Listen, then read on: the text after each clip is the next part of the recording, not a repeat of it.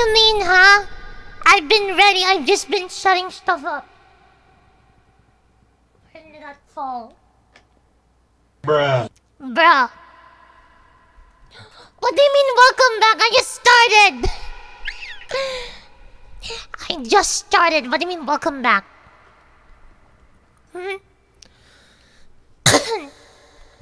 Hello, Minna. Hamon. Hello, Jubyun. Hello, Rice Gaming. Hello, Nato. Hi, Zoro. Hello, Vagrant. Hello, Marcello. Bish. Not one to me. I'm still saying hello. What's wrong? Bish. Hello, Mecca. Hello, Silver. I'm saying hi to the lurkers. Hello, Assassin. Z9. Hello. Hello, Raji. Hello. Nikodum. Hello, Ryuchan. Hello. So chat, next week, your stream schedule is Tuesday, Saturday, Sunday. Okay lang. Okay lang. Okay! Okay, anyway, how you guys been doing? So I went out yesterday. months, months, months, months, months, months, months, months, months, months. I went out yesterday. Besides school, I met out with friends. Yes, chat. I have friends. I like Zoro. Sorry, Zoro. Moon touch crush. I guess so. Fake grass, that is. Oh, goblin, no chat. What do you mean, goblin? You mean goblin these nuts?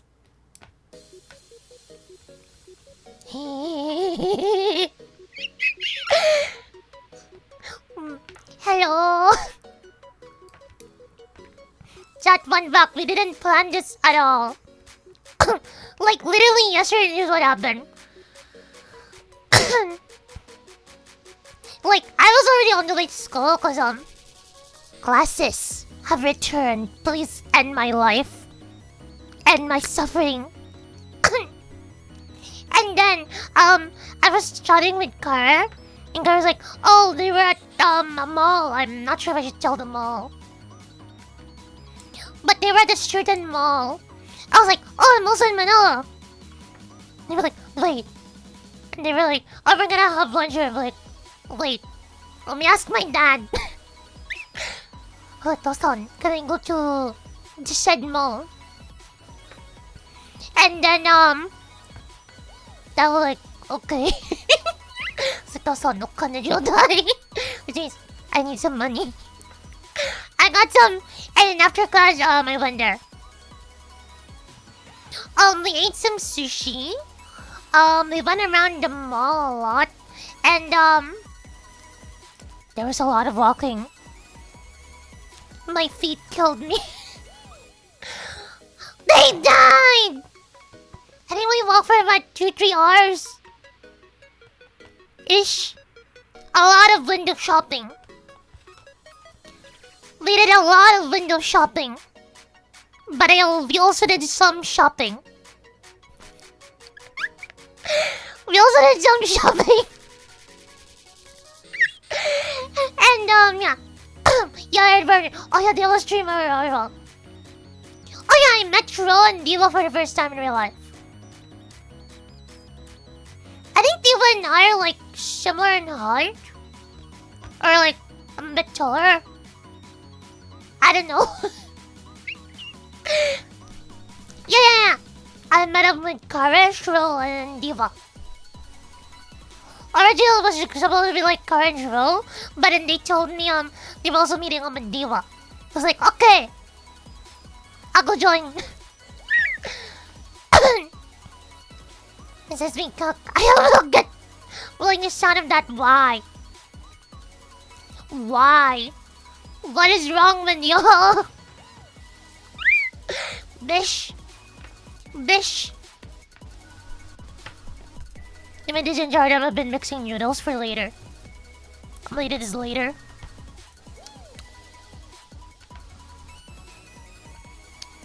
Man, it could have been Shrouder, yeah. Actually, there was only a three-day window. It was Monday, Tuesday, and Wednesday. I think Show's back in Singapore now. Or, yeah, I think so. Cause you only has like a couple of days off. But yeah, it was quite fun actually. I was a bit awkward at first. Cause I was like interacting with humans. But fun. But humans. But fun. I was like, okay. He's very single. What do you mean single? Poor country. He from Singapore. American region. Bruh. Oh, Jillian, wait.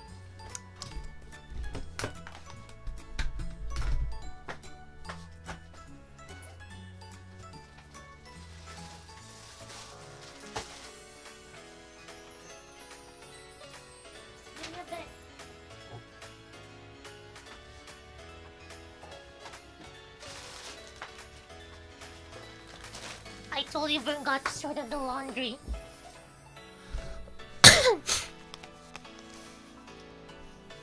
Probably good back there. But actually, ito. I need to make sure that the camera's fine.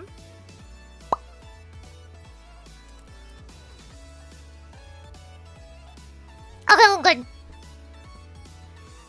Don't mind this. I might this later.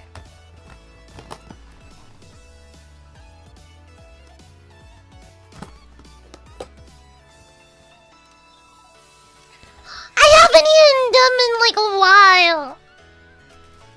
What do you mean? Okay, chat. So yesterday, after you went around a bit, there were like gachapons in there, in that mall. I am not sure if I say the mall, but yeah, there were gachapons.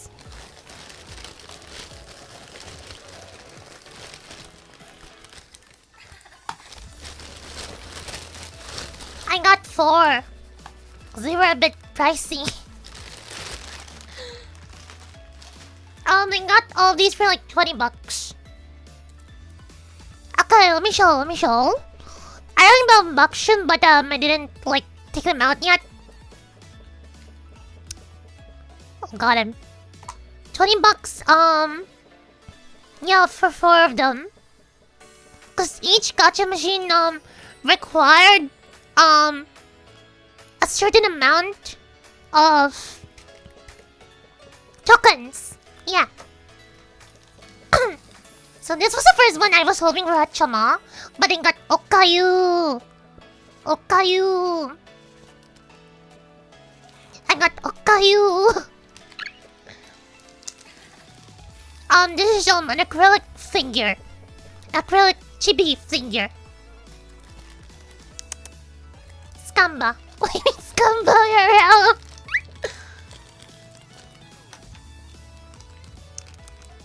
Good short. Unboxing vid. Let me be unboxing vid. I mean the other one can be unboxing one. But today in KCD we're just gonna do mostly side quests. We have no need to hurry. The main one for now. I mean I'll highlight in case. Okay. I think this goes.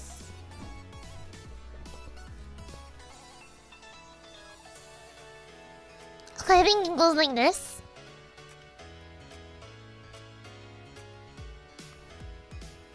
Wanna go after some more? I wanna get more Hachama. I want Hachama and Bubble. Fumako.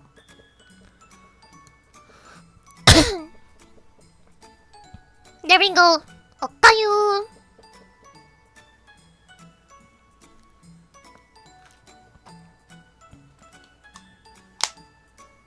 I now have another gachapon. Don't mind that. Eventually, you're gonna run out of players to play figures. Actually, that's one of the reasons I haven't bought figures in a while. Nor like proper Lego sets. Chat, do you want to know where the Milano is? Like the big figure, the big Lego set we built last donathon? Do you guys want to know where it is? It's in my brother's room. Until I can get like a shelf or like a wall shelf.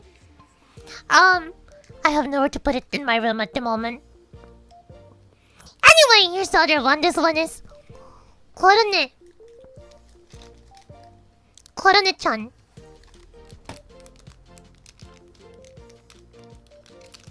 I actually don't know what this is. Wait.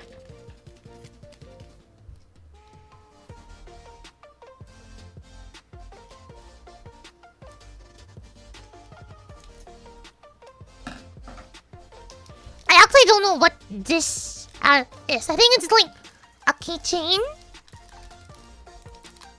I am not that sure.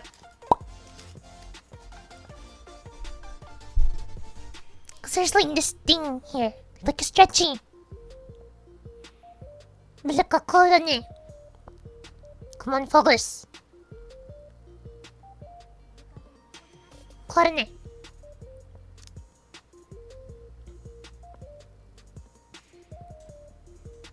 This one, I'm gonna put this on my mic.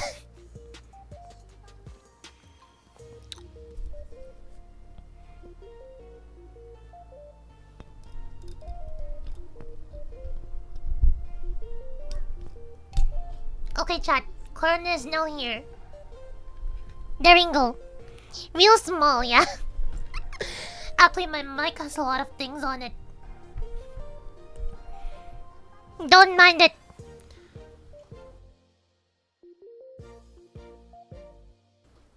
What do you mean, hoarder? Small but actually, Diva and Shiro can now confirm I'm not small. I wonder if I should call it Diva. Anyway, let's go for this one. Hoarder? What do you mean, hoarder? How do you open this?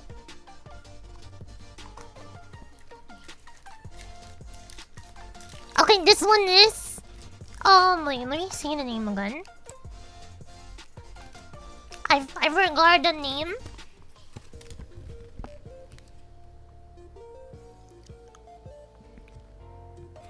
I'm gonna have to look up the name again. This one ain't Hololive. This one is from like the new the cosplay anime thing from last season.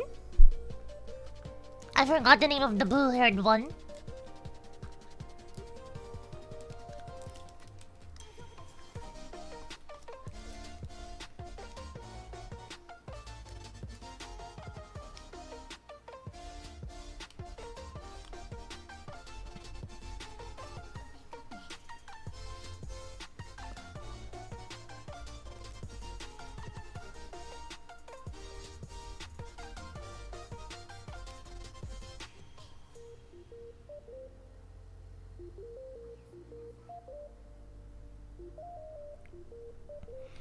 No, it's not this one. Who's the one with blue hair? I forgot. No, it's not. It's not Hololive. It's from the anime called 2.5 The Seduction. 2.5, yeah, 2.5 The Seduction.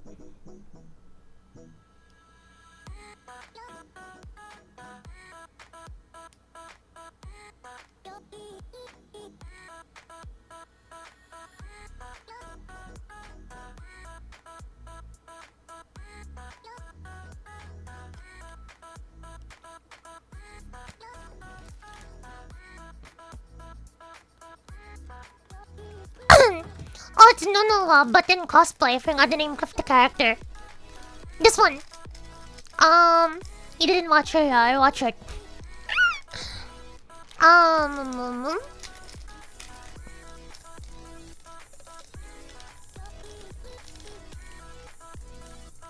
What is this plastic? What is this? There we go. Ta-da!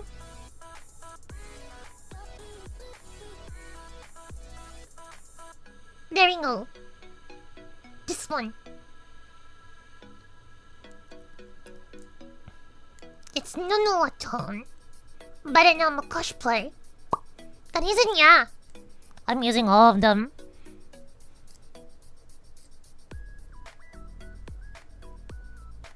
No.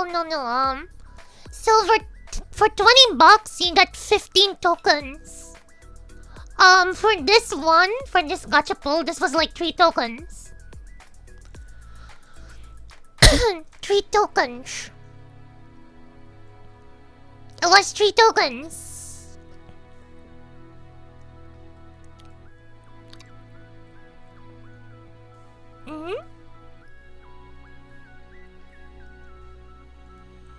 Lord have mercy on your keys.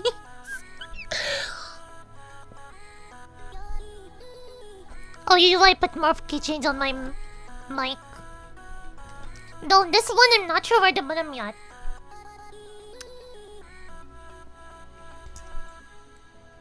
Actually, I have an idea.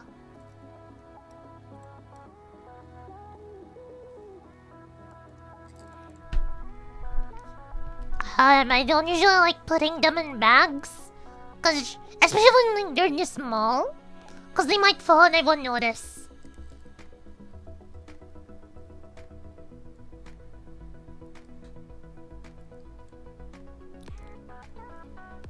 Yo, I'm gonna do this ugly stuff later for the Q&A.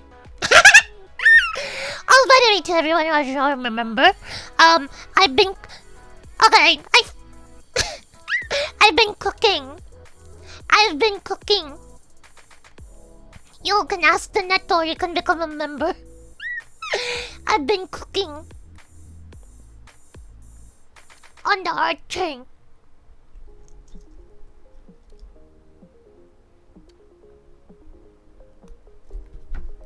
I put it here. You can see it kinda. There. Right there. Up here. Hold on, there. There. How do I... Ah! Pointing is weird.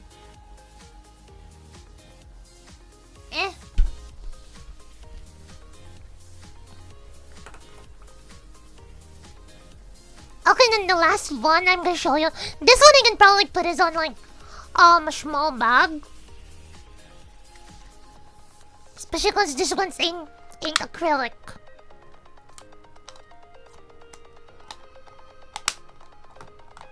Mina, mite. Cooking off stream, I mean art cooking. Don't worry, I haven't forgotten about the cooking stream. I am remembering that in the Holy Comic cover. Speaking of that, I should probably check like and open the file again, cause last time I tried to open the file, Reaper crashed. Yeah. For some reason Reaper's being weird. And it crashes every now and then. Oh god, there we go. Okay. Butchie! We got the little Butchie. By the way, this was like... this was an amazing pull. Look at Butchie. Okay, wait.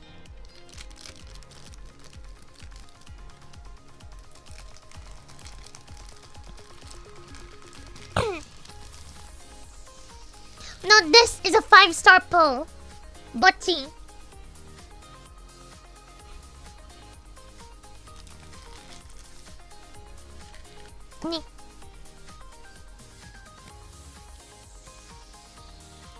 Actually, chat, Just to show you how many I could have gotten besides Mochi. There were 8 characters I could have gotten. But I got the Mochi. I got the Mochi.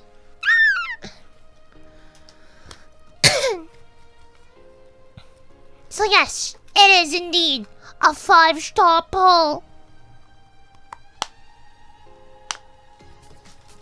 I knew I was getting Butchie. My brain was like, Butchie is like my kindred soul. Mara Charlene. No, I'm not running God actually.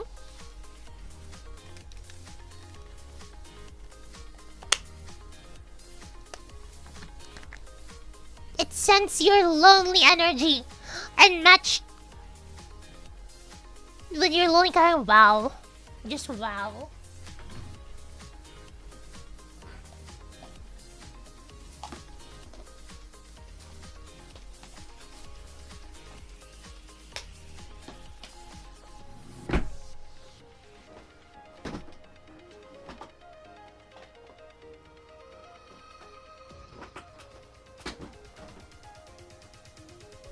Wow, Zoro.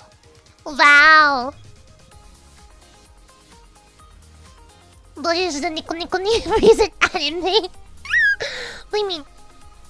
I actually haven't watched that one yet. Nico Nico is from Love Live, right? I've been meaning to watch it. I've been forgetting.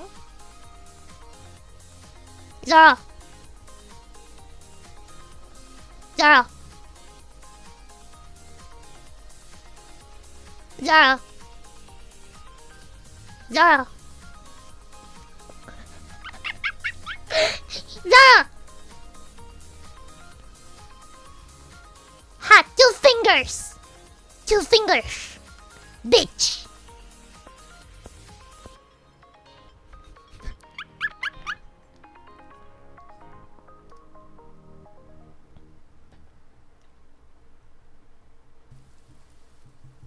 I wonder if I can put this on my guitar.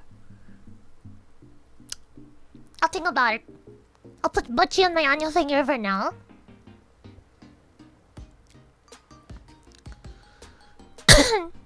Small hands.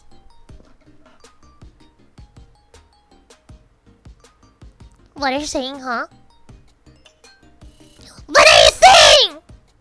Nani?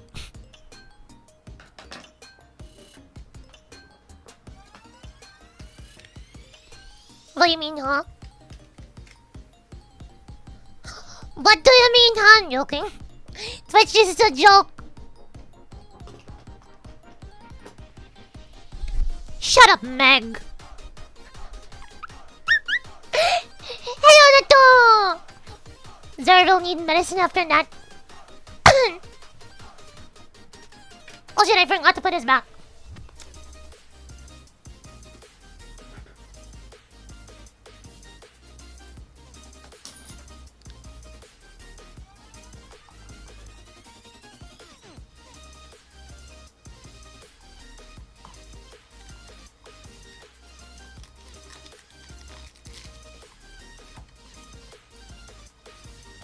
Twitch is a plastic knife. Indeed.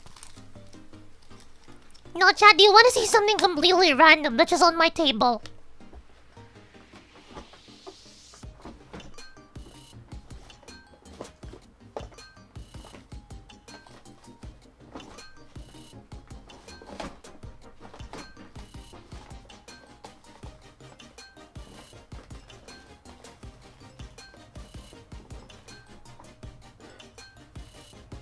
Then Discord, no. What the fuck you mean, Core? What? Social shopper, what the fuck? Holding food, no!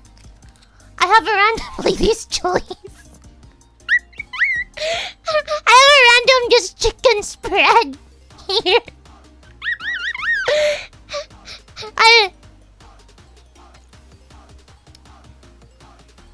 This is new, by the way. The expiration date is January 2026. Emergency snack. No! Look. See, it says February 2026. 2026. And it's not open. It's just on my desk.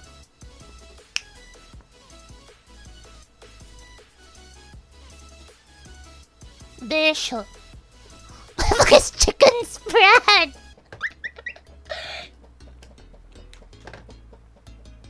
It sounds like roadkill chicken. You guys have never heard of chicken spread? You haven't also have fat stacks of cash in the bag? No.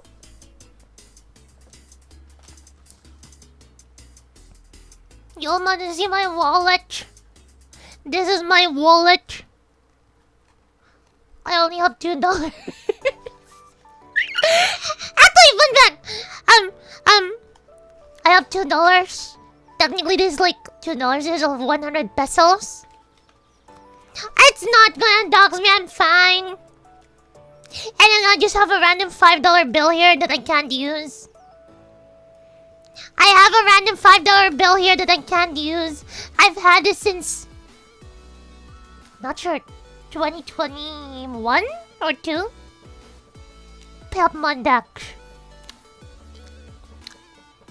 No. Birthday snack for next year. Helmets, the usual. I showed you $5. $5. What do you mean? You want to see this one? Look at this. Look, this is what you call an ang pao, chat. This is an ang pao. It's fucking empty. Money special, comment special. No, you're sitting down, Zoro. I have nowhere to use it. And it's been with me for like a long time. I'm like, I might as well just keep this.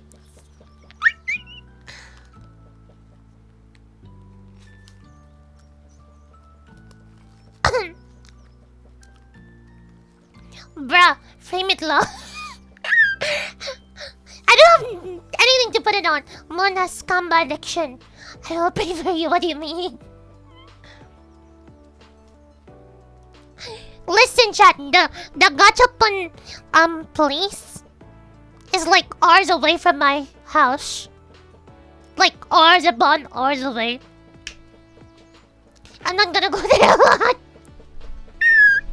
Plus, it's way too expensive. I'd rather buy stuff online. It was just for fun.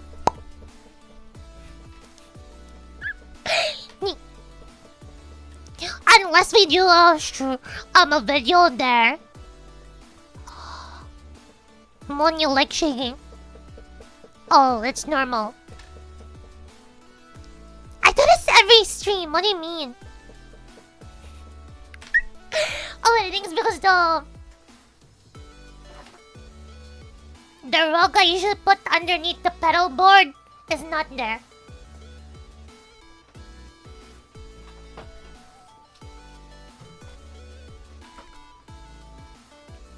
What do you mean stimming?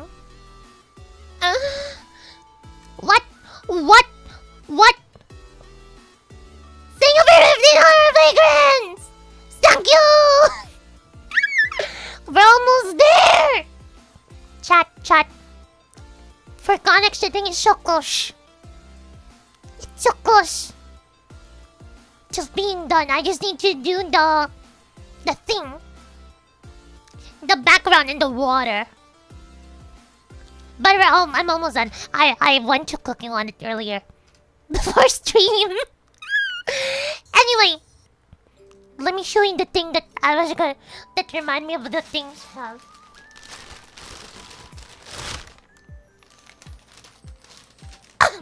Jubian gonna be jealous. Chat, Jubian gonna be jealous. Jubian!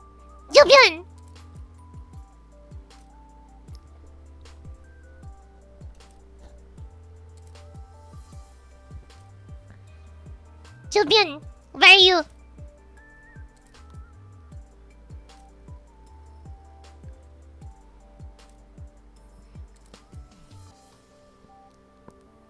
I gotta explain again. Zari knows someone will clip it in your back. What do you mean?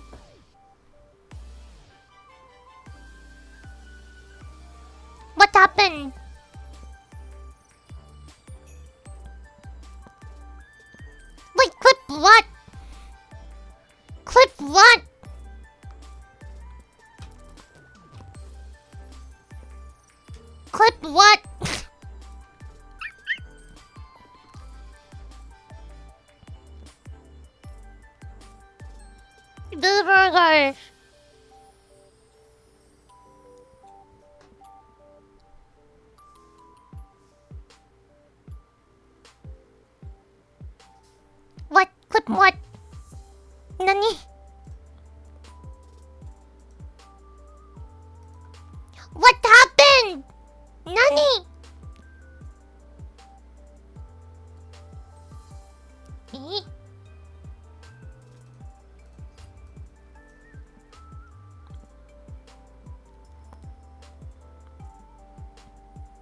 Montage.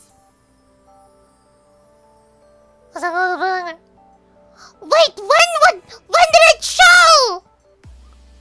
When did it show? I've been careful. When did it show?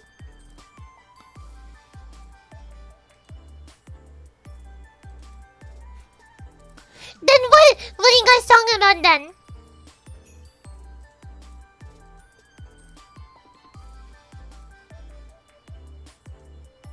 Come on, my brain is going brr.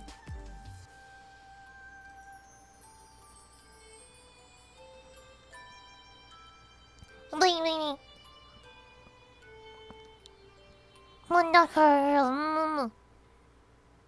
Mona's combination. Mon, you like shaking, stimming. Wait, Marcel talking about stimming?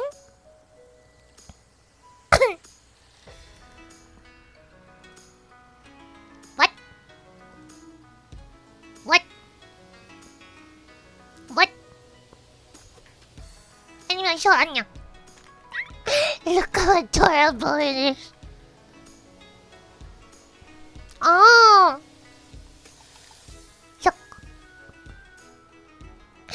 It's so cute. What? It has a little hat, by the way. It's the Ippy Anya. Don't tell my mom will kill me. What?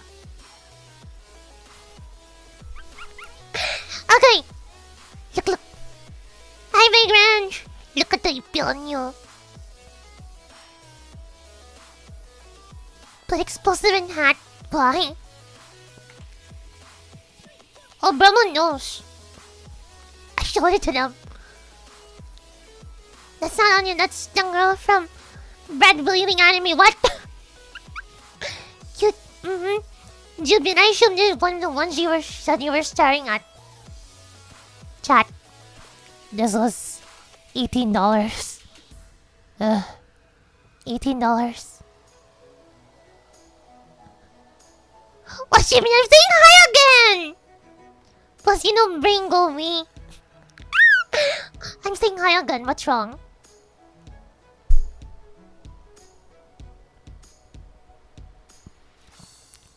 Yeah, that's why this is the one I went for. Cause I have an Anya with a uniform. So I went the Ippy one. It's actually really well made.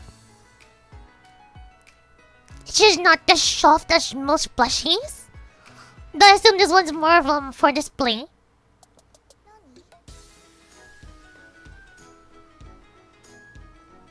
And I have Anya over here, chat.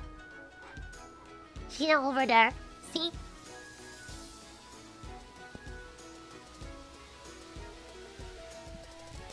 Anyway, let's do the Q&A first. Before we do that thing. Or do you guys want to do memes first? Memes first or Q&A first? What do you want?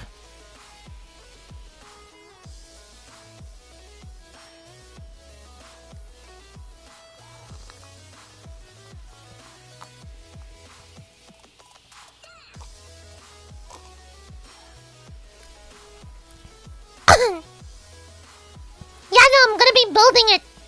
Like, while we do the thing.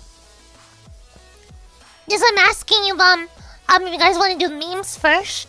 Or the Q&A while building?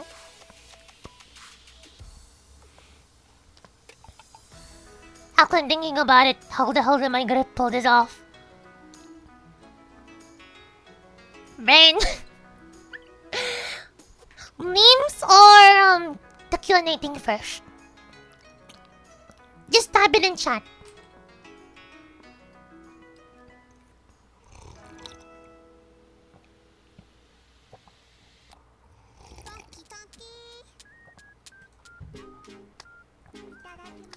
See, it's that easy.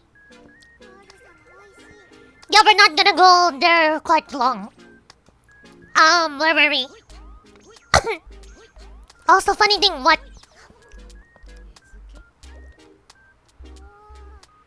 What? Nani? Nani? I saw something weird.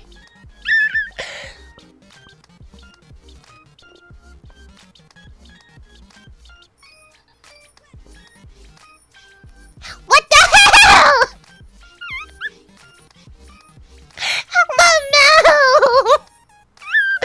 There's like, what? Delete! Who the hell asked that, bro? What the hell? Actually, I don't even know. Chat, I don't even know. I don't even know. Chat, this is what happens when I buy clothes. I'm like, okay, let me see. I put it in front of me. Like, okay, it might fit. And then I'm like, okay, trial and error. Okay, it fits. It's a bit too small in this part, but it's too big in this part. I thought it's fine. So yeah.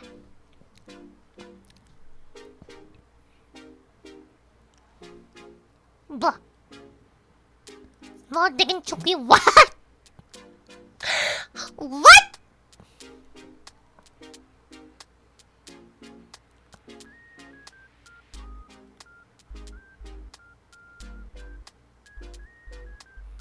Wait, where were we? I think we were here, right?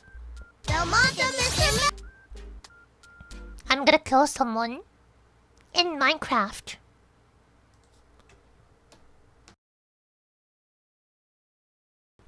Okay. Good thing the guy who's chasing you decided to stay in that room. What the Oh, hell? that's bad. Hit that enemy for the worst sound effects in the game. Okay. Okay. Oh, I hate it. What the hell? Bro just burps. Bro just burps. I haven't watched it, Dora. Yeah, that's not what I was expecting. Bro just burps. That was not Like that? me, chat. I'll prove it.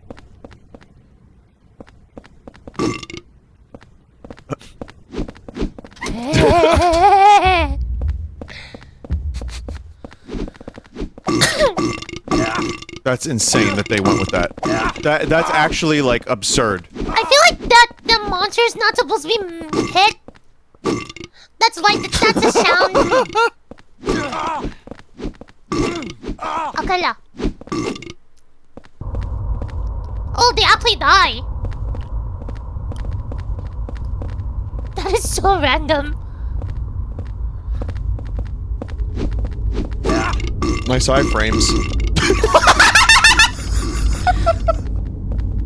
Oh my god, they fall! Push them down.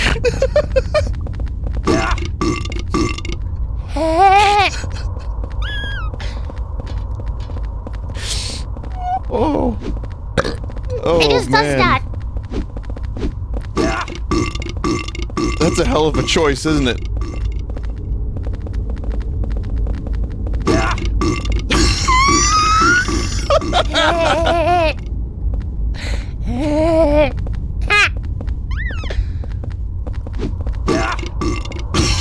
Oh my.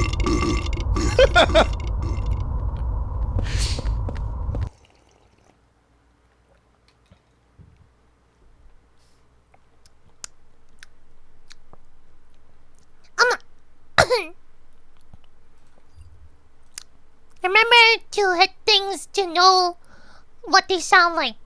Oh, Julian, that's not a problem for me. I just hit things for no apparent reason. I'm like, oh, can I hit it? Oh, can I kill it? Oh, can I stab it in the ass? Oh, can I ダメ。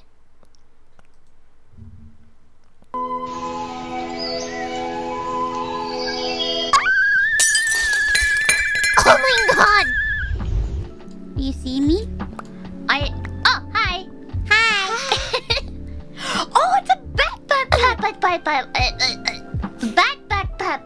Backpack pepper. Shit, backpack pepper. Backpack.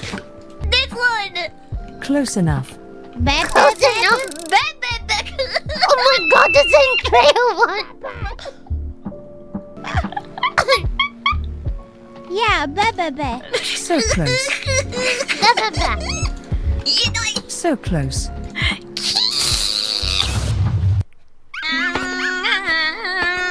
南の島はあったけパイナップルプル頭ポカポカアホバーカ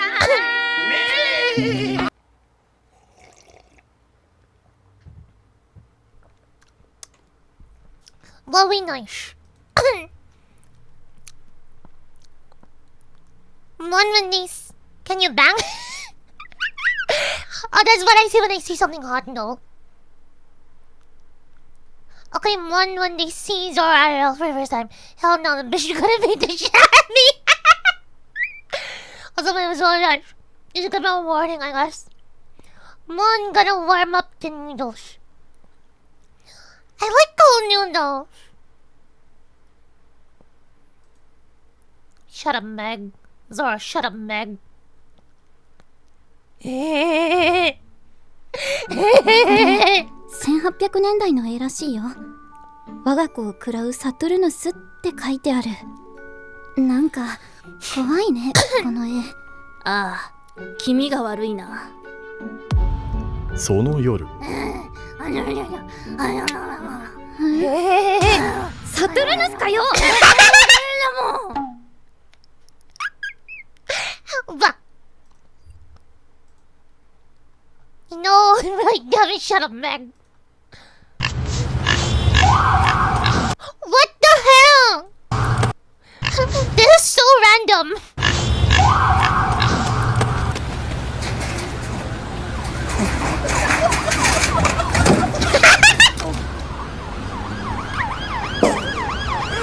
Chat, imagine like a child just getting launched out of this.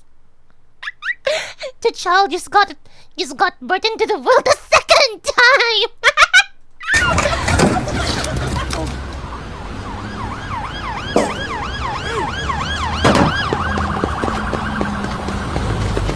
What is this? Is this what they said LA is like?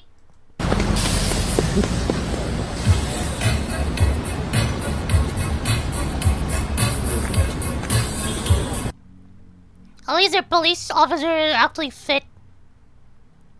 Chat. Have you seen...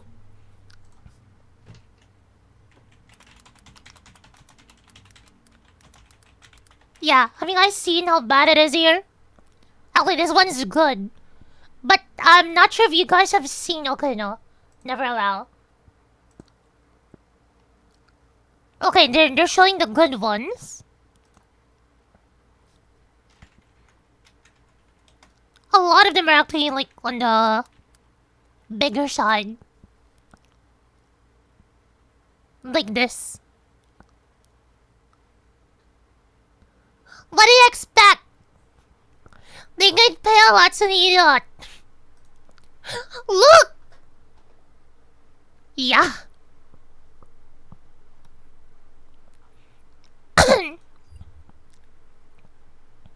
More weight means harder to take down. Now, harder to take down means harder to get up as well.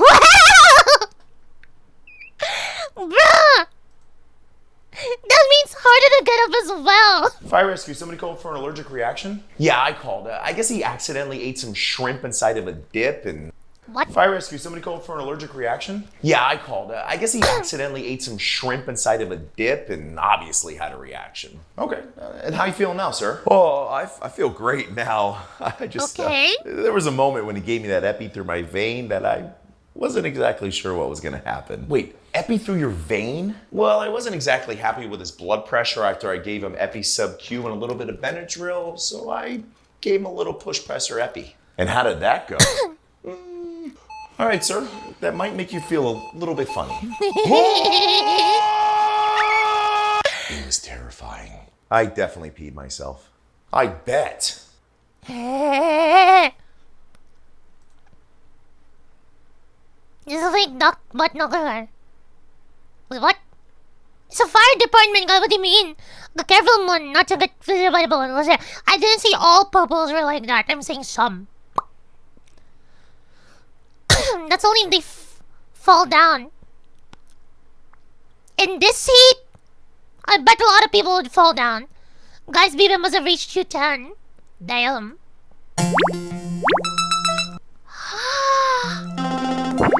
Dream.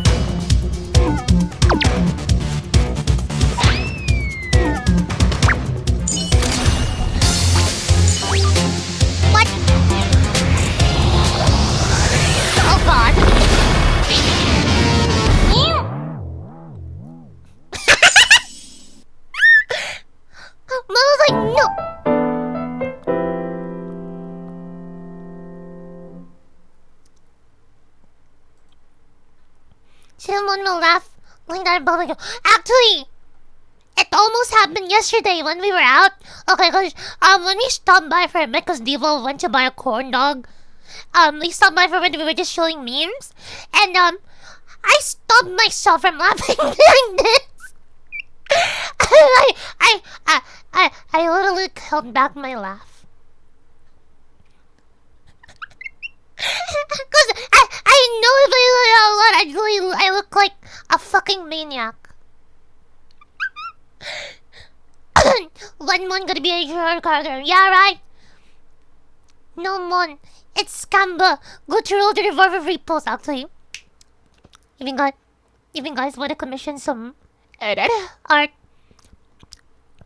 I've been prepping some YCH poses. Soon. And when it's prepared, it is time. Hopefully I get commissions. Of course Diva would buy a win. I'm screenshotting that. I'm sending to Diva. I'm screenshotting that and sending it to Diva.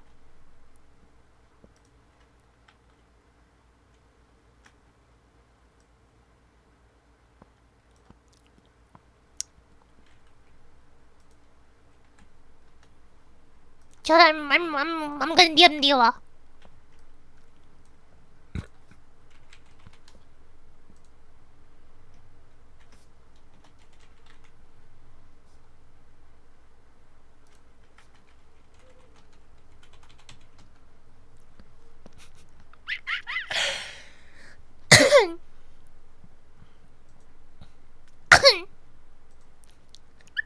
Diva's gonna kill you. Well then, bye bye.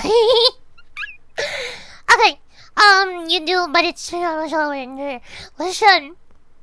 In public, if someone is like 5'11", laughing like that, you're gonna be, what the fuck? What?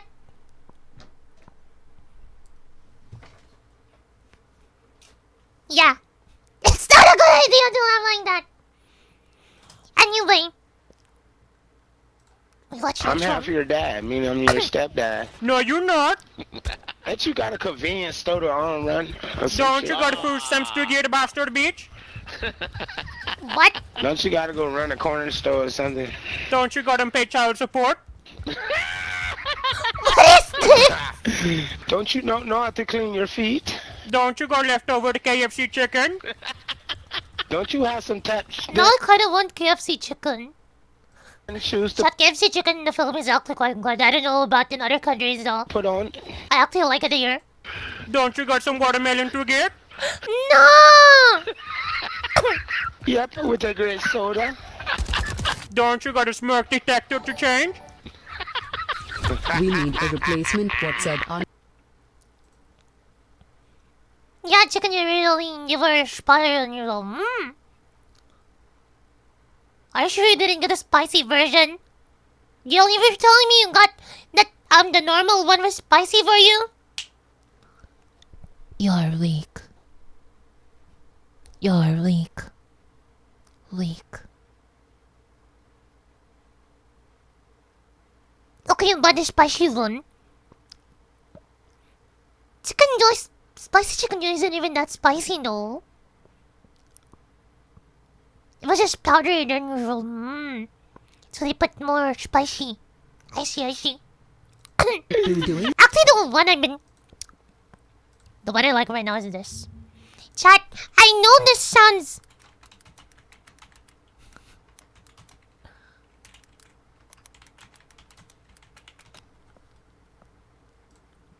Chat. I don't know why, but this is really good. It's a good balance of sweet and spicy. It's more like little only sweet first and then the spicy kicks in. It's fully yours, the salted caramel chicken from Courtyard. Now I want to order it tomorrow.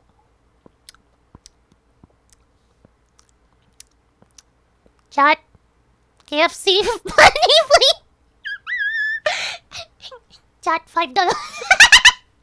I'm joking. Chat, $5. $5 onegaishimasu. I'm joking. Okay. One stop until flames come out under tail. No. I can't be on fire.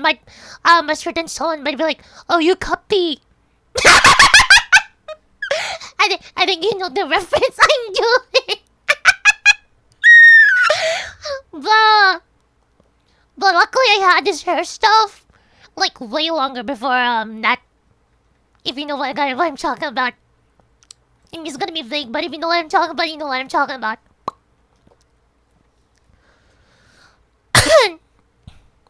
Ooh. Tell us, Julian. Ella, don't you live in a hut? Don't you have to find a daddy? Yo. Not really. Don't you have a genie lamp to rub? Don't you got some Newports to get? Don't Okay, you no. have a monkey named Abu? Yes. It is you. Should you be in jail? Shouldn't you be adopted? Shouldn't you get some lotion for your ashy knees? Shouldn't you guys hear about our sponsor? The Moons on Gang. Become a member now and get access to exclusive content, extended cut, early access to YouTube videos, access to Twitch shop, your name in the video, behind the scenes content, redeem a Twitch shop, and access. And with a whole new free headshot or shoulder up commission every 9 months of membership, or have body commission if you wait until 1 year. Basically become a member for like 1 year. So go get them now. There we have bundles now. If you get the 12-month deal, you basically get 2 months for free. So what are you waiting for? Go get it now. Links in chat. Yes, you can get the free art commission besides all the other benefits. So what are you waiting for? Do it. Do it. Do it. Do it. Okay. Back to the video. Not back to the video, back to the stream!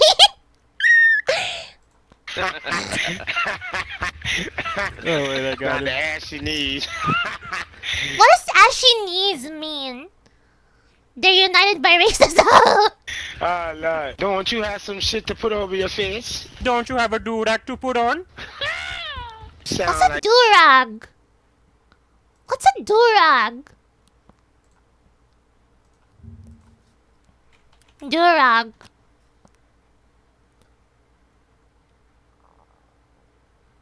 Oh, it's like a bandana.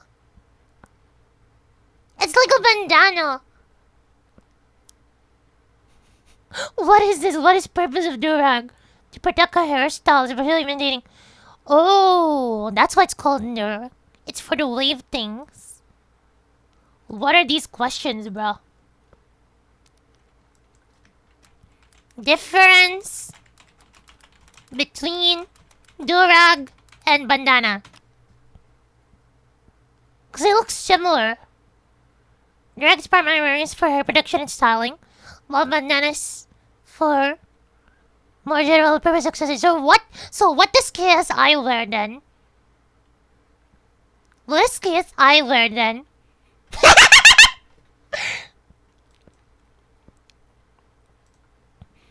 Living under a rock means skin on the knees is flaky. A durag. So ne. It just means you're gay with some extra steps. Where is he? There is him. Diva, look, Jubian is here. Jubian is here. Diva, do you want a VC real quick? Do you want a VC real quick? Do you want to scold Julian on call real quick on stream? Diva! Hold on, okay. I'm gonna be in friend mode if you wanna hop on. I'm gonna be in friend mode. I'm in friend mode if you wanna hop on. Like, Julian, you can't run! You can't run! You can't! You cannot. Diva, I'm in friend mode, by the way. Friend mode server. This one. That one. Just means you're gonna okay, I already read that.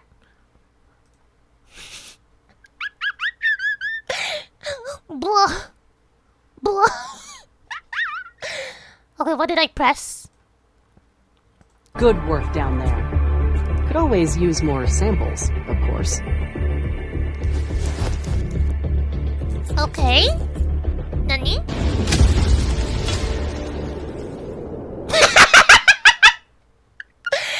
Yeah! Do you want samples? Let him get the samples. Oh, my beautiful wife, Shundo! Move out the way, kid! Brat chat, listen, it ain't their fault. It's the kid's fault for being in front of the car. In the middle of the road. If you think about it, this is a highway, actually. You're not supposed to cross this. Only stupid people actually cross this. Blah. You still drink water? Yeah, I do. You kinda need it to survive. Well, I don't drink it anymore ever since I found out Drake stopped drinking it. What? One, I'm pretty sure he still does. And two, you're telling me you stopped drinking water because another grown-ass man stopped drinking water. He's not just any grown man, you peasants! He's Aubrey Drake Graham! I don't understand people Joey, like this. how old are you again? 24. Chat, these are the people that should not be allowed to do adult things. They should not be allowed to vote. They should not be allowed to drive a car. They should not be allowed to go to certain places. Where is he? Hello, Diva! Hello! I just woke up to see that. Yeah, right? Julian! Come here! Come back to chat. Julian! Diva, for context, I was talking about, I'm pretty sure you heard me laughing yesterday, right? Chal was like, cause Chal was like saying, at some point in my stream laugh will like come out in real life. I told him like literally yesterday, while we were stopped by, cause you bought a corn dog. We were like showing each other memes, right? I was holding back my laugh. If you heard my laugh on stream, at home or like in private space, I laugh like this. But in real life, I'm like outside and like where I have to be normal human. I'm like, okay, tone it down. be normal human. And then Julian was like, of course Diva goes to get the wiener. Oh wait, let's see. Julian says, of course Diva would buy a wiener. Hey. Julian, you are so dead to me when we meet up. Julian gonna be bottomed. What can happen to Julian, Diva? He's I don't know. I have idea. You wanna hear idea? Mm-hmm. You know the Dogeza. Uh-huh. Make Julian do Dogeza. Julian, you do Dogeza to beg for forgiveness of the Diva. You beg for forgiveness. Wait, right now. When you guys meet. I don't know how we'll know if Diva, if Jubian actually like does the Dogeza. Also, sorry, what do you mean like you, huh? What were you saying like you, huh? What were you saying? What were you saying, huh?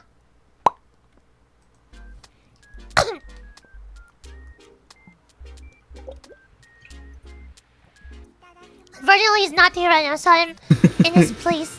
You're Boolean. Oh yeah? Where's Julian? Where's Julian? Yo, where's Jubian? I like calling Jubian. Where's Julian motherfucking slime? Yeah, the Jubian. Where's the Jubian? The Jubian. Also, by the way, chat, I'm gonna call you out, Diva. Chat. I'm gonna call you out, Diva, on this. What did I do? Chat, yesterday I told you guys we were window shopping. Diva kept saying buy it. I was like, chat, we went to so many stores. And then all of them technically I could afford, but I didn't want to buy it because it was so expensive, but I could afford. And Diva was just like whispering. Diva was like, like when they said like the devil made me do it. I'm gonna say like the Diva made me do it. Yeah, like, I literally was there and everyone's like, I wanna buy this, and I was like there behind them. I just go, buy it. Yeah. And that's how. And then at one point when like Kara was like raving about Hachiwara, I was like, sweep the whole shelves. Yes. Yes. Buy them all. It would be funny.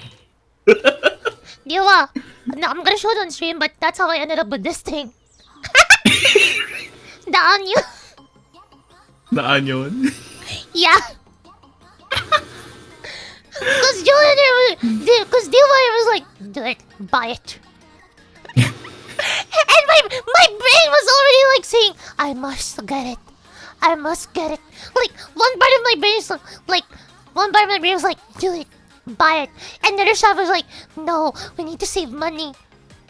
And then there was Diva, buy it, do it. You wanna know what's funny? I do. You're lucky I was asleep when you were pulling for Anaxa. No, I got him. I'm all happy now. E6. Now all I need to do. E6 him. Do you think I have the money? Just walk to school for a couple days. And you have the money. It's like, hey everyone, I'm raising money to get me some E6 and Naxa. After you can probably do that as like a video.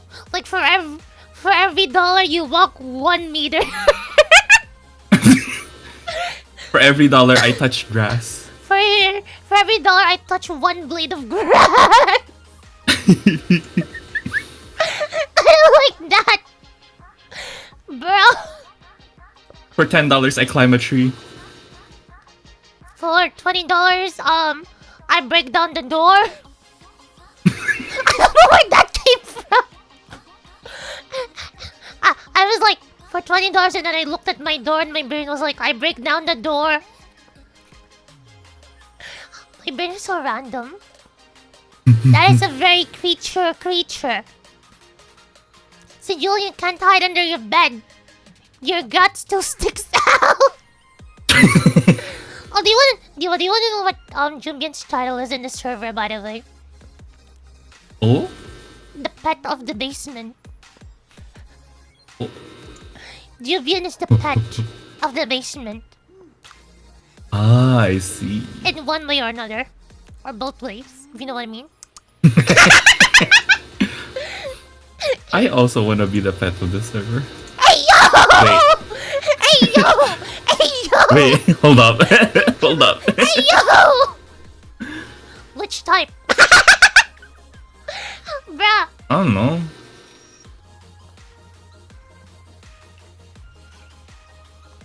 The one that gets used or the one that gets spoiled? Spoiled. Okay. You already are, wherever you go, Lumal, yes. Well, di ba you can dig his voice? Okay, stop calling me Degen. How DJ dare you? Mime. Yeah, ever since Zwei like forced me to like tweet out that like foot tweet, What? Zoro started calling me Degen.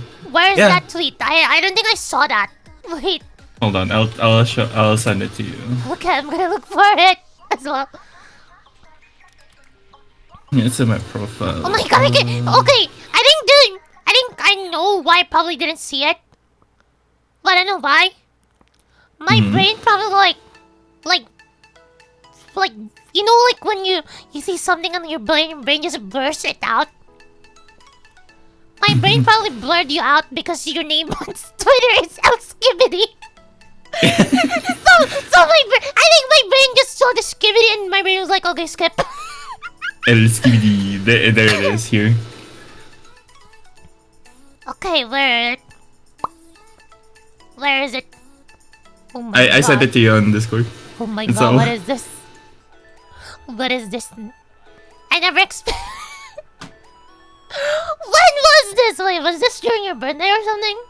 It was during my birthday stream, my countdown stream. Yeah. Here we go. The fact that it was just just a few hours before my birthday. I'm missing. You know, it's not me when I tweeted. It's not me who tweeted it because I would never put I on small caps. You put one eye in normal caps and then two in small caps. Yeah, the other ones are like, yeah. I'll put two eyes. It's in Zwei. caps. It was Zwei, of course it's Zwei. Yeah, Zwei like forced me to tweet it because he redeemed the tweet this redeem. Why would you like it? Wait, when did I like it? Did I like it to chat? Can you chat? Did I like it during the stream or has it always been liked? I actually don't know. No, you. Wait, Dion, check your notifs. Did I just like it or Yeah. not? Yeah, you just did. Okay. I actually forgot I just did. this is what I meant by my short-term memories is awful. I literally go to the bathroom and I'm like, why am I here? And then I go back out and then a couple minutes later, oh yeah, I needed to piss. That is literally me, bruh. Anyways, Julian said he will go to an unspecified place that doesn't exist by, you mean the basement? You guys have always been here in the basement. What do you mean? What do you mean? Tell me. Tell me. Tell me. Tell me. Tell me. Tell me. Tell me. Tell us. What? Julian, don't be a bad boy. I think Julian enjoys that and also I don't think that works on Jubian. I don't know why. Dila, would you agree? Jubian has always given bottom energy. He is. Right? It's always been. Anyways, Julian gotta go, so I think he's been Redian. Hi, Redian. What is this? But I imagine Julian gets banned because the constant changing. icons and changing. Bruh.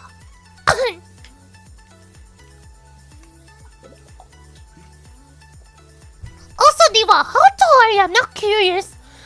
We were like similar in height. I'm 5'10". Maybe it is my shoes. I think it was your Maybe shoe. it was my shoes that yeah. Chat. When me and Diva was okay, when me and Diva met, I was like, wait, how tall are you? Those are just yeah.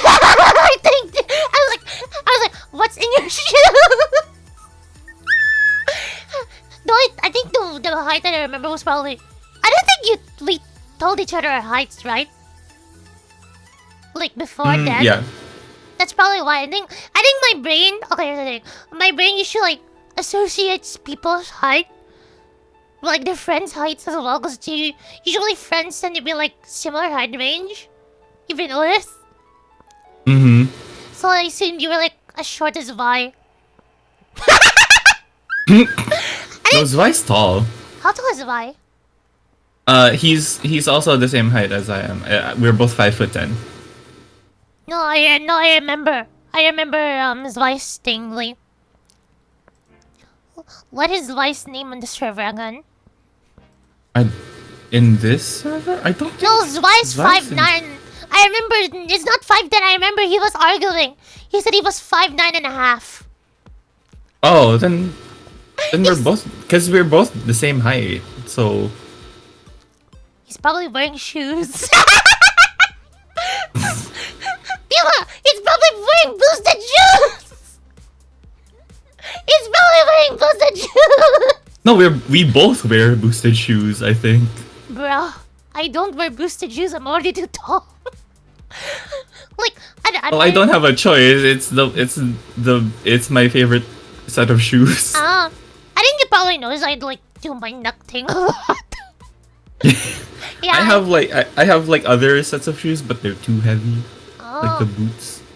Oh, actually originally had only one set of shoes. I think I said it showing yesterday. I only had one set of shoes until like late last year, like Christmas season. My mom was like, "You've been wearing that shoes for 2 years." Like, Mom, it's still good. She was like, "No, I'm buying you new shoes." Oh my god, yeah, that was me with my aunt. Like my aunt was like, "No, I'm getting you new shoes because your cousin's getting new shoes, and I want you to have new shoes." And I'm like, "No, you don't have to." Actually, fun fact, my mom only did that to get me out of the house. Because this was like the prep week before the Donathon. Because you know every December I have a Donathon, right? Mm-hmm. I prepare for like a long time.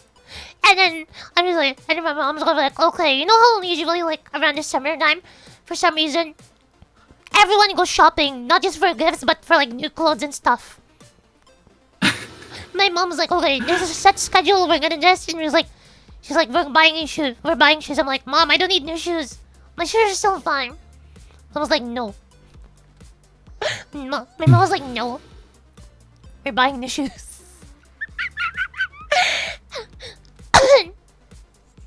You was wearing stilts, actually. Okay, Dila.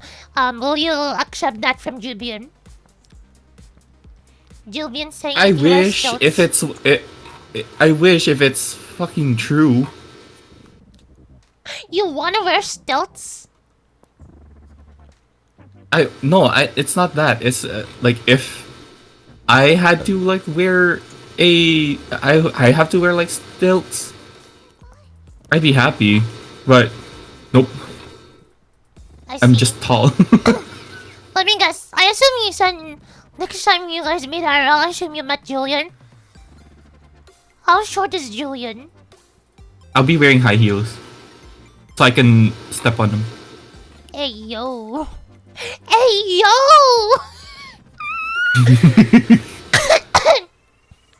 Now I gotta see that. Diva in high heels, hell yeah. Hi Julian. Diva is here.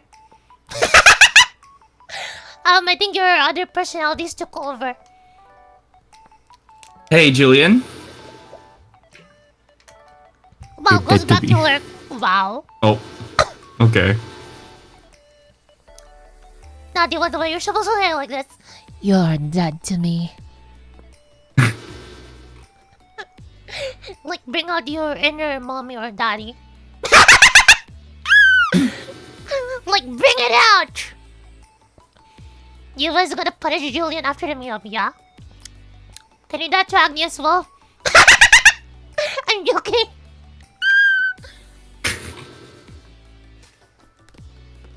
On your verse 1 now, Diwa. Listen, it's not my fault. It was yours. What? Huh?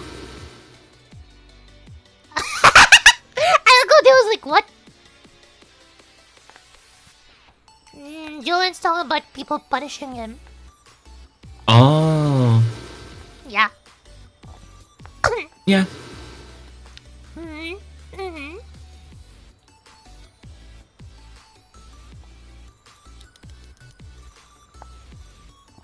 Okay. Oh, by the way, I actually oh yeah, you were there. I bought the gun. Diva, I have the gun. You actually bought the gun. Let's go. Chat said, yeah, do it. Okay, wait, let me show it to chat. Chat, we're gonna build this later after, like, during or after the Q&A. Yeah, I'm showing it on stream. I actually bought Oh it. my god, yeah. Chat, it shoots bullets. It shoots bullets. Nice. Should I print out the picture of Julian? No. My brain is just really funny. Anyway, how's Anaxa so far? I heard Anaxa actually like gives a bunch. Like Anaxa just gives the enemies all the weaknesses. Anaxa's fucking OP. He does a follow-up attack every turn. Every time it's his turn. Like, do note that you have to apply like 5 weaknesses for it to work, but damn, he is SP positive as fuck. So just ult. As always, ult is the one that gives the weaknesses. And not just ult. It's also his skill. Damn. Mhm. I hope I got an Anaxa. Did I tell you I got E5 caster? Yeah. What the fuck, dude? Using diba?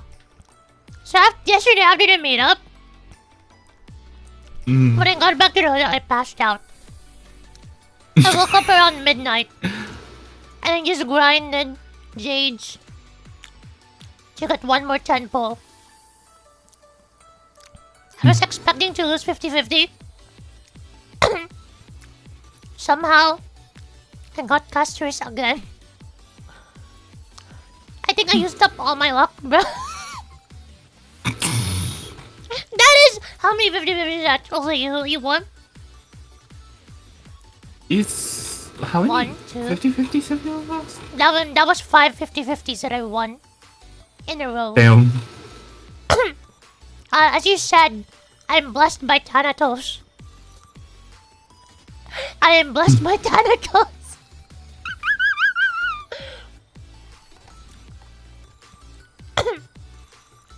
I hope I got blessed by an Axagresh. Because from the looks of it, Axagresh is just better Silver Wolf. By the way, if you're planning to make him the main DPS, use the event light cone. If you're planning to make him the sub DPS for Dherta, you use his own light cone. Oh, okay. I Mm-hmm. was actually thinking of putting him in a Firefly team.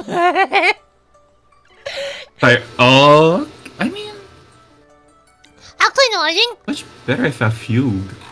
Actually, I don't have Fume. I lost. Oh, that's why. I like you who keeps winning hunt characters. I know. School, shut He up, never man. went home for me, which I'm so sad for. Oh, Motherfucker, welcome to the basement. You can what is no that longer name? escape. How What the stupid. fuck is that name? Motherfucker. Welcome to the basement, Ryu. Can no longer escape. Welcome.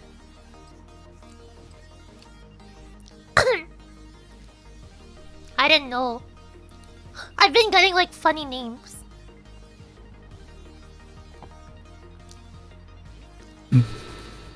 So I'm just. I feel quite hungry.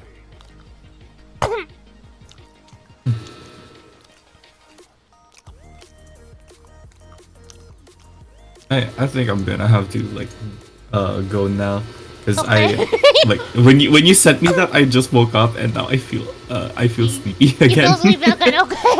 Yeah, Thank you for I have somewhere to go as well later. thank you for taking the call. Yeah, Go, no go, problem. go. Thank you for letting me know that what Julian has done. No problem, I'll tell you every time. Thank you. Bye bye. Yeah. Oh, wait, Diva. Look at chat. Look at what he said real quick. You're dead to me. Okay, bye bye. Okay, see ya.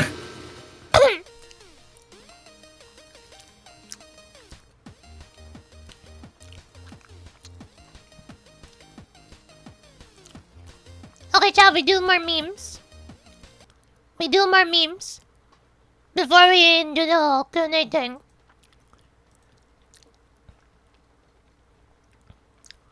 I'll do Q&A in the building part separately, by the way.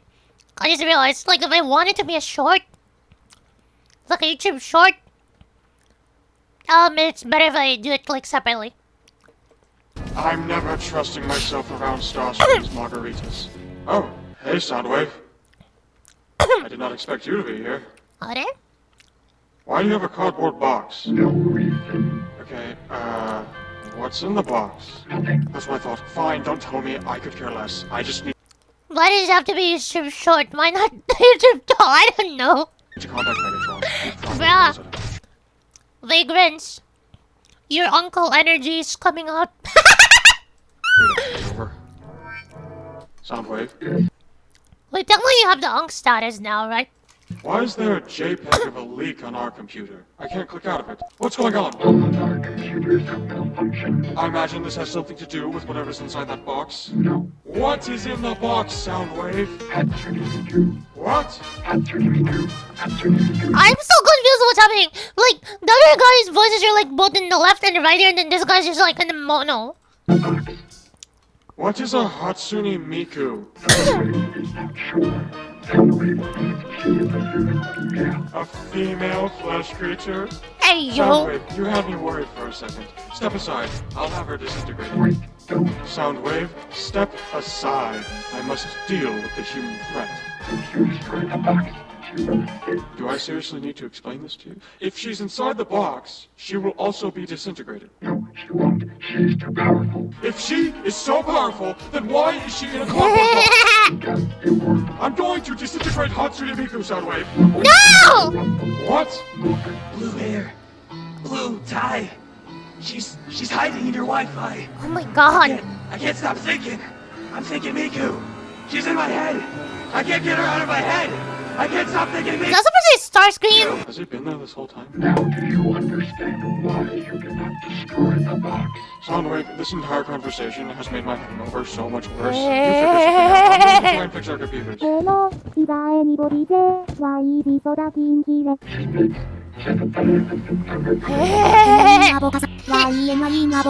Perish, female! Where did she go? Did you hear that? Where's that coming from? Damn. Soundwave, what's wrong? Soundwave will not be controlled. Soundwave superior. Yuppie. Soundwave? Oh no. The day of reckoning has come! The day of Hatsune Miku! Rumble, shut up. Excuse me, human? Actually, I have no idea which one. Anyway, I would like to not kill Lord Megatron's communication specialist for the sake of my hangover. So, I will ask nicely, please leave his body. No. Oh, come on. He already has a bunch of guys living inside of him. I can vouch for that. I live inside him. Uncomfortable enough for you to leave his body? No.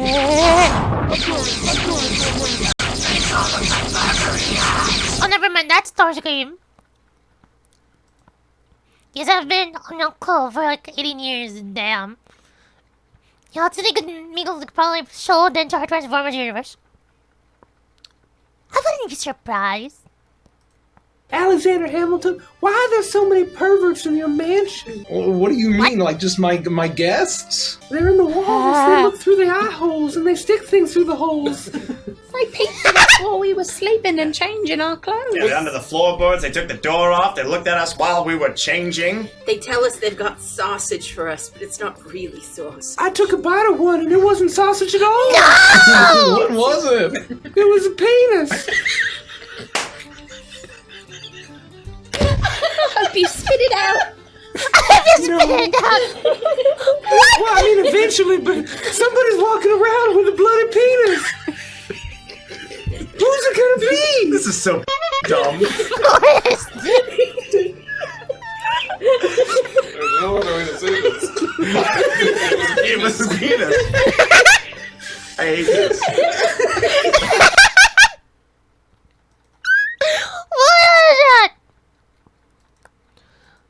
I'm redeeming the card. No! No! No, no, no! No, no, no! You don't have to do that! But you told me to! Do not redeem! No! You told me to. No! It's the $500 gift card. Do not do that! When was this?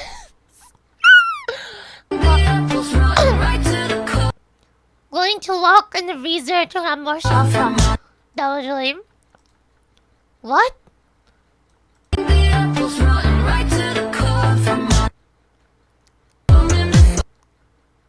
What? Wait, what's the meme?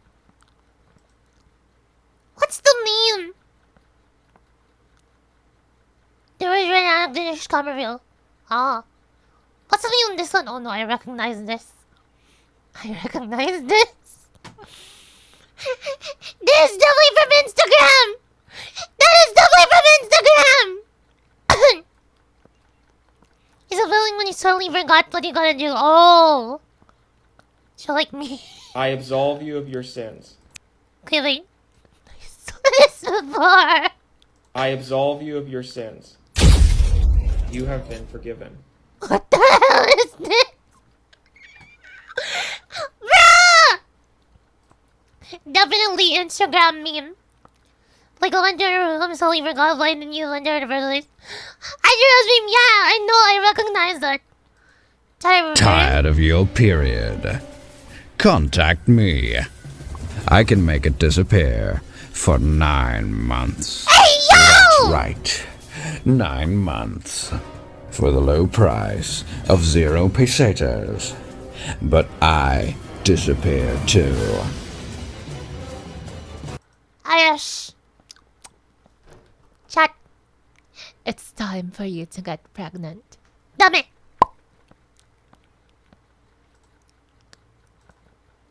I attended every school of magic. I'll show you the meaning of life. Life magic, please, what are you going to... I'm just first feeling. What is this? Hey. I really appreciate you. I like you, bro. Well, I... What art? I mean, because it's from Blueberry. It's from Blueberry, I assume. Where's Blue? I have to be careful whenever I go check Blue's channel. I mean, page. Because Blue's been posting a lot more. But someone took... Did Blue get attacked? Wait. Zoro. person, the blueberry. No, the blueberry artist now called Melissa Chang.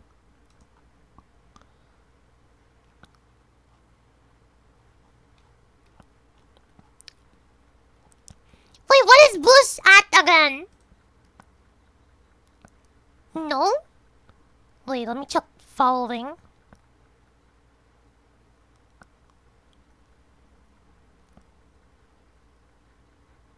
Oh, it's Blueberry Arts. Okay, sorry.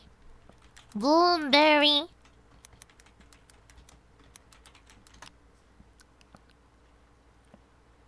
Found it. Yep, I had to be careful. The pinned artist.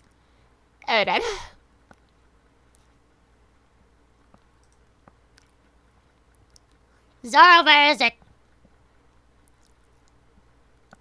Where is it? Where is it? I'm asking Kappa. I'm asking Kappa. Where is it? Tell me. Where? I'm checking people's servers right now.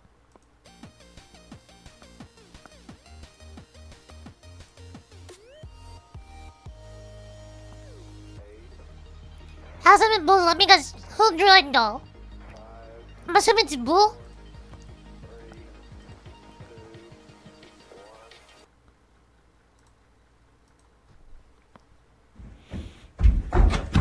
What do you call a medieval spy? What? Surveillance.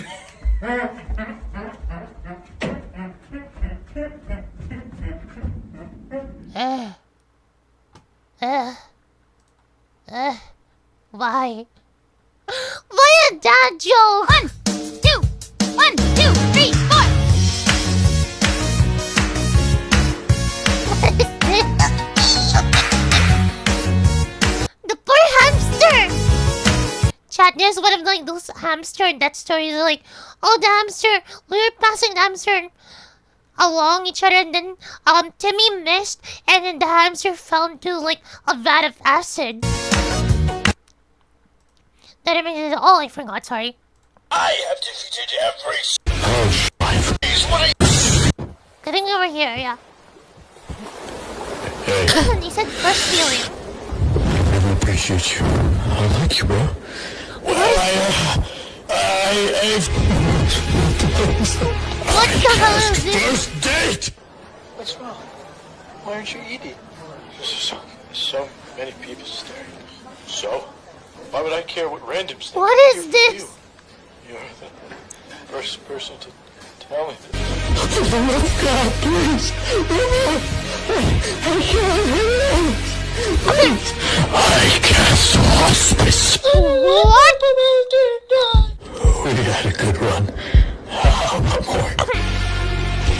Unfortunately, life is cruel. We just watched someone's lifetime in 3 spells. What the hell? Does it matter, sure? I lost my armor.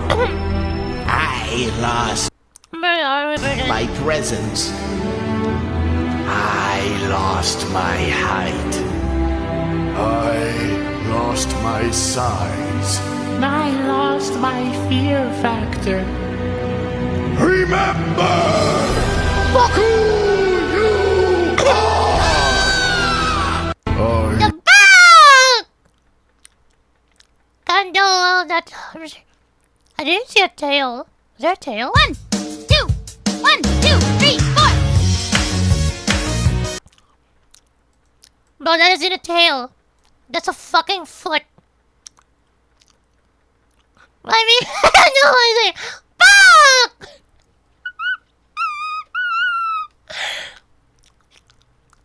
And you're telling me I can't tell that's not a tail, bitch! That's a foot!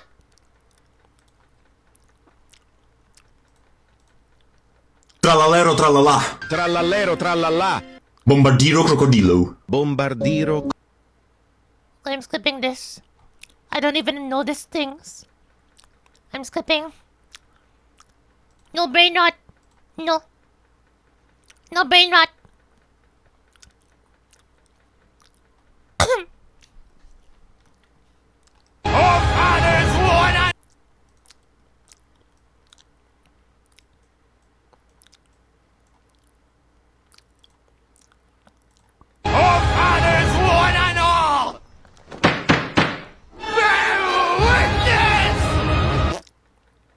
What the hell is this? What the hell? Why is Godric a judge? Excuse me, do you have a dream? I want to be a primary school teacher. That's beautiful, and what's stopping you? My restraining order. Oh my What? god. Do you have a dream? Yeah, I want to open up a cafe with my uncle. And what's stopping you? I don't have an uncle. Okay, do you have a dream? Yeah, I do. I want to coach Little League. And what's stopping you? The restraining order.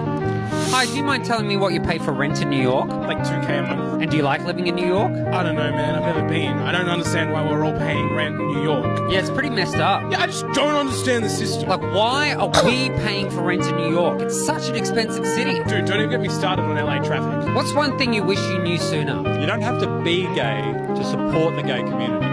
Yeah, that's true. Like, I was sleeping with guys for years before I realised I could just post a rainbow flag on Facebook. What the hell?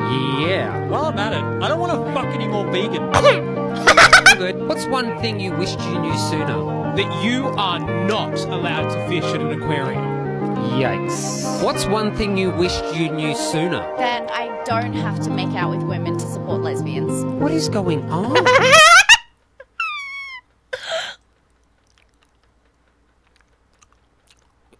The guy that was making out that was fucking juice was Julian. How do you say sunny in Japanese? Hare. Write it. Hare.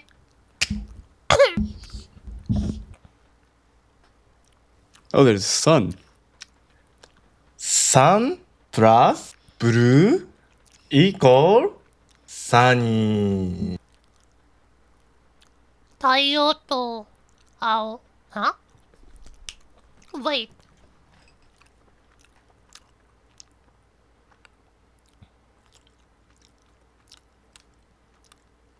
Gotta try that out. Wait.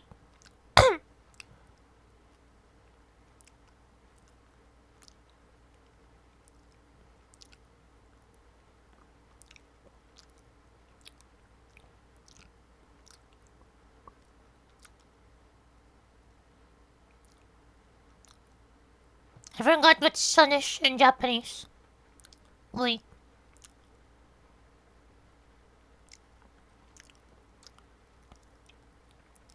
I remember Tsuki, I forgot sun.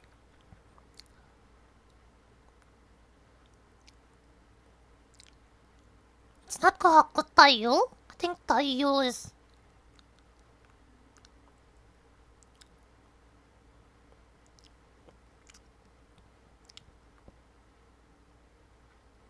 Now I'm confused. What is sun?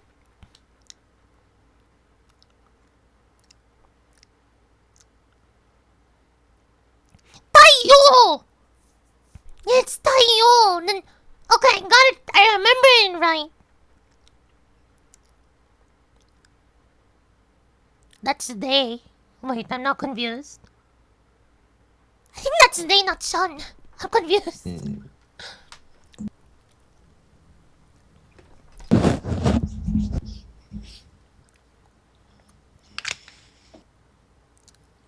What's that? Sun plus sounds equal a festival? What? Beach party? Sun plus... Coachella? Darkness! Fuck you. What? I have a sound. I have a sound. Darkness. I'm not even gonna ask why. What?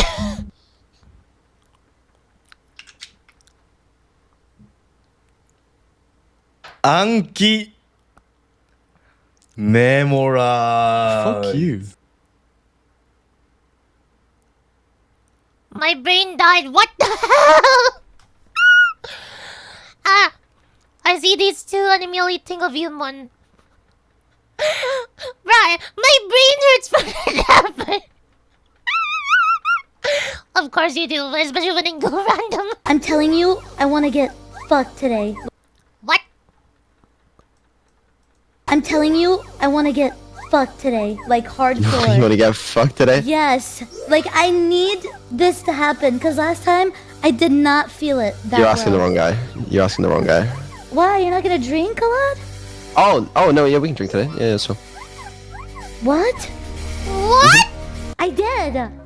No, you didn't. I remember we did I remember I had my games. Vesper and I fucked you in. Hey, yo! Yeah, I've been a bit behind recently. English is the hardest language to learn in Japan. Hold my sake. Actually, like, good. No, let's watch this just for till it pisses off Zara.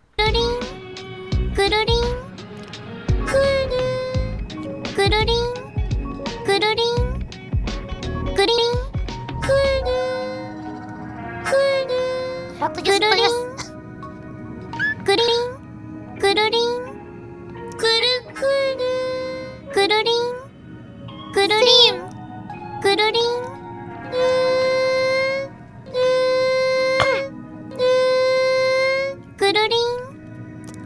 Vegas, I'm not sure if you checked Gangat. Look at the work in progress. I was listening to this the entire time on loop while drawing.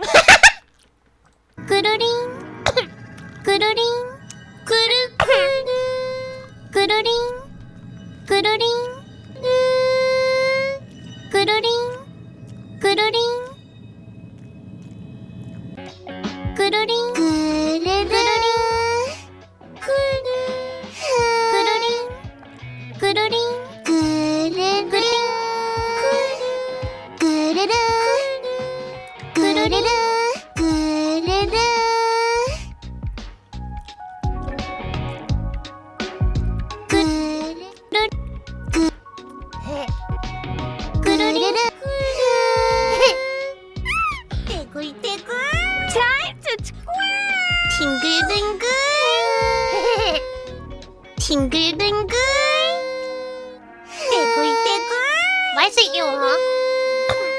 Tickle tickle! Tickle tickle! Tickle tickle!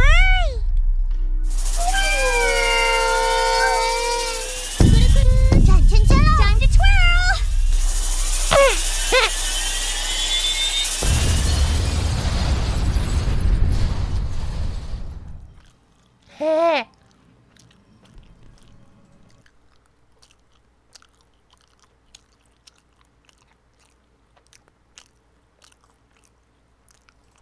Wait, where did the new Shamacho one?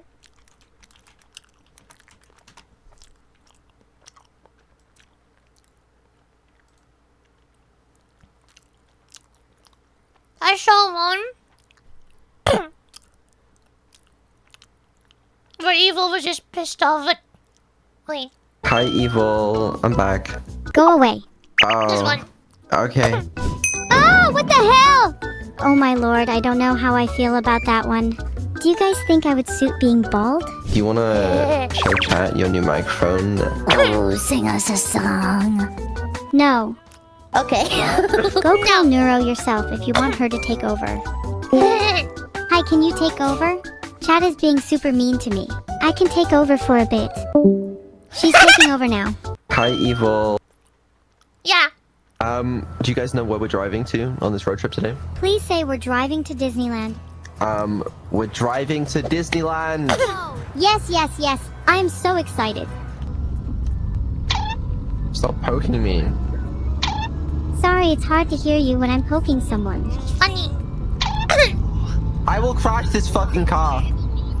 Poke.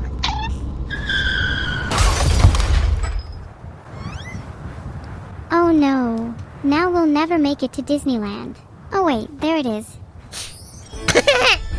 I want to see animated rodents. Let's go. Animated rodents! He looks a bit sleepy. I'll call for help. Hello? Mickey Mouse. What? I'm in Japan right now. Hello? Mickey Mouse. I'm here. What's that noise? Hey guys. How's Hold life? on. And so, the four of them set off on what was sure to be a day full of adventure, fun, and friendship. All they had to do now was enjoy the fruits of unchecked capitalism. Bless you, Mimkey Mouse, bless you. Okay, let's do a bit more memes, and then, I wanted to do Q&A before we do the building, and then we'll do KCD. What's one in Japanese? Itchy. Write it.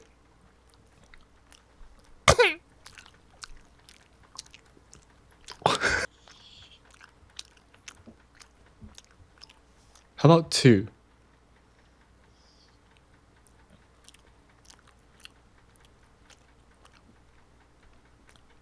Ichni. Write three next to that. Oh god.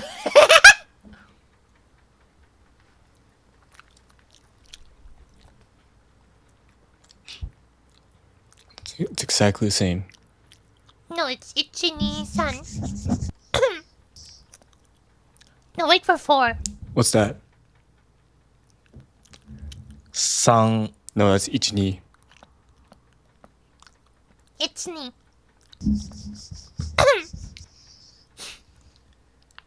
What's that?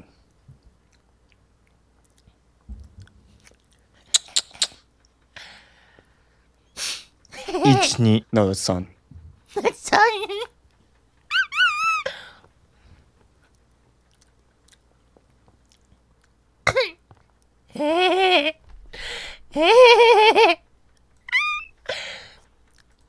I learned that racism is...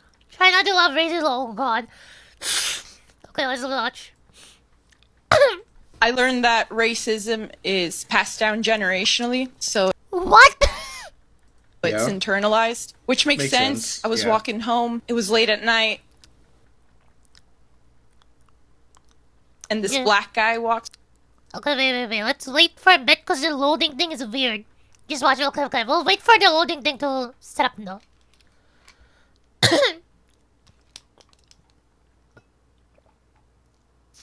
I learned that racism is passed down generationally, so it's internalized, which makes sense. I was walking home. It was late at night, and this black guy walks towards me. And instinctively, I grab my purse. Even though logically, I know he's not for sale.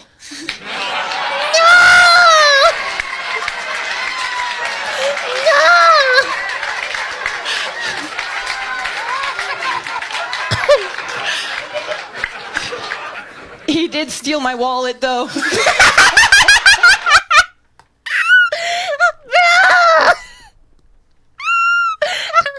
It was like, oh, they got us in the first half, but I was like, never mind. Sage got ruins the presentation, but be innocent. The past 30 minutes, I've been practicing my presentation for tomorrow. You've been meowing the whole time. Can I help you, Sage? Why do you not produce a single meow in day-to-day life, but as soon as I'm locked in for Zoom call or for presentation, you have to announce your presence? Can I help you? What is it that you want? Chill borrow it, bro. Guys, what do you mean? Brad, what do you mean, huh?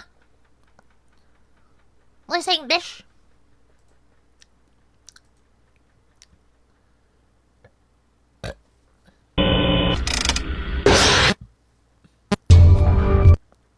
on you. Oh, come on!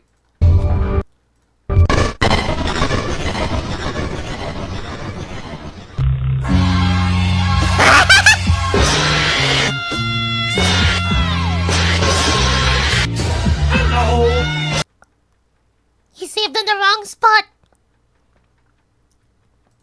Come on, guys. It's not that hard to make a heart. That's not a heart. Roman is now trapped in the basement. You can no longer escape. Hello, Big Bro Man. Welcome to the basement where you can no longer escape. Welcome to the basement, yes. Welcome. You're now in the basement where you can never escape. Actually, in a bit, we're gonna do Q&A, and then we're gonna build the Lego gun, and then we're gonna play some Kingdom Come Deliverance 2 Hardcore. Just like me with your mom last night.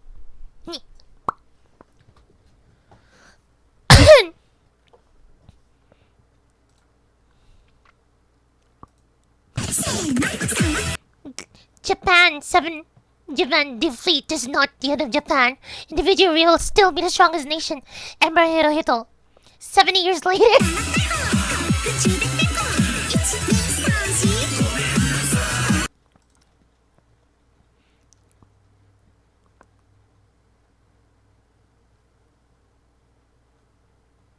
Okay, this might be the but last what one. is up with those videos where the text-to-speech guy is like, It's never this guy sleep again. with the lights off? Random facts. The last one cured my depression. And then they got random junk in the back, like people cutting soap. If a cat stares at you, run immediately. The cat can see into the future and is watching you die. Click share and then more. The third person you see has a crush on the second person you see. You're the third wheel. If a polar bear approaches you, recite the instructions to the fitness grand pacer test in front of them. The bear will get bored and leave. Studies show that you live longer if you follow me. So do it. Why do people watch these? I don't know, I don't watch them. But I've seen my dad watch those. I've seen my mom watch turn off those. in guys. Oh god, wait. Oh god! I can predict what's coming, chat. I can predict what's coming. It's certainly not the guy.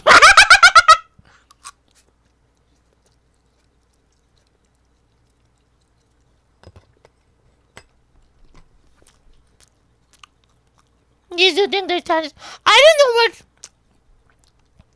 I don't know how some people have so much confidence to think they're 10s. When they're not. Like, I mostly see that in, like, Western media, by the way. I'm like, that's not gonna fly here. What's your biggest turn off in guys? Probably when they don't work out.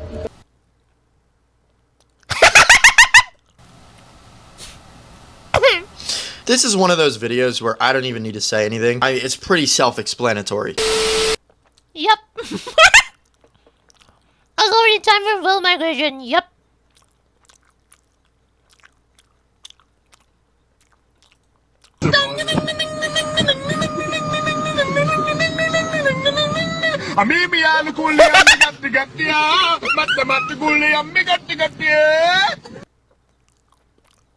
Feels like normal racism? Nah. Professor.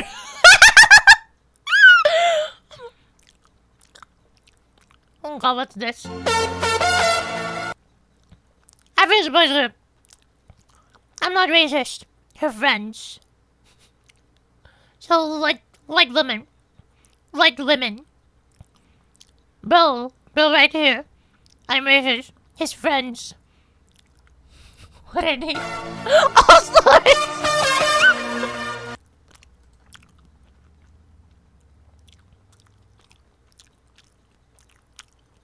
They are united by no.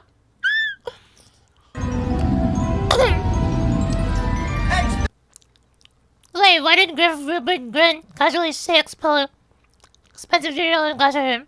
Tempting of your will of it.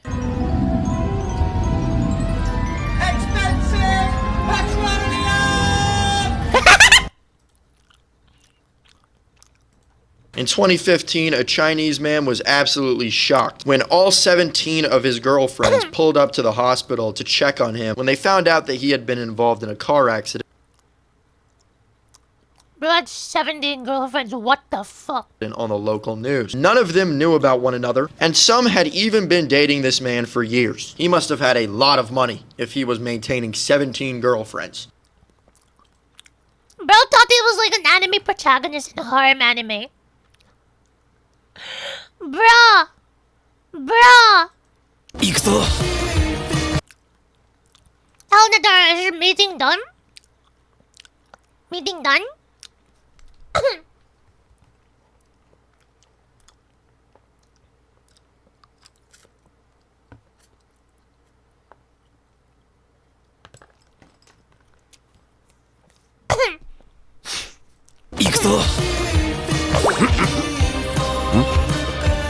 どうしたの？この感触なぜだか懐かしい。こら、太もも堪能するの必死。 It's like, yes. There is a 17 months in the hospital.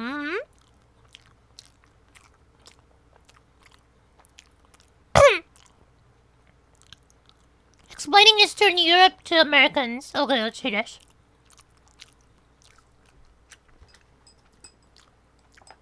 Where are you from again? I'm from Hungary. Ah, the one with the vampires. That's Romania. Ah, the one with the beach. That's Croatia. The one without the beach? That's Bosnia. Ah, the one with Melania. That's Slovenia. Ah, the one that sounds like it's the one with Melania. That's Slovakia. Ah, the one with the walk. That's Poland. Ah, the one with the communist-era buildings and corrupt government. That's all of them!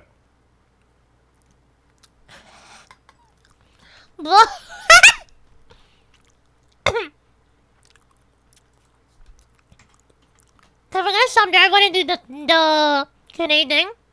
I'll watch this one on Saturday. But I got here, I kept clicking mark as red because someone pinged me. I think someone replied directly.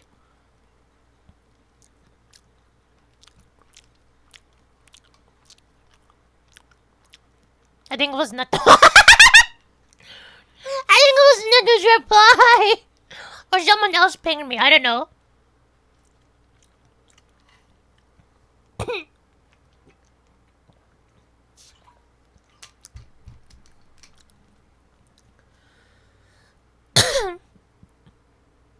The one in school. Silly Nato. Silly Nato.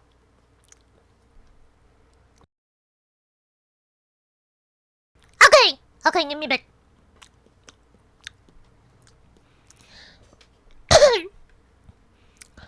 Let's see the questions. Okay. So I ask y'all to give me questions. Wait. So I ask y'all to give me some questions that you want me to answer in the channel Discord. So let's go ahead. Thoughts on shrimp? The food, not your Sims. What? Bruh. Shrimp, tempura I like. Like eating shrimp tempura, okay. But like the tempura that's just like steamed and you have to like skin them. Because these have like the plastic type shell thing. Nah, I don't like that. I don't like touching it. And it smells too fishy. But tempura I like. Tempura, yes. Tempura, yes. On sushi, yes.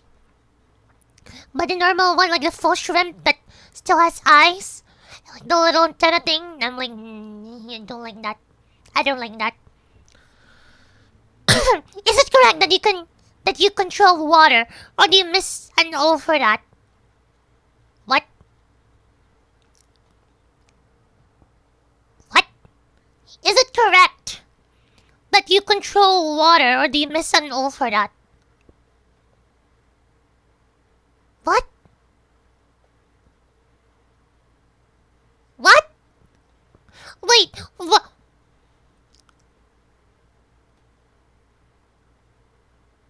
I am confused. I am confused. Why do you eat while streaming? It's because I feel quite hungry.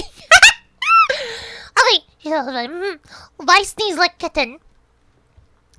I do not sneeze like a kitten. What do you mean I sneeze like a kitten? Zara! What do you mean? What do you mean like psh? What's that? I've seen kittens sneezing. I'm not like those. Bish. Bish. Bish. Share, what do you mean share? How far can you dump without spraying your soda stand? I don't know. I don't know, it's been a while.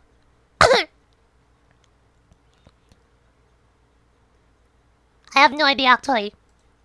I have no idea actually. I actually have no idea. 이건 no. 여기까지 이번요. Was gotten any new missile ones? What?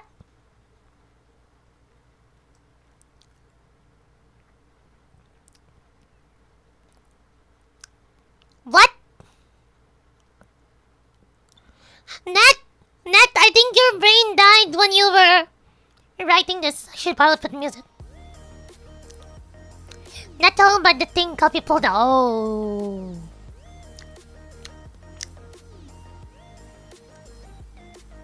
Huh?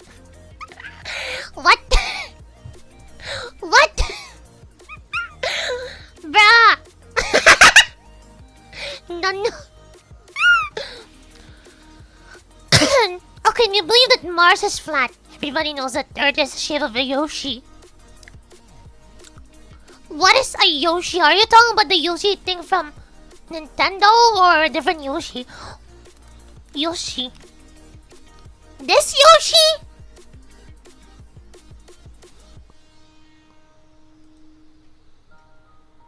What's your opinions on Riddle Healer? I need a season 2. I need a season 2. I love revenge. You hype for Overflow season 2. Hell yeah, live review chat, live review. I'm gonna watch it on the second monitor and you guys can listen and see how I react. We're gonna be like this. I'm gonna be like this. I'm like, okay chat, I'm watching the thing. Damn.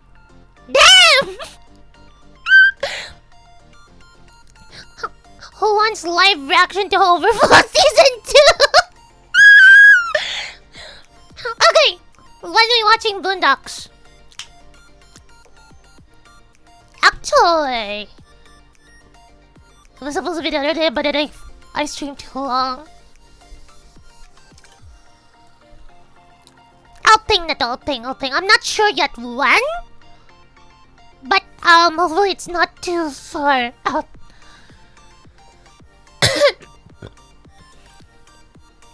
Of the group. Would you rather lose one eye or one arm? One eye. I could probably lose the right one, but I can't lose either of my arms. I need it for guitar. My left eye is more dominant than my right, so I think I can lose the right one. But the left one, I need it. If I lose the left eye, I'm fucked. Mama said I bet. Shut up, Meg! How many push-ups can you do? Your max on stream to prove it. I don't even know how to. I don't even need to do it. Too. You miss my one. No, I answered it earlier, Vessi. I said because I feel quite hungry. That's the answer. You could consume coffee daily, or just full of life. I usually consume coffee when I have stream, or when I have like a full day class, like a 7 to 6 p.m. class. If you have to pick 5 favorite people, who are they? I don't know. I'm really bad at picking favorites, actually. I'm really bad at picking favorites. So I don't know what to answer. You said favorite people.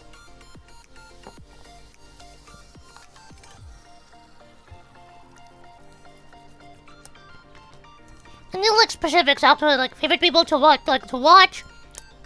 If you're around, I don't know. Best anime of all time. Ishizoku reviewers. Ishizoku reviewers. But I remember when that anime came out, people just took over my anime list to like push Full Metal Alchemist Brotherhood out of the way and make that like #1 for like months.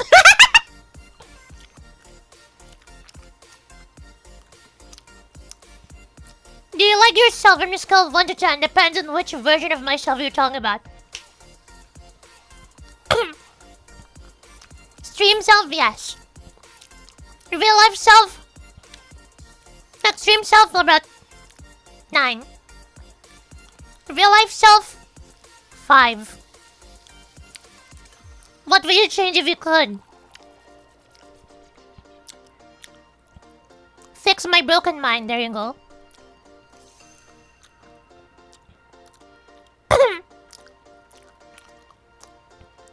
How long would you survive? How long would you say the world would survive if you lead it? That depends. It depends on which version of me leads. If the stream personality leads, the world will be dead by the end of the day. If like smart brain, if like a smart brain version of me leads, I might end up becoming a dictator. Actually, because I'm a bit of a perfectionist. That's why I know I'm not supposed to go into politics.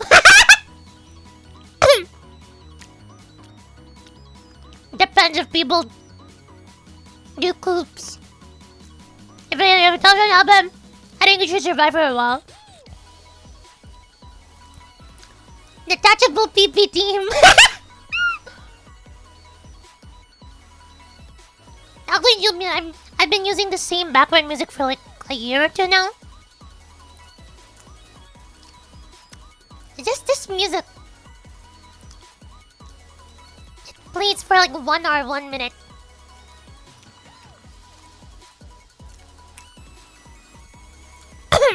Okay.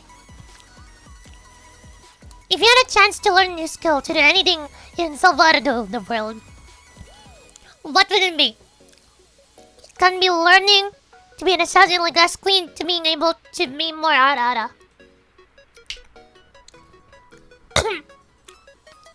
A new skill. Question. Neto! Neto, are you there? Neto. I think that was in the meeting again. The main question here is it like realistic skill? Or like, let's say I can learn to teleport or something.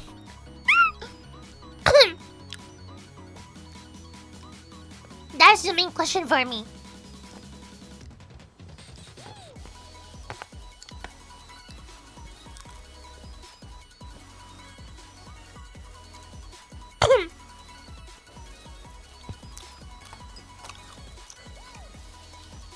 For a skill? Since it's a new skill, not improve a current skill?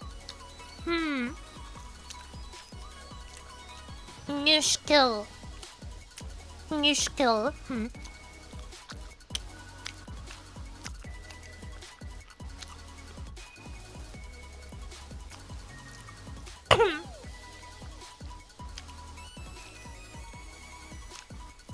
have 2 answers. Actually 3. 1 is for non-realistic. 2 is like stream brain. The 3 is like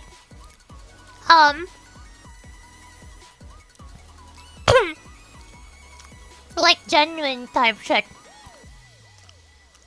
So it's a new skill, I guess, to like understand people more. Cause I'm a bit bad at it. I think I've been telling guys, like, that's why I was shy. If I go too far, tell me. Cause, I usually don't see it when something happens, or, yeah. Cause, my mom later says I lack in, like, EQ, like, emotional quotient. For me, the highest, like, in terms of intelligence, for me, the highest is definitely IQ. Compared to, like, EQ and shit. So I guess I understand people better.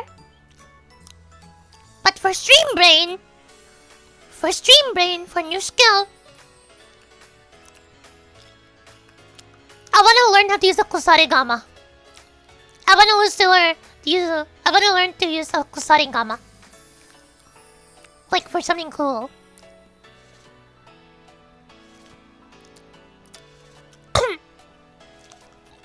Hi Mega! I thought you were gonna say skill and improve is still the real bomb. That's why I said I have a couple answers. But if we're going for non-realistic, I like to learn how to teleport. I'm so sick of travel. Anyway, next question. If you could, would you want to be shorter? Actually, kinda yes. My back hurts. It's hard to lie down in cars. My legs are too damn long. I have to like go into like a fetal position to like sleep in the car. It's not good for my back.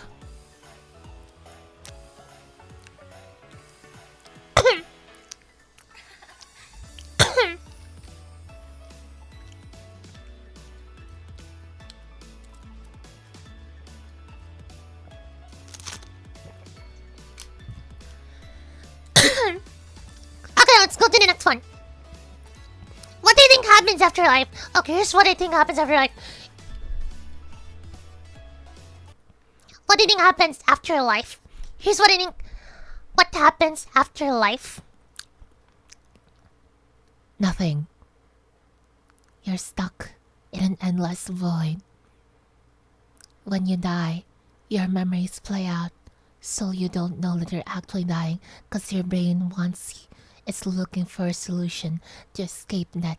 So, in your mind, you're watching your life flash before your eyes, but in reality, you've been dead for days, for months, for years. That is because of the time dilation. There is nothing. There is but the void. It's the end. It's game over. Nothing is left. Chad is like looking of existential dread. I do believe that your life just loops and every choice you make is different though. Yeah. That is accurate. Headaches. Headaches. Headaches. Hello, Dharma. Dharma. 126. Bro just comes in here and just like bonk. I think I give this guy existential crisis. Norma-chan, daijoubu. I'm like, okay, I'm gonna give people existential crisis. Okay, what? Okay, now next question is, what things will you do if you became male for a year? Who says I'm not? I'm joking! Who says? You'll never know! Ooh.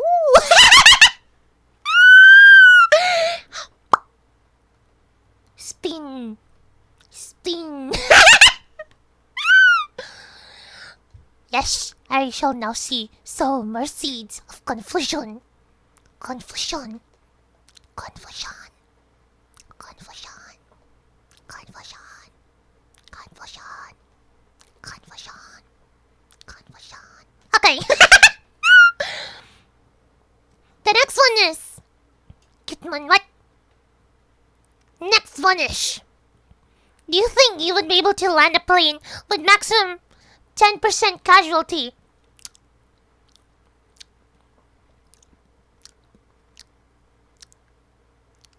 I don't think so. Actually, it depends. If my stream brain was in control, it would be like, part 2. My brain would be like, part 2.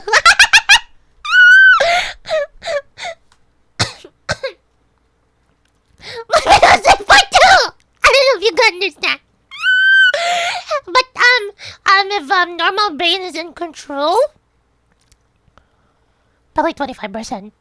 25% to like 50% casualty.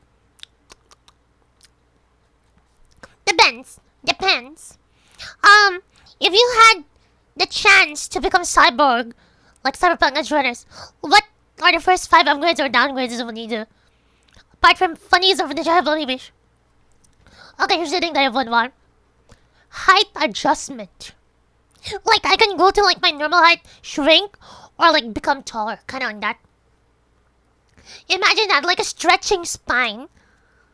Like a retractable spine. That is cool.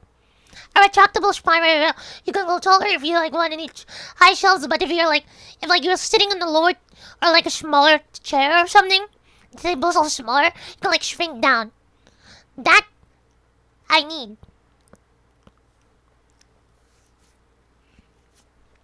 What if you can do that, but you can't hear your back? I'd be good. The other upgrade I would want is definitely built-in weapons. Don't ask me why. I want, you know, like how Wolverine has the claws. I want something like that, like that comes out of your skin, but like a hidden blade that comes out of like this part. It comes out of like here. Like the blade comes out here, and it's actually hidden, but because it's hidden underneath your skin. You know that hurts, right? Listen, with the upgrade thing, you won't feel a thing. This is thing, cause if you look at how they do cyberpunk stuff with like the things coming out, they're like built-in slits for like the blades that come out, kind of like that. So there's like a slit and it won't have to tear through flesh. So basically there's like the retractable blade just built in, and the slit is also there. That's what I'm saying! Hidden blade, not claws like Wolverines. That's what I'm saying. That's what I'm saying. Boosty. Shut up, Meg. Buck scared! What the hell? I did 1 buck! And you are not doing that! Wow! Wow! If you were thinking Yasukai is the MC of a gacha, what gacha would you choose? Nika ZZ Blue Archives. As much as how cool Nika is, and because of so much waifu, I feel like I'd die. like the political problems inside the arc, and then like the raptures outside. I'm like, oh, I'd like actually the most normal ones probably ZZZ, but I would want Honkai Star Rail, cause I love space travel. I love like seeing new worlds and shit. So Honkai Star Rail is what I'm gonna be picking for a gacha game. You watch anime, stuff a language of origin or your language. What? Are you saying do I watch sub or dub? I always watch sub. If I watch dub, I already watched the sub version. I'm just comparing it. It's usually for funny. Does Mon eat pizza and paired with a soft drink? I eat pizza, but I don't drink soft drinks. I'm actually one of the few people that don't drink soft drinks at all. I don't drink soda or soft drinks, cause I'm just like, I never really liked them. The first time I I drank a soft drink was I remember I was in kindergarten. There was a kid, it was like a birthday party, and they were like giving food to everyone. I thought it was iced tea. I drank it, I had a stomachache later on. So, from that point forward, I was like, no, I don't like soft drinks. Which actually ended up benefiting me because I'm not suffering from diabetes because of soft drink addiction. So yeah. How smart is Mon? The difference, you drink sodas? No, I said I don't. So I literally just said the story! First time I drank a soda or a soft drink was in kindergarten, and I had a bad stomachache. And from that point forward, I was like, nah. How smart is Mon? Depends. Intellectual smarts? Right up there. Emotional smarts? Down the drain. People smarts? Meh. It's like mid. Depends. It depends. Like whenever I take like a test, I remember like those types of tests for like enrollment. The lowest I always got is EQ. Okay, is it like a rock or 2 rocks? What? What? Okay, that doesn't make sense. Any months I'm gonna be gaming stream soon. Probably when we finish a bunch of our games, cause a lot of them are. I have a lot of them, and my brain's like play them, and I don't want to force myself to like do community stream and not enjoy it. So probably in a month or so, a month or 2. We'll see. What's the maximum amount of toddler you can win against in a fight hand-to-hand with kicking each other in the weapons? Toddlers. I don't think Teko knows that I'm quite tall. I don't think Teko knows I'm quite tall. I could probably fight like 100 toddlers. Easy. 100, 200, easy. It's only a shun than talking if they join, by the way. That and you know how I prefer single player games, to be fair. I like playing single player games the most. But I do enjoy playing with you guys as well. When is Mon gonna play more Minecraft? When the Minecraft itch comes back. Just wait for it. It comes back every year. Can Mon play chess? Yes, I did. There was a point where I even challenged people in chat to play chess. Can Gotham do a flip? Real life? No. My model? Wait.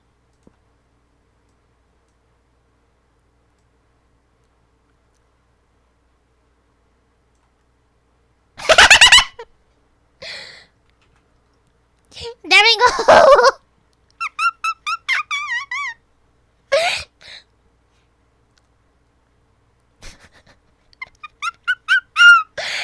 See?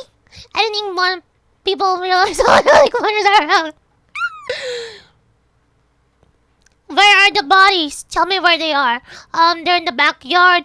I buried them like 8 feet under, so that like 2 feet above the bodies, I put a dead animal so that the police won't find it. In Minecraft.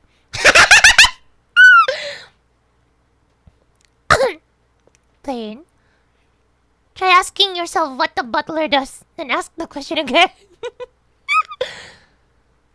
Blur change everywhere. What?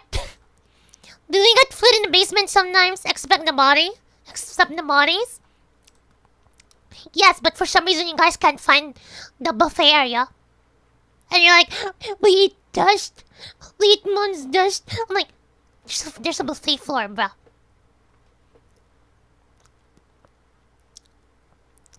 Are you bottom? Or yes? No. No. Actually, I've actually thought about this. Like, chat, I had this and then as a shower thought. I think I'd actually be a switch. I I know I'm definitely gonna be mostly a top, but then there are certain situations I might be a bottom. There are certain situations, but I know most of them I'm definitely gonna be a top type. Shut up, Meg. I like dominating. Money, could even exercise with walking, even if it's just around the house. I do that, but not too much. These are bombs in disguise. You're projecting. Not you acting like some of us don't know. Don't know what. Spell back what?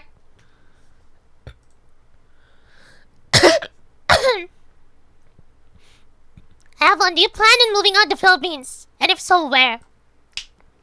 Okay, actually this one I have an answer. One, I definitely want a colder climate, so I like colder part of Europe or Canada and like Americas. Two, if like war is imminent, I can go to like New Zealand because it's like far away from any war, and they're a neutral country. Third, Japan, because heaven. Japan, because heaven.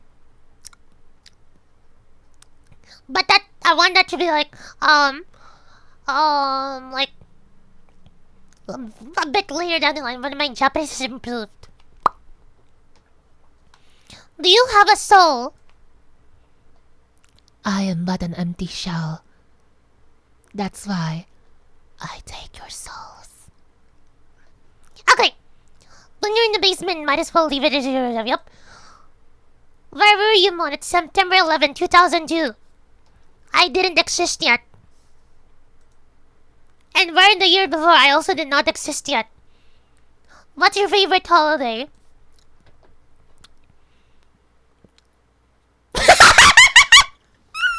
Oh my god, God damn it! God damn it! Chat. Because of this, my brain almost said nano. No! My favorite holiday is the holidays where I don't have to do anything and I don't really celebrate anything and I can just stay indoors alone in my room and just bed rot. Yes. So the holidays where I don't really do anything. If you could, what character do you want to try to cosplay as? 2B. I want to do 2B.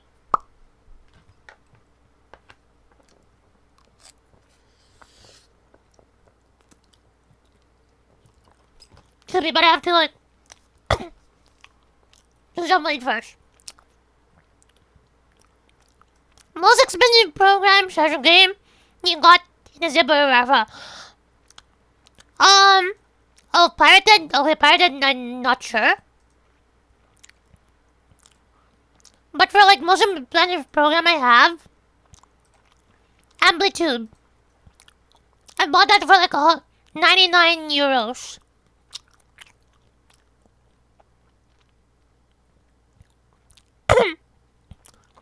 I bought it for like 99 euros. Probably the most expensive software I bought. First enemy that got you to buy merch related to it. Or also, actually, depends. If it's I got my parents to buy it for me, it was definitely a Naruto shirt. If it's something I bought with my own money, ReZero Rem figure. Yes.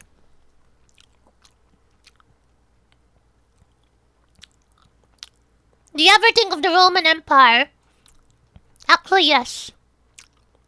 I want to travel back in time and do Assassin's Creed on a certain Roman emperor called Charlemagne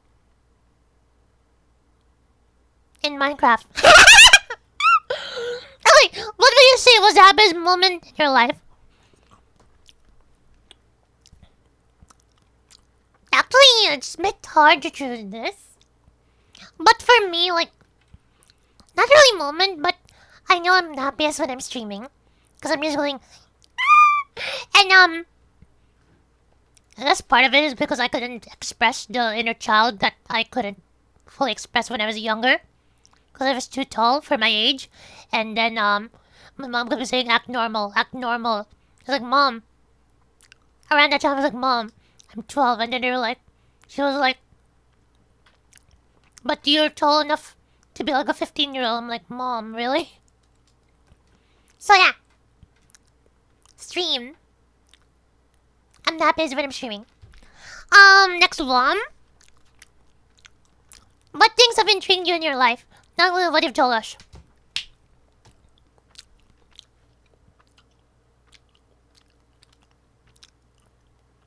Okay, I'm actually thinking. I already told you guys what intrigued me a lot. Okay, at least I guess this is what I haven't talked about it before. The concept of a multiverse. The concept of multiverse. I think I've talked about it here before, but I am obsessed with the concept of it. Chat, before Marvel started doing the multiverse thing, I already found the theory of like the multiverse. Because I'm like, wait, parallel worlds. Like, so you're telling me there's sin everywhere. Joe, no, before the multiverse idea became mainstream, I was obsessed with it already. Like, I think I was obsessed with it. I started becoming obsessed with it when I was 10. It's very like the different versions of reality and the different versions of yourself. Some reality where you don't exist, some reality where you do exist, but different. Where you're a little different or completely different. I'm obsessed with that idea. Actually. We're gonna see one in a universe where everyone owns a gun. But yeah, actually, the concept of the multiverse is actually one of the things I'm really upset about. Because I'm like, I wonder what would happen if I hadn't done this. I wonder what would happen if this person had done this. What would their world look like now? What would they look like now? I actually like the multiverse concept. Okay. Next one. Can you make mayonnaise? From one egg, oil, a bit of lemon juice, and 5 minutes of wine while whisking. Is that how you make mayonnaise? I never knew how to make mayonnaise. If that's the right ingredients and the right process, probably. But by the end of it, my hand would hurt. My wrist would hurt. Does more like getting bullied by chat? No. No. I like bullying chat instead. Advise it, yes, Julian, I'm not you. I am not you, Julian. Wow. Wow. I see how it is.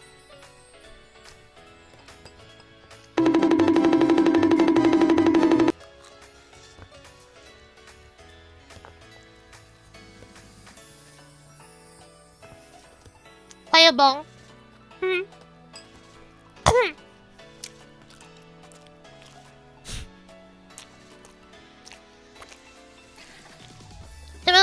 The building thing.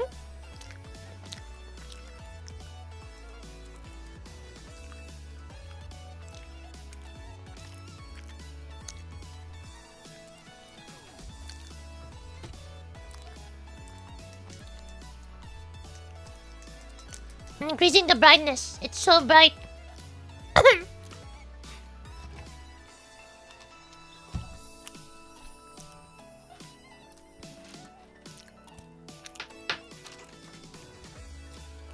Because we're blowing on Mars. Shut up, Meg. No. Blah.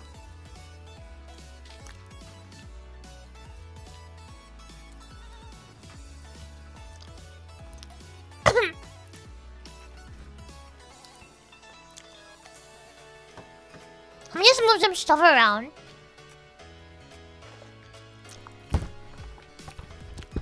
Okay, chat. This is what we're building. I posted it yesterday on chat. In general, you all said buy it. So now I have it. We're gonna build it. It even has like magazines and stuff, and you can shoot that.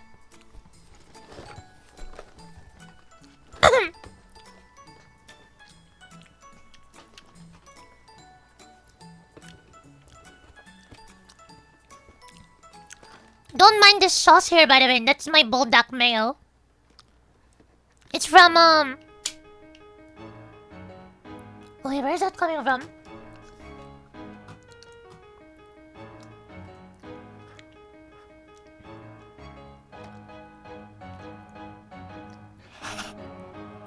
Blah. Come. What?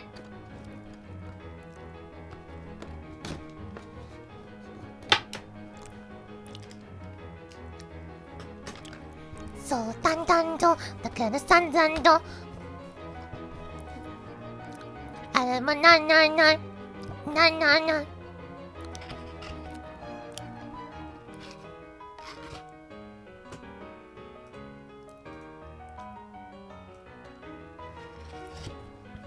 So na kotoba ni mada hito ni ochiru, mada saki ni saseru. Okay, chat. Okay, there's actually a lot of pieces in this. We have the instructions. It says yes, 359. Then of course the rubber bands that we'll put later. I'll put this here, so I don't lose them.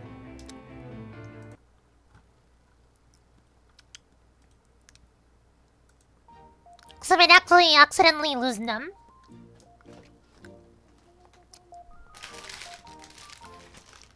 Oh! I thought this was a sticker. There is a sticker! Says block gun. But needs here.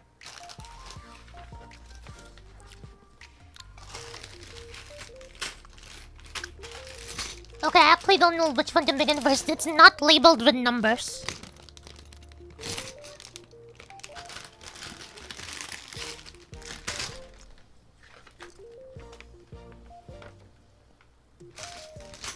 Chat, it's not labeled with numbers! Okay, wait. Adjust this like this.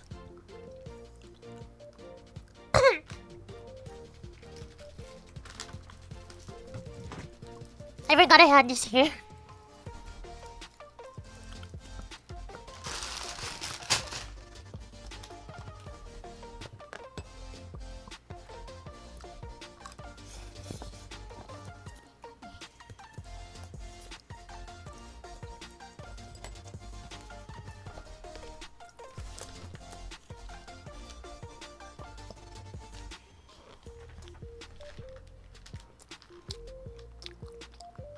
It doesn't tell me which box to open first.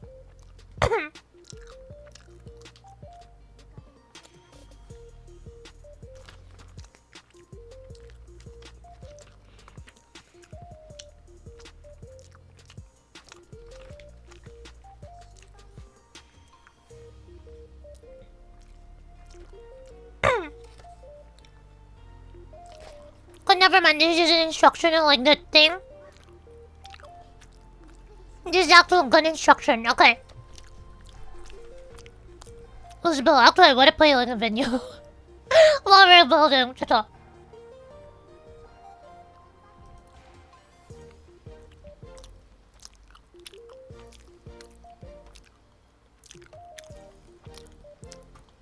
I need to listen to something while we're building.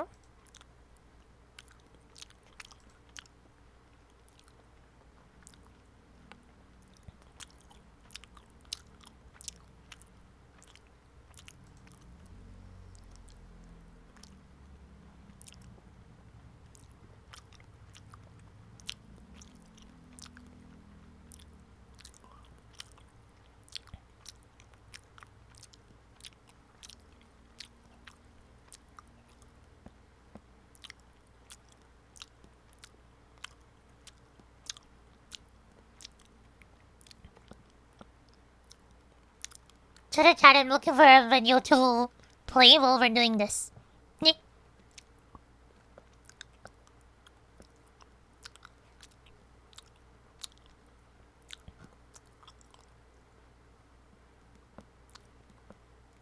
This is really the hard part when it comes to doing stuff. I'm like, after this long, the hard part when I'm like trying to build.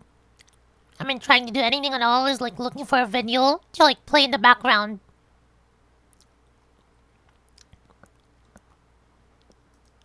Cause my brain just goes wee.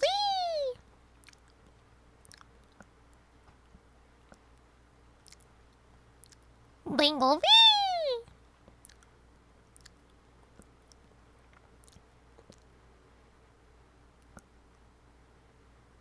Oh wait, there's this thing, the Discord thing. Let's begin with a spot of roleplay. Okay. Imagine this scenario. You get back from work, you launch your game, you hop onto Discord to play with your friends, and suddenly you are stopped. You're stopped by a Okay, so we're building while we have pop-up that. I'm just is gonna listen asking to that. for your passport or a video of your face.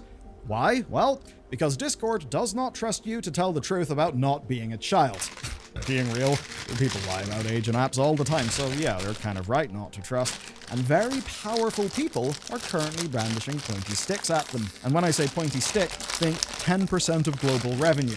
That is literally one of the fines that they could be facing if this stuff cocks up. And the thing is, it's live right now.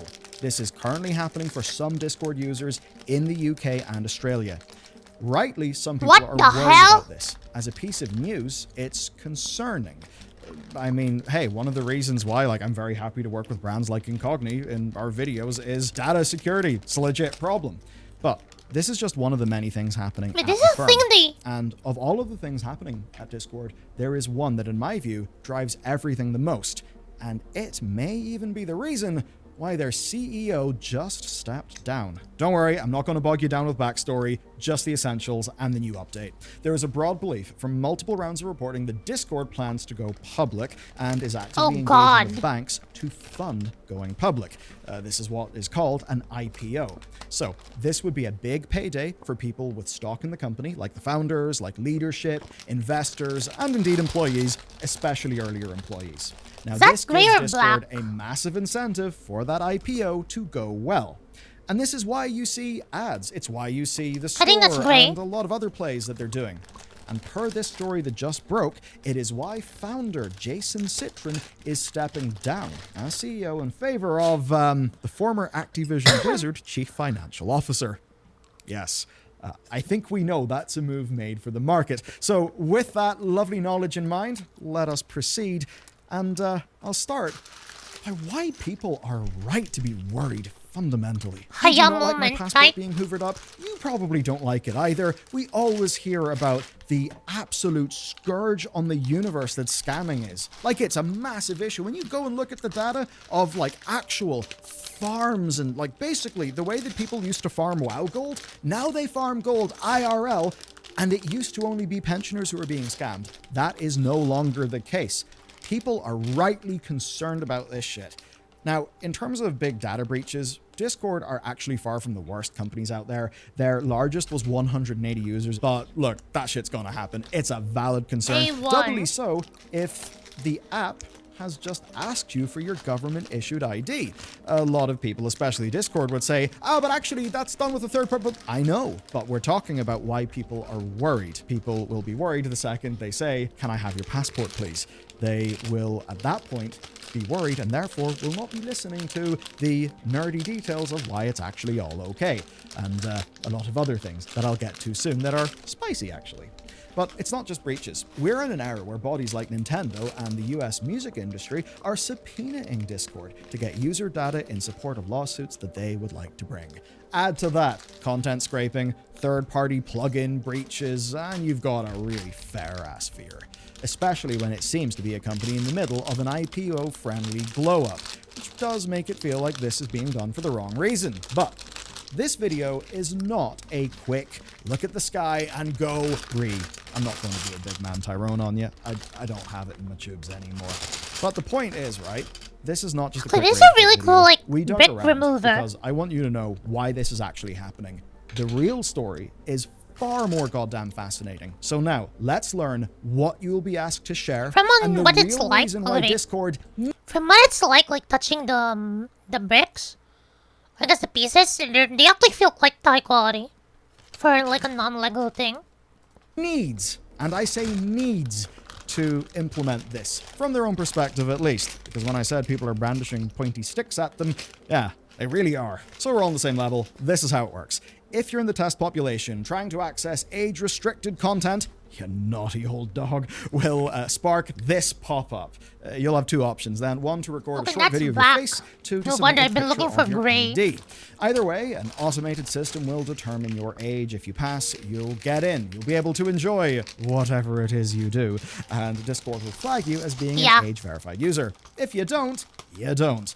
And according to Discord, it's essentially a black box. They will never actually see it. Your photo or video will never be retained by them. And of course... What about Asians, bro? What about Asians? What do we do? Chat. An Asian person can look either really young or really old. Just you guys, I literally just met some friends. I'm not gonna say who it is, but one of them looks like they're still from high school, even though they're like way older than me. Imagine like an Asian like trying to like do the facial scanning on Discord. They're like, oh, you look like you're too young, so we're gonna mark you as a minor. I'm like, bro. They would say that, and immediately I think we can hear the universe shout back, really? That would be lovely, but how can I be sure? Okay, now I'll explain how this whole shebang works. So, Discord doesn't have your files. Discord definitely won't want your files. I'll get to that soon. And they're not the people who are actually doing the verification here. This is all done with a third-party service provider, and it's an extremely heavily regulated field. Whenever I say that, I'm mostly talking about, well, one example is GDPR, and that's more than just an annoying pop-up. Compliance breach fines are huge. One single loss in Ireland cost Meta 1.2 billion euro.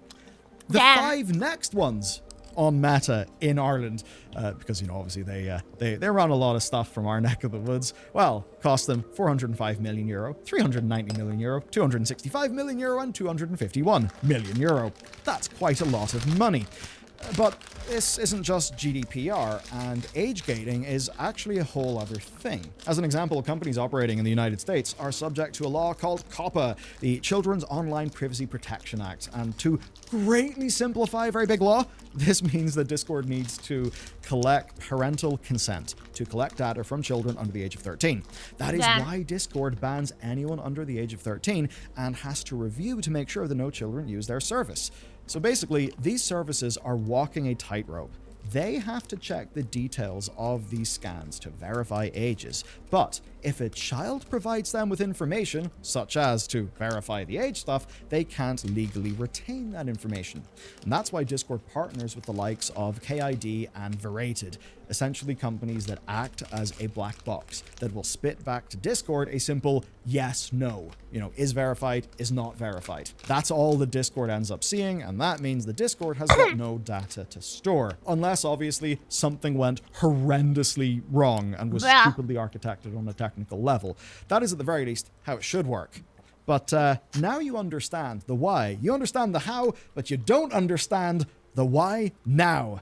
And I've got one simple answer. The Brits are at it again.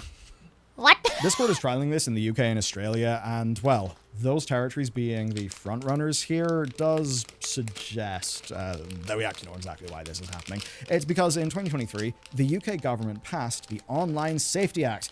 Then, in 2025, the regulator Ofcom published its guidance on how to implement that law. This is what will be bad and awkward for Discord.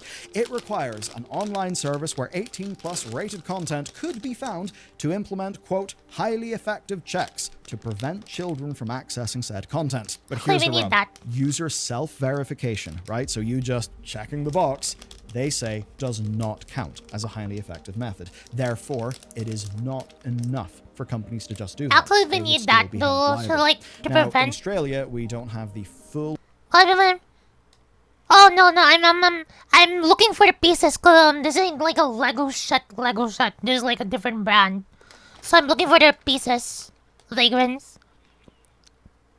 Gotta let me just go to store and buy it and pre-bought.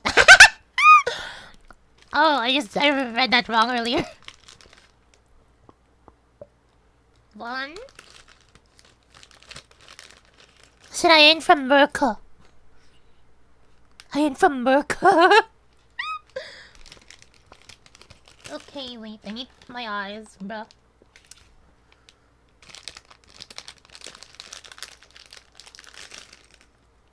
Need one of those.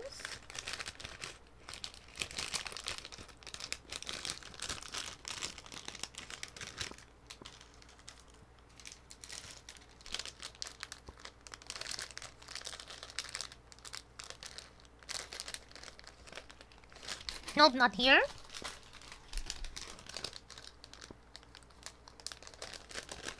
So this for the black one is from, but I won't need that until later. Open this later.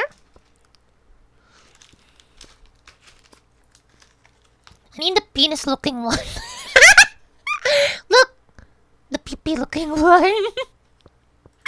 Details on how it will be measured, but the country has banned all social media for under 16, so I think they're fairly happy to go and regulate shit if they want to. All media is a broad definition. It does, of course, include Discord, YouTube, TikTok, basically anything that could count as social media. And in both cases, right, it's legislation with broad political support, despite obvious massive pushback from invested groups like, say, the Electronic Frontier Foundation, and of course, a lot of users who would just rather this not be such a, such a regulated thing. And as for the industry word and things, the EFF called this, quote, a massive threat to online privacy, security, and speech. And if you want to understand why, you can go and take a look at, say, the reaction to something like Netflix's Adolescence, which has had quite the reaction. And that's basically what's kind of happened is the UK political and media classes are really holding it up as a warning around children accessing and being affected by inappropriate, violent, aggressive, manipulated, just all forms of content that could be an issue. With stories like that have got human interest level cut through, that perhaps, Big Joanne from down the road who doesn't really know what the internet is, looks at it in the news. That's stuff that your average adult is going to be supportive of. And we are seeing support across parties. And all of this is to say one thing very clearly and simply. This is a legal requirement. It's something that cannot be changed right now, regardless of your opinion on that law. It's now law. It's going to be happening. If Discord breaches these rules, they can be fined up to £18 million or 10% of global revenue, whichever is higher. So I think we have a slight suspicion which one will be higher. And that means we can promise that Discord is not the only company who will be trying to work out how to implement these rules. But here's the thing. It's not like Discord was some crazy lawless space before, because Discord has already had photo and ID-based user verification for years. It's just that now they're changing how it's being implemented and they're ramping it up in response to these legal changes. Legal changes that very much seem on the cards in many jurisdictions. The funny thing about this being news is Discord has always had a whole set of policies in adult content, and broadly that's been pushed on server owners. Whole servers or individual channels can be put behind an 18+ lock for users.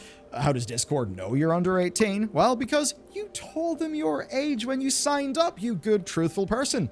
If you set your date of birth as under 13, you will be blocked entirely. If you set it between 13 and 18, you will get automatic safe mode where you can't be DM'd by non-friends, and you can't go to 18+ servers or channels. But all of that is self-reporting, and self-reporting does not, pass the threshold for this legislation. And that's because you absolutely can lie about your age and get away with it. And until recently, the lying child or the responsible parents of that child were held liable for anything that child saw, not Discord. But now that's changed as liability has went back to Discord. And whenever a company like that could be held legally viable, guess what? They'll actually do changes and they'll implement these checks in a way that passes their belief of the legal standard that's required. If you want to update your age after account creation, you actually have got to prove that in Discord as well. And that's the same if somebody reports you to Discord for being a child. You'll be asked to prove your age, and that can happen anywhere in the world and will involve your ID, not just UK and Australia.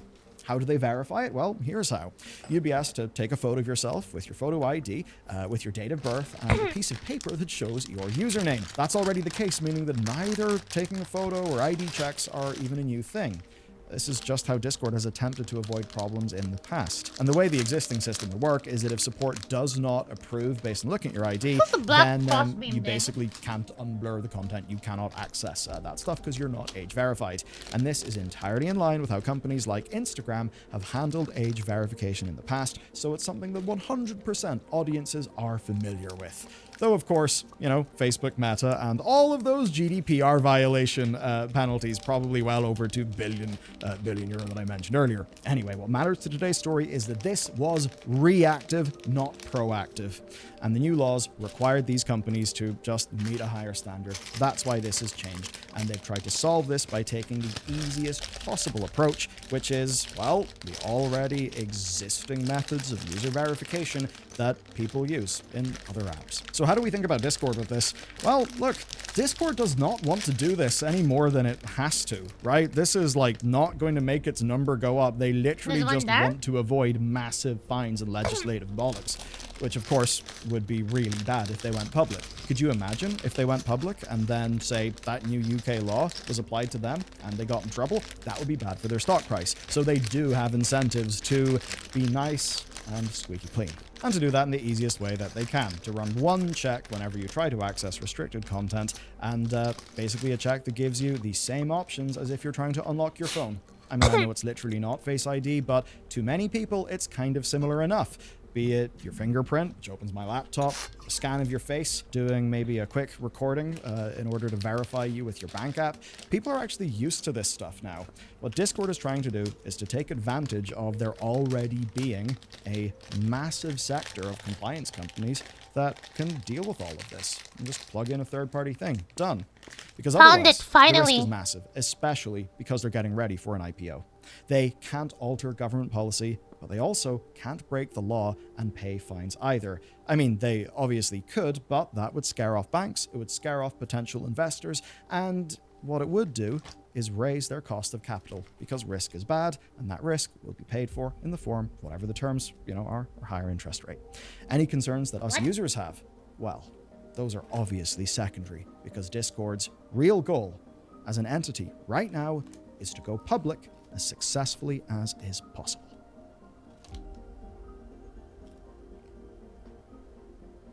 Okay, found it. Okay, so for parts wise, it's a bit harder to look for the parts you need to build, actually. But so far, for building it's not too hard to put the pieces together. It looks like fun. Okay, this channel is good. I like this channel. Let me look for a thing.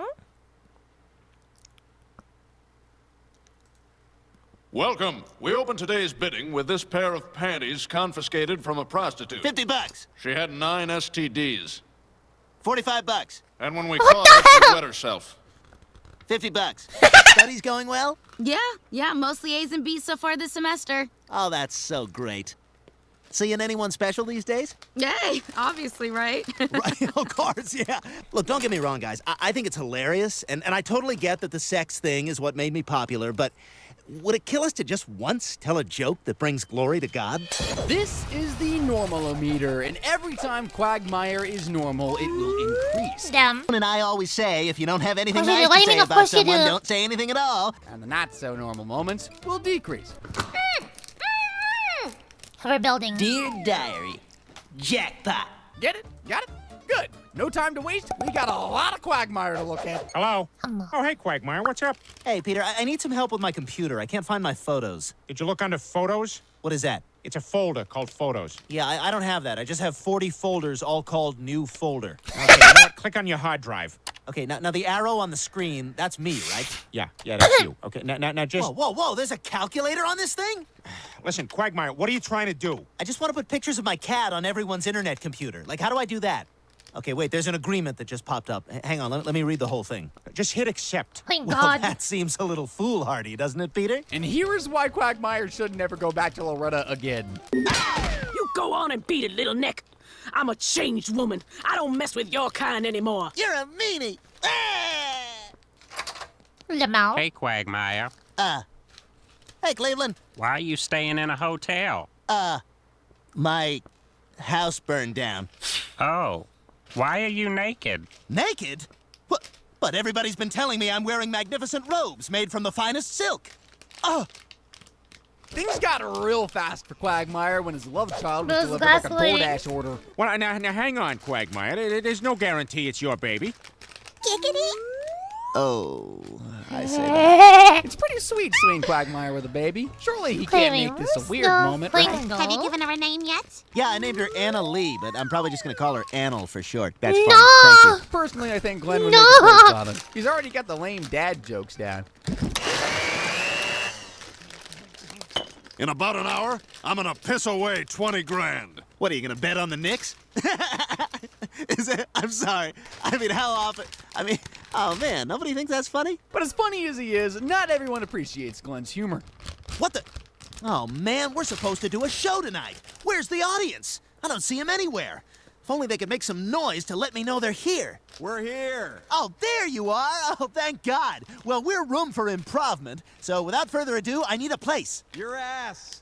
Okay, come on now, something serious. Oh my God, they're doing that meme. Hey, let's get that guy out of here. Okay, real place. For a guy with the libido of a rabbit who just got out of prison, he can be surprisingly normal around Lois. Lois! Hey, what the hell What's is going it? on? Is it true? Did you really burn down Mort's pharmacy? Hi, Lois. Hi. And in episode 17 of season 5, he was super stoked for her. Maybe a little too stoked. Quahog's new mayor is Lois Griffin.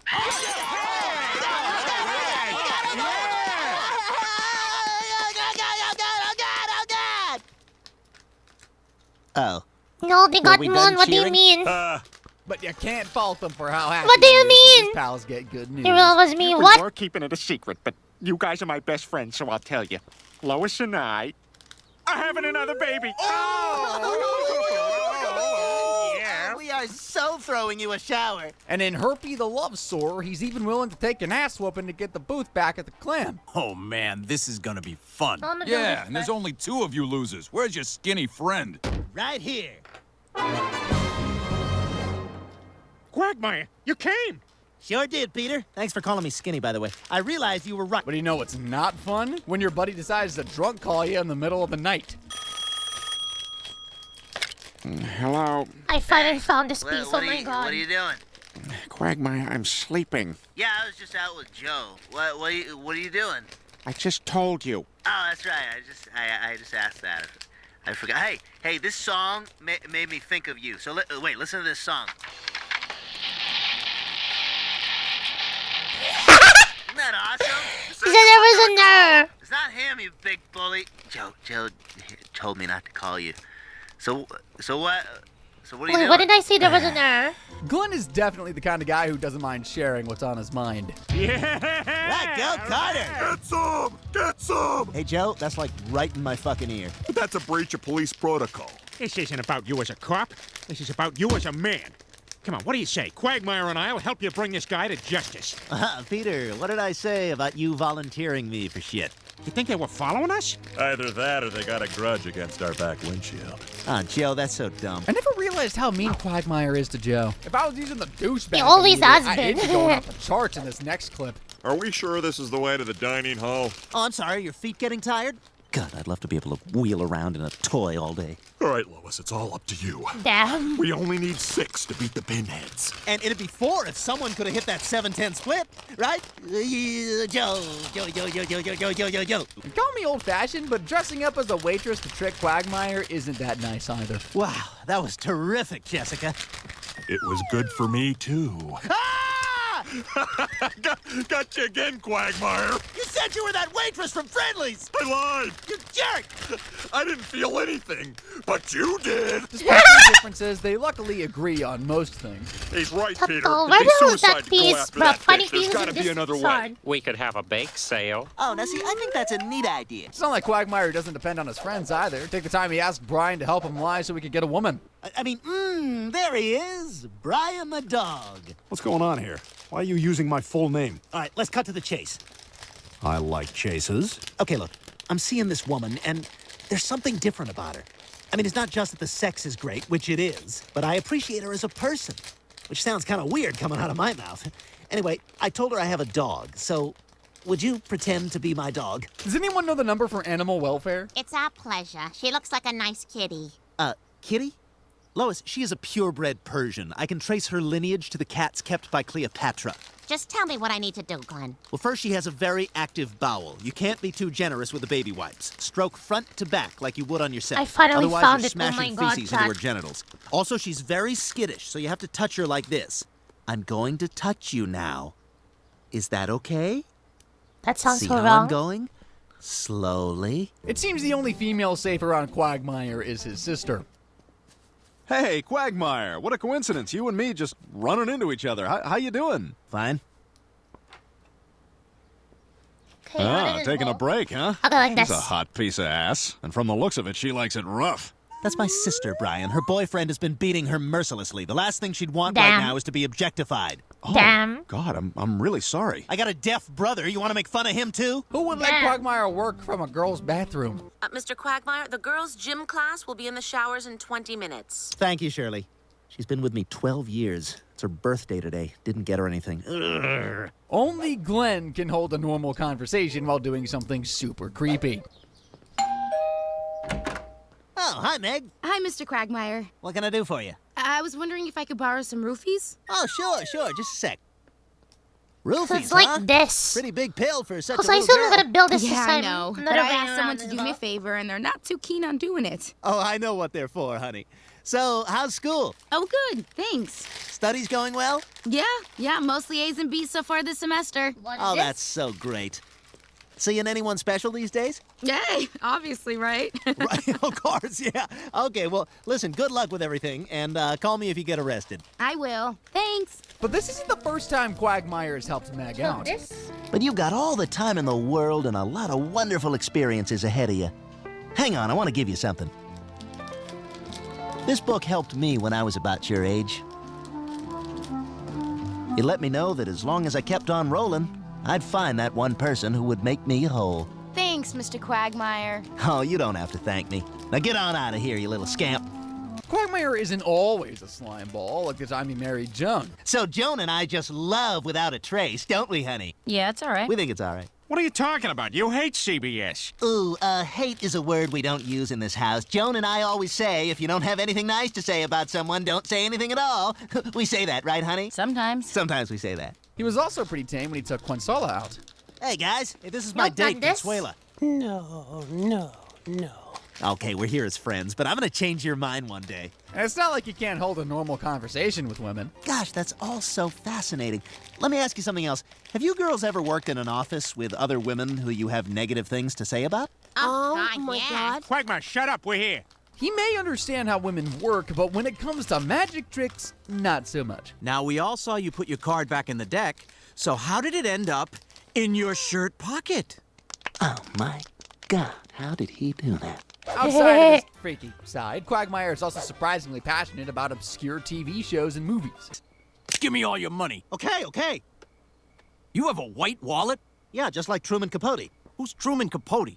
What a surprise. The muggers never heard of Truman Capote. There's a library card in there. Use it. Yeah, he's terrible. What we need out there now is another Tim Daly. Who's Tim Daly? I don't even know who that is. From Wings? Nope. Tim Daly. He was on Wings. What? No, nobody here watched Wings. Is that the one where there's a guy and he's like he's a pilot or something? Oh, there's two guys. They're brothers and they're both pilots. And wasn't there a fat guy with a mustache? That was Roy. He's hilarious. Was this a cartoon? No, my God, no. It took place at an airport. The thing was on for 10 years. And the funny repair guy was Lowell.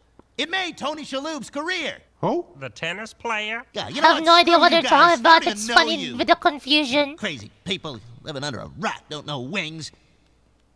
I love wings. And there's one other thing he may love just as much as women, and it's a surprising one. Hey, Quagmire, can I? Hang on a sec. And that's why I Yeah, can but I remember that when Frost show. speaks of birch trees, he may very well be talking about himself. No, Glenn, that's not... Gloria, please, you want to hear my interpretation, or are you simply going to tell me that I'm wrong? I'm simply pointing out that... Yes, we know, you're very well read, but this is poetry we're talking about, and I think when it comes to poetry, you can't be wrong. What, Peter? Nothing. Sorry to interrupt. When it comes to the unsexy things in life, like paying taxes or receiving mail, he has to act like a normal, functioning human, right? Package for Glenn Quagmire? Oh, excuse me. I got a package for you, too. All right. Nice try, but I built up an immunity. No. At least he's not perverted when it's him who's delivering something. You know, this is awful timing, but I remembered part of the reason I came over was because my cousin is looking for a job at the brewery.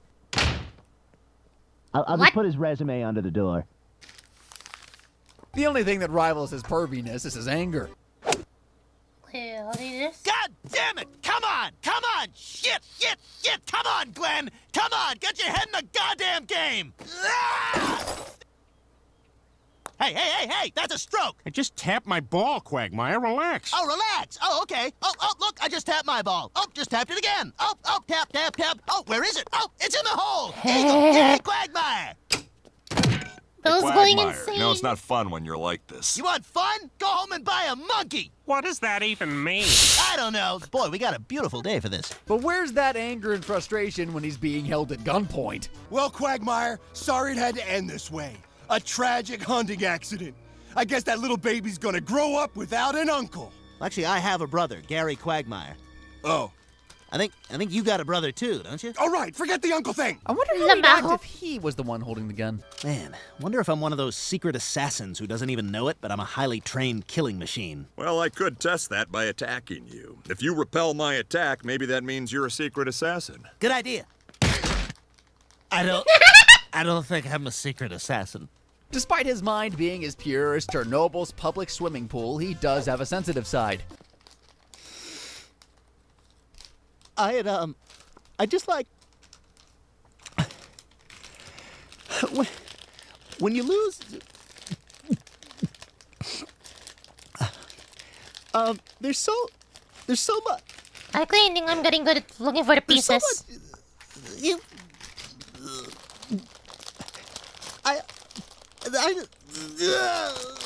Glenn loves animals, but as you'll see in the next clip, he may like them a little too much. Falcon? Whoa, easy there, fella. Xerxes. His name is Xerxes. What does Xerxes eat? Rodents. Now, if you'll excuse me. What the hell? Peter, make him stop! Hey, what do you got going on down there, Quagmire? You got a rodent situation? No! Well, Xerxes seems to think there is. Get him off, Peter! Admit you got a rodent in there. Peter! Admit it! Oh, you scared him out the front. Tony, come back! Look, it's not all about sex with Quagmire, like the time he and Peter agreed to just snuggle. No, I totally get it, Peter. Snuggling is a basic human need. Right, I mean, who says that the body next to you has to be male or female or whatever? Or alive. Yeah, well, no, but yeah. I think it's a great idea, and I'm completely with you. I'm in. Let's try it. Yay, that is such good news. And I'm so happy they gave us a booth. I know, because they're supposed to be reserved for parties of 3 or more. I know! I guess with a life as crazy as Quagmire's, he has to have a few normal pastimes to balance him out. Oh, I forgot about this bag. Hey, what's up, Quagmire? Oh, there's the sound of the birds. I thought they all Found disappeared. it. I knew it. I was looking for one lawnmower. bag. Oh, and what's that?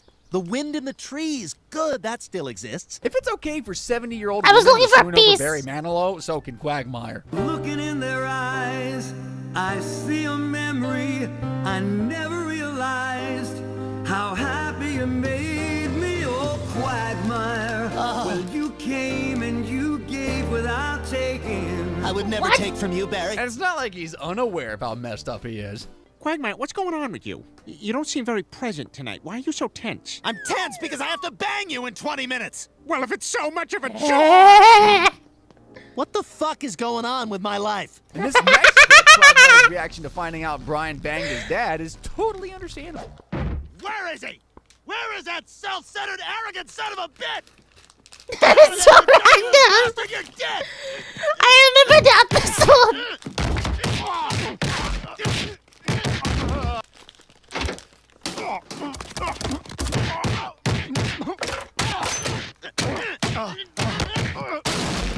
If I ever see you anywhere near my house, I'll blow your head off! So Quagmire can act like a normal guy sometimes. Who'd have thunk it? Still looking for a Family Guy fix? Check out the video on screen, and I'll catch you in the next one. Okay, whatever. This channel is called Scribble, by the way, if you guys want to watch from this channel. It's actually quite good. Okay, wait, let me look for more funnies.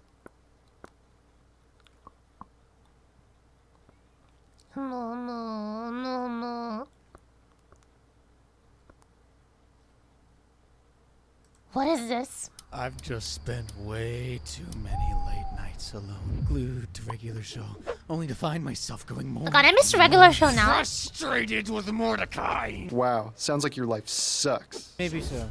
But I just couldn't shake the feeling that there's more to this Blue Jays so-called chill vibe. I had to dig deeper and uncover exactly why Mordecai really ruffles my feathers in the following episodes. Mordecai, I hate you!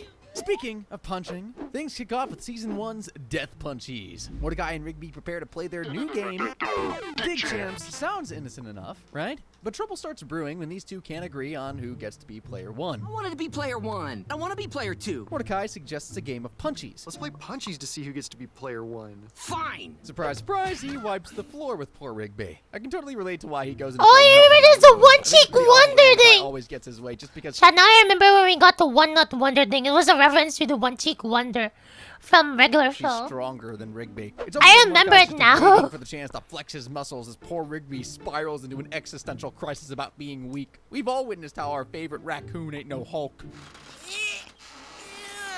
Mordecai, far from being a solid homie, mocks Rigby's athletic shortcomings. Dude, you don't beat anybody at punchies. He even goes too far and brings up that time Skips permanently scarred Rigby in the butt. Quick, doctor. Both of these butt cheeks are unrecognizable. Stop talking! Ouch, man. The infamous one-cheek wonder. I kind of have a deep burning hatred for how Mordecai, being the absolute worst, gets a muscle man involved in this mean-spirited mocking of his so He's not trying to play. Don't look at them! Hurt, Rigby storms off, determined to find some martial arts glory. He throws a well-deserved tantrum, and what does Mordecai do when his homie's having an emotional breakdown? You're ruining my life! Yep, he totally ignores him. Rigby stumbles face first upon an ad for what might be his golden ticket to finally beat Mordecai at punchies. I sure as heck hope so. Our boy deserves a W. Stupid book. Death Kwon-Do? Yes. But another surprise. When Rigby gets to the dojo, he's told Death Kwon-Do is for self-defense. The mulleted sensei in jorts doubts that Rigby's pure of heart, and, well, he's kind of right. That's a good beginner's move. Or the pelvic thrust of death. The death punch. That is not for beginners. But resourceful Rigby nabs the Death Punch of Death training page from the instructor's notebook. Fast forward, and we're deep in the middle of a classic 80s movie montage. Rigby's now rocking a mullet and a pair of jorts as he masters the Death Punch of death. He then starts dishing out some serious smackdowns, wreaks havoc on poor Muscle Man, and High Five goes. Dude even rocks sweet old Con Pops. I don't know why he hit When Pops is here, by the someone way. gonna call HR? I'm Pops is getting so really nice. worried. Meanwhile, Mordecai, Right? Pops the is so dude who got us nice. all into this mess, is completely oblivious to the mess. But when he finally realizes Rigby's gone full-on rage mode to the park, Pops is literally the nicest character here. Because the Power Rangers and yeah. So you think you're gonna beat me at punchies? I know your little secret. Rigby's perched like a king on the roof, with the gang tending to him like faithful servants. Dragon They all Power, bear yeah. the scars from Rigby's little death punch of death And while I love a good revenge arc, I'm not the biggest fan of Rigby bullying his pal. He commands them to scout for Mordecai, who suddenly appears. His mullet and jorts are a clear sign that he's knowledgeable in the ways of Death Kwon Do. Looks like you learned the ways of Death Kwon Do. Cue the showdown. It's time for Rigby to face off against him, and I'm more pumped than a kid in a candy store. He charges, goes for the kill, death, punch of death. But wait, oh, plot twist! How come you're not dead? I learned the death block. Mordecai reveals he's learned the death block. The boys fully clash. Rigby keeps death punching and Mordecai keeps death blocking, causing a massive crater to form. Things are pretty heated, like lava spewing from the ground heated. But I mean, how are they not getting fired for this? We gotta get out of here. Eventually, as more lava creeps up, Mordecai soon realizes that they need to bail and fast. We're gonna die! I don't care! At long last, Mordecai has a light bulb moment and realizes that maybe, just maybe, he's been a bit of a jerk to his buddy all this time. He's not So been he bit of a fakes the jerk, fall. he's Just been as a he jerk. realizes he's about to meet his sweet own fiery doom, but no worries, because Mordecai's got a trick up his wing. Now, how do you want to get out of here? Better go with the death jump. After all the Death Kwon drama, they finally settle down to play Dig Champs again, and I move on to another episode that makes it hard for me to have Mordecai's back. Season 6's 6th episode, Lift With Your Back. In true BFF form, Rigby's been covering for Mordecai as he spends his time with his new girlfriend, CJ. Hey, can you cover for me so we can go hang out? Sure, man. Hey, sorry, but... Yeah, I got it. It's happening so often that dark clouds are starting to brew over their friendship. Things take a stormy turn at the park staff meeting when everyone takes a jab at Rigby for being just fucking useless. Rigby, who I'll vouch for has been anything but, especially to Mordecai, looks to his friend to, cover him. You'd be totally useless. What? Come on, Mordecai, tell him how useful I am. I mean, you're fun. What? No, tell him I'm useful. What indeed? I mean the nerve of this guy. Why aren't you saying the word useful? I mean, there was Yep. the time with the chairs, the limousine, but you're basically the opposite of useful pretty much anytime we do anything. To his face! After everything! Dude, I'm literally chewing on my monitor! And then he has the gall to say this. I'm not surprised. Okay, I guess CJ? I mean, it's the least you could do. The least? I guess the Death Kwon Do is probably like the closest thing to like villain arc Rigby had. But I'm surprised he didn't like go full on villain. After all that Mordecai's put him through. I quit. Feeling betrayed and fed up, Rigby dramatically quits his job, claiming he can earn a paycheck anywhere. And you can. Slay. Oh my god. Police! Unfortunately, the haters are kind of proven right, and the only job he can land is at the Lift With Your Back moving company. Yep, that's right. Their entire business model revolves around lifting heavy packages using only your back muscles. Because who needs proper lifting techniques, right? I know I didn't. Whoa there, Newbeck. What do you think you're doing? You gotta lift with your back. We're called Lift With Your Back for a reason. Fast forward to an exhausted Rigby coming home with bumps on his back, proving to Mordecai he wasn't bluffing about getting another gig. Mordecai, in all his self-centered, oblivious glory, doesn't seem to care, and asks Rigby to cover for him again for CJ's half-birthday party. Are you serious? Yeah, come on, man. Can't I just have this? No, you have things all the time. How are you not wrecked by his audacity at this Yep. point? I feel like Mordecai's living in a sitcom while Rigby's stuck on a sad reality show. Jeez, is that what this is about? You not liking CJ? No, CJ is cool, but I help you all the time with her. And I helped you get with and over Margaret. And you never even thanked me. Of course I did. I'm sure you Nope, you didn't. Rigby's uphill battle, on the other hand, is about to get steeper. As you know, room and board is for employees, and we kind of need the space for this old dot matrix printer. Clearly hurt, Rigby brags about how he'll be staying at a 4-star hotel with a pool. I'm gutted when we cut to him living in the back of a company van parked outside said hotel. Cue and music montage backed by hard rock as 4 hard days of hard labor go by. Finally, it's time for Rigby to get his back pay. But guess what? There's a catch. Hey, what gives? Tell him, Murray. It's kind of company tradition that on your first paycheck, you gotta move a full truck by yourself. So he has to empty a full truck by himself before he gets his first paycheck.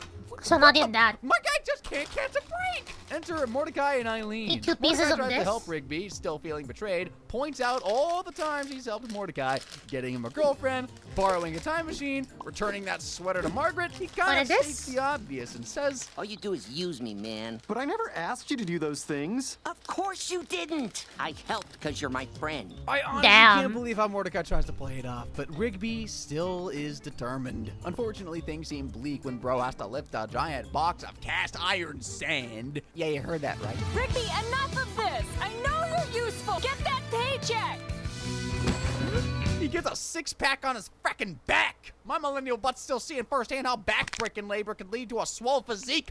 Who knew? Not me. After this epic struggle, he decides to quit the job and return to the park. Of course, Okay, now I can Manny is finally left attach there, this to staring into this the chat. abyss, giving us one last back pun. I'm going back to my I'll real go. job. You'll be back. I love me a good pun. Mordecai and Eileen congratulate Rigby for making it, and Mordecai has a light bulb moment again. But seriously, dude, I was taking you for granted. Thanks for helping me all the time. This is kind of a big step for my Blue Jay buddy. Rigby's arms are still shaking as he weakly tries to rub his paycheck in Mordecai's face. I sure hope he's finally learned his lesson. Nope, he didn't. But speaking of lessons, this next episode, Rigby's graduation day special, is when I got to witness Mordecai's self-centeredness at its peak. He almost ruins what should be his boy Rigby's first big moment in the spotlight, the time he graduated high school. What makes this whole thing worse is the fact that I did it right. I did it right. Making fun of Rigby for not having a high school diploma. Definitely smart. Can't tell if it's supposed to be like this or like this. The episode kicks off with an air of whimsy and joy Guess we'll across see. the park. I feel like a proud parent when I see all these good vibes because of my main man Rigby. Graduating tomorrow. You ready for my grad party, dude? Of course. Cool, man. Mordecai, on the other hand, doesn't seem super excited at all. As Rigby prepares for his graduation party, Principal Dean calls him over to deliver some big news. My boy's been chosen for an inspirational segment on Inspire America, a show about, ding ding ding, you guessed it, inspirational Americans. Rigby should be stoked, but the pressure clearly has got my guy sweating bullets. If you screw this up for me, I'm gonna eat your diploma. Ha! I'm just pulling your chain. Actually, no. Yeah, I will eat it. Bruh, you're not helping. Rigby's terrified he won't live up to the high inspirational bar set by the show. Eileen tries to lift his spirits, but Rigby's picked up some mic skills while he was finishing high school. The greatest mistake a man can make is to search for flowers among the weeds, overlooking the fact that oftentimes the very weeds are flowers. Wow. Inspiring? You betcha! But that's not what he's prepared for his speech. He shows the gang a more Rigby performance. Back at the park while everyone's scrambling around preparing for Rigby's after party, Mordecai's cool indifference is more than mildly infuriating. I mean, graduating from high school is like the least a person can accomplish. But it's a big deal for Rigby. He's your best friend, dude. Fine. Newsflash, my I don't know dude. why. I just realized Mordecai's been such a bad friend, bro. Meter has never been this high. Rigby calls Mordecai, who's reluctantly driving to get a I just so-called realized favorite drink, coffee. Mordecai's been a bad friend for like a lot of the early shows. No, you're so smart now. Why don't you go listen to a sad song and figure it out? Whoa, what? Really, bro? That's Bro, why are you your idea coughing? of support. Rigby makes his grand entrance riding on a Segway in a banana suit because it's frackin' Rigby. But things take a bad turn when Zara, why are you disaster coughing, huh? strikes. Oh no! As promised, Principal Dean cuts into his diploma with a knife and fork. But thank the stars, this entire nightmare is just that, a nightmare. I couldn't tell you how relieved I was when he woke up, bro. His night sweats are the only thing that's off, though. Mordecai is nowhere to be found. How are you still not here? Rigby, I just have stuff to do, okay? Aren't you done doing your stuff? No. The tension rises as they argue over the phone until Mordecai drops the ultimate bombshell. I'm not doing anything for you. Well, dang. Yeah, this is where I lost all Bruh. respect for him, quite frankly. Finally, Fuck. the real graduation day arrives. Everyone waits in excitement and agitation as Rigby makes his big entrance. Prepare to get Rigby to America! Okay, Rigby Rigby, everyone! Sweating like something that sweats a lot, Rigby stumbles. I couldn't think of anything better. Cut me some slack. Sweating like your mom last night, Rigby stumbles and kind of stutters through his speech very awkwardly. But hold on. Mordecai, who's in earshot and hiding in the car park, hears this. My heart sinks when Rigby runs off stage and lies in the fetal position, whimpering in shame backstage. We've all been there. Is that a Caffini? But those are out of season. I went all the way to the outlet, just for you, bro. Mordecai finally comes back to his senses and confesses that he's always liked being a little better than Rigby. I know, we all know. Very messed up, but they make peace and Rigby gathers himself. With the Caffini in hand, Rigby finds his groove and delivers an inspiring speech, wrapping it up with this gem. I may not be the man I used to be, but unexpectedly, I could still do the fun stuff he did. I've come a long, long way, and in the end, I still get to be me, but better. Classic Rigby. But can we really forgive Mordecai for the emotional roller coaster he put this dude through? And more importantly, me through? All because of his jealousy. Like, dude, honestly, they should have made this dude green. Why? I don't know, I hate green. Which reminds me, it's about time we talk about Season 2's It's Time. The episode that had me questioning Mordecai's loyalty to Rigby, like, actually, like, very seriously, a lot. His treacherous antics in this one especially have me irreversibly shook. The calm before the storm, Mordecai and Rigby are at the coffee shop where they're drooling over the trailer for a new gore flick zombie dinner party. Zombie dinner party. Rigby, being the ever-trusty bro, got them. 2 tickets for opening night. But Mordecai, true to form, declines Rigby's invite. He's bought 2 tickets for Chick Flick Pajama Sisters 2 on the same night. Not for him and his homie, though. I got these tickets for me and Margaret. I'm finally gonna try and ask her out. Well, let's see how that goes. Am I the only one who's just about had it with this guy's BS? That was a rhetorical question. I know I'm not. Hey, Margaret, I was wondering, would you, like to, Yikes, man! Rigby, being Rigby, melts this very awkward tension with a lighthearted jab at his friend's loss for words. You're gonna have to excuse Mordecai here. He has a hard time trying to espresso himself. Good one, Rigby. Margaret eventually tells the guy she's moving apartments, and Mordecai offers to help her, but I can't help but feel that there's another motive at play here. Our doubts are confirmed when Rigby also offers to help her, leaving Mordecai very obviously annoyed. Do you guys mind coming by my place in an hour? We don't mind. It'll be a moving experience for all of us. Rigby.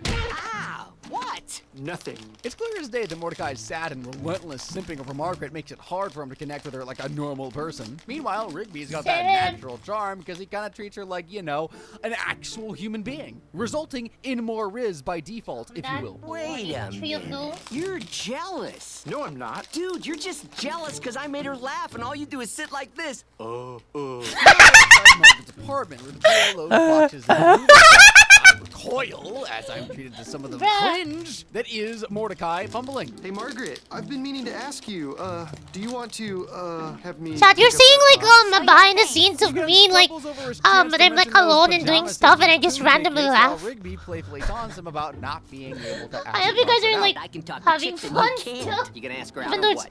this one's mostly chill, I guess. So much I can physically handle, I witnessed this sad display of Mordecai's...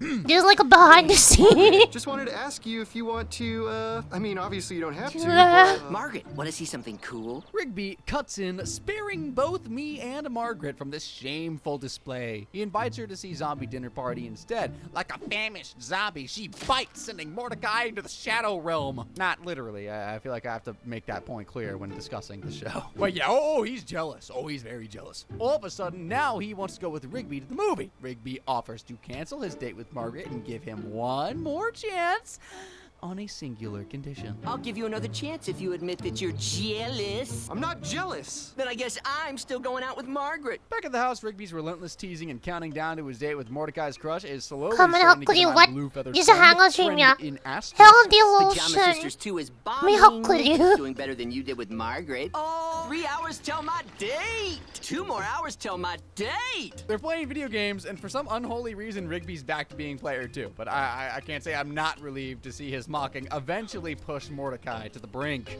Oh, yeah, Margaret. Oh! Only 1 more hour till my date, and that's exactly how it's gonna go down. When Rigby realizes his watch and perhaps his date has been sabotaged, What did you do with my battery? It could be 20 minutes till your date. Maybe you already missed it. I'll find out what time it is. Chaos erupts as Rigby searches for every clock in the house. And I cannot put into words how much I resent How the hell Mordecai what do you using mean? his What do you? advantage to grab How him could and you, hide huh? them. What do you I mean? am not that tall either. Eventually, they reach the last clock, the microwave. So instead of just admitting to his friend that he's just a little bitty jealous, he opts to place all of the timepieces he's been snatching with his long, lying arms into the frackin' microwave. Dude, what? Then he switches the dang thing on. Give me back those clocks. No! I don't know what I expected, but boom! An electrical surge zaps them into a time warp. They cling onto the microwave as their argument escalates. Why do you have to be jealous all the time? Shut up! Rigby's the kind of guy to always pick bros over, you know. I just wanted to see zombie dinner party with my bro. This somehow pushes Mordecai over the edge if he wasn't already. His rage leading him to a shocking moment where he pushes Rigby off the microwave. I can't believe I'm actually saying this, but the dude was Rigby. Oh, yeah. Rigby! That's not what I meant! What did you mean to do, huh? This turn of events leaves me shaking, vomiting, weeping, crying. Every bad thing, really. Despite the debate this scene causes, I know what I saw. Plus, I clearly heard him say, Damn. although he regrets Your his phone actions background. immediately, he still killed the dude. After stumbling around in the ether, he meets What do you Father mean? Time, who greets him with some much-deserved shade. It's you. Who are you? I am Father Time. You're the one who's been running around microwaving all This is my phone background, bro. The clock creature gives What do you Mordecai mean? a long overdue reality check about his jealousy. Tell telling me him what? It's time to confront those emotions. Father Time lays it out with the truth hole, showing Mordecai the error of his jelly ways. I mean, it's a bit sus that it takes murdering his best friend and landing up in purgatory for eternity for Mordecai to see the light. But I mean, hey, luckily for him, Father Time's less petty than me. He gives him a second chance and tells him to get on the Time Pony. Time Pony? Time Pony. It's right next to you. There you go. Now, get out of my dimension. This undeserving fricker rides the Time Pony back to the start, determined to change his ways. And excuse my abhorrent language, but I'm pretty pissed off. Back in the real world, I am more than elated Rigby's alive and well, but that does not excuse Mordecai's behavior. Rigby invites Mordecai to zombie dinner party yet again. Want to go with me? Yes, I do. Ah, look who's learned their lesson. He tries to joke with Margaret, but falls flat, of course. Risen Rigby swoops in with a punchline. You got a latte on your plate? He has a hard time trying to espresso himself. Rigby. I'm freaking out when Mordecai tries to lie through his insecure little beak. You're jealous. Well, maybe just a little bit. Just a little bit, Mordecai. A little bit. Season 3's finale, Bad A little Kiss, bit, is bro. yet Killed another him episode for where I witness jealousy. Mordecai's simp tendencies lead him down a path I wouldn't even go with a death sandwich. If you don't eat it right, you're gonna die tonight. It's the downside way. After watching a movie with Rigby, Margaret, and Eileen, my little blue-feathered reprobate invites everyone for a nightcap. Who's down for some of my mortar shakes? When the gang arrives, I can't say I don't absolutely love this spicy bit of foreshadowing. You're really gonna load up on desserts after that chili dog incident? Ugh, don't remind me. As they enter the house, Mordecai realizes he's left his wallet Oh, in he did Margaret's this. car. Classic move. He rushes back to find it, and Margaret shows up for a few to help. As they search the car, their eyes meet as we hear a suave bass line that could only mean one thing. Segs. What? What do you know? So Our there guy is that kind of finally one. I gets guess the it's kiss, fine. but here's the oof factor. Margaret pushes him away. Oh, sorry. No, it's fine. It's just your breath is really bad. Just the rogue chill dog afterclap, just ain't it for the ladies. Extremely embarrassed, Mordecai grabs Rigby and runs inside. He tells him what happened with Margaret, and Rigby, ever the wise wizard, says, You gotta pack a mint, bro. Enter the time machine, a contraption Rigby scored for a cool $15 despite Mordecai's doubts. Well, look who's laughing now. Dude, you're gonna break it. Ooh, And it I could. actually works. They hop through I think it's time this. to stop Mordecai's glizzy breath from ruining his shot with Margaret, but shocker, they quickly Oh realize wait, it's chat. Mordecai I think this is the or trigger. Mordecai. Dude, you want some Says mints? like this. No, dude. This is a trigger, I I think. watch in pure anger as the duo desperately tried to prevent him from eating anything that'll sabotage his breath. Let me get a sloppy No, we'll see Dan later. with I don't know. onions. One sloppy Dan with what the? matter how old you're short, Yeah, that we're was the building chili dog this. incident. But past Mordecai is not just kind of gross. He's also set on disaster. We're building that. What's wrong with me? Can't believe Margaret let you kiss her. I mean, this dude is just completely clueless in the ways of basic dental hygiene. Yeah, that's what the ladies like. I see that the boys are forced to take more extreme measures. Open your mouth! It's for your own good! The guys eventually give him the lowdown on the Margaret sitch. Okay, look, we finally kissed Margaret tonight. We had bad breath and she pushed us away. Rigby and I have been traveling back in time trying to fix it. But my boy, true to bad form, refuses to listen to his future self or learn from his mistakes. It's almost like he's completely oblivious to his own cringe ways. I haven't kissed Margaret yet. Just because you messed up doesn't mean I'm gonna. He steals the time machine to leap forward and kiss Margaret anyway. It's so frackin' stupid. But all is not lost. Rigby uses the first time machine to go back and buy a second time machine. I went back and bought a second time machine. You're a genius. Ain't that the truth? A chase through time ensues as they try to track him down with the other time machine. Together they attempt to outsmart him as Mordecai's past self has only one thing keeping his simp heart beating. You can't keep me from kissing Margaret. It's not like you'll ever figure out I kissed her in the car at 11:55. I must admit, I'm pretty impressed with Hiya. Mordecai. How are you, sir? We're building Sends him back to the time of the We're building kiss. this thing. Hey!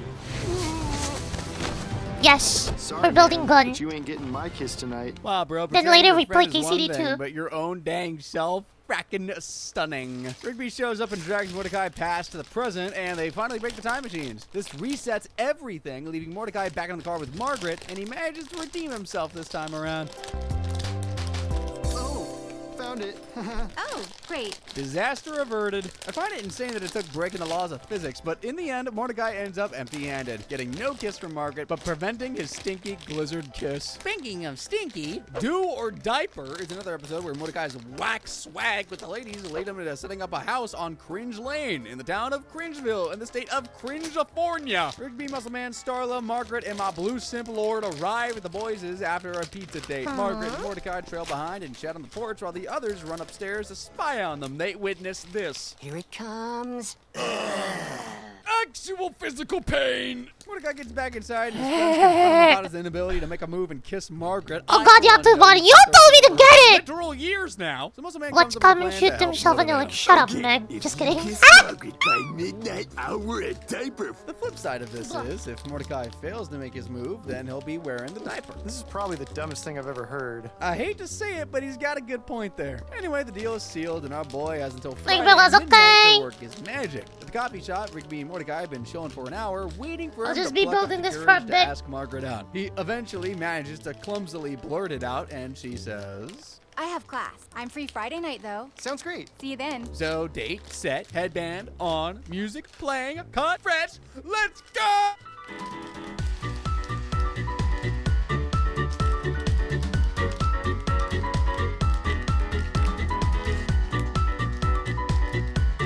Friday finally arrives, and my bird guy's ready for some sweet smooching. I've got it covered. Mints, gum, strips. Okay, maybe a bit too ready. He sets off as Rigby and Muscle Man are secretly trailing him. He and Margaret head to the movies, but instead of a romantic flick, Margaret chooses to watch Bucktooth Bob Goes to Europe. I don't even know what that's supposed to be. I don't know why Mordecai isn't thrilled, because from my experience, a laughing date is a happy date, and happy dates give you all the kisses. Who's gonna tell him that? It ain't gonna be me. Smooth. Looking good, my dude. As the evening rolls on, Mordecai realizes he hasn't made any moves, and there's only 35 minutes left on the clock. Desperate to make a connection, he suggests that they head to the lake to get cozy, which I must admit is an uncharacteristically suave move. But in a classic Mordecai moment, he pulls this rather unhinged play. His mint obsession inadvertently creates a frosty situation, turning the whole area into an ice box, leaving everything literally frozen in cringe. All cause bro can't literally chill. Margaret discovers Rigby and Muscle Man at the lake, and they eventually tell her about the bet. So you bet, Muscle Man, that you could kiss me? I can't believe you, Mordecai. Truth be told, neither can I. Rightfully grossed out, she storms off. He chases her, trying to explain himself, as she hits him with this truth bomb about, well, not being a lying piece of poo, man. How about just trying to be honest with me? Finally tells her the truth. Like, really? Fuming at how long that took. As the clock nears midnight, we think he just might make it. He puckers up, she gets closer, the suspense is insane. Spooky, Common Ducky. Have a nice week, diaper boy. I get it. I guess if you act like a baby, you gotta dress like one. His antics Love are now. It's always best to just be genuine instead of playing games with people. The topic of games brings to mind the episode Yes Dude Yes, where Mordecai got first grade actual heart. This is a case study in Mordecai's lack of emotional maturity or just basic human decency. This particular roller coaster of Mordecai's emotions begins with him telling Rigby that he's got 2 tickets to a movie and he wants to ask Margaret to go. I should have said stop me if you've heard this one before, and then I wouldn't have had to say that. He heads to the coffee shop to ask her out, and I feel sorry for him when he sees this. Yes, dude, yes. Assuming she's engaged, my boy spirals into a deep, dark depression, moping around his room and drowning in one sad tune, like on repeat. It's very annoying. Rigby and myself, truth be told, is tired of seeing his friend down in the dumps like this. Couple corral? We're finding partners is a fine howdy do? That's I not did it Rigby wrong way, taking some shit. initiative to help his buddy out of this slump. But surprise, Mordecai isn't grateful and wants nothing to do with it. Dude's got 10 girls. 10 girls already responded. Yeehaw! 11! All of whom are keen to go on dates with him. Rigby finally convinces him to give it a shot and hop in the shower because the boy's got a stench. Mordecai's gloom is so overwhelming that I feel like I'm sitting through like a dozen disastrous dates. Then he meets Cloudy J? That's just my screen name. You can just call me CJ. She's pretty chill and is pretty upfront about asking him what his deal is. Heck, I'd be thrilled to date her. At first, he's honest with her, saying he's just trying to get out of his bummer of a funk. CJ's cool with that. They hang out, go to the arcade, even indulge in some grilled cheese. Plain to see that they genuinely enjoy each other's company.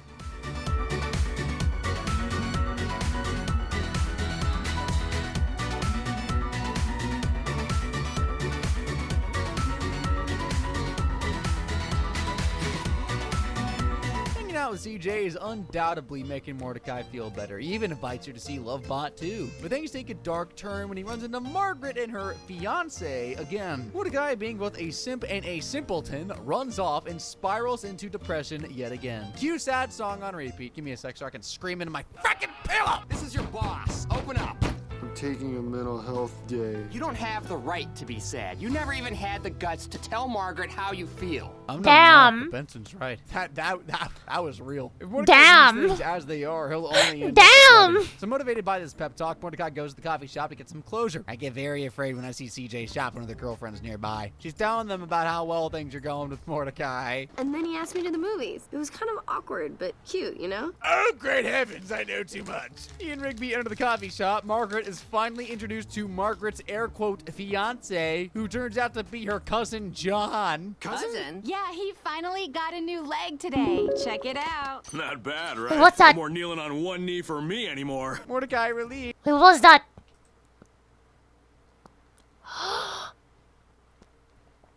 Wait, what do you got? What do you got? What do you got?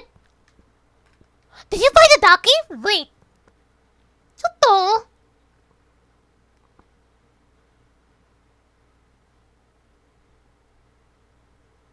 Wait, what? You got the ducky! Yay!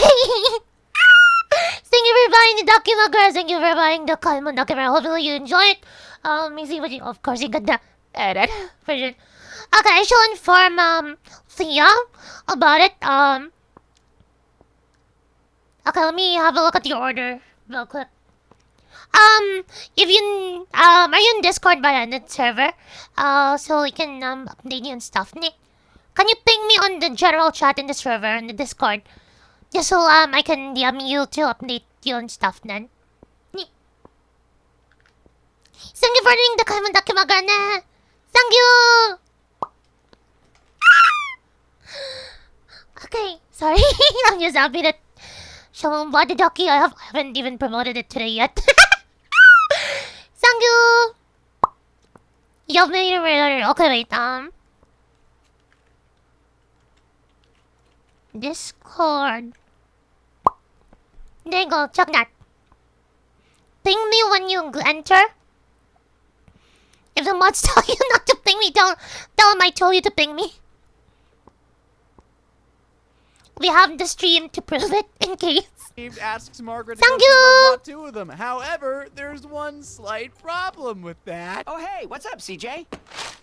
Mordecai, what's going on? What? Aren't you taking me to that movie? What? Real classy, bro. Mordecai then gives me a display I would not expect from a bird, because you know, birds have spines. Tired of his BS, CJ goes into a fit of rage and transforms into a big gray storm cloud, wreaking havoc in the coffee shop. Mordecai manages to calm her down by actually being real with her. Thank you for getting to come and Can we Makarana. still be friends? No, I just don't think I can be friends with you right now. Goodbye, Mordecai. Good for her. Margaret arrives post-chaos looking a bit jealous. Thank and you. Mordecai can't help but notice. Ultimately, he ends up watching Love Bot 2 with Cousin John. Ultimately, Mordecai's emotional games only lead to heartbreak. Bro, just with Cousin John, of all people. Next up is Season 5's Laundry Woes. Here, not only is Mordecai a bad friend, but he also shows just how much he'll prioritize his crush over his best bud. Like, come on, dude, get your priorities straight. In this episode, Mordecai's heartache I'm not over surprised Margaret Mordecai getting did accepted to that. her dream university spirals him into another downward slump. Instead of feeling sorry for him, I low-key despise him for not being happy for his girl, even a little bit.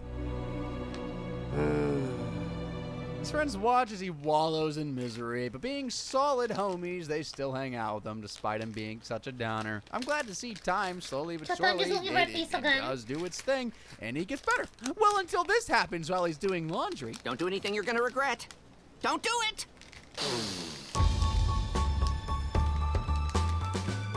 So he just takes this in his stride, acts like a normal person, folds her sweater, and puts it away. Of course not! This is Mordecai I'm talking about. Instead, dude convinces himself that it's a sign from Margaret that she left it for him so that he could go and find her to return it. And Rigby, my North Star at this point, trying to bring some sense into this whole fiasco, tells him to mail it to her. So you're gonna take this to the post office yourself? For real? Yeah. Well, Mordecai's not having it. He said on driving 20 hours to deliver a sweater. That's dedication. Thank you for doing the comment, serious Makarana. obsession. Also, a serious case of I'll be neglecting updating his you friend's when good it's been advice. shipped, Rigby so tries to throw the sweater out of the you're car up to to date snap and Mordecai know back when to it's reality, gonna but arrive. guess what? The universe Thank has you. a pretty sick sense of humor. You boys should really be Sir, more remind me to careful. put I'm that glad I got a the hold of it info before it was later too late. Here you on go, sir. Take good care of an this. Excel sheet As we I watch have. them hit Thank the road you. again, I can't help but feel exhausted as Rigby tries to talk sense into him one last time. But it's not happening. 20-hour road trip it is. Yeah, he fell asleep at the wheel. My guy Rigby tries to get Mordecai to see the bigger picture. Sometimes the past is best left in the past. But no, a bluebird buddy is deep in denial. He even says this to poor Rigby. If you were a real friend, you'd understand. I am your friend. You'd realize that if you weren't such a sad sack chump. That's it. Damn. I thought my eyes were fooling me, but no, he literally just threw his best friend out of the car. Almost as insane is how he threw him off that microwave in the time vortex and them. Also, keep in mind, they're almost 20 hours away from home at this point, so he threw Rigby out of the car 20 hours away from home. That is serious bad guy behavior. Also insane, like clinically, surely, right? I mean, I'm not a doctor, but like... Of course. Huh? You're just trying to do the right thing. I understand completely. I knew you would. So, bro's just straight up hallucinating now? What does all this madness lead to? I'm sure you're wondering. He has become delulu. Well, Mordecai nearly plows through a group of students, and he does this to Muscle Man's car. In the end, I'm bitter about Mordecai having a light bulb moment. Again! Is anyone else noticing a trend here? You were right to try to stop me. Peanuts on you. Sorry for How kissing you. modify? Welcome to the basement for you. Just another day in the life Just of kidding. Mordecai, proving Hello. once more that sometimes that's it's not best to put Time your to bing. bros before your Hello, laundry welcome. woes. We're just building the Lego gun. It's not actually Lego, but it's like Lego-like. Sprinkle of some serious But yeah. mommy issues. Mordecai and CJ After we build this, we're gonna be playing Kingdom Come Deliverance 2. jamming to some Hi. tunes and cruising on the Hello, golf cart. Josh. Tell It's CJ been a about while. his You mad haven't been skills here. and the secret art of mixtaping. Not me. This I song mean, was one. on a mixtape made in the 7th grade. Maxin' and relaxing. I was the master at mixtapes. CJ's clearly impressed. He ends up mentioning that his old mixtapes are at his parents' house, prompting CJ to suggest a visit to meet the folks. Mordecai instantly panics. Oh, nice. Yeah, sorry. My mom. By now, I kind of know that no good ever comes from Mordecai panicking or having light bulb moments or really thinking at all. Back at home, he's telling Rigby about his concerns as he flashes back to a teenage nightmare where his mom totally embarrasses him in front of the girl he liked. Daphne, thank you. For what? for being the first girl Mordecai ever brought over. It's going on the tape. How do you like studying with my son? But I'm kind of worried. I'm sorry, man. Good. We're just building this at the moment. He fears a repeat performance of CJ. After hung out with friends yesterday. Visit and his fears about mom. He tries to beg him not to tell his mom about their visit. Comes to the next day, Mordecai and CJ arrive at his parents' house and greet his dad. My awful blue boy's hoping to dodge his mom, but of course she shows up. I guess it's because she lives there, but also because she changed her schedule to see him. Because she loves him, the ungrateful wretch. Unlike Mordecai, his dad refuses to lie to his lady, proudly stating, 25 years, no lies. If only someone can learn from this stand-up Damn. fella. His mom's pretty stoked to meet CJ and invites the two of them to stay for dinner. Never saw this episode. His mom has way I too much actually binged enthusiasm to like accept regular him. show like His trip down last memory year. lane is I've suddenly been planning to interrupted. probably watch it again eventually. I'll see what she wants. What is it, Mom? Is CJ a vegetarian? That's what you called me down for? Wow, what a piece of work this guy is. Honestly, I think his mom's just the best. Mordecai freaks out, especially when she unveils a kind of creepy jelly dessert with Where's CJ's the piece initials on I'm it. looking It's a tad for? Weird, but it does not warrant this. Stop! What are you doing? Oh, sorry. Good thing she made a spare dessert. A way more cringe jelly portrait of CJ. I think I love her. He tries to get them to leave, but it's too late. It's been 2 hours into dinner, and an oversharing of his embarrassing childhood stories is inevitable. In fact, it's right now. Things start to spiral even more when his mom suggests watching an old home video, prompting a flashback where we see his mom's made a little mixtape of her own. But instead of 90s rap, it's a compilation of little Mordecai's not so greatest hits. Just think a happy thought and you can fly too. I heard something about Excel, but I was saying. You remember that? Oh no, cause you know how you ordered, right? We have an Excel sheet for a guy who like ships my stuff. We have Fia, who like ships the merch stuff. Dakimakura. So we like share like an Excel sheet type thing. So we can keep up with the merch delivery. That's why I was telling Zora to like remind me to like write your info there. Tape, Morty? Oh, yeah. Mm-hmm. You know, you two should stay for a bit longer. We can watch the tape! Desperate to escape the torture, Mordecai runs to the basement to destroy the tape, but it slides into the VCR, causing ghosts of his past selves to appear. They tie him to a chair, and I'm hoping that they'll kick him in the shins, but they give him a schooling about how he treats his poor mother. I mean, that works too, I guess. We put together a little mixtape of our own. Stop! Can you just be normal? He admits that he hasn't been nice to his mom that evening, but how can they forget I finally how she found the piece, embarrassed chat. I him through finally the found years? it. Oh They my remind god. him that embarrassing moments make us who we are. Besides, Mom can be really cool. Remember after I got caught in the dive and slide? To make me feel better, she took me out for the biggest Sunday I ever saw. they remind him of all the times she was there for him, slowly freeing his younger selves. I am, for the zillionth time, faced with Mordecai, realizing he's being a complete jerk. He goes back upstairs, the videotape and mixtape in hand, and runs into his mom. We don't have to watch if you don't wanna. Do I embarrass you? Mom, you don't embarrass me. Sorry about being a jerk tonight. My little boy could never be a jerk. Oh, I'm not crying. You're crying. They make up just in time to watch the tape together. Okay, Our blue friends how would you finally rate showing my some Discord growth for poll? once. Should I Can't change wait it for this today? to be completely, Sonora, let me have a look. What is this art? Ooh. Okay, that reminds me of like Pika. That kind of reminds me of like Pika's art. Common no. Okay, new implementation by law.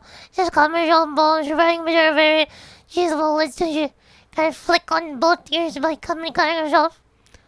Not only that, also leads to 50 years of imprisonment in the Carmen's basement, only being fed dry as Popeye's biscuits. Nah. And no water provided, damn. In the following episode. This is way Like, cooler that's so than the nuts. mixtape. By the end, Mordecai laughs at his own ridiculousness, making this a rare moment of redemption, even though he's been a man-bird child Got it. throughout this entire ordeal. An episode that made me seriously question Mordecai's decision-making skills wait, is for a Merry specific Christmas, piece. Mordecai. Ah, Christmas. Time for giving, celebrating, and cheating. In this episode, Mordecai manages to blow absolutely everything for CJ by... Well, let's dive in, shall we? Mordecai, Rigby, and Eileen start the episode like ornaments on a tree, hanging at the coffee shop. Yep. Eileen invites them to a Christmas sweater party. Mordecai's pumped. It's his first Christmas with CJ, and things are looking good. That is until Eileen drops the bombshell. And the second thing I wanted to tell you is that Margaret is gonna be there. Oh, God. Enough about Mordecai to know that he'll take this news like an absolute weirdo. He can't handle seeing Margaret and CJ in the same room, so he does what he does best. Freaks out and flees in a panic. Maybe if I just avoid her, nothing bad will happen. Or you could just talk to her now. What? Yeah, she's on her way over here right now. Ah! I need some air. Later, the Park Boys are setting up Christmas lights, but Mordecai can't stop daydreaming about the worst possible outcome between him, CJ, and Margaret. It's so bad that this happens. No! No, don't move it to the left. Well, it might fall, but okay. I think the peace sign on was Dude's too short. literally dragging his friends down with him. And just when I thought things couldn't get more stressful, Mordecai gets roped into a What? last-minute errand to the post office where, you guessed it, Mordecai? watching this interaction makes me lose IRL health points. Mordecai can't even manage a normal conversation before, yes, he panics and then flees. Classic. He gets home and tells Rigby about the encounter. Let me guess. You pulled a Mordecai? Yeah, I think Well, I Mordecai. ran away from her. By the time the party rolls around, Mordecai's a total wreck, sweating bullets and acting all kinds of sketchy. He's desperately trying to keep the two women apart. It's a disaster waiting to happen. I can feel it in my sleep-deprived bones. When Margaret finally introduces herself to CJ, Mordecai makes it extremely I'm uncomfortable. not confused by with the reminding them peace sign of too. the bad old days. You know each other. I mean, you've met before at the coffee shop when I invited you both to the same movie. Oh, yeah, that. Classic Mordecai. In a rare moment of honesty, Mordecai reassures CJ that he's over Margaret and happy with her, which seems to put her at ease. You know what? I almost believe him. I'm with you. That's all I care about. That's all I needed to know. Crisis averted for now. But of course, Mordecai being Mordecai, things don't stay chill for long. After a brief moment of peace, he accidentally runs into Margaret again, freaks out, and causes a chaotic chain reaction. Whoa! Damn. Let me hope you guys are doing wellness, or my brain is like, oh, so high. Mordecai, are you okay? Hands, yes. Yeah, I'm fine. You don't say. They end up talking and reminiscing about the good times they had together. Part of me guiltily roots for them as they got so lost in nostalgia that he does exactly what he promised CJ wouldn't happen. What brain? Brain funny, yes. No, Oh my gosh. I didn't mean to really do that. wasn't. I mean, Mordecai? And you did it. You done diddly did it. You ruined the holiday did. spirit for everyone now. CJ literally storms out of the party. Mordecai chases after her in vain and tries to explain, but it's too late. CJ's already gone, driving off and leaving Mordecai to stew in his little bitty mitty mistake. To make things worse, he finds out that Margaret's my new roommate. She's finishing her degree by working at the news station, and she'll be staying here. I remember this Looks like episode, he's yeah, not getting out of this right? messy love triangle anytime soon. I'm astounded at how Mordecai pulled off the ultimate Christmas party fail. For some Merry reason, Christmas, he you keeps filthy fucking up. animal. Mordecai's You like the really biggest nailed shim, it. and he's also the And biggest certainly fuck up. least in terms of shame is dumped at the altar. Oh, yeah. Come one, come all, as you see a big blue bird what? reach rock bottom in life. I can see that from the get-go that this episode's not playing any games. Rigby has Mordecai on the hot seat about the havoc brewing in his personal life. They're casually hanging out when Rigby hits him with this conundrum. I actually haven't even seen her very much. She's had some friends visiting from out of town, so we haven't really had the chance to talk about stuff. It's awkward. I'm stunned when Mordecai strays from character and gives his friend a straight-up answer, admitting that vibes True, are true. indeed kind of off. Shim Secret bash, calls, yeah. despite it being pretty awky. Mordecai's entire visit is someone screwing something up. True. I think I just remember like that one episode where like future Mordecai traveled back in time to like kill past Rigby. You guys remember that with like the time natal thing? Damn. I actually love that episode, especially because there's like time travel. He says that things are fine. As the day unfolds, our usually cool-headed muscle man is an emotional wreck. I'm sorry. I didn't think I'd be this emotional, but it's been a wild ride since about 4 in the morning. Luckily, the park crew has his back. Just as I think Mordecai's keeping it together, is setting up chairs with Rigby, Margaret calls him. It seems Starla is dealing with wedding day jitters by being a total diva. Where's Eileen with my gas? Be gone! But you asked me to go get you an iced coffee. Margaret tries to apologize for a recent double date mishap, but Mordecai brushes it off. You know, instead of facing his emotions, my doubts, they be creeping. At the wedding, his anxiety visibly builds when he greets Margaret just before CJ arrives at the wedding. Now, both his ex and current girlfriend... Non-information by law. It says, let me just backread. I think there's two of them. I don't know. George just said, please. Another information by law says Carmen execute disagreement may lead to public shaming and Carmen's overworld. Each citizen follower may slap the offender with a Taco Bell crunch wrap. Supreme Tortilla advises, however, to shame them of their crime of disagreement, as well as a fine of $69 and 500 hours of community service. What is this? Carmen may also end up putting them in the fridge or basement depending on the severity of disagreement. What? Friend are in the same space yet again. Damn. No, there's a separate deep fryer for each table. Okay, look. That's not acceptable. I'm gonna need my own. I hate to be a naysayer, but okay. As the couple enters the wedding venue, CJ mentions that she's been doing some thinking, ready to have a serious conversation. But before she can continue, they're interrupted by wedding prep chaos.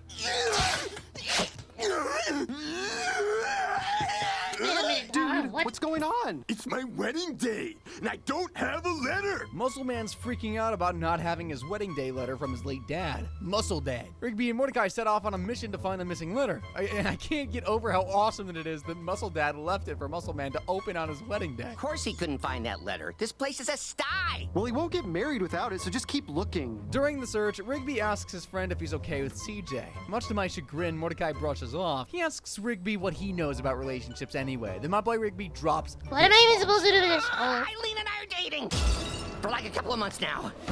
We have matching bracelets. Go, Rigby! He tells Mordecai to stop overthinking and start It makes it following all the okay. script. Relationships Lie to don't have to be lawmaker. complicated sometime. Lie to lawmaker. Whoa. Bruh. Mordecai, true to form, remains in denial and brushes off his inner turmoil, because burying your feelings always works out just fine. Right?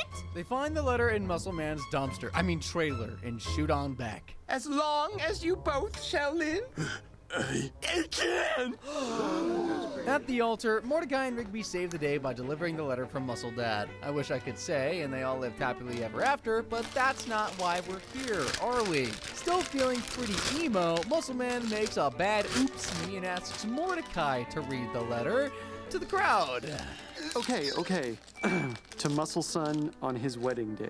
Everything starts off smoothly. The letter's filled with encouraging words about trusting your gut, finding your soulmate, starting to think maybe things will be kind of fine. Reading the room isn't Mordecai's strong suit. He interrupts. He interrupts Muscle Man's big moment to do this. So where's my soulmate? Are they in this room? Maybe it's that really old lady. I don't know. Why are you talking? Again, not a narc, but Benson's saying what's on everyone's mind. Well, everyone but selfish, clueless Mordecai. As he rambles on, you can just see CJ's hurt and confusion bubble over till she explodes. She stands up, tears streaming down her face. You didn't even point in my direction. Damn. CJ! Anyway, I think the whole donation part for Carmen's Life version 6.0 part done. The whole donation part done. That's the whole donation part done for Carmen's Life version 6.9. But do you wanna know what's not yet done though? This segue to our sponsor. The Moons who are subscribed and are member on Gang. Become a member on Ground. You get access to exclusive content, extended cut, early access to YouTube videos, access to that shop channel, your name that every video, behind the scenes content, redeem a Twitch sub, and art access. Yes, you know the art access, the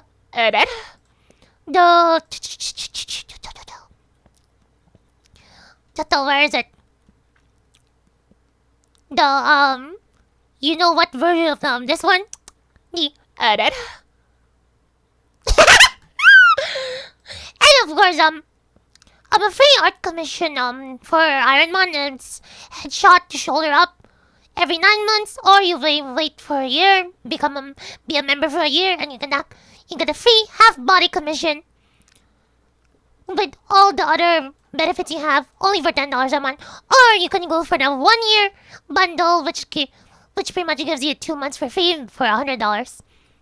Go become a member now, and you will. That's the best way to support them one. Or there's also the other ones, which is like better ones. For example, the gold one, you got a free Kalman mouse pack, access to the cover / music demos. Instead of just a headshot or shoulder up, you get a half body instead for every 8 months, or a tie-up commission every 1 year. For Diamond, you get all these, but instead of the free half body, get a free tie-up commission every 6 months, or a full body every 1 year. So yeah, become a member if you wanna support Dumon. Anyway, back to the thing. Sorry, I forgot to like promote that last stream, by the way. I need to go take a walk. Give me a second. Okay. What a Consume Dumon. This selfish behavior not only ruins what should have been a perfect day for Muscle Man and Starla, but also ends his relationship with CJ in the most public, gut-wrenching way possible. Like, I literally cannot think of a worse way to do that. I'm only brought back to this realm when Muscle Man, clearly fed up with Mordecai's drama, doesn't even miss a beat and happily ties the knot with his bed. The sooner we finish this, the sooner we can start up these fires. Oh, sorry. Everyone enjoys Golden Chrome deep fried goodness as Mordecai. Looking for the pieces again. Everyone enjoys Golden Chrome's deep fried goodness as Mordecai's love life crumbles in the background. It's the ultimate act of self-sabotage, and by the end of the episode, even Rigby's like, did you hear completely lose your mind and try to dump your girlfriend at a wedding? I told you I'm no good at this stuff. Ain't that the truth? Maybe some alone time to reflect is exactly what I mean Mordecai needs to rid his soul of his deeply seated darkness. Well, that and some deep fried food. I don't know how bro keeps fucking up. Bro keeps fucking up so bad. Consume the moon. Why consume the moon? I consume y'all. Your souls are mine. Mine.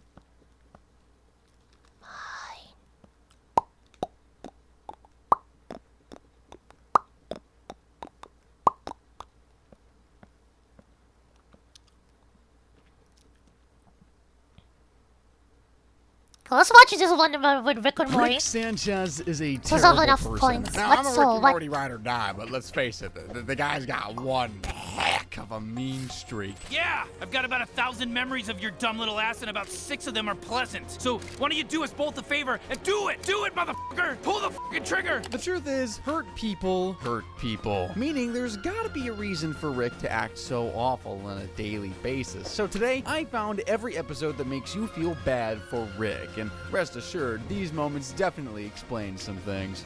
Damn. I think this is the trigger.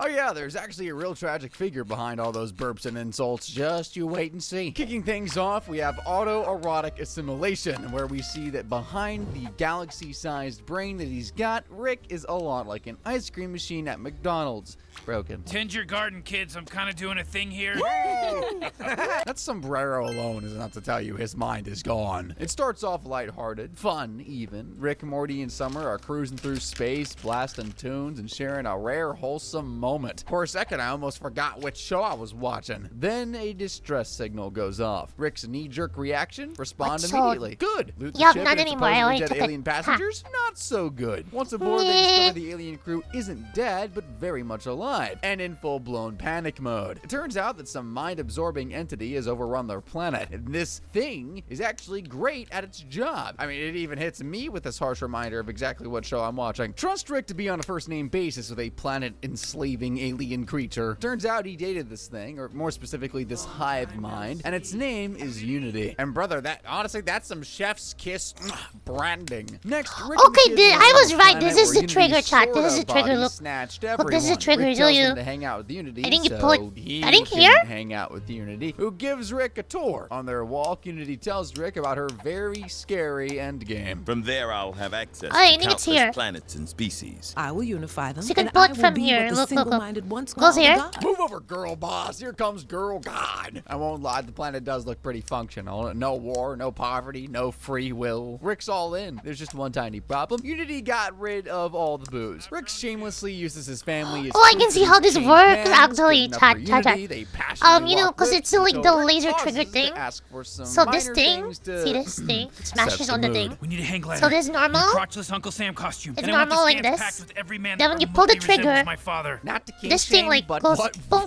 What? Goes psh. Meanwhile, Summer and Morty are hanging out by the pool next to a fat I'm sack not sure of if that made hamburgers. sense. Morty's stoked, but Summer's not really feeling the whole slave planet thing. Unity's ally, Beta 7, a neighboring hive mind, stops by for a visit, and the most awkward conversation I've ever witnessed is on my screen right now. Thankfully, Rick saves us from Beta 7's painful fumble when he spots something in a ship. Oh, snap! Powdered neutronium and Fetatron? Oh, Rick, I shouldn't. Come on, it's for old time's sake. Okay, what the hell? Unity, ain't you meant to be the one controlling minds around here? Looks like keeping up with a guy who's like Okay, now 7% it's time for the sober at first any thing. given time is It was a bad fun for you. mine. Things go completely haywire when the people use shiny new I free take will to yours. start a race war. Spiral nipples versus cone nipples. I understand. Their vicious bare knuckle battles got me thinking that we should find Unity. In all senses of the word. Suddenly, all fingers and nipples are pointed at Summer and Morty, who get into this dicey situation. We're neither. See? Yeah, take my word for it. These two freaks have no race. You know what? Yeah, screw these unhinged nipple racists. Luckily, Unity comes to their rescue, and by some miracle, they make it back to headquarters. The kids demand to see Rick, who eventually stumbles out, bottle of booze in hand, and refuses to go home. Summer puts her foot down. Grandpa Rick, we're not leaving without you. I think Unity's great and you're a horrible influence on it. What? Oh, yeah, that truth. Damn. Truth really packs a punch, don't it? When Morty agrees, no Rick mind. says that they should ask Unity. She sides with Rick and says things aren't as bad as they look. Well, yeah, because they're worse. Eventually, Morty and Summer head home without their no-good grandpa. Later, it's painfully clear the novelty and the drugs have worn off for everyone except Rick. Unity subtly hints that he should check in on his grandkids, but Rick just goes ahead and throws Summer and Morty right under the bus. They're no different from any of the aimless chumps that you occupy. They put you there. They want you to be less powerful. Ah, jeez. Take it easy, Adolf. His little insane speech makes Unity finally see the painful truth. Rick Why is does it never think- going to change. So when Rick comes out of the bathroom, he discovers that he's all alone on an empty planet. Unity's gone, leaving him with nothing but a long, painfully honest goodbye letter. I lose Emotional who I am and become part damage. of you. Because in a strange way, you're better at what I do without even trying. Yours and nobody else's. Unity. Dude, even I feel broken up with. I guess Rick always drags people down to his level. The tragic part is that most of the time he doesn't even mean to. The party's officially over and Rick heads home. Something feels off when Rick doesn't argue with Beth or Jerry, specifically. He just heads to his garage, builds a death ray, casually. And as I watch him test it on a deformed alien, comforting it before vaporizing it, I mean, yeah, my gut where was is telling me this? that this wasn't one of his usual wacky schemes. And then he does this. Do you feel that I can see your soul?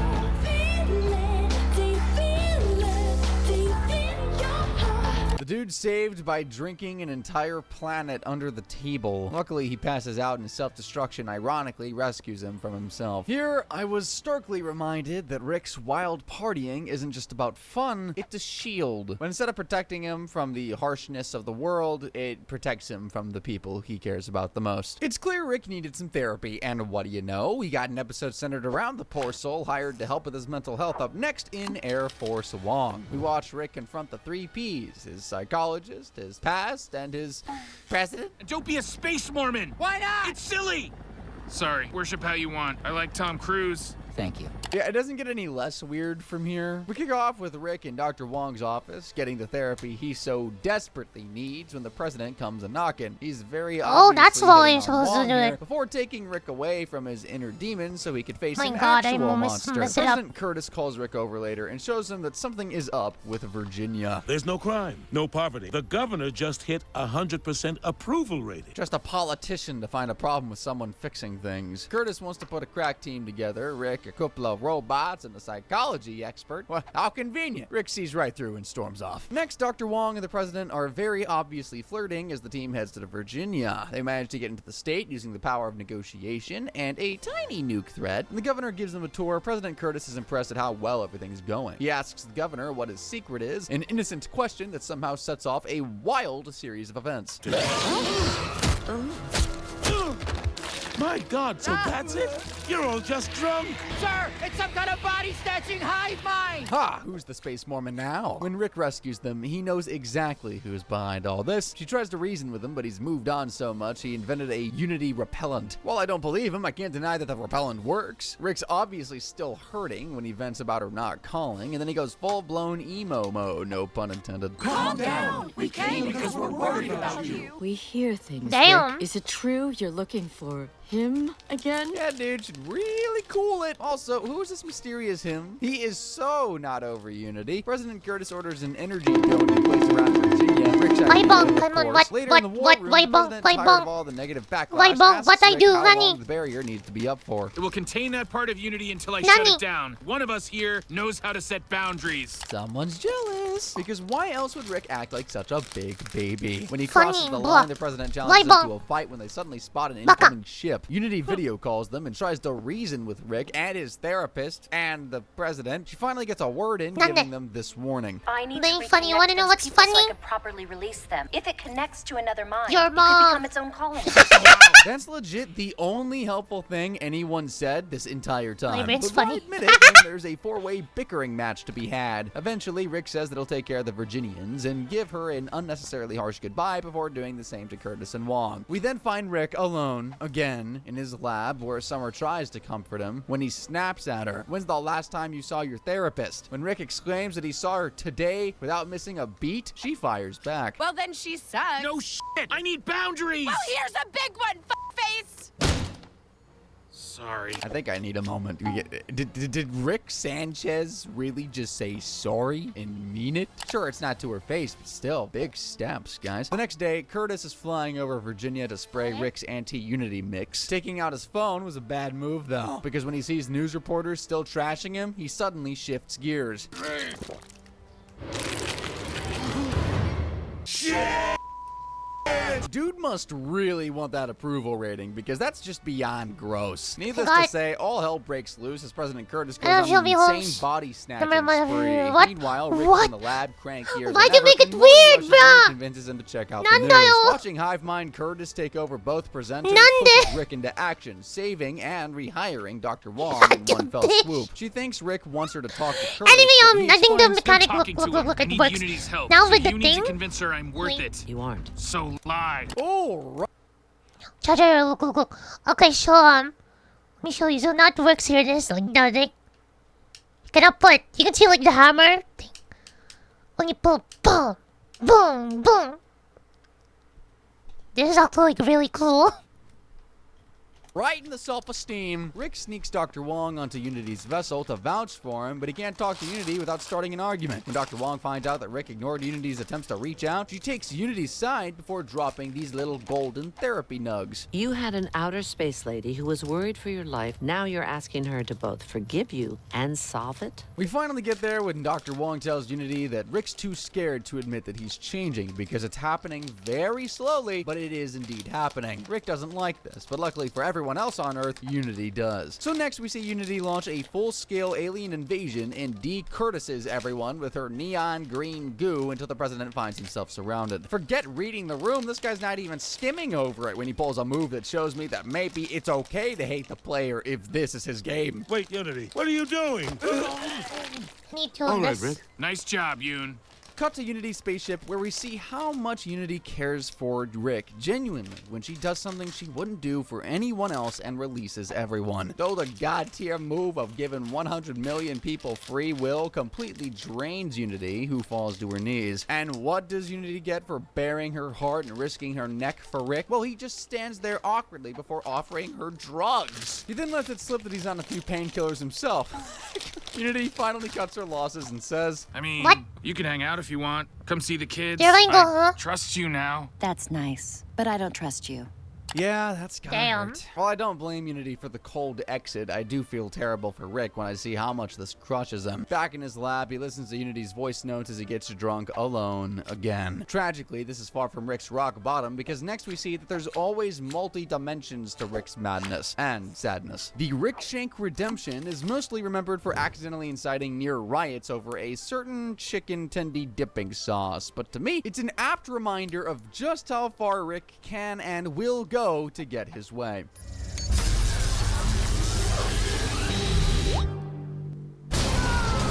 Right off the bat, something feels off. Rick and his family are acting like an actual family for once. They're all sitting in a booth at Shoney's having a good time, though clearly Rick also smells a rat, so he orders Jerry to get out of the booth, take his clothes off, and fold himself over 12 times. And Jerry does not disappoint. You got it. 6 folds, huh? What do you guys got me in a Series 9000? That beats my high score. Sadly, Rick's not in the booth at Shoney's, but in an orange jumpsuit on a Galactic Federation ship connected to a BrainLink device. But getting into Rick's mind ain't easy. Oh, it's Plus, here. It goes Shoney's here. his psychological fortress. Unfortunately, it's slowly crumbling under the agent's relentless attempts to unlock his memory, creating his first portal gun. Rick keeps his cool until the agent finally hits a nerve. If we stay here, you'll die. If you take me where I want to go, she'll be there too, won't she? The day I invented the portal gun is the day I lost her. This can't possibly end well. Later, Rick and the Federation agent are cruising next down part. memory lane. Quite literally, they stop at a drive-thru to order some nuggets with the side of the now infamous Szechuan sauce, a limited edition promo. Next, we see a younger, less crusty-looking Rick testing out an early version of the portal gun, leading to this multi-dimensional encounter. Part about inventing teleportation. Suddenly you're able to travel the whole galaxy, and the first thing you learn is, fortunately, you're about to invent something much more powerful.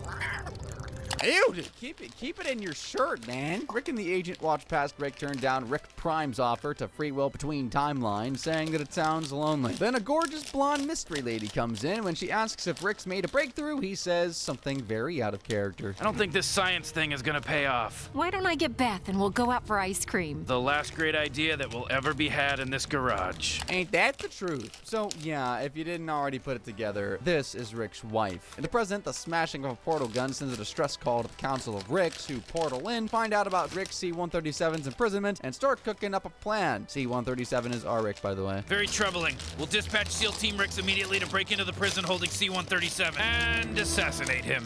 Boo, nah. And just like that, things go from worse to much worse. Back in Rick's memory, a bomb drops in a random portal that just popped up, and it kills his entire family. Rick's despair pushes him to make a breakthrough, his very first portal gun. As the agent celebrates finally getting the formula, he learns that Rick has flipped the script on him because this air-quote memory was just a decoy. It's a trap! Abort! I'm still in his show. Why the cheese gun? How would you cheese them on? Pull me out. Okay, have fun in what's left of my brain. I'm gonna I don't even know what you mean by that. Playing 4D chess while everyone else is playing checkers, but I wondered just how much of that decoy was real. Back in the Federation ship, Rick transfers his consciousness into an agent's body. Unfortunately, his victory is very short-lived as the SEAL Team Rick swoops in and just starts a blast on. Luckily, Rick manages to hijack the body of a high-ranking Rick and transport the entire Citadel into a Galactic Federation prison. All seems to be going very smoothly until he sees a council member. Wait, where the hell did he put them back for C-137 nearly convinces elastic Council stuff? Rick that he doesn't really care about Summer, so he should just kill her. Desperate to save his sister, Morty takes the gun Rick gave him and points it at his grandpa, making everyone go full-on gloves off at poor Morty. Basically killed us all. What an idiot, Morty. Your Rick had the dumbest thing I've ever laid eyes on.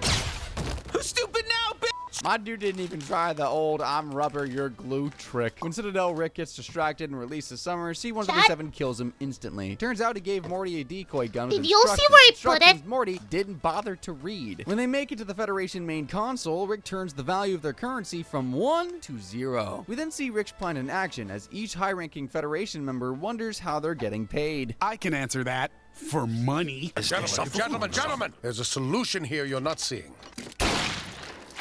Well, that's definitely one way to solve your problems. I wouldn't personally recommend it, though. When Rick finally returns home with the kids, Jerry loses it, forcing Beth to choose between him and Rick. Everyone makes an excuse to leave the two of them alone, with Rick heading to the garage. Beth then walks in and announces, Jerry's going to spend some time divorced. I'm sorry to hear that, sweetie. God, Dad, that is not your burden to bear. Unlike Summer, Morty looks troubled by the news of his folks splitting up. Naturally, Rick looks at his struggling grandson, and let's make this interesting. Does he A, comfort Morty, or B, not do that? Let me know which option you think in the comments. Well, if you guessed C, do the exact opposite of that, you win! Yay! Yeah, sorry, it was a trick question, but if you've seen the show, you knew that there was always another option. Because Rick lets Morty in on a little something. No more Dad, Morty. Oh, So no, I made the one him where and they government put go cheese on away. like a baby's Face face. them both as the de facto patriarch of your family and your universe. See, I told you he didn't comfort Morty, but Rick's Is rant that the doesn't stop one? there as he tells Morty that he only rescued him in Summer to save himself. Dude's so completely unhinged, he makes the Joker look like a pretty chill dude. I just took over the family, Morty. Go and do whatever I say, Morty. Forever. See what I mean? He must be drunk with both booze and power when he finally wraps it all up with one last weird conversation. I'm not driven by avenging my dead family, Morty. That was fake. I want that Mulan McNugget sauce, Morty. Frickin' sauce? What do you mean all this is for sauce? I mean, okay, it could be worth it. Maybe it's just that I haven't tasted this legendary Szechuan sauce. Let me know in the comments if you tried it. How was it? Does it justify Rick's actions? That whole wife explosion thing must have caused him to snap if that's how he's speaking to his family. Though the backstory-based sadness is only amplified with this next one. Rick Mirai Jack is kind of a massive lore dump episode and shows us that being the smartest guy in the galaxy, or should I say one of the smartest guys in the galaxy, doesn't necessarily make you the happiest. Crow, Rick! Oh! Looks like my arch nemesis Crow Scare and my sidekicks. You are hardly the victim here. Wrong. In this house, Rick is the victim. Rick rides into town on a giant metal crow as a gang of owls burn the place down. He then defeats them with the power of 1,000 crows. As the crowd cheers, someone stands up. Morty. I'll keep it brief. The episode before this had Rick leave Morty and the rest of the Smith family for some crow companions, which is sad in its own right. But thankfully, his old partner is back, so all is well, right? Well, no, actually. Looks like Rick's all in on Rick and 2 crows. This can't be great for Morty's self-esteem. Later, a balding middle-aged Morty shows up at the bar, which doesn't faze Rick. Sadly, neither does the bad news from home. Summer's a nurse. Well, pretty much a nurse. She married a junkie. Come home. Morty, what we had wasn't healthy. And this is? Yeah, whatever happened to bros before crows? How is Rick choosing 2 or 1,000 crows over his actual family? Later that night, his beloved goth birds sneak off to his arch rival, where Rick walks in on them planning secret adventures. So karma's a bitch. Later, the prodigal grandpa comes a-knocking, and let's just say everyone's pissed. Besides Morty, considering he eagerly needs an adventure to fix his whole dad bod situation. See, Morty only made himself look older to emotionally blackmail Rick, but now that he's back, well, we can't have midlife crisis Morty sticking around any longer, can we? As Morty hands him the portal gun, Rick asks his grandson/sidekick for some intel. Okay, buddy, who sold you this shitty aging serum? What did he look like? I got it from the Citadel. I'm hitting the ground running with a Citadel episode. You can't trust anything from that place, I swear. They head off to the Citadel, which now looks like a college campus, all thanks to its Morty president. They had to rebuild a Morty where Morty becomes his young self again. At the cost of a 26-year-old disposal Morty, of course. The disposal Morty rushes out to stop a bit of political commotion, dying in the process. However, as the violent scene abruptly ends, an SUV rocks up and a bunch of Secret Service Ricks invite C-137 to dinner with the president, who has pardoned him. Unlike Morty, Rick's not really sold on the idea.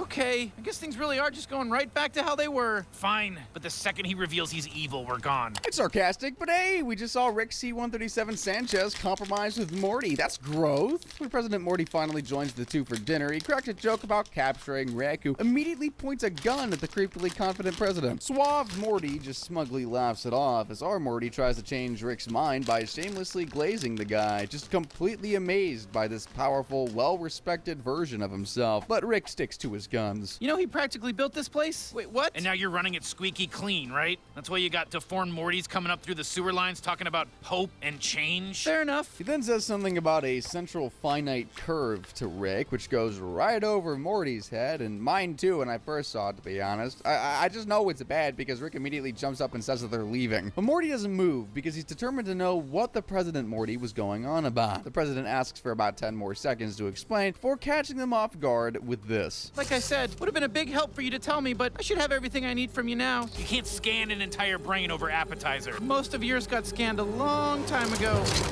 So Rick's crazy paranoia was a sign of intelligence, not madness. Well, maybe both. Or Morty feels terrible because he vouched for this little tyrant who wastes no time ripping the band-aid off, dragging Morty and us into Rick's mind. Things get very, very dark, even by the show standards. I'll give this annoying kid one thing. He Yeah, I remember when I saw this iceberg. episode, I was like, damn. Ricks used Mortys to hide themselves from the Citadel. Worked so well that the Citadel became its own Morty market. A Morty market. Yeah, I'll have to pass on that one, thanks. But Ricks think it's neat. I mean, why search the whole multiverse for free-range Mortys when you can just clone your own Free-range supply of Mortys them is from wild. manipulated and or stolen DNA? It's twisted efficiency at its peak. Dude, when I first watched this, my jaw and the floor were practically dating, bro. A smooth Morty casually sums up the entire horrifying concept before wrapping it all up. He's attached to us infinitely through his weakness and our forgiveness. This is why we're with him. Yeah, see what I mean, bro? It's dark. I can see why Morty would see Rick differently after that, but Rick uses a bionic finger to break the restraints before he can think too much about it. The guards inch forward as Rick frees Morty, but the little psycho calls them off, making Rick ask Morty if he refilled the portal gun after his last visit, to which he says yes, and Rick hesitates not at all. Holy shit! One man that ever hacked my portal gun, and it turned out it was evil you. It's all caught up.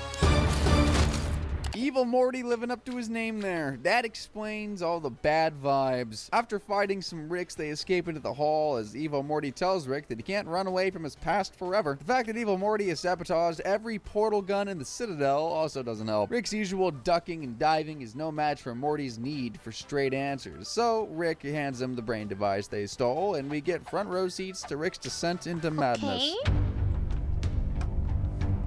This thing goes here.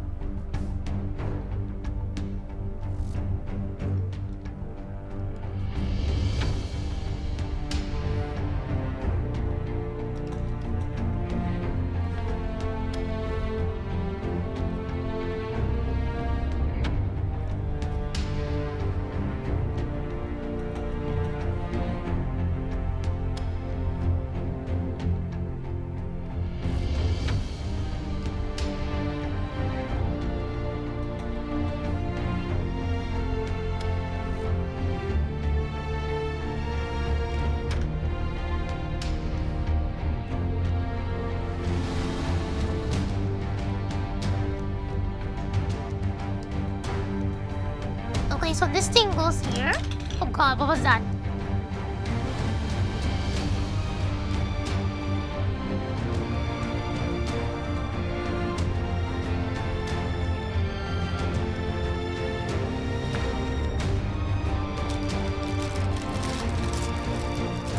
So it turns out that bomb backstory was pretty much true. Rick Prime murdered Rick C-137's family, then fueled by rage, C-137 went on an intergalactic multiversal quest to murder hundreds of thousands of innocent Ricks, in hoping that he'd finally get the one who snatched his peaceful life away from him. You see him make his first portal gun, meet Bird Person, and even witness him return to a universe where his family survived, and he even steps into their life. It's really heartbreaking and extremely loaded Lego gun generational thing. trauma dump, Not to real say Lego, the but least. yeah. Tragically, they don't have time to unpack any of it because Evil Morty suddenly appears in a bulletproof snow globe. As one does, he then shows them live streams from an infinite number of dimensions, where countless Ricks terrorize countless Mortys. And honestly, I'm just glad he finally explains what essential finite curve is. It's Rick's wall around infinity. He's separated from all the infinite universes where he's the smartest man in the universe. Spent every version of all of our lives built around an infinite fucking baby. So Rick made a wall around the universes where he wasn't the smartest man in the universe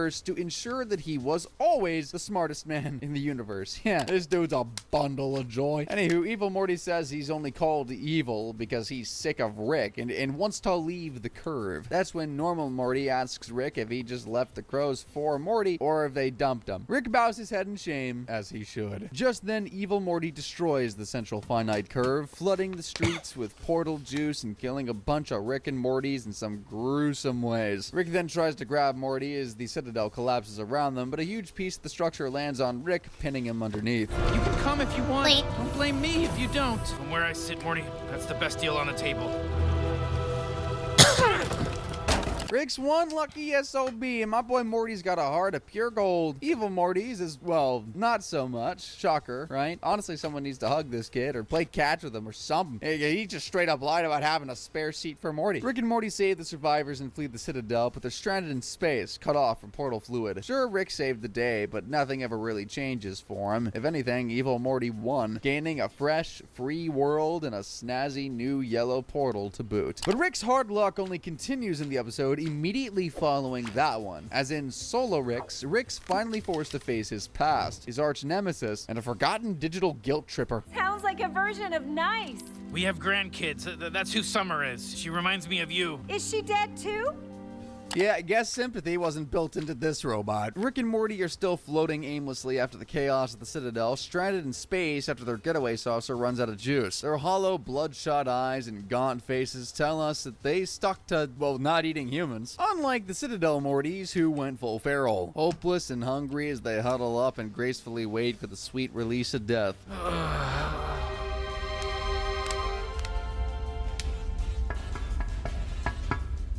Beth, maybe. Wait, is that Beth? How did Beth get all the way up here? Back home, we see that Space Beth saved them, which checks out, but things aren't exactly smooth sailing. Remember how Rick's portal gun was damaged? Well, Rick tries to fix it, but ends up resetting portal travelers instead of resetting portal traveling. Jerry, Morty, and himself all start pulsing green, making Morty ask Rick a very valid question. Rick, are we about to die? No, we're about to vanish from this reality. That's totally dying. No, it isn't. It's a one-way trip to their original universes. Not dead, but also not great. Especially for Rick, who goes back to Dimension C-137, where his past finally catches up to him. Did you find our daughter's killer? Not yet. You'll find him. You always do everything except keep your family alive. Someone without hands deliver such a brutal gut punch, dude. We learned that C-137 Alexa is an AI version of Diane, created by Rick to torture himself. I'm convinced that Rick's love language is suffering because this thing has got no mute button. Determined to keep outrunning his past, Rick assembles a spaceship faster than most people microwave a burrito, tuning out the digital ghost's endless yapping, which only stops when a neighbor rings the doorbell. He asks Rick to help him make sense of a strange note from... It's written by someone claiming to be me, trapped in the day of a traumatic event by the agony of a formidable intelligence, but also that my captor forgot about aging. So that's why he's giving off that I went to school with Abe Lincoln energy. So this twisted time loop keeps everyone's souls young while their bodies waste away, which is quite disturbing to say the least. This mess has drunk and grief-stricken Rick Sanchez written all over it. But Rick's not giving up anything. He says he knows nothing before closing the door and pulling a lever, giving the old man what he truly yearned for. Finally, he heads towards the rift in the central finite curve to try and get home, with Summer and the Beths waiting on the other side. As Rick waits for Summer on the ship, he admits to these there accidentally because he can't find their killer. I can almost feel his inner struggle here, torn between vengeance and healing. Summer and the two Beths finally send him a pin, but then as he heads off, the AI drops a bombshell. If you were pulled home by whatever happened, it's likely our target was as well. He's having as much trouble leaving as you are. Talk about putting the intel in artificial intelligence. Looks like revenge is back on the menu. Morty's lost in the prime dimension and bawling his eyes out when a ship crashes nearby. The sight of his grandpa snaps him out of it, but as Rick is here on a manhunt, not on a rescue mission. Rick finally spots his target as they hop onto the ship, where Morty's curious about the nature of their mission. Where are we going?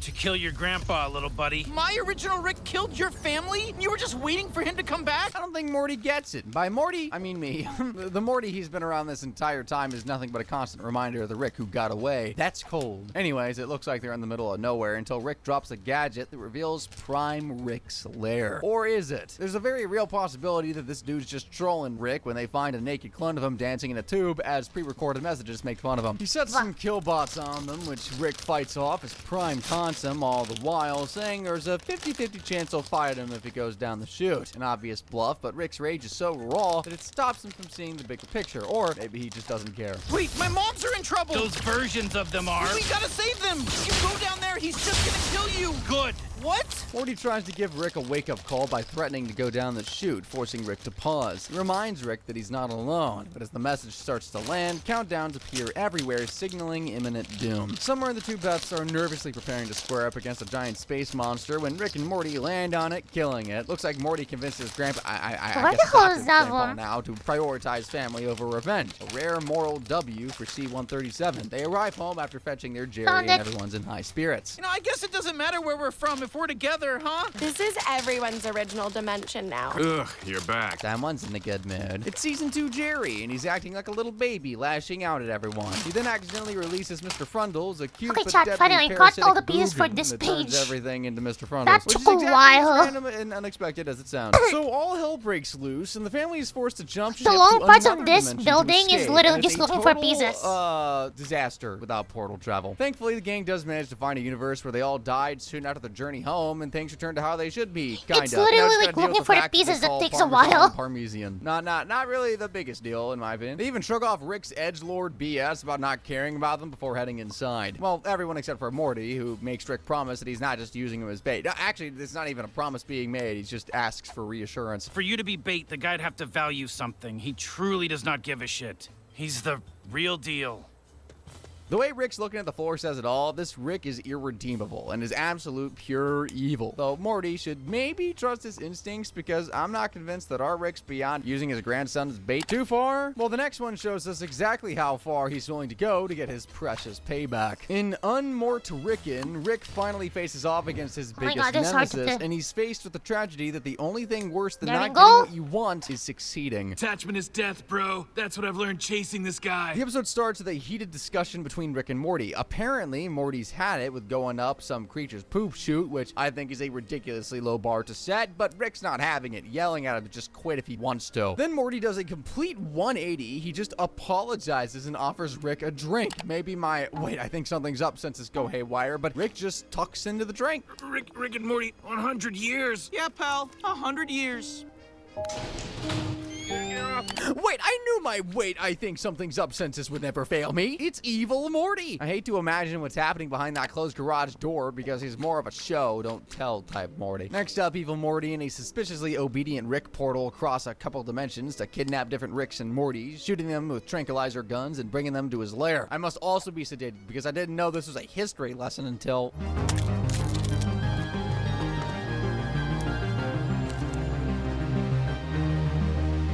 Why am I not surprised that the bad guy wants to get into politics? We then see that the little twerp has been doing quite well for himself since he left our Morty and Rick out to rot. But an unknown vessel suddenly interferes with his defense field, turning a slice of heaven into a space monster playground. I'm not shocked by who's Come on, just get in the hole. They weren't even trying to go at evil Bloody Morty. hell, Good to see you outside the sub-basement. Oh, Give okay, me it's your in the best shot. hole. Thanks, buddy. It means a lot that your bar for mental health has gotten lower than mine. Wait, Rick got a bar for mental health? And my why God, am I not so hard surprised to it's the put that in Grand there. Canyon? Turns out they're looking for Rick Prime by finding and killing each of his decoys. They're hunting him by fracking the finite curve, by emerging dimensions, whatever that fracking means. But evil Morty knows what's up, and hell, it even looks like he's better at this than Rick. He tells Rick to make some minor adjustments before they capture another Rick Prime lookalike. Evil Morty says that Rick will have to give him credit for the kill if it's the real deal. You little narcissist. Dude, literal glass house. You think, can I offer my 2 cents? Morty, no! I can't with this kid, dude. Also, why is he always right? Next, these black tentacles grab the 3 of them and toss them into one of Rick Prime's traps. Their cellmates are other Ricks who also got too close to Rick Prime, whose face is then projected all over each wall. This dude sure does love a good pre-recorded video message. I'm a little taken aback by the depth of his madness. I know, His voice is 8:36. upbeat as a game show host when he tells them, Some of you may have noticed that it's not just your Diane that's gone, and you might be wondering why. I'd rather hear how. no one was asking you, evil Morty. The answer this evil child is looking for is the Omega device. Sounds harmless, right? But it's actually capable of erasing people from every dimension, and we know it works because he used it on Diane. So Rick Prime makes the different Ricks duke it out in a last man standing type deal, which works out What great is for Bro's Rick 'cause he has problem? not one, but Like, 2 their Prime, sidekicks what on is his Bro, like, team. trying to, After like, a gore fest kill of a every battle, he single comes out on Diane? top, and true to his word, Rick Prime does give him the chance to see a Diane. Hey, Diane. Sucks at eating pie! But I also won't deny it. I was young. Gotta respect a man who can fess up to his shortcomings. Just as they get rid Boredom, of that diabolical damn. version of Diane, a wall of flames erupts, Imagine, like, deleting a slowly covering each person in every section of dimension the just box. because you were Luckily, bored. Evil Morty and Rick make a great team. That is 'cause their some wild unlikely bored collab shit. gets them out of there in no time. On his way back, Rick managed to snag a sample of that black goo, which helps him track down Prime's locale. And so he speeds off, leaving the two Mortys behind. You're afraid of the weapon? What happens if Rick actually kills this guy? Maybe he'll kill himself next? You're an asshole. I'm not good, Morty. Okay, he's got a point. Even a professional Evil Morty hater like me can see that. Meanwhile, Rick has finally made it to Rick Prime's lair, which also happens to be the home of the Omega device. They at last meet face to face. Both Ricks are surprised when the two Mortys portal into their battleground, breaking the tension and kicking off the fisticuffs. As they expertly dodge each other's attacks, Rick Prime wants to show off some mods he's made to his supervillain weapon with a Can you cool download? little demo. Go slow. Yeah, this one hurts me too. Not to victim blame here, but maybe using your powers to make your agonizing death also slow isn't the best of moves. Anywho, they both get knocked out after literally ripping each other limb from limb, but Rick Prime's got the upper hand because he uses some high-tech voodoo to heal himself, getting up in one piece. He then sees Morty, who's visibly shaking as he greets them. Nice to meet you, I guess. Should I just get this over with, or... grandson. He's cooking, and it's not just the electricity engulfing him. Call me fickle, but I've changed my mind about this evil little guy. I mean, disguising himself as regular Morty to catch Rick Prime off guard, that is peak genius. Evil Morty drags him away and hooks him up to some kind of mind-stealing device. And after he's done stealing the Omega device blueprints from Rick Prime's mind, he drags Rick's lifeless body into the room before leaving him to it. And what Oh did yeah, you this do with this it? part of the scene was Raise like so echoes of satisfying. my daughter. What's your This Mars people are going after him as revenge entertainment. Yep. life without me?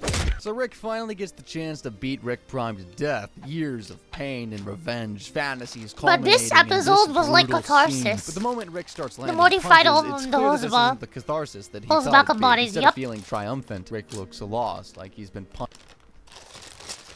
But this scene was like so cathartic. I was like, finally, bro's getting revenge. Y'all know I'm a sucker for revenge stories.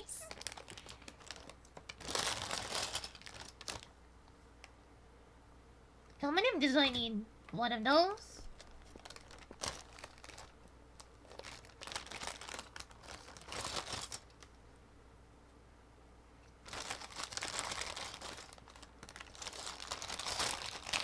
Let me come here playing. Punching at ghosts. Rick comes out looking like a geriatric Homelander. Sadly, this is not the epic victory he's been dreaming of. Evil Morty, my boy, really proves that he is smarter than the Ricks because he doesn't intend to use the weapon, saying that the consequences aren't exactly worth it before he portals off. Man, when those drones uncloaked back there, I was like, what the?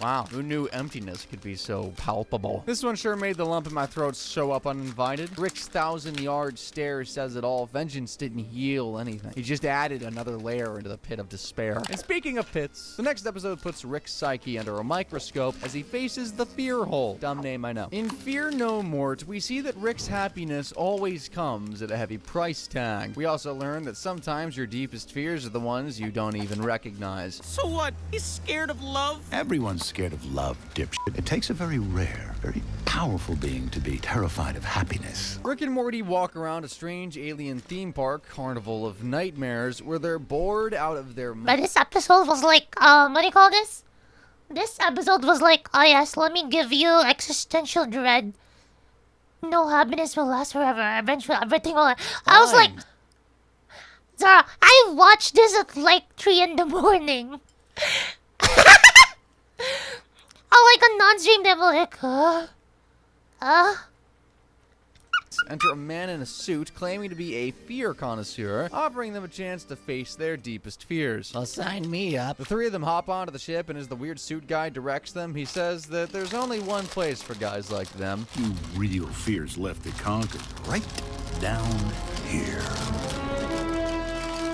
Okay, what the hell? Yeah, I think I'm with Morty on this. I think we all know that the scariest place on Earth is actually Waffle House, not Denny's. Kind of feels like the suit guy just wanted a free ride. Since they're already there, Rick and Morty head in order, with the waiter telling them that they can find something called the fear hole in the men's room. A public bathroom, should have known. Regardless, they head into the restroom and spot a TV VCR combo and press play. Welcome to the hole. You jump in, the hole manifests your greatest fear. Come out, well, fearless. And you get your picture on the wall. No way, take my money!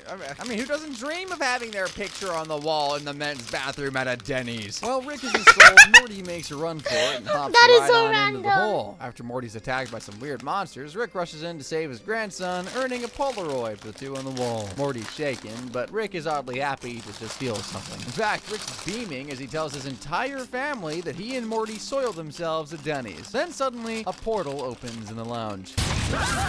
What the hell? Bomb, take care of our... Diane? Looks like shit in his pants is the least of Rick's problems. Diane's freaking out, and so are Beth and Summer. Rick and Morty run to the garage where they try to find out if they're still in the hole. They then go out for ice cream with Beth and Diane, who are still shaken. At the ice cream parlor, Rick's more focused on injecting himself with aging serum than sugar cones and sprinkles, clearly looking for a different kind of sugar. But Diane's just worried about baby Beth. Plus, Rick's whole lecherous vibe is giving her the ick, not winning any brownie points by claiming, This may as well be our real daughter because she's just as real as you. You're all basically NPCs, so your side quests don't matter. The main quest is us. Dang, Rick, I don't know where you're going with that. Someone needs to get off of 4chan. They all head home where Rick and Morty try to work out what the fear hole wants, and Morty says maybe Rick's biggest fear is reconnecting with Diane and failing. Rick brushes it off, but the next morning he goes full-on love bomber and builds a robot to bring Diane waffles, which kind of works. Later, they start drinking, leading to a post-puke heart-to-heart in the alley, where we see how down bad Rick really is when he tells her that Morty Thinks this is happening because my greatest fear is letting you go. Then don't kiss me. I'm old and we have puke mouth.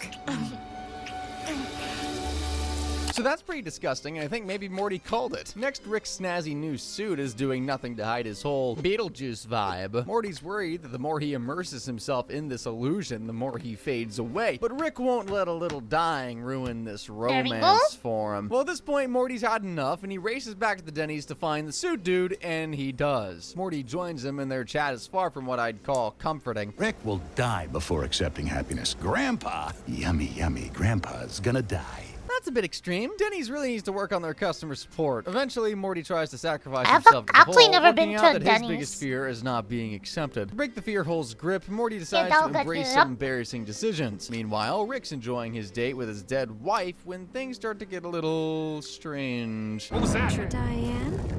Hey, stay with me, Diane. Rick? Fucking Morty, he's trying to hog the hole. Hog the hole? Surely there's a better way to say that, right? They arrive at the theater where Morty's trying to face his fear of rejecting by standing naked in front of a mocking audience. Rick's shook when he sees that Morty's also not looking so hot. He tells Diane that he has to get Morty out of there as he realizes that his selfish desire to stay in this fantasy world is not worth losing Morty. Then Rick lets Diane go and faces his fear of losing her head on, which feels like a moment of growth. My doubts about his rap career aside. This is my grandson. Don't look at his pee-pee. Put your eyes on me. What? Loose dog in my ass. Rickety masterclass. I won't lie, the dude's got some bars. Finally, What was that? Having both faced their fears, Rick and Morty finally emerge from the fear hole, Guys, but something still feels off. Rick The and fear Morty hole is always starting to feels feel like one of a those fever Russian dream. nesting dolls. The scary thing is, they're still trapped in the hole's vicious cycle, despite facing a constant stream of fears like this. $8 for a side of bacon? Are you f***ing kidding me? It's a symptom of a larger concern, Morty. Are we done here? I don't know. Hey, that's enough fear shaming. I can't count how many sleepless nights I've had tossing and turning about the rising price of bacon. When they eventually make their way home after they've been through all their fears, Morty doesn't really trust reality anymore, waiting for the other shoe to drop. But it seems fine. We even get one of those acoustic indie song montages of them going through the years. Morty going through college, Summer getting married, an ancient-looking Rick shooting up age serum, Morty buying a house, and then one day... Oh my god! I've turned into my dad! Oh, maybe there's no way out. Maybe we were born here. Guess it just took its time, but there's the other shoe dropping, unlike the cost of bacon. But that's a long time to keep up. Oh, just gotta give it to the hole. No, not like that. So when Morty refuses to get up, I don't blame him for losing faith in what's real or not. But then Rick says that he's not leaving without Morty because Morty's irreplaceable, leading to Morty's actual breakthrough when he realizes it's been about me. You're not even in the hole. Your fear of relying on Rick has been delicious. Delicious? Nah, it's more than that. This fear hole is more of an all-you-can-eat suffer trauma buffet. By recognizing that his fear is not being irreplaceable to Rick, Morty finally breaks free and gets his picture on the wall. Price? Just a truckload of irreparable emotional trauma. Speaking of emotional baggage, in The Wedding Squanchers, we squanch into a celebration when love, loyalty, and trust all take a dramatic nosedive. This is on you guys. I told you weddings are stupid. We open up with the family enjoying breakfast, tossing around some typical jabs toward Jerry's questionable employment status. Suddenly, there's a knock on the door. Some strange hovering creature blows straight past Jerry, makes a beeline to Rick, and delivers since we've this been message. building this for a while. It's ugly perfect. For our mate melding ceremony. Oh, there goes Rick's invite to my wedding. Jerry, Like the king of perfect bad length. luck, gets totally kidnapped by the creature, and guess who has to bail him out? Yes, Rick and the family, who make their way to Planet Squanch and Bird Person's wedding. We then see Rick at the bar confronted by Morty for not being a supportive friend. Morty, bless his soul, tells Rick to lighten up and enjoy the wedding, to which Rick responds, Excuse me, bartender. Can you make me a dumb grandson pep talk and a lot of vodka? Wow, Morty's the only guy I know whose grandpa is just a frickin' total bitch, man. The things don't get any better at the reception either. After Tammy and Bird Person tie the knot, it's time for some celebration and everyone's having a good time. Until Rick decides to get up and give his best man speech. At a certain point, you gotta ask yourself, what are the odds this is legit, not just some big lie we're all telling ourselves because we're afraid to die alone? That's exactly how we all die. Alone. Oh boy. Damn. This speech wouldn't be out of place at a funeral. Luckily, he changes his tune saying, if Bird Person truly loves Tammy, then so does he. Because Bird Person's his best friend. Well, at least it all had a happy ending, right? Tammy then gives her speech and ensures that Rick's moment of opening himself up is short-lived. M is a deep cover agent for the Galactic Federation, and this entire building is, in a certain sense, surrounded. Of course it was too good to be true. She tries to arrest everyone at the wedding, but this crowd ain't going without a fight. Bird Person tries to reason with his young bride, but she just straight up mows him down with a machine gun. Oh, man. The entire Galactic Federation crashes the place, and eventually Tammy has Rick at gunpoint, ordering him to surrender his portal gun. But my guy's got a little trick up his sleeve.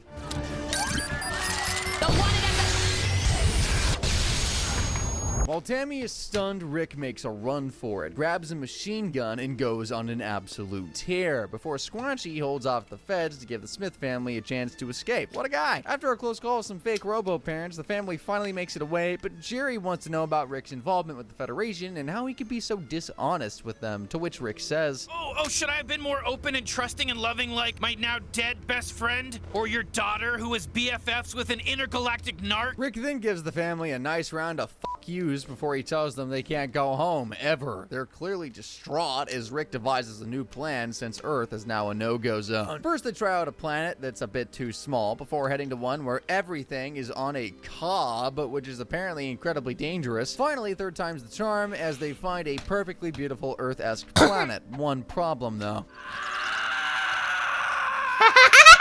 Dad, how long are the days on this planet? Now that roosters were annoying. And what's worse, the days there last 42 hours. So yeah, no, they ain't going there. Meaning the family is forced to head back to the ultra small Earth. They huddle up in a log cabin and listen to the news, and it's not good. The obscure planet known as Earth, formerly the hiding place of fugitive Rick Sanchez, the 6,048th planet to join the Galactic Federation. Now I know how Hawaii felt being brought into the U.S. Rick decides to take a solo trip to the South Pole when the crushing reality of the situation sets in, with Jerry suggesting turning Rick in. Usually I would judge, but man, tough times do require you to make tough decisions. Jerry argues that all their sacrifices are meaningless if they're for someone who only cares about himself, but Rick at least has some backup in Summer and Morty. No matter how much it hurts you, we're gonna do whatever Rick wants. Yes! Why? Because I don't want him to leave again, you dumb asshole! That explains why she's always putting up with her dad's shenanigans. Rick ends up overhearing the whole exchange What and has a is rare that moment piece? of self-reflection. He sits and processes his thoughts, facing the harsh truth regarding his selfish and destructive ways. After leaving the cave, Rick runs into Morty, who asks him where he's going. Rick just pulls the old daddy going to get milk card and says he's going for ice cream, which makes Morty ask him, Rick,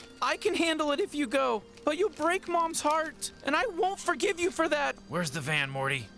It's over the horizon. Now there's a guy who isn't going to get ice cream. Rick takes off in a space van, dials up the Federation, and snitches on himself while pretending to be Jerry. An actual selfless act? Maybe people can change. He then makes his way to a tavern and gets himself a cold one while he waits for the feds to take him away. Meanwhile, the family heads back to Earth where the Federation's in charge, but Rick is not so lucky.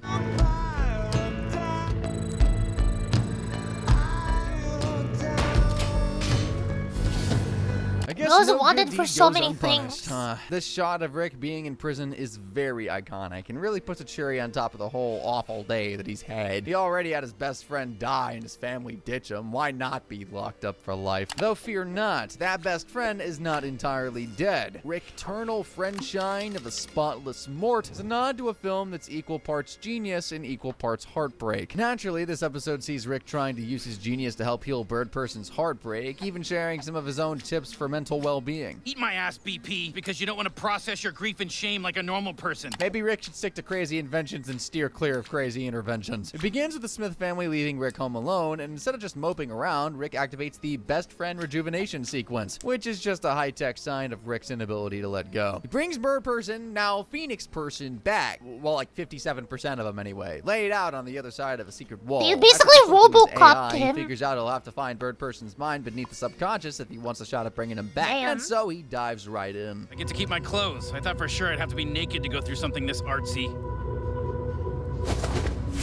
Oh man, no fair. This seems so hard to put in the hole, buddy. Inside Bird Person's mind, Rick finds himself at the start of their friendship and some alien music festival. Luckily, it's the kind of setting folks won't bat an eye at seeing a naked old man. He tries to find present Bird Person, but he keeps moving through various memories of their history together. Then the Rick from memory catches Rick building a tractor. They actually seem to be getting along quite well until... I'm coming with. What the hell? Hey, look over there.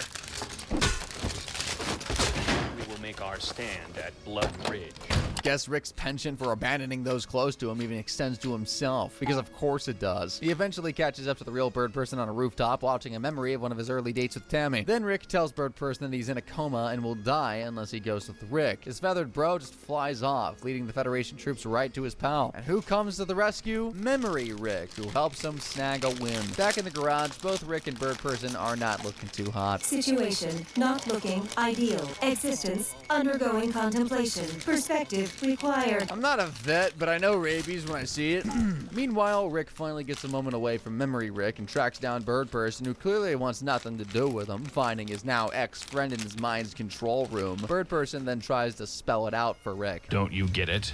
I came here to end it all. You were a good friend, Rick. I thought running away from loved ones was Rick's MO. I suppose it's true what they say about birds of a feather. Bird Person then blows up his memory tree, which makes the ongoing battle with the Federation more intense. They eventually end up in the Battle of Blood Ridge, Rick and Bird Person's Nom, and their last chance to fight the Federation together. And it's pretty epic, I'm not gonna lie. Though after the Federation loses, Rick tries to shield Memory Rick from what he feels as the worst part of the battle, when he shared his secret about the portal gun with Bird Person, telling him that they could just cruise the multiverse together, and even tells him, "You matter to me." The relationship that we have I never used that word. is not worth my Damn. integrity. Oh my God. am I crazy or is Rick overreacting Really, Zoro? here? Is that what you said? Maybe I'm reaching. I think he was stung Bish? not only by the rejection, but by his friend low-key implying he doesn't have integrity. Memory Rick then asks Really? him why he's risking for such an asshole, and shockingly, Rick says it's because he loves him. All right, fair. They then track Bird Person to his sanctuary, where he's watching the sunset with Tammy, who comes out as a narc. Again, no one cares. Rick tells him he needs to deal with his pain like a normal person, and Bird Person interjects, telling Rick that he died on the day of his wedding, which leads Rick to dropping a colossal bombshell. I was getting to it. I bet she didn't even tell you about the kid. Think I'd know if I had a kid. You're a memory, and he doesn't know because an army of brainalyzer protocols walled off any memories post-Phoenix Person. Would this then make Bird Person a dead beak dad? I'm sorry, that was not the time. This is not No. fun. Tammy then works out that if he did have a child, Bird Person is considered a terrorist by the Federation. His child would either be a prisoner or a fugitive. The moment Bird Person decides that he wants to live, the Federation bursts in to kill him. As they make a run for it, Rick remembers a memory wiping device in his garage, which the two head off to get. Suddenly, a cop Tammy riding Phoenix Man tries to stop them. Rick Sanchez, you're under arrest for making me spend 2 years in Earth High School. I think anyone who spent time in Earth High School feels her anger there. They're only exiting their first memory together, but they need to do some weird memory fusion stuff to get there. Taking them through Gearman's funeral, Squatchy's failed comedy routine, and the band they formed, and they were high. Look, we've all been there. Luckily, it's at a music festival they met, meaning they're in the perfect spot to make a run for it. I'm sorry for killing you and turning you into a cyborg. I really did love you. I loved you too. Goodbye, Tamantha.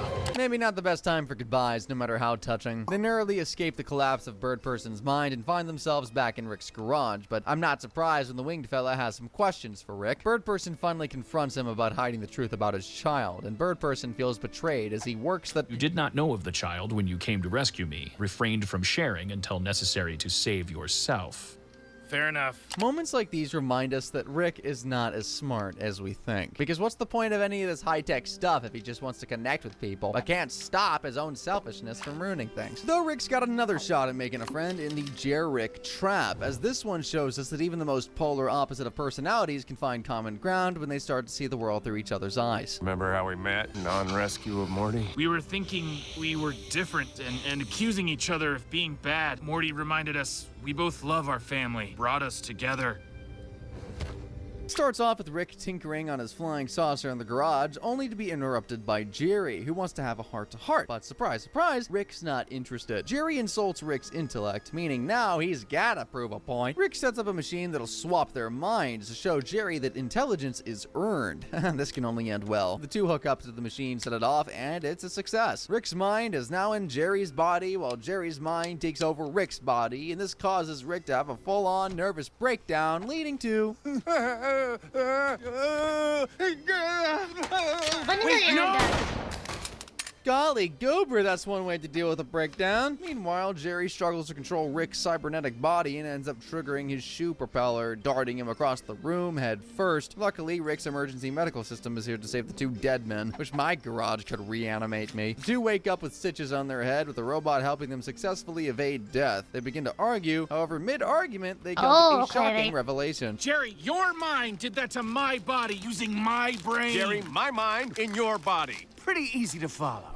It shuffled us. Bit of shuffling? Best of both worlds, hopefully. Well, maybe not. Midway through brainstorming a solution, Chuxley, this crime boss dude, calls to deliver the bad news. They've accidentally captured Morty. Following a cringe-filled conversation with Chuxley, Rick blames Jerry for chiming in, claiming their back and forth mid-call ruined the mystique he's worked so hard to establish. Disgruntled, but with no other choice, Rick and Jerry are forced to cooperate, flying to Crime Town together where Chuxley and his henchmen await them. As they're talking with them, Rick and Jerry... Doesn't matter. The guy's already kissing your ass. Oh God, I messed this up. They move on you. What are we, Walter Shit. White? Who cares if a mid-tier crime dork moves on us? Really, guys? Smart, You that could is have done this emotional smart. elsewhere? Sensing a crack in Rick's mystique, Chuxley's demeanor shifts. He's afraid of Rick no longer. With the fear gone, Chuxley instructs Morty to leave the crystals, with Rick figuring out the crime boss no longer sees him as a threat. After some more Jerry and Rick bickering, things reach a boiling point. At this point, we're bad gangsters if we don't roll the dice. Start killing them!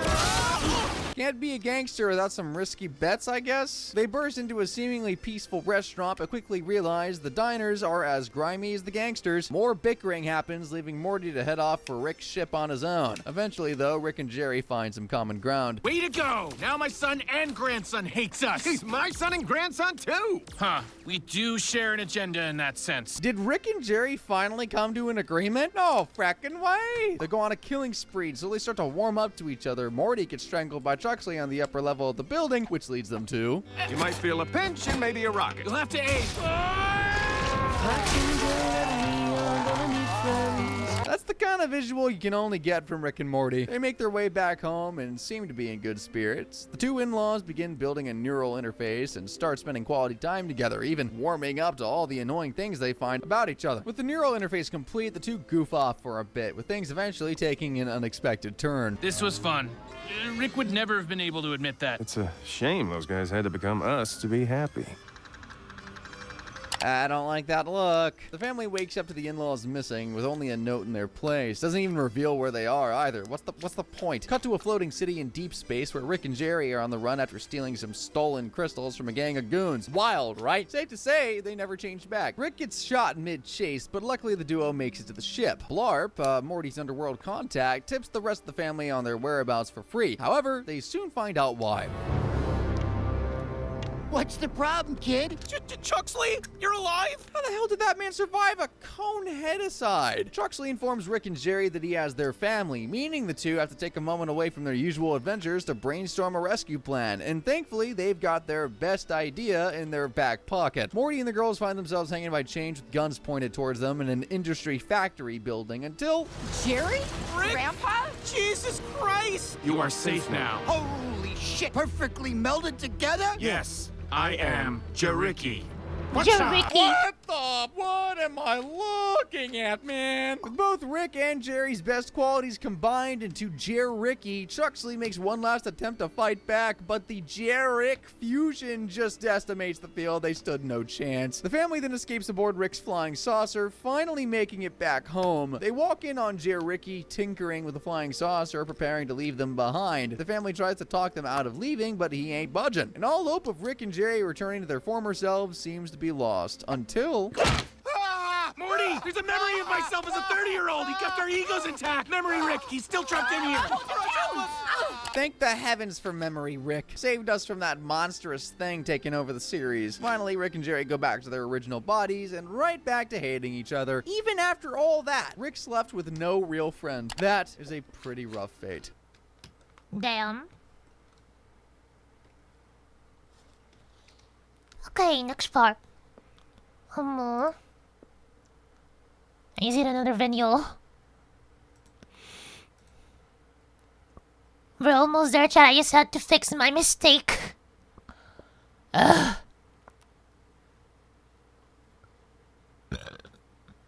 Pain.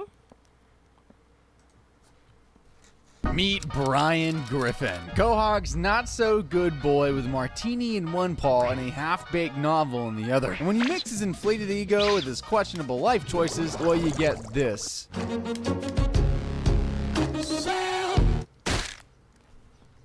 Not a cat.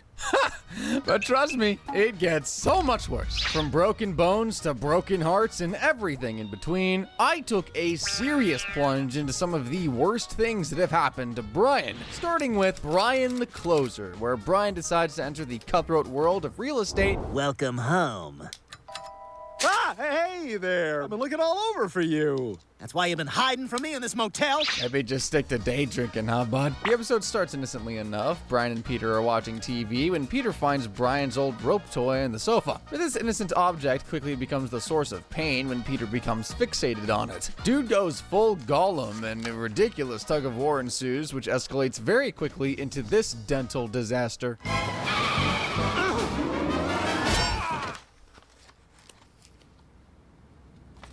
My teeth! My own teeth just tingled in sympathy. Anyway, that alone earned a spot on this list. This looks pretty freaking bad. That evening, Brian joins the family at dinner where he's feeling a little self-conscious, but the Griffins in their infinite wisdom decide to make him feel even worse. Stu compares him to a wild animal while Lois practically calls him repulsive before refusing to pay for a dog dentist. Peter's the worst in my opinion because he tosses the rope toy at Brian, saying he's bored with it. I mean, the nerve! He storms off to drown his sorrows at the clam, where Quagmire gets tired of Brian bumming him out and offers him a solution. Take this. What is this? That's my dentist. He'll bill me. I've got an account. He sells me nitrous at wholesale. I bang his wife. Talk about a win-win. Damn. Brian, desperate and deformed, agrees, ignoring the levels of shade emitting from this dodgy setup. Fast forward to the lounge where the Griffin clan awaits the reveal of Brian's new chompers. Damn right. And those are definitely something. But apparently everyone else likes them, saying he looks like a movie star. Even Stewie throws a compliment his way. Now Brian feels like a new dog, the big dog on campus, confident and happy enough to warrant an upbeat Sinatra montage.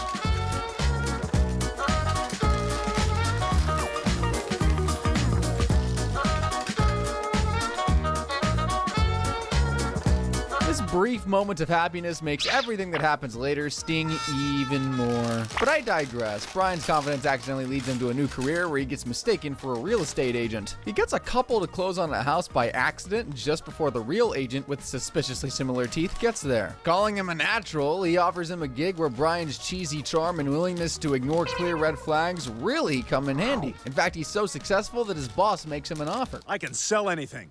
Well, we got this crap condo down by the marina. You find some sucker to buy it, and I'll make you partner. All right, sounds good. Sure does. Thanks. Especially if you're not the poor sucker he has to bamboozle. Later at the bar, Brian's racking his head about who said sucker could be when he overhears Quagmire's offer to buy the gang's beer for the night. Apparently, he's got a big bonus to blow through, and Brian immediately sees the opportunity. Dude is the reason he even has a career, but okay. Brian then gets to work convincing his mark to buy the awful condo, downplaying its flaws and overselling its non-existent benefits. To quell Quagmire's fears about buying a place without seeing it first, Brian gaslights him. Of course not. I wouldn't expect you to, because there's another buyer who's about to snap it up. I think he's a pilot for Delta? Brian should just change his name to Judas at this point. Quagmire, looking to get a one-over on his apparent nemesis, takes the place. Next thing you know, he and the boys are loaded up in the car, ready to help him move into his new seaside condo. But when they arrive, it quickly dawns on them that this place is a straight-up dump. But Peter's not one for giving in so quickly and tries to look on the bright side. This is a dump! Well, maybe it's still got a nice ocean view. The harbor is poisoned. Brian screwed me! That's why I've never made any major investments with my dog. Needless to say, Q-Dog is pissed. But they read the contract and discover that he's got 72 hours to undo this mess. So they head off to Quahog Realties to find that lion, Brian. But surprise, surprise, the receptionist says he's not in. Like the coward that he is, it turns out that Brian is hiding in the air vents. He does his best to avoid Quagmire till the shoddy deal is sealed, eventually ending up at a hotel, which is pretty dumb considering Quagmire's sleazy lifestyle. And unsurprisingly, Brian finds him there waiting to confront him. Revealing he knows about the 72-hour deal, Brian then feigns regret, saying he's the only one to offer to help him, and he's a good guy, which Quagmire seems to be falling for. Then Brian's alarm goes off, indicating that the 72 hours have passed, but his gleeful celebration is cut short when Quagmire does this. You son of a... Guess he didn't have the teeth to cut it in real estate. Yeah, it's cool. I'll let myself out. And jump straight into Brian's next horror, Barely Legal. A title that's almost as uncomfortable as the episode itself. I mean, that phrase gives me the same level of ick that Brian gets from his new, admirer. Morning, cutie. Hey. I had so much fun last night, Brian. Hey, I thought maybe we can go get some coffee later. I don't think so. Wow, okay, there's a lot to unpack here. Brian gets a call from his on-again, off-again girlfriend Jillian, inviting him over for a movie. Sweet gal, but she's about as bright as a burnt-out bulb, which Stewie mocks while casually eavesdropping. Then Meg barges in, bawling her eyes out because her school dance is coming up and no one wants to go with her. Brian tries to comfort her, unsuccessfully, and when she threatens to unalive herself, he says, All right, Meg, look, what if I drove you and walked in with you? Brian, will you go with me? Are you gonna kill yourself if I don't? Yeah. Brian is definitely going to regret this. Damn. Meg's overjoyed, hugging him and making plans to go dress shopping. On the big day, Brian's easing his anxiety with a hip flask, and Lois takes pictures while they wait for Meg's big entrance. The odd couple gets to dance where Brian continues hitting the hip flask like it owes him money. The booze must be doing its thing, though, because he's way too mean to Meg's bully. You don't deserve all the crap you get, Meg. You know that? Thanks, Brian. Someone call Chris Hansen, because this all seems pretty illegal. The next morning, Brian's hangover and Stewie's jabs are the least of his worries, because Meg's acting like they're an actual item. Remember that regret I mentioned? Brian finally realizes his colossal mistake, but tries to downplay it. Look, Again, on the Stewie's side, look on living the for the side. drama, having a field day with the suffering. Later, when Meg shoots her a shot and asks Brian What? out, he responds by coming out It's of coming the to get closet. it, Chad. But she's not letting up. I'm going to the mall later. Maybe you can come and help me pick out some underwear. I have plans, with Chris. Chris? Oh boy, he's desperate.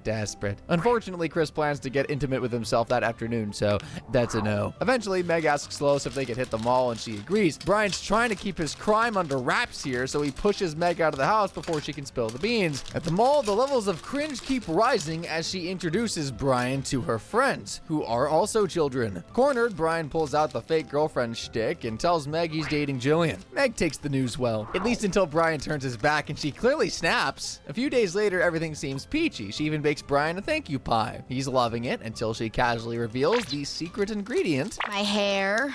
What? My hair is in the pie, Brian. And now it's Ew. inside of you. Do you Ew. feel me, Brian? Do you feel me inside of you? Guess that's what you get for kissing kids, Brian. But truth be told, this is a biohazard. One that forces Brian to finally come clean to Lois about Meg's behavior and his own faux pas at the dance that night. After throwing some more hands, Lois tells him to go upstairs and fix this, you know, like an adult. Brian walks into Meg's room to find a creepy shrine in his honor. Instead of panicking, he air quotes breaks up with her and leaves. We see that this wasn't the best move because later, this goes down.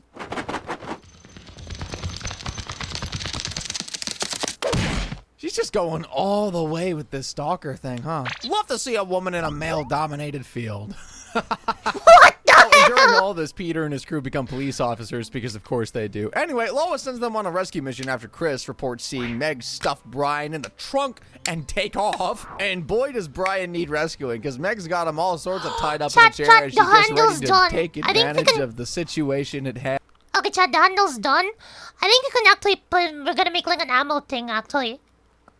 And, you know, both of them are just absolutely detestable here. This entire scenario is Take painfully cover. awful. Thankfully, just as he straddles him, the ragtag cavalry arrives, and Lois tries to appeal to her overly obsessed daughter, but she's not having it. I've never been more certain about anything in my life. I need him. You don't know what you need. I know what she needs. Oh, come on. Him? I legit feel a pang of guilt when Quagmire makes Meg feel better by giving her a heartfelt talk about not rushing to grow up. Out of all the people, while Meg's getting life lessons from Quagmire, Brian's over here getting life lessons from just being a fracking jerk. In Brian Portrait of a Dog, where his reluctant dog show gig takes a turn after an argument with Peter forces him to confront reality on all fours. Okay, I'm a crazy animal. All right, who wants to be next? You? You?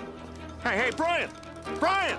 Let's see if Peter gets to him in time. The episode starts with Quahog in the throes of a sweltering heat wave, and the griffins are slowly melting. Everyone's at each other's throats, and then Peter walks in, excitedly waving a flyer for a dog show with a cash prize of 500 schmackaroos, which they can use to buy an air conditioner. Everyone looks to Brian. Sorry, I don't do dog shows. It's not my thing. Oh, all you gotta do is a few simple commands. Maybe a trick or two. Oh, come on, turn a few tricks for the fam. All right, that sounded a bit weird. You know what I mean. The Griffins plead with him until Brian gives in, and when Peter's overenthusiastic training becomes too much, Brian goes and grabs a cocktail. Lois tells her hubby to consider Brian's feelings, making him sulk. Next, she gifts Brian with an Italian collar, which, being the fancy boy he is, he absolutely loves. Then she says, I know how hard you've been working, and well, the whole family appreciates it. Thank you, Lois. We'll be waiting downstairs whenever you're ready. Well, Lois is grateful. Not so sure about everyone else. At the dog show, Brian's anxiety is palpable as he feels out of place surrounded by regular dogs. He tells Peter that he doesn't think he can go through with this after all. His response? Telling Brian he can't back out now before offering him drugs.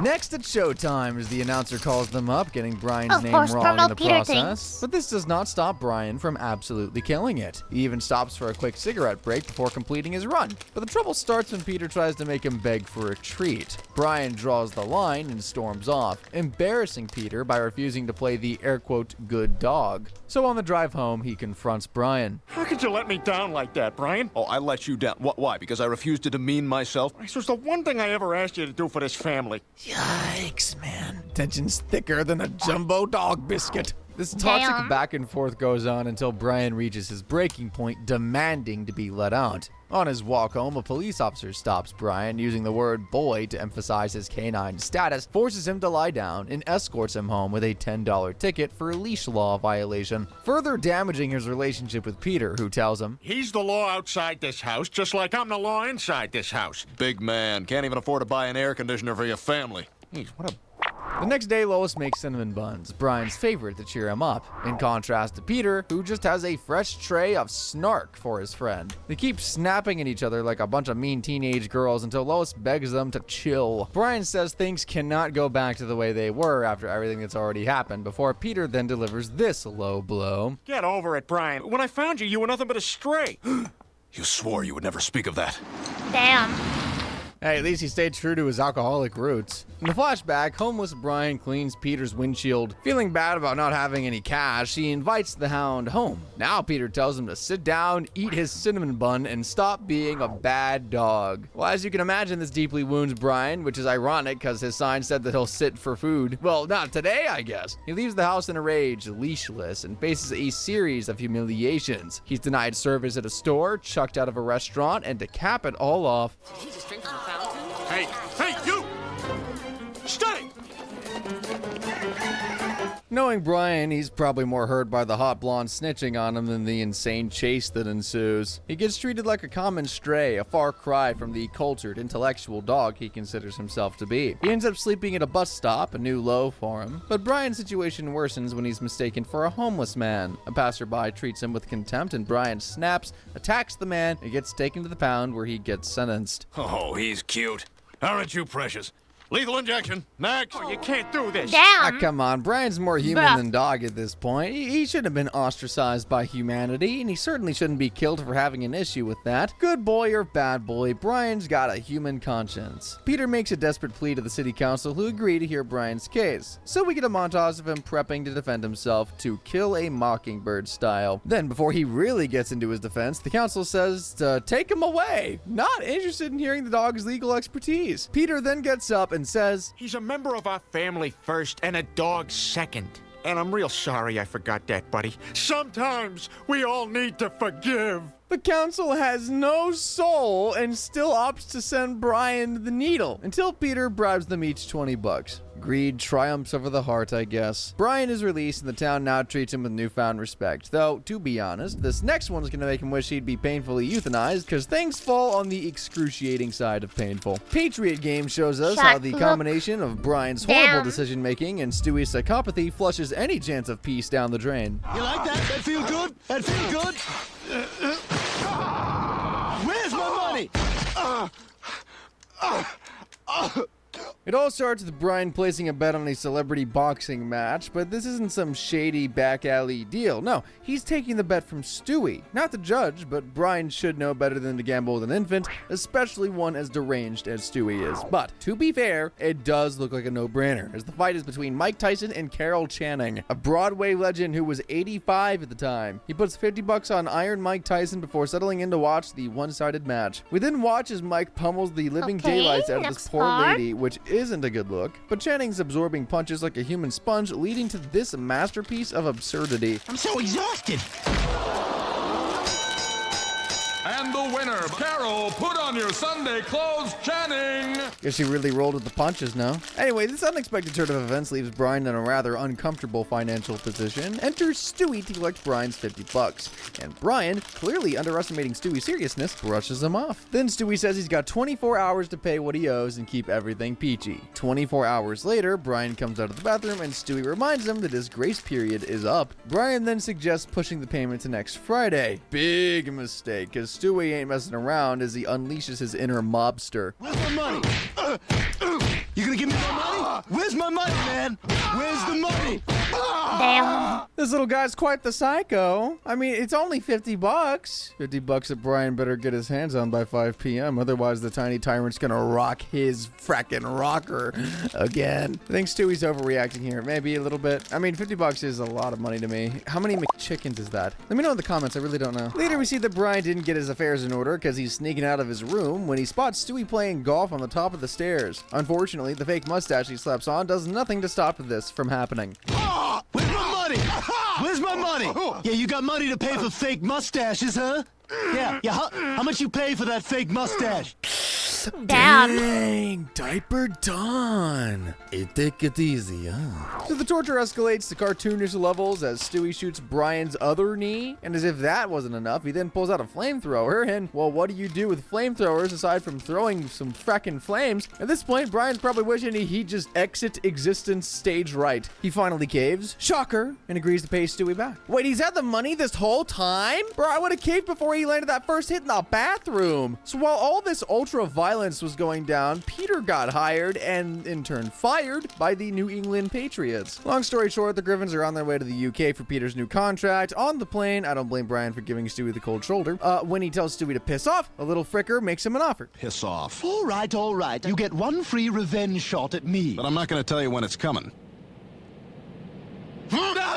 Now, I'm not one to advocate for terrorizing toddlers, but Stewie totally deserves it. Stewie, now utterly paranoid about when Brian will exact his revenge, preemptively starts beating himself. It's a hilarious demonstration of how much Brian has gotten into Stewie's head. In the end, Brian suddenly delivers his payback by shoving Stewie in front of a double-decker bus as the family begins their trip back home. Speaking of trips, in a Seahorse Seashell Party, Brian decides to take a trip of a different kind when he eats some shrooms during a hurricane. And let's just say his experience is far from magical. I'm gonna cut my ear off to prevent World War II.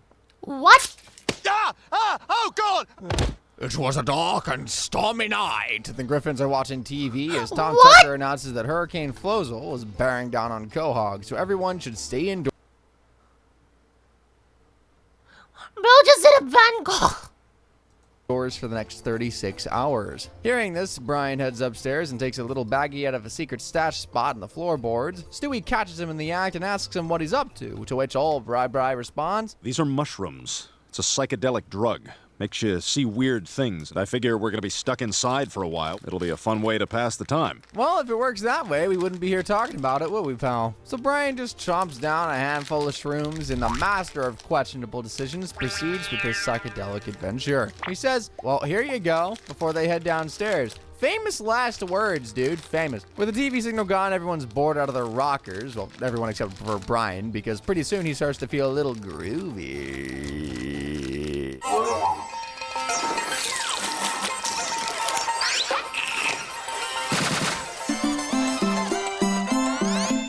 First of all, never look at your hands. And secondly, how many did you fracking take, dude? I mean, it's clear to see that Brian's not having a good time, but things take a turn for the worse when he cuts off his own ear. Dude's tripping balls. Stewie, surprisingly acting as the reasonable one, attempts to take care of Brian throughout the night. He tries to soothe him, keep him calm, generally prevent him from doing any more damage to himself. It's a real rare moment of genuine concern from Stewie towards Brian, but even he can't fully shield him from the horrors to come. Stewie's oddly soothing voice melts into the background as Brian descends into a self-inflicted, full-blown nightmare.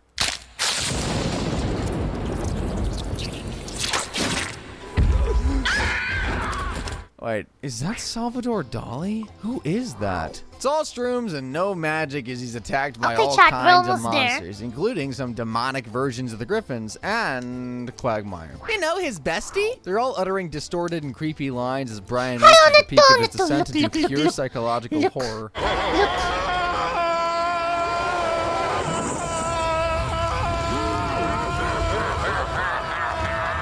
Poor dude's gone through probably literal hell, but he finally makes it through and finally comes out of the other end, somewhat unscathed. I'm a little shocked at how good a trip sitter Stewie is when he brings Brian back to something that resembles reality by taking him downstairs for some water. Water.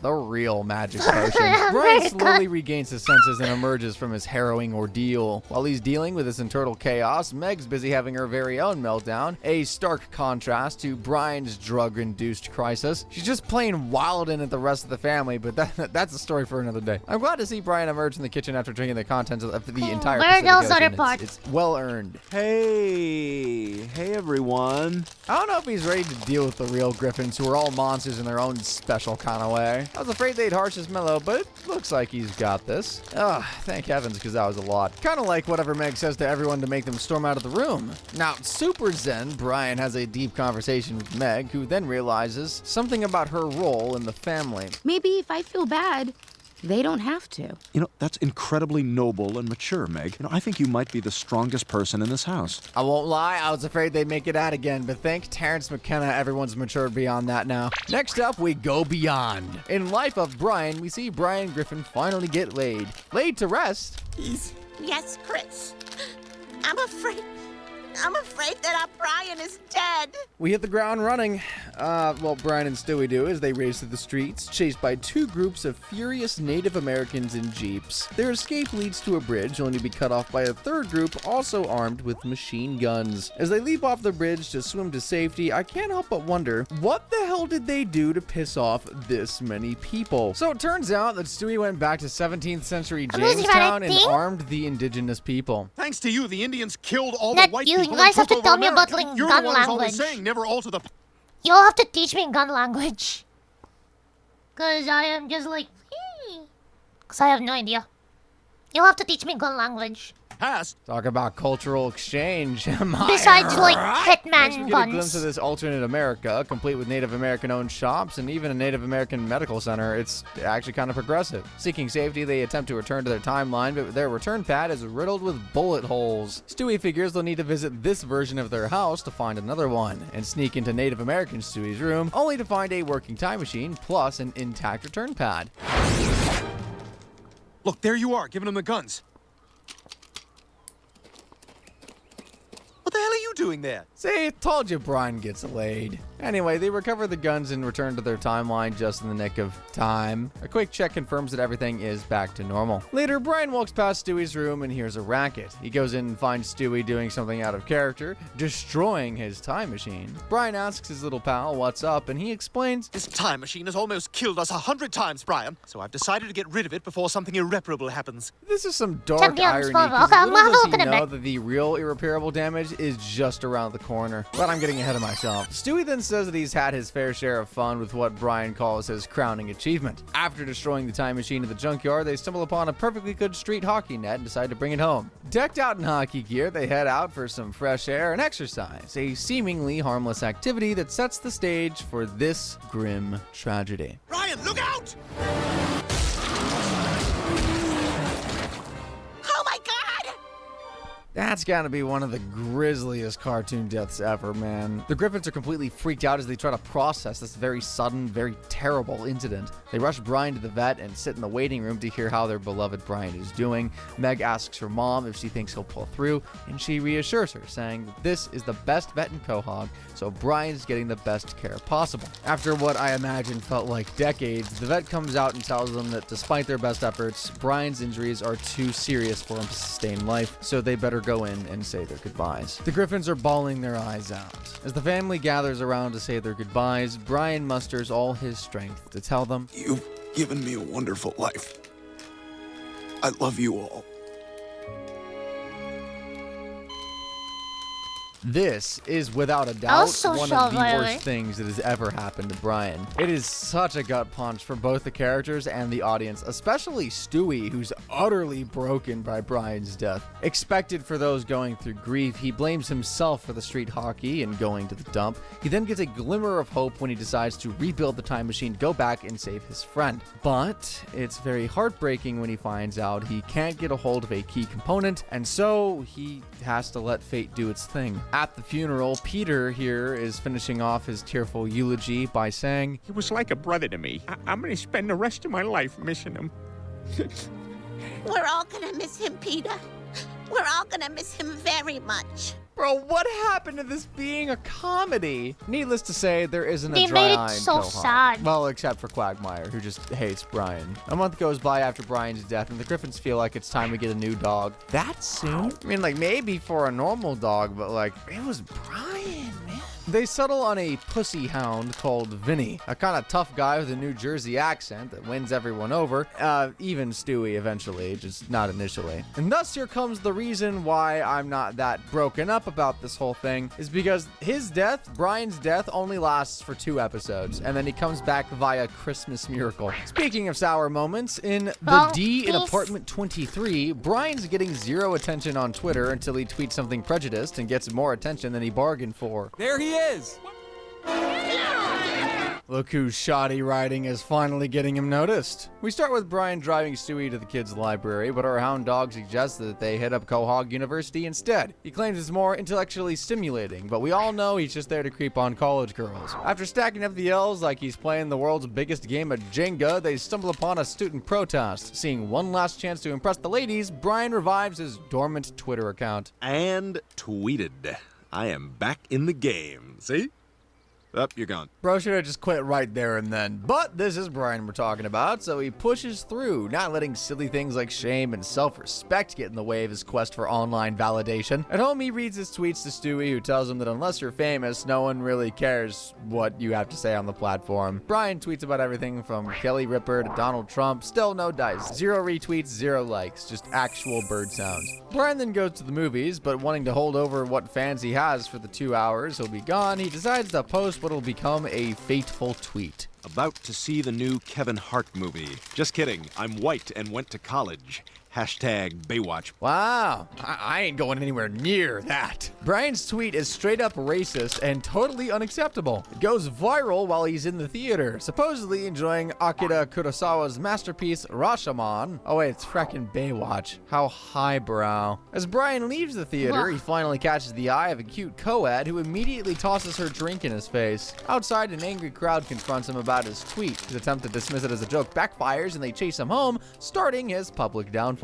Soon, the entire Griffin family's ostracized. Lois gets shunned at the grocery store. Jerome refuses to serve Peter at the clam, with Joe even threatening him with arrest. Even Chris and Meg gets in on the action at school, leading to one of the best fight sequences I've ever seen since Crouching Tiger, Hidden Dragon.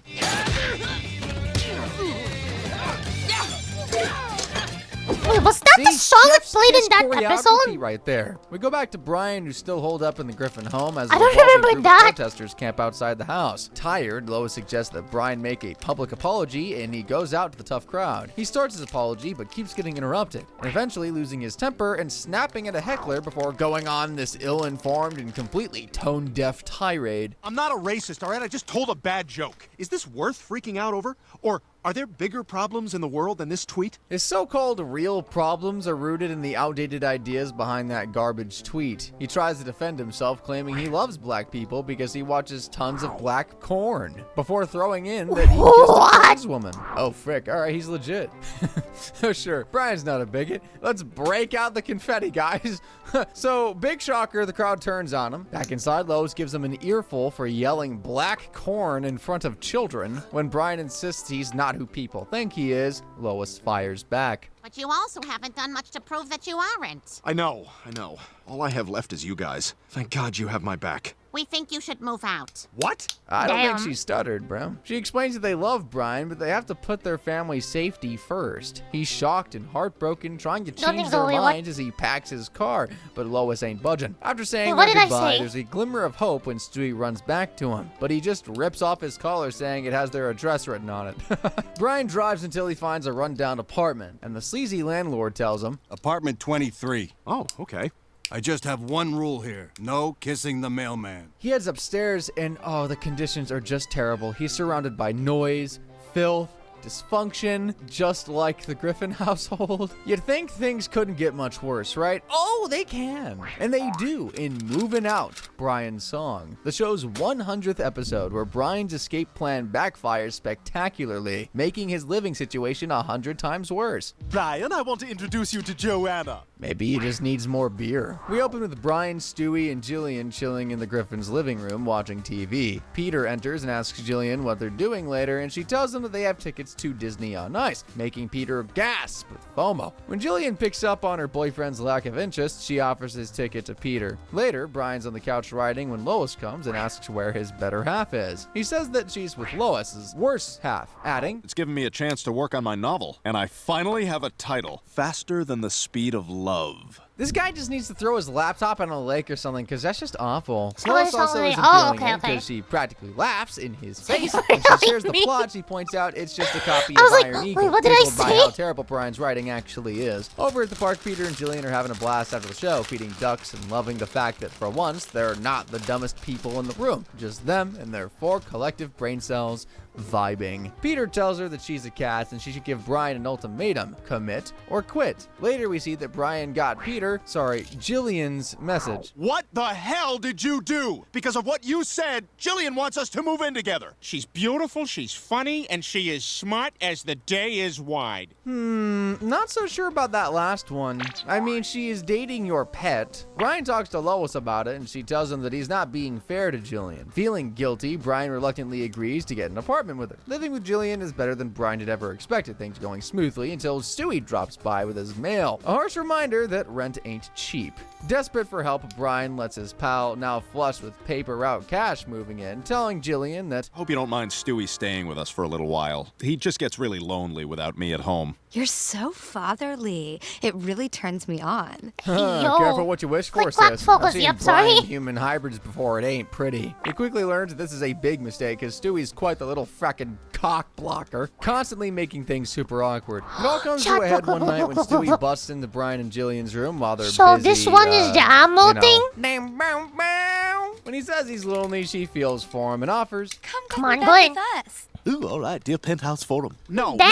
Stewie, go away. Oh, he really shouldn't have said that. Left with no choice, he comes clean about a child paying for half of his rent and that he wasn't into moving in with her in the first place. Jillian's furious that Brian lied to her, so she dumps him. Cut to Brian feeling sorry for himself, surrounded by empty beer cans, totally shattered about the breakup. Stewie then gives him some solid advice about moving on, which helps Brian realize he's now free and living in his they own just gave me an place. extra Next, rubber. Brian gets home and sees that Stewie's throwing a party at their place. This is meant to be for him to meet some women, get over Jillian, but Stewie's only invited a bunch of gay guys and this lady. Brian, I want to introduce you to Joanna. Look out for this one. Yikes! This makes Brian see just how cooked he is. And the next day, we're back to drunk Brian surrounded by depression debris on his couch. Stewie's efforts to cheer him up with robots Like from a rubber 80s band, okay. blockbusters only makes him even more mad and blames them for the breakup. Stewie snaps back that he needs to take responsibility and be a man if he wants to get her back. He should take some initiative. This motivates Brian to get off the couch, run to Jillian's new place, and knock on the door. When she opens, there's an awkward greeting, and then he pleads his case, saying he made a terrible mistake. To which she responds, I met someone else. Jillian, do you get the oxygen network?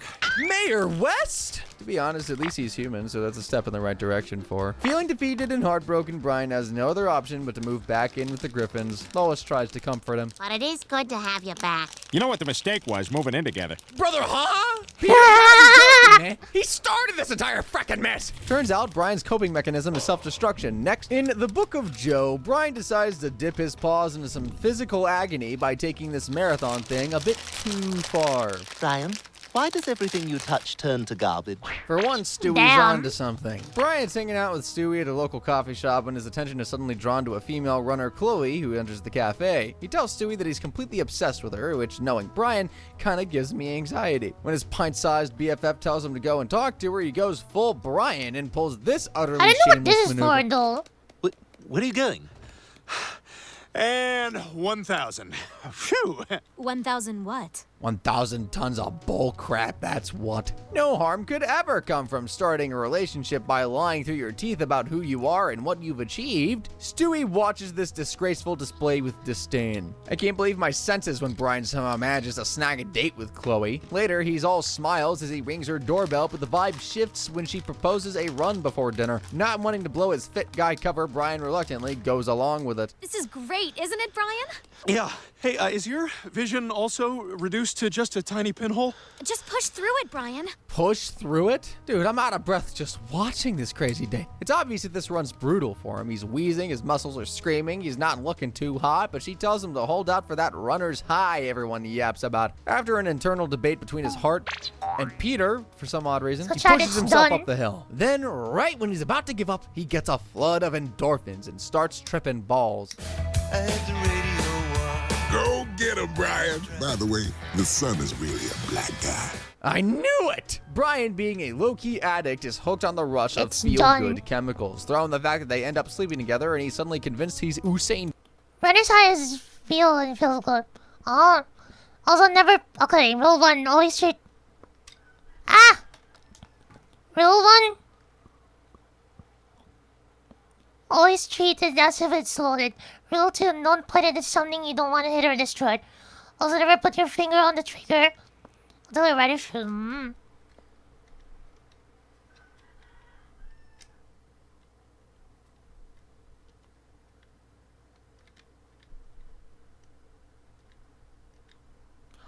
Oh, this the safety? Chat, there's a built-in safety thing. If I put it down, look. Never mind.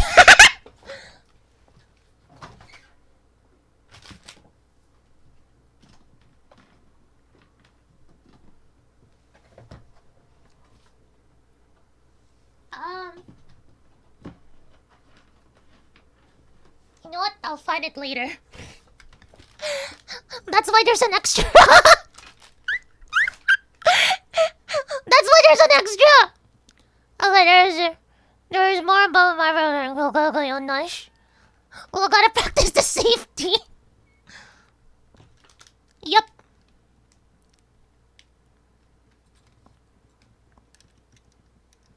Not too surprised there was nothing to me done for the safety part.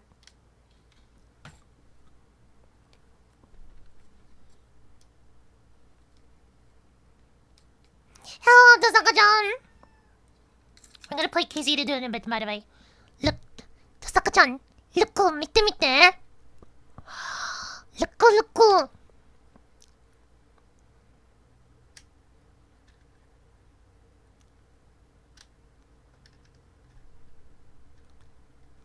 Oh, okay, I have to hold this down. If I wanted to not shoot, I have to hold it down. Look. If I wanted to not shoot, I have to hold it down.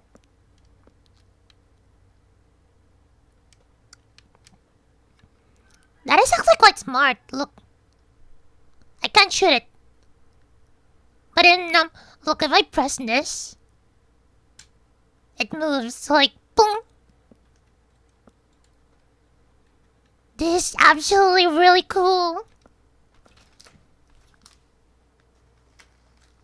Shelvia. Tasaka-chan, I built Lego before in the Donaton. Why are you surprised that I built this? I built Legos before. Blah. Let's finish this video and I want to play some Kingdom Come Deliverance too. Spiraling into a full-blown running junkie. Almost immediately, running becomes like his entire personality. At dinner, he's kitted out in all of his fancy running gear and stretching, which makes Lois talk about how he's been doing a lot of running lately before asking him, Why don't you have some food? Oh, you mean fuel? No offense, Lois, but that stuff is nothing but chemicals and empty calories. just when you think this guy can possibly get even more insufferable, his weirdly snobbish reply also annoys Lois, and he shrugs it off. He then tells everyone that he and Chloe will be doing the Quahog Marathon soon, and that they should come and support. Couple of days of fiendish training go by, and he calls Stewie to come to the bathroom for a sec. When he gets there, he's greeted with this sight for sore eyes. Oh my god! Ryan, you're all sinewy.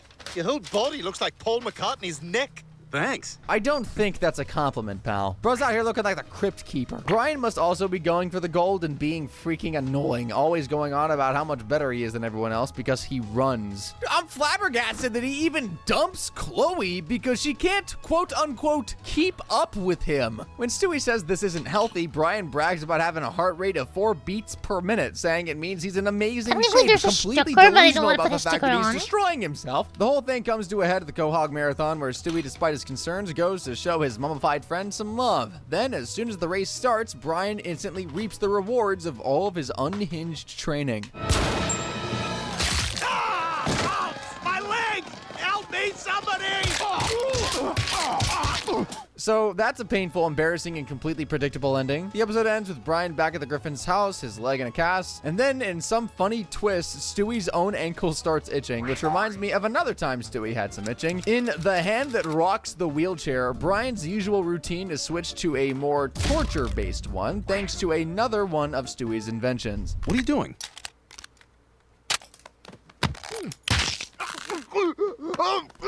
Oh, chat, now I have a looks gun. like this one ain't ending well for our canine. Please that's sure for it sure. no, I At the just park, put it in. Brian's relaxing on a bench. The news. Okay, I just put it in, what do you call this? In, like, one of my drawers here. The one's over there. This thing here.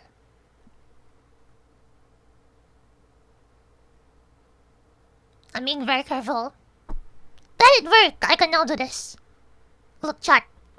Hands in the air. Become a member now or I shoot. You could... I shoot.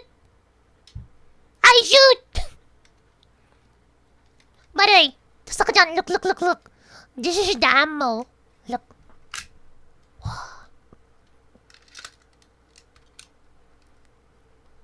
I bleed. This is actually really cool, bro. It's actually really cool. I don't know whether... I actually don't know where to put this now, though. I can probably put it like in a shelf. I'm like, ha! Kisama ga shine! Bang! I'm trying to like... Trying not to like shoot it too far. But yeah, we have a lot of ammo. And we have this now. Anyway! I want to play some Kingdom Come Deliverance too. It is time, chat. It is time. Zara! You know what to do. Zara! Look at my big Baba. Bara. Bara. No, I wanna play. I wanna play, bro. Let me play. We're only gonna do side quests anyway. Oh, that's the new Z. Guess it looks like one.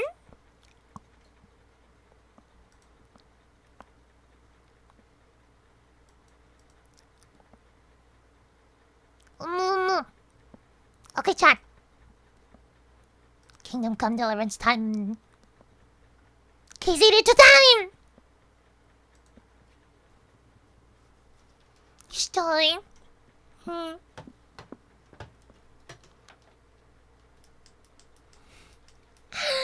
I love the little Anya. It's so cute.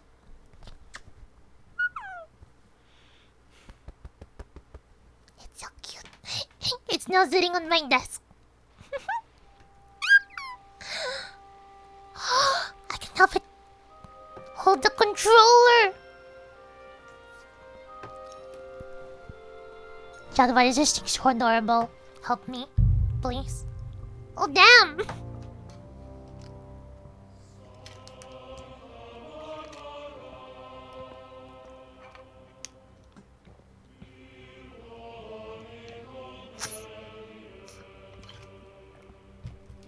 Terminal. I didn't adjust anything, so I don't know.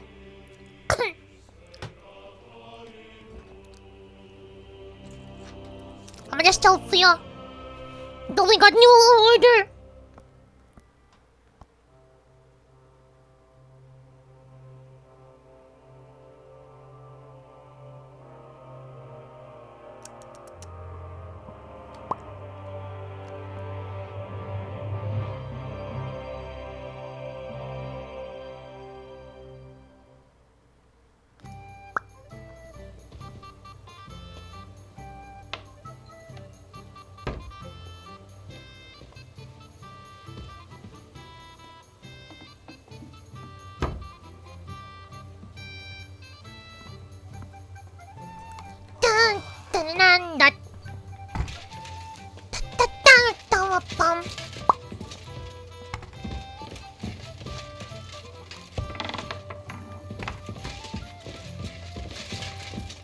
Okay, chat, let me show you my stuff by the way first.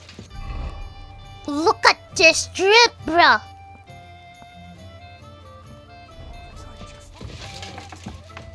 Look at my drip.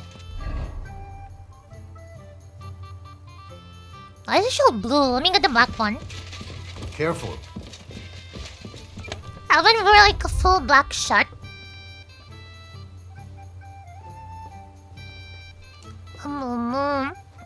Give it a bit, Don't ask me where I got this. I definitely, borrowed them. As you can see from the red hand. Black shelfer. Where are you, Black Shaw? What?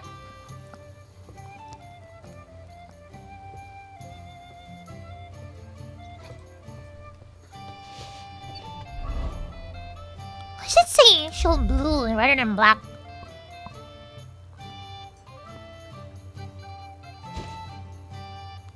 Oh no, that's the purple.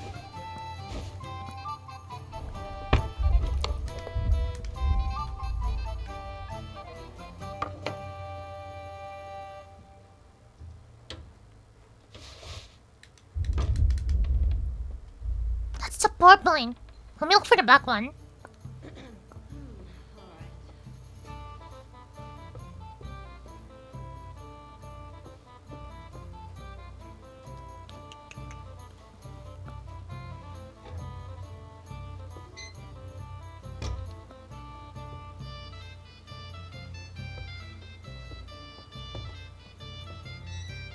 Where's the PowerPoint?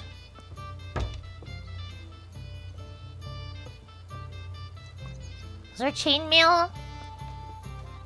Waffenrock? PowerPoint. Oh, there are only these PowerPoints. Never mind. Okay! Let me just, save it real quick. There's a side quest I've been wanting to do on stream, but I didn't do before on stream. On my first playthrough. It's the Sword Brotherhood tournament thing. Do I have a plan first? So we're gonna wear this. Our non-conspicuous clothing. You wouldn't send a dog out in this. True. But maybe you'll come out of it blooming. Rusting, more likely. Damn.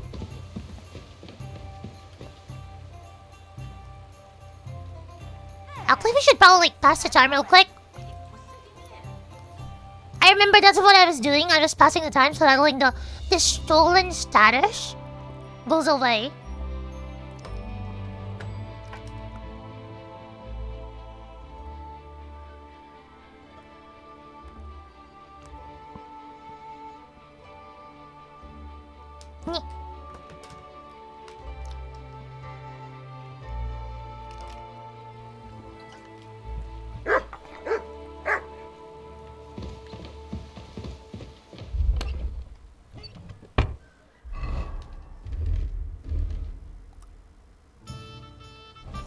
Yep, you have to wait a bit. Do we need Henry to eat? So, because Hungry Henry is not a nice Henry. It happens. Just watch where you're going next time.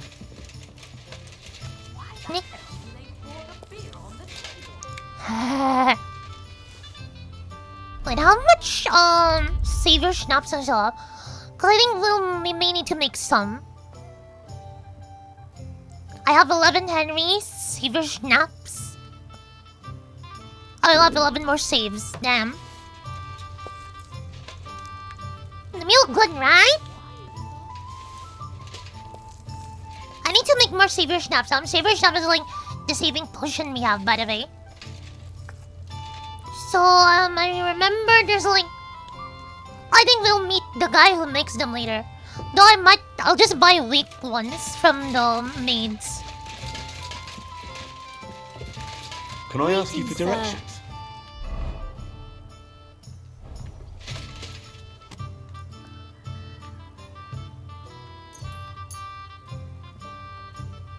Let's talk Here. Maud, thank you. I think better than Shield Visitor. Today's your mom, damn. Damn, bro.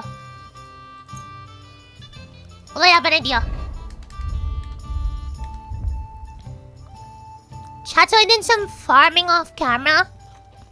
And we just have a ton of beef. Don't ask me where I got them. But we have a ton of beef.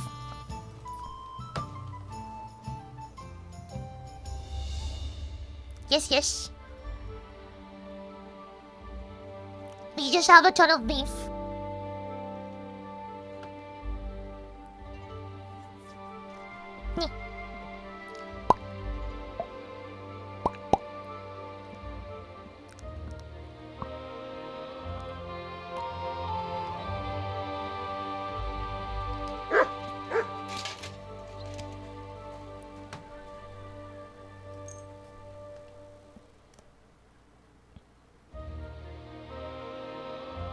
It's taking a while.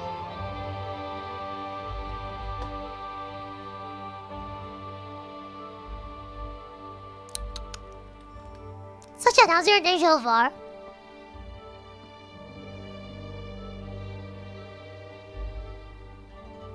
What have you been up to?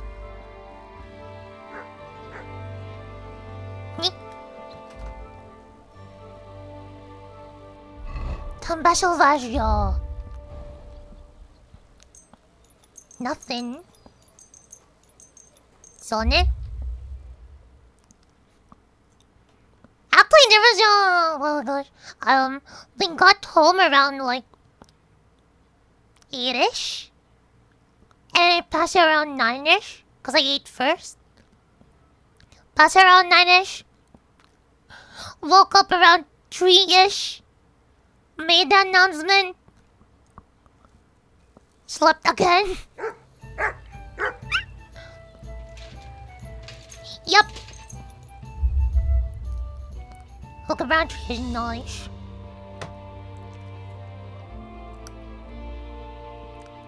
Nice.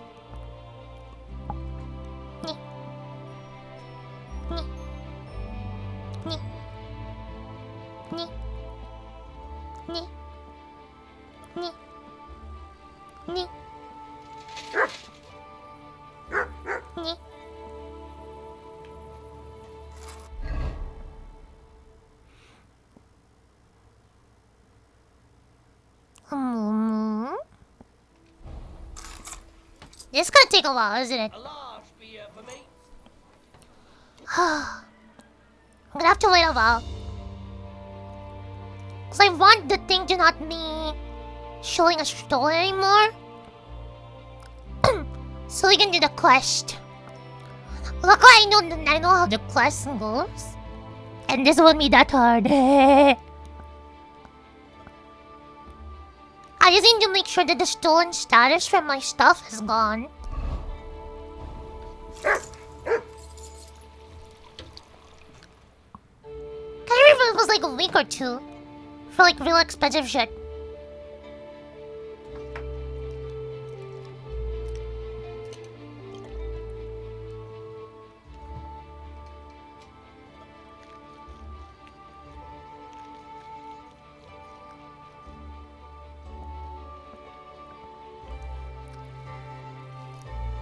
The funny thing is, Yishka's probably just like waiting. Okay, the halberd,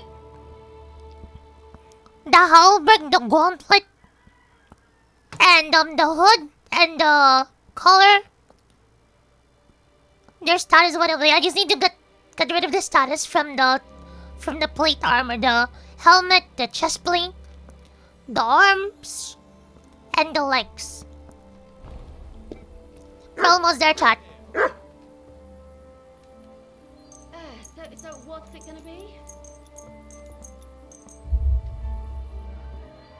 Almost there.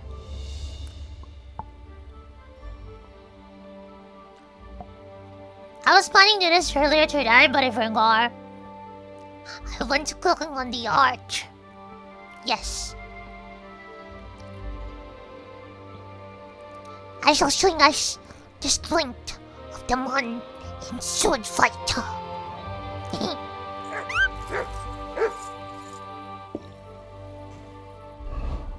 I feel quite hungry.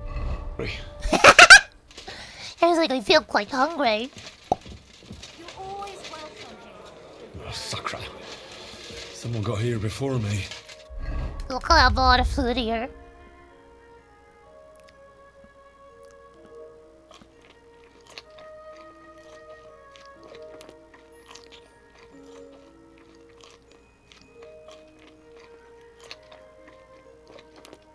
There we go, we should be fine.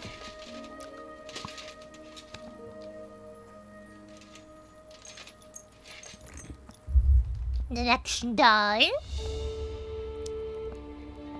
How come I don't know if there's like another way to do this, to like join? Can you join the Kudenberg Brotherhood?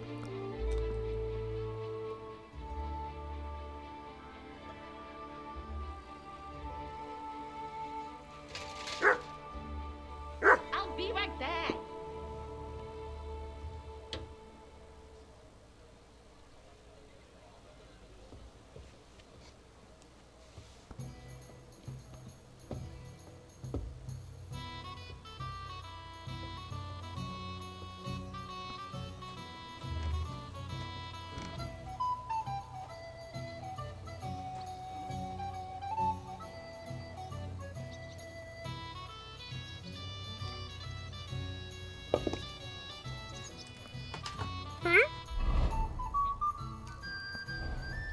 Really?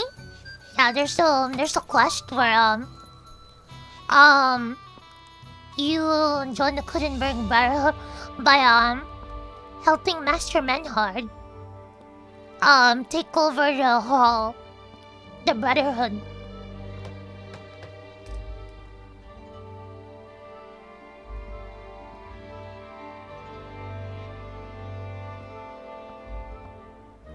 We're gonna take the sword before we even need it.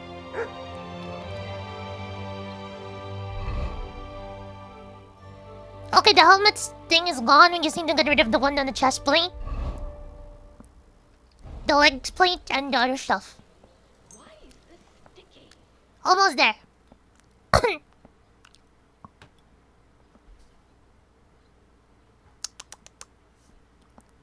Why is it gone? What do you mean?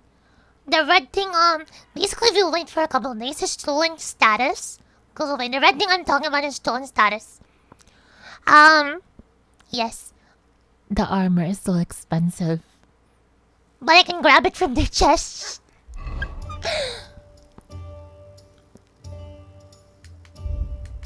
Yeah, I read it. In case you guys want to see, the armor is really, really expensive. Expensive there very quickly. Probably is the more expensive the item, the longer it takes for the stolen status to like go away.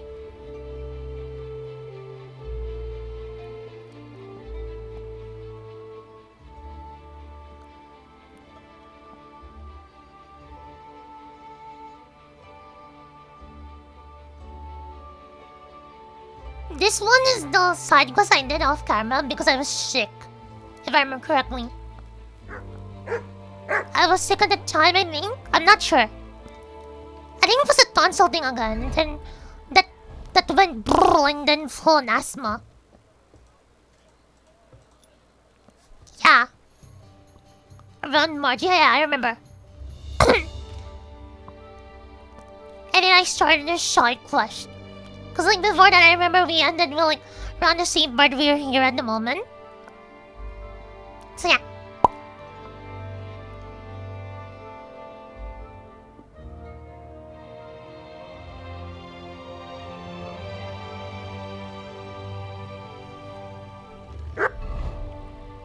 Oh my god, it's taking a while, chat. Why the hell do they pour the beer on the table? So I was like, why the hell did he pour the beer on the table?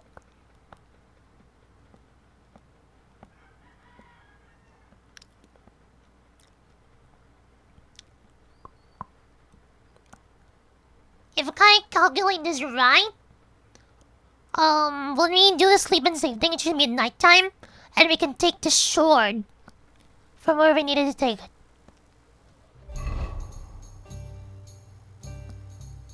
Okay, the arm blades is also gone. We just need to get rid of the stone status on the chest plate, the leg plate. Yeah, the leg plates. Those are one thing. The closer. Actually, I forged the coolest sword off camera. Let me show you guys.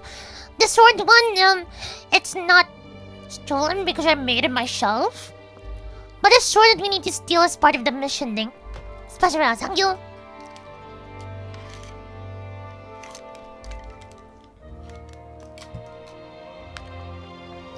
It's like a quest item.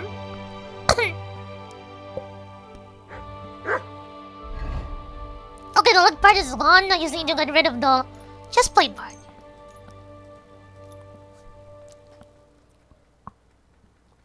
And he's gonna be like, I feel quite sleepy.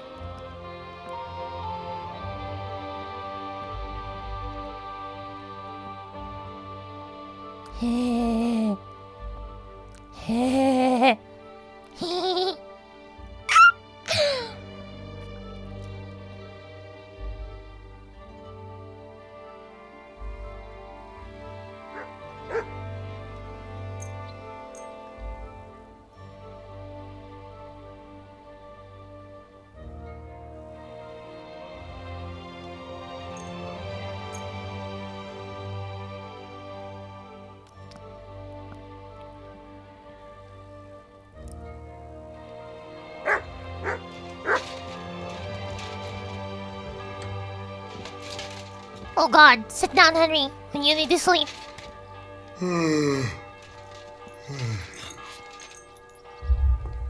Have I timed this right? It'll be 1 a.m.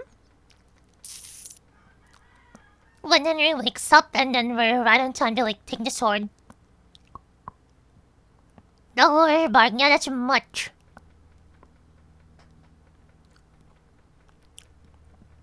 Look, I have a certain set of skills. Nee.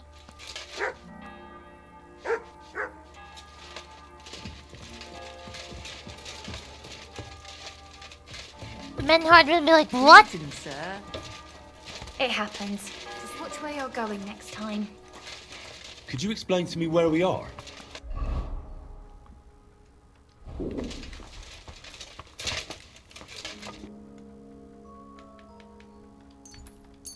I need something to eat. Forgot that he's quite hungry. Yeah.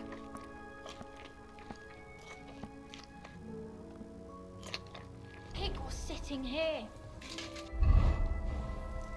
See, the stolen status from the armor is completely gone.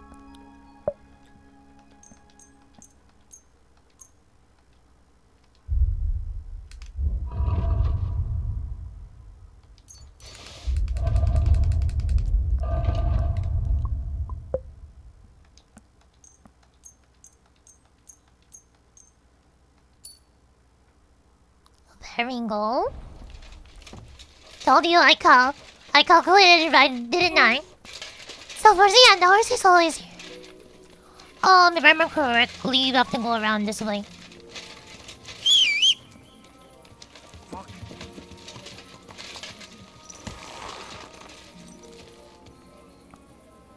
Slowly.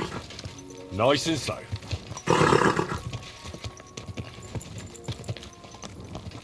We have to look for the Shorn house. Which I can't remember the direction to. We'll eventually find it. I just need to see the surrounding area.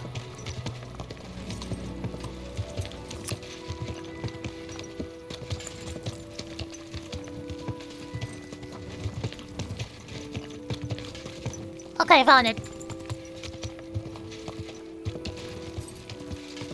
Oh wait, no, never mind. This isn't there yet. If I remember... Mierda. If I remember correctly, it's around here.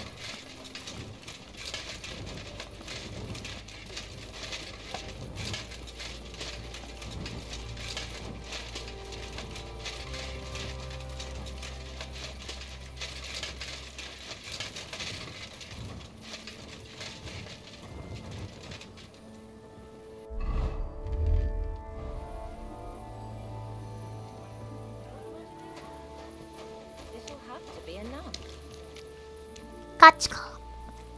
We need to get in this house.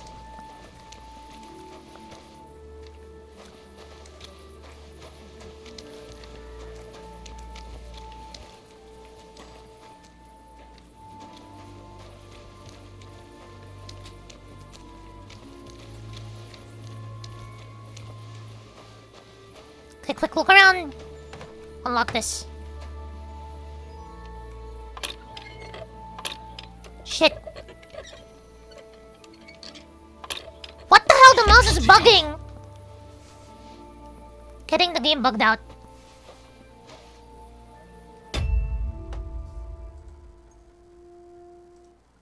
What the hell's happening?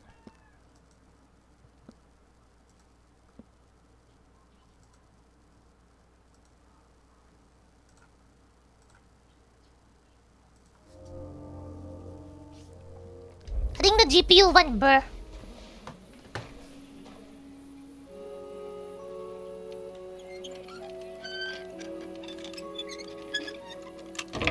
Got it.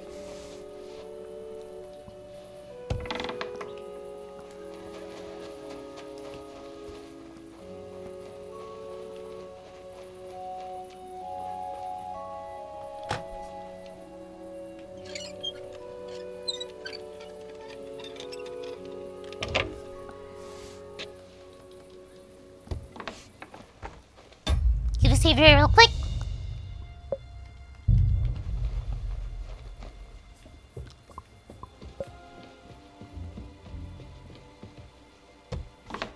The sword is in here. See that, Chan? That's the sword. The Gutenberg Guild sword. We're taking that.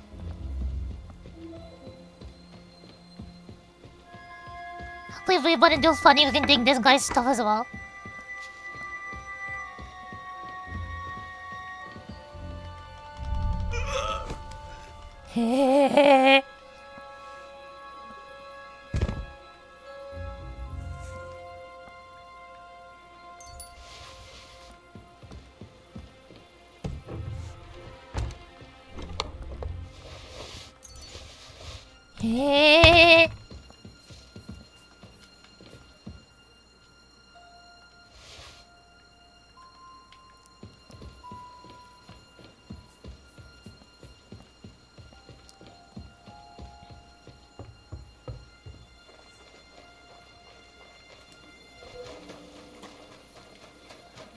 Now we can get back to the thing. I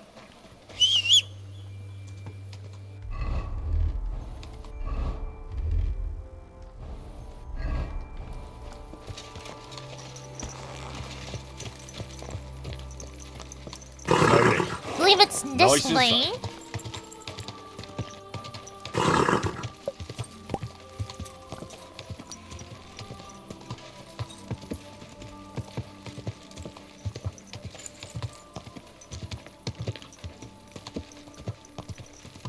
Now we can just wait and then.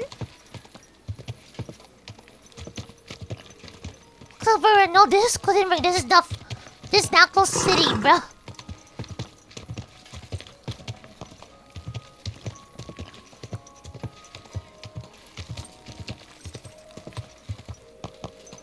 Just see what you mean, poor.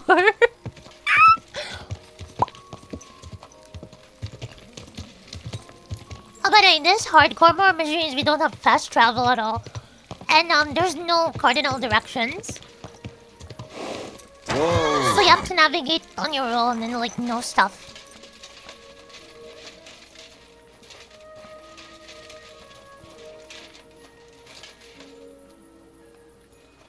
Why is this always locked?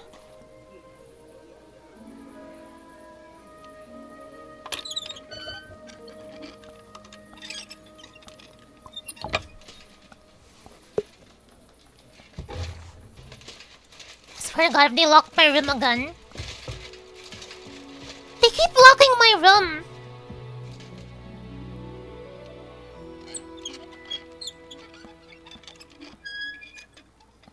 Chad, I keep having to do this. Like, unlock my room.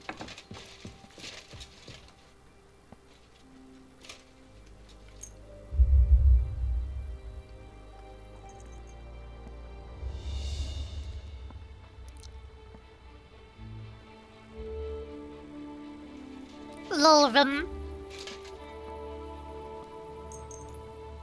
Why are you saying little room? Hmm? Are you making fun of me saying room? Hmm? Joking. My room? A better reminder to everyone next week, starting next week. Actually this week my next stream is on Saturday. Then we have a Sunday stream now. Then next week it's gonna be Tuesday, Saturday, Sunday. Don't shove! I like shoving!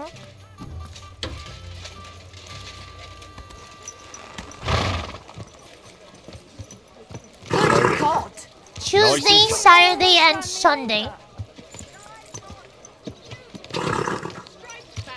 Basta ka dyan. Are you blind? You almost ran into me. Ow! Don't you see me walking here? By the way, we have this now. Though it doesn't show because of the hood. Right. Let me show Will. Let me remove the hood. Come and take your pick. Look, look, look, look.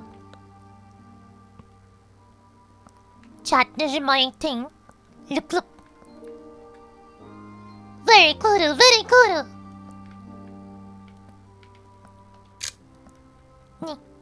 Nice. Then how are we gonna move it?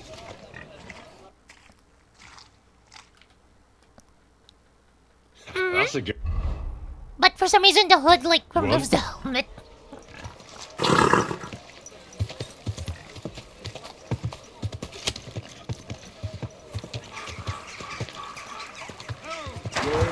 Whoa.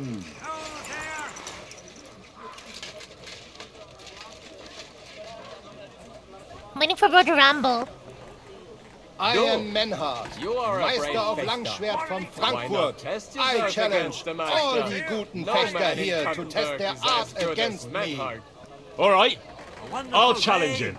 Good. Menhard is over there, not far. Tell him. Good job, we're Was darf challenging heute him. Morgen sein? Who are you? Ich bin Menhard, ein Meister des Langschwerts aus Frankfurt. You will not find ein besser Meister for miles around, I tell you. And with whom do I have die Ehre? Who are you? Henry. I'm pleased to meet you. Heinrich. Sehr schön. A famous German König once also bore that name. He contributed to the founding of the Heiliges Römisches Reich. A wise diplomat and brave warrior. You're stealing all Since my you water carry bottles, such I a need name, good water. I offer you a duel. You can prove you too possess the courage and soul of a warrior. And do not bring shame to your famous name. When you show me how you handle a sword, I can tell you what to improve. Do you normally challenge people to duels on the street? No, normalerweise nicht. But things in Courtyard sind nicht normal. I came from Frankfurt to teach the art des Fechtens on the invitation of your King Wenzel. But here in Kuttenberg, I have been treated with disrespect and dishonesty. Nobody cares about the king's decision. That is why I must defend my claim in another way. Where words fail, das Schwert shall speak. Therefore I issue challenges to duels. I am looking for brave men to take them on as Studenten. The rest I want to prove cowards. Are you really the best swordsman in these parts? Richtig. No man. Although Henry just has blood on his Certainly thing. not the Kuttenberger Fechter who falsely call themselves Meister. I am the only true Meister here. If you do not believe me, try me. I challenge you to a duel mit Langschwertern. How about you lick my Langschwerten. Go lick the Langschwerten. dummy? All right. At least we'll see if you're telling the truth or just puffing out your chest. Wunderbar. I always like a good Kampf. But the Schwerter will be blunt, yeah? We do not want to lose our hands, aber kein Harnisch. No armor, only clothing. Sure. Just training. Good. Take off the steel and armor.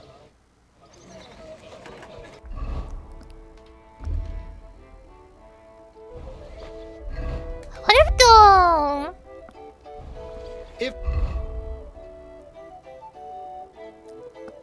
any of you...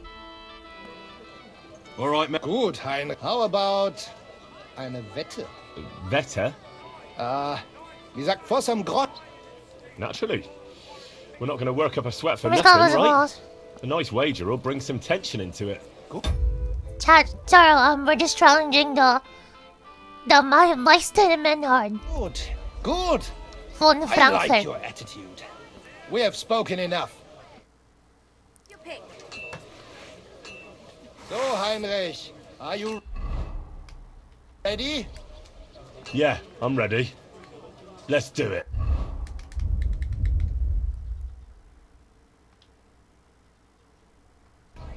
Don't be coy. My wares will bring you joy. Come and make your pay. Damn! Like that? Oh, like that, huh? That's him.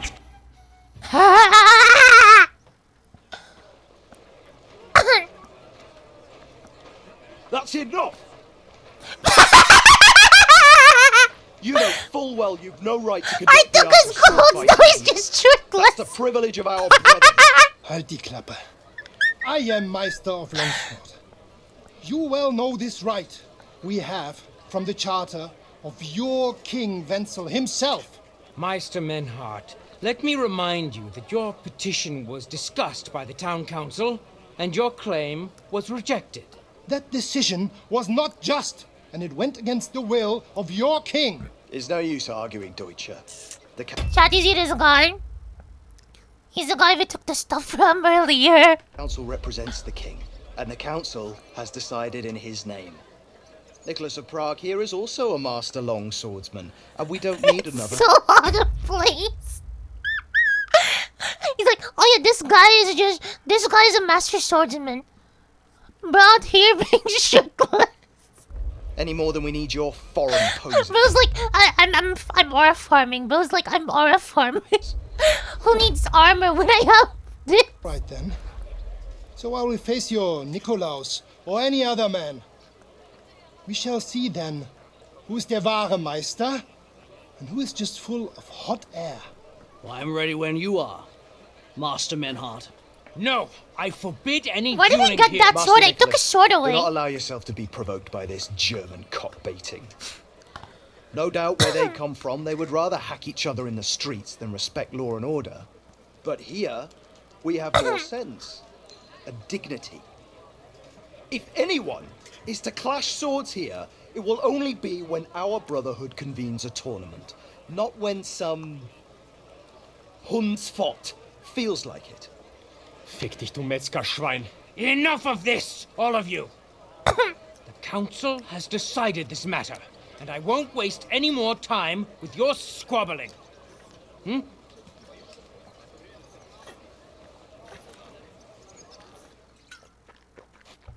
You've infringed on our regulations, and it's not the first time. You'll pay a fine. Scheiße. That is ungerecht. Not just. And you will be banished from the town. No. So that nothing like this happens again.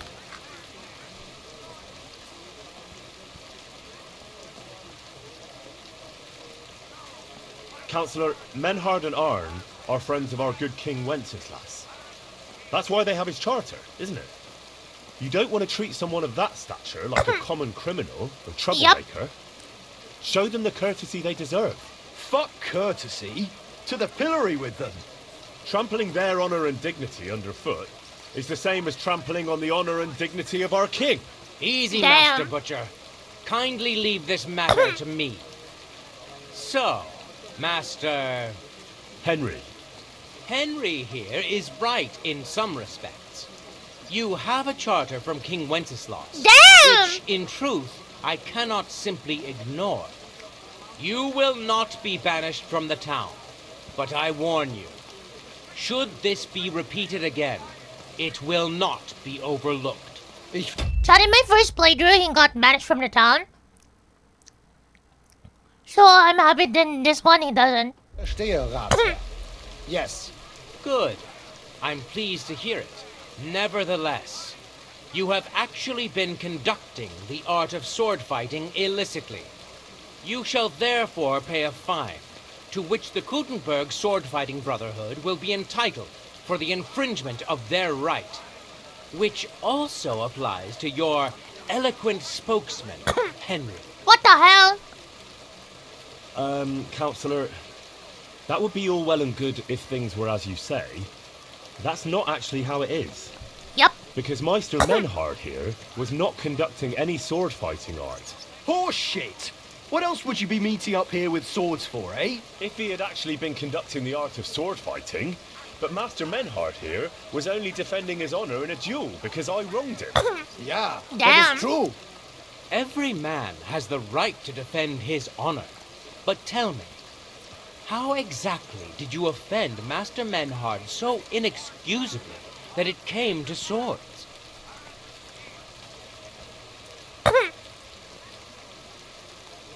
I mocked Menhard's sword fighting skill. Good for you. Menhard is only a master of loudmouth talk. Damn. Come and prove it, you feigling. We will see who is the Meister and who the loudmouth. Easy, Emmeram. Don't do anything you might regret later. From what I hear, Master Menhard's art is not to be taken lightly. Das stimmt. What difference does that make? We've got you, Master, Nicholas. We don't need another master. Or do you think this here German is better than you? Certainly not. No man here is a better master than I. Why do we not test each other then? Quiet! Stop this, all of you! I've had quite enough of your comparing cocks. We all know mine's bigger. What? Menhard was sword fighting here. That's indisputable. He breached the ban, and he will compensate the Kudenberg Brotherhood. Ende. Such audacity! I will not pay any Geldstrafe. Und schon gar nicht to this coward and cheat. Das ist ungerecht. Enough of this. You will pay, or get 20 lashes of the cane in the stocks. Scheiß drauf. Verdammt! I will not put up with such disgrace. I would rather let you have your silver. Henry? I understand. I don't want to go to the stocks. You're the Groschen, are you? Excellent. So, the matter is resolved. But if anything like this happens again, it will be the pillory for you. Alles klar? Ja, ich verstehe. Komm, Heinrich. We still have business to attend to. We are lodging in the Schenkel Kaiser Karl, not far from here on Merchantstrasse. We will discuss our business there. Ha! You can do nothing to us. You could kiss my ass. Count yourself lucky you had your pal here. Otherwise, we'd have drugged... Bro, wait, let me just save. I have a save there. Get away with that weapon! Kick her away. Right now. Stop fooling around. Why are you showing that off? Pathetic. Because it's big. Sucker, I need a bandage. Of course he needs a bandage. I beat him up. Quick! There. That's better.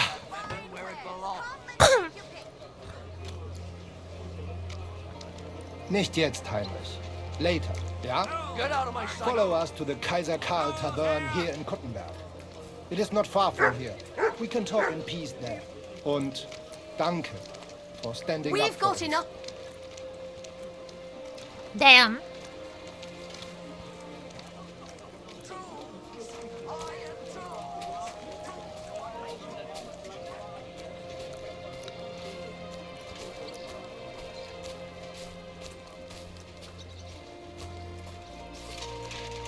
I forgot there's no fast travel here yet.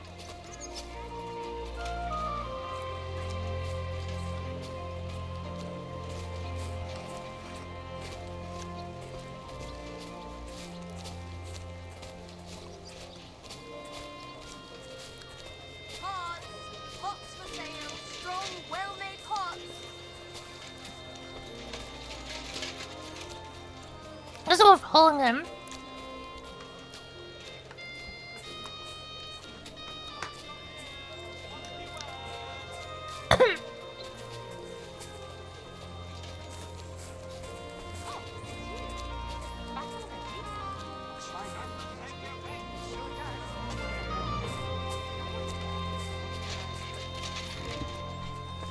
Oh, good chat. Okay.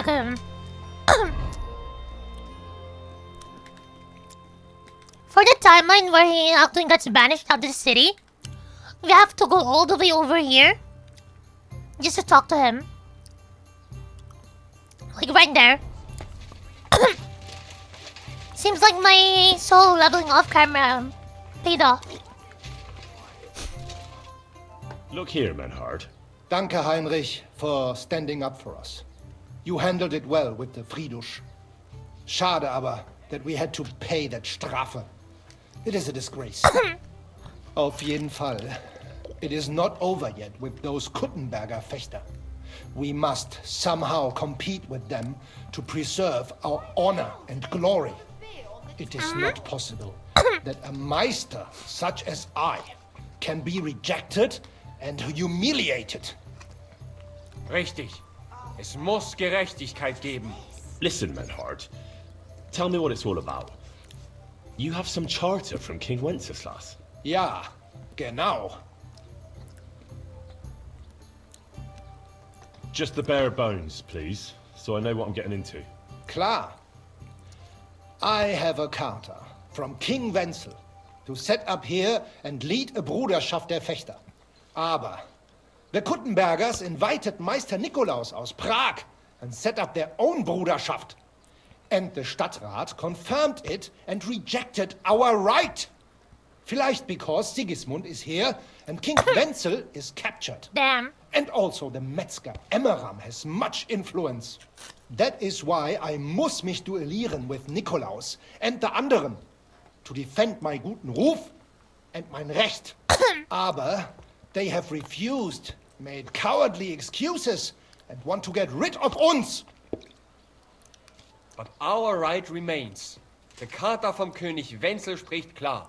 Ja, we cannot just walk away and allow this öffentliche shame to continue. Menhard, ich habe dis Idee. Aber Problem ist, we need a third man. Aber jetzt Schicksalsschmeiß upon us. And Heinrich ist hier. Verstanden. Heinrich will greifen us an der Arme. Ein einfacher kleiner Einbruch and we will beat them in their own game. What's he saying?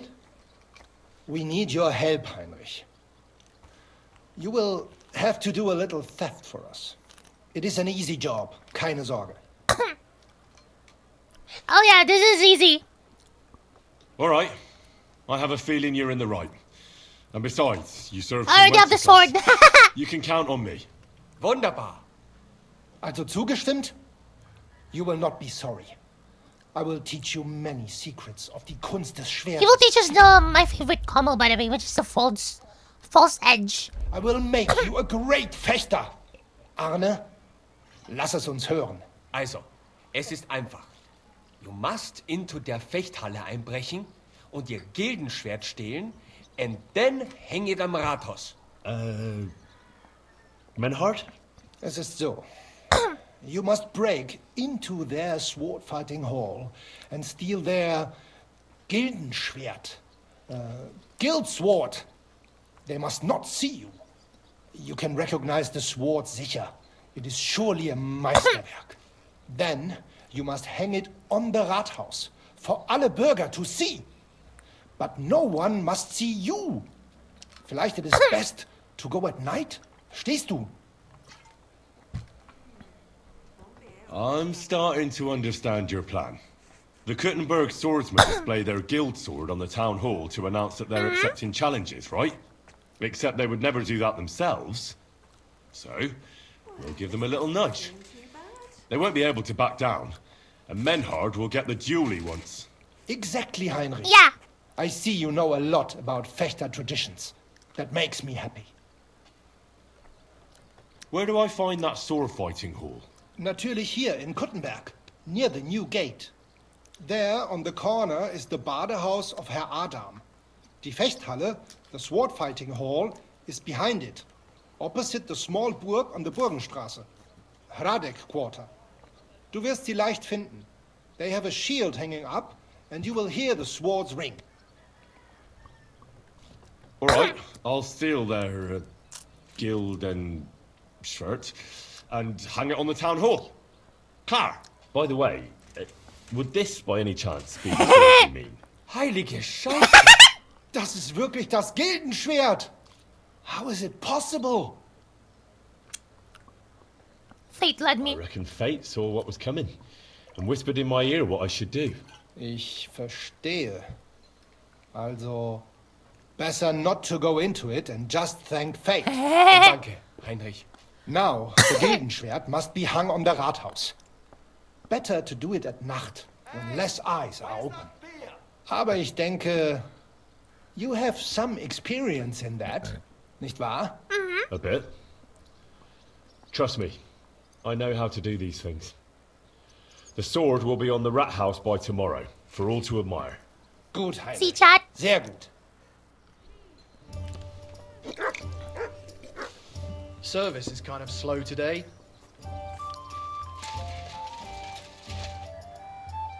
No, all we need to do is wait.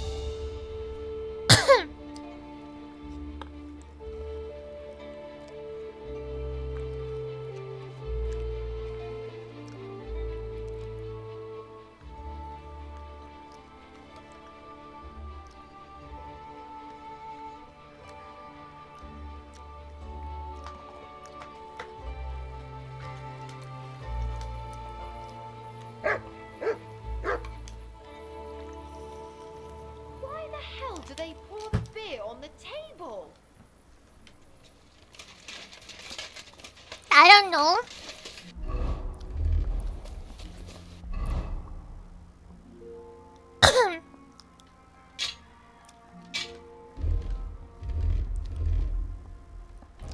Good doggy.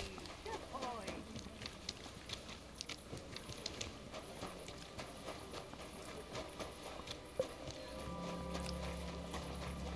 See the brain of the mon, big.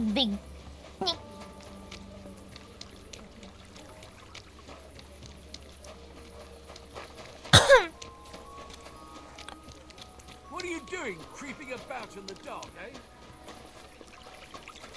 Meow.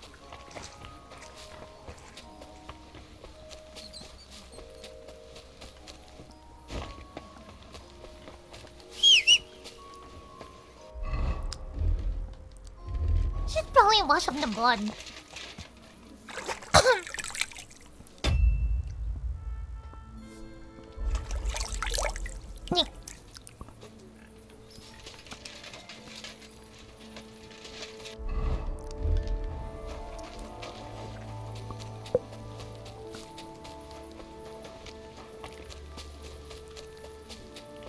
Okay, no one's around. Put the sword.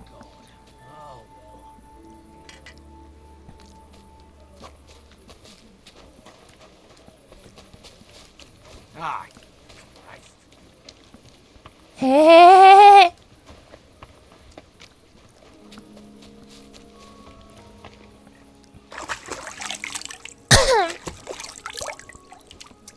Now we get back to Menhard. Or should I say Menhard.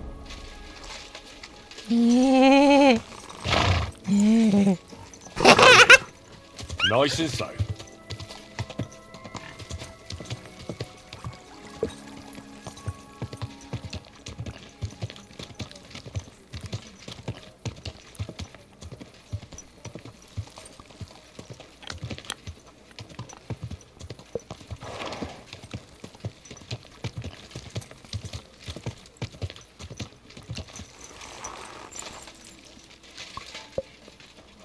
Okay. Okay, good, it's not locked.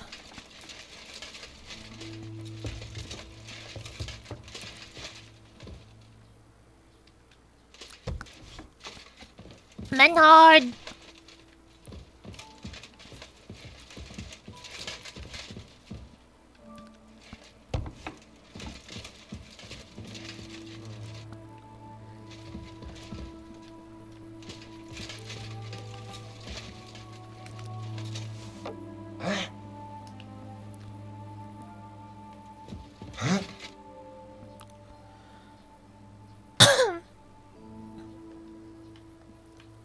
Menhard, before Friedrich. Das stimmt. But it is true. You Danke, Menhard. What's it like in Germany? Ach, viel Politik, was sonst? It is better to avoid it. Everyone in the Reich watches only their own interest. Die Kurfürsten most of all. And the Kaiser, who would bring Ordnung? There is none now. And what is more, there are zwei Päpste. One in Rome and one in Avignon in Frankreich. There is confusion in the Imperium now. Tell me about where you're from. Frankfurt. Die freie Reichsstadt Frankfurt is a huge and glorious city. Dreimal bigger than Kuttenberg. Tall steeples, rich houses, strong walls, beautiful Kirchen and große Messen. The Emperor Karl der Große himself founded it. There is no more lovely Stadt under the sun. What's this righteous state? Freie Reichsstadt? It means we are directly subject to the Kaiser. More rights for uns, Bürger. Better status in the Reich. Something like Kuttenberg. That is also directly under the crown. But in Frankfurt, der König der Römer is usually elected. Oh. Große Messen. Big mess. Nein! Big markets, like you never have seen. Not even in Prague are there such. Goods come to Frankfurt from far and wide, especially fabrics. You can find better nowhere. My word. I'd love to see that one day. You should.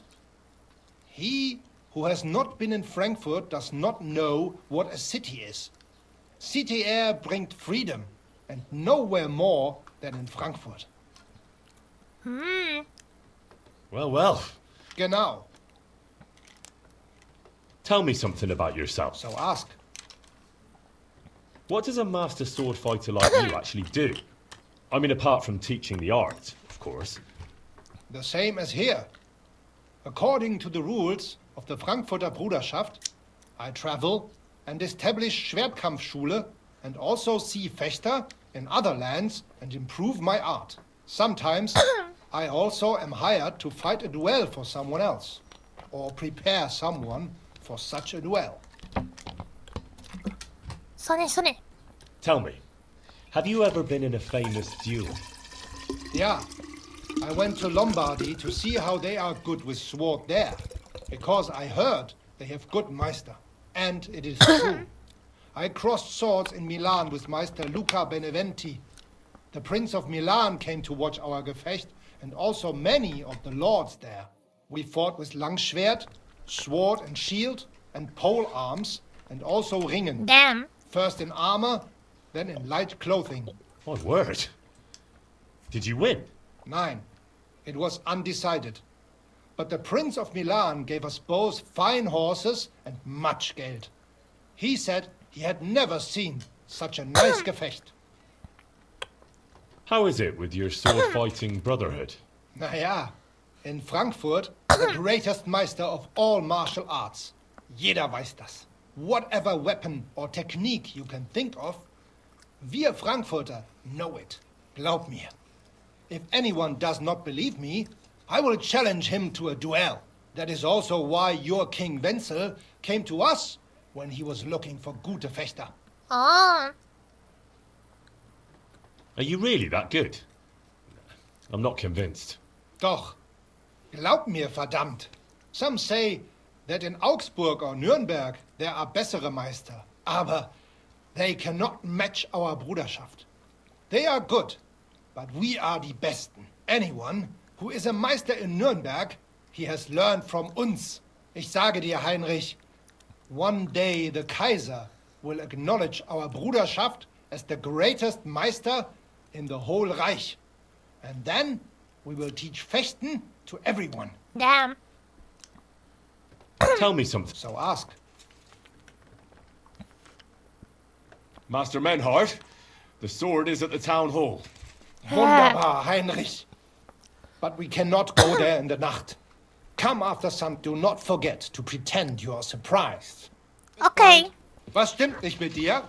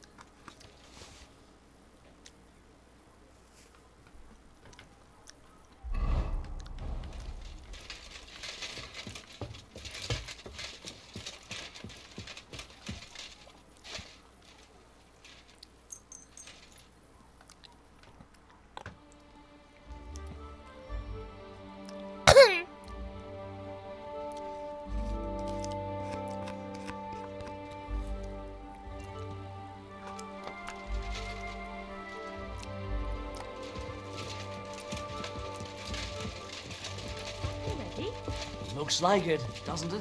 Greetings, sir. Leave that door alone, will you? What can I say? Prague is a whole different world compared to this old place. Did you bring anything back with you? I'm sorry. Where's Menhard? The big city. There's no place like Shoo! it. Gepriesen sei der Herr. Here I am. We can go. Geil! Wir gehen! I look forward to seeing their confused Gesichter.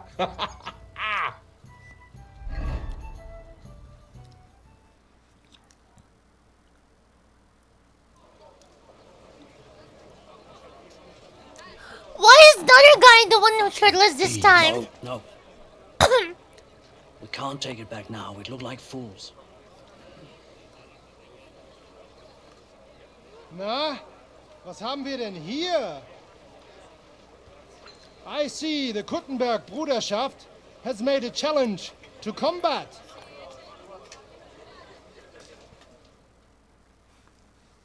So, I see you have endlich worked up the courage to face us in public. There's no need for mocking, Manhart. We've made our challenge, as you can see. Wunderbar. Das freut uns. Genau. We accept your challenge. Well, since we've arrived at this point, listen up. It's time to put an end to this bickering. Besides, it will only benefit our town if the best of the sword-fighting masters takes charge here. So, whoever emerges as the victor of your tournament shall win the right to lead the sword-fighting brotherhood here. That will bring a just close to this whole affair. Bei allen Heiligen, you have decided wisely, Fridush. It will be seen that it is we who were right from the start. No way! You can't do this, Fridush. We set up the sword-fighting brotherhood. Stay out of it. Menhard has a charter from the king. He's entitled to defend his right in combat. Yeah. Shut up! This is a matter for the burghers. Calm yourself, friend. It's not such a big deal, is it? We'll compete honestly against these Germans, and then we'll finally have peace from them. All right, Nicholas. Let's show them Deutschers how we sword fight here. Because we ain't afraid of no one. I can't wait to beat him up. You'll get it. I can't wait to beat him up. 3 members of our brotherhood will fight with 3 of yours. Each will have a bout with all 3 opponents, and we'll see who wins the most. Du Schwindler! You know there are only 2 of us. I agree with Emeram's proposal. Kein Problem, Arne. We also have one promising student, nicht wahr? Richtig. I'll fight on Menhard's side. Gut, Heinrich. Gut. Agreed, then. The duels will begin when you're all ready, with long swords and in gambesons. And don't delay getting started. I can't wait for Don't you this. worry. We'll crush them Deutschers in a jiffy. Pah! You have no chance gegen uns. I look forward to crossing swords with you, Meister Manhart. Ja, ich auch. Komm, Heinrich. We must prepare for the Fechten. Fechten. So, Heinrich, you have heard it yourself. Some good news, finally. We shall engage the Kuttenberger and confirm our privilege from King Wenzel to operate here our sword-fighting Bruderschaft. And it is all due to you. Danke, Heinrich. You can count on me, Menhard. It will be an honor to fight by your side and enforce the will of our King Wenceslaus. Genau, Heinrich. But first, we must make you one of us and accept you into our Bruderschaft. All right. Is that a problem? Nein, nein. You must only take an oath and undergo a test. We cannot just take everyone. That is our Regel. You must show that you have some skill with a Schwert and that you will not bring us shame in the Gefecht. So we know that you will not lose your life in combat. Surely that's not necessary. After all, I defeated you the first time we met, remember? Yep. Na ja, you are right. Herrgott, you must have been sehr glücklich, but you Sorry, I fought did well. it on your thing. Yes. And you showed that you have some skill. So, we can receive you into our Bruderschaft sofort. Menhard, I'd like to join your brotherhood. Certainly. Let us go somewhere more geeignet, so it has some class. Ooh. Each new member must pay for acceptance. But in your case, since you have helped us, I will relieve you of that obligation. Nice. Danke, Menhard. And now, the oath. Arne will be the witness. I will be honored. Kneel, Heinrich. Hör gut zu.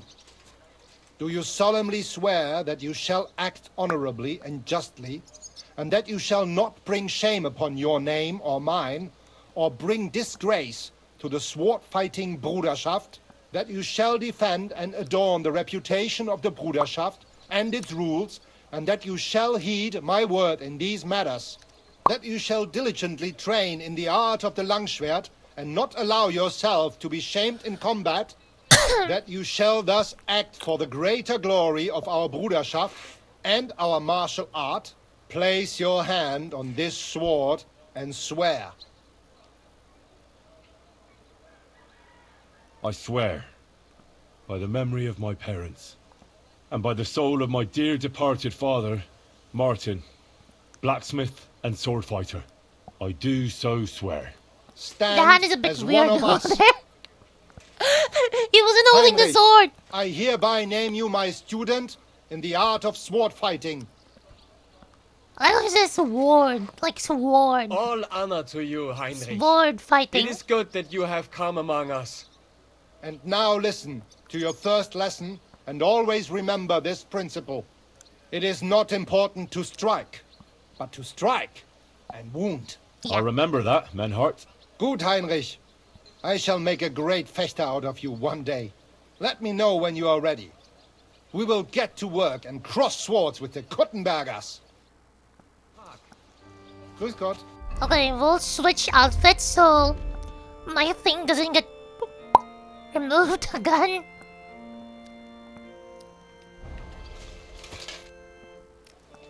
Menhart, Chat, I'm ready to engage look the at how good Kuttenbergers Henry by look. your side. Wunderbar. Let us go and tell Friedrich. It is high time we put an end to this disgraceful schlamassel. Schlamassel. I remember I talked about this on stream before. I was like, chat, majority of like what Menhard and like Arne is talking is literally just like German, and like chat, I'm like getting half of what they're saying. 2 sword-fighting brotherhoods will match their skills. The Gutenberg Brotherhood, led by Master Nicholas. Glory to Kuttenberg! Kick those Germans' asses, Emmeram! And the Frankfurt Brotherhood, led by Master Menhard. It is an honor to be able to show off our skill in front of the whole Kuttenberg. The reason for these duels is the dispute over the right to run the local sword-fighting hall, and... By the way, Emiram is the one who looked like Blacksmith Osina. It's literally the same model with like different hair. And different voice. You guys will see why he's such a fucking asshole. The Associated Brotherhood, the local brotherhood, was founded by Emmeram the Butcher and his associates. What they did not know, though, was that King Wenceslas had tasked Master Menhard to do the same. The king ain't here, Emmeram is! The Brotherhood belongs to the Kuttenbergers! And since King Wenceslas cannot resolve the dispute, the town council ruled it shall be decided through a duel. So, the matter shall be settled before the eyes of the council, as well as the burghers of Gutenberg and God Almighty. A wise decision by the council. Let the best master lead our brotherhood. The duels will be fought with long swords and in light armor. Each dueler will face each on the opposing team, and whoever beats his opponent twice wins the duel.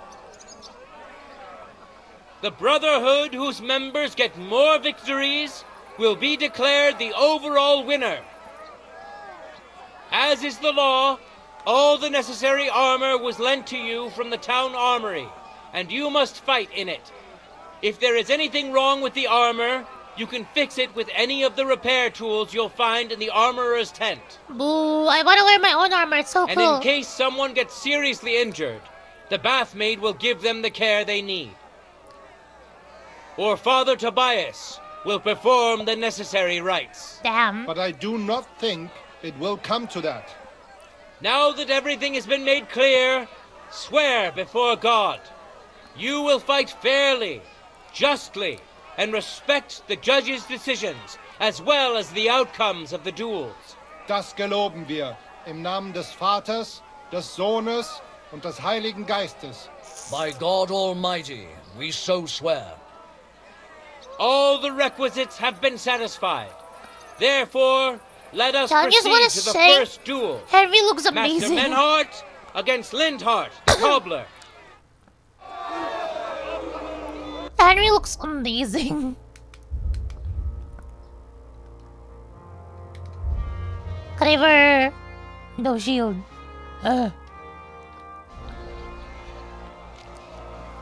Chad, look at my boy here. Goddamn. Nice. Why am I not wearing shoes?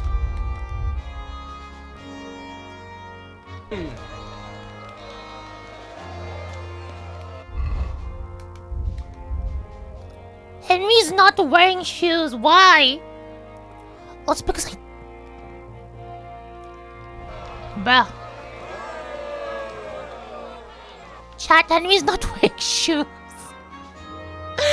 Henry has still dogs out. What a view. What a view! That's Aya talking. Let's watch. Damn! End of duel! Today's first victory goes to Master Menhart. Damn. Let's see if he can keep it up, or if Lindhart can even the score. Get ready for the next round. Ready? Go for it. I should probably look up some combos. Because I'm not used to like normal swords. Like normal long sword. I'm gonna do Pummel Strike, so stab, stab right. Stab, stab right is gonna be my plan. Stab, stab right.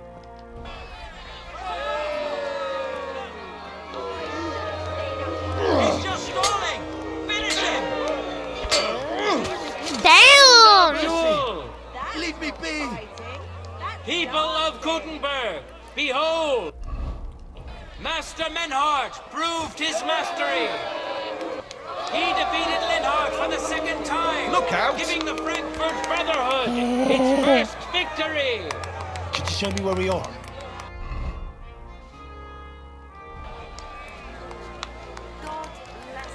Moreover, Lady Fortune has a difficult task in store for Lindhart, because the lot drawn determined that the next fight will also be his. This time it's Henry who will face him on the side of the French. Let me see how much savior schnapps I have.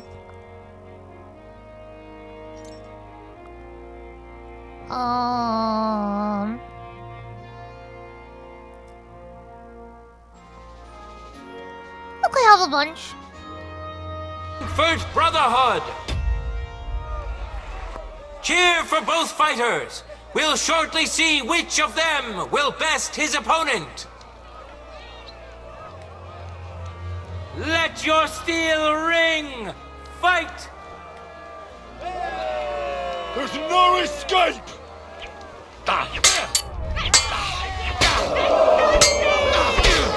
Bitch! Die! Die! Die! Die! Die! Lady Luck is certainly not on Lindhart's side. Henry wins the first duel. Swordsmen, get ready for a new duel. Let's see if the winner can keep it up. I wonder if I can pull up her. I feel quite hungry. Contenders, get to it.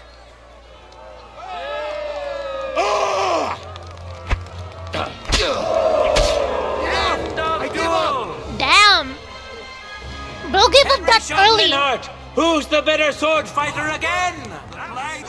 That makes the second victory for the Frankfurt Brotherhood. See chat. Monguj.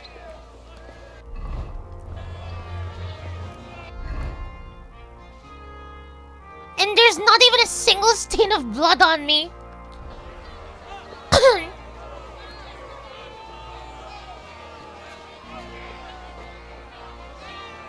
Chat, there's not a single stain of blood on me, damn.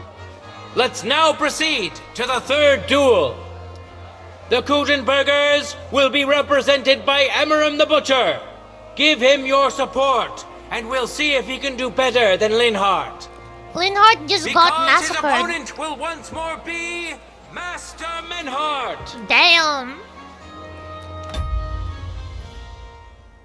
Chat, the Gutenbergers are just getting They're getting railed, bro.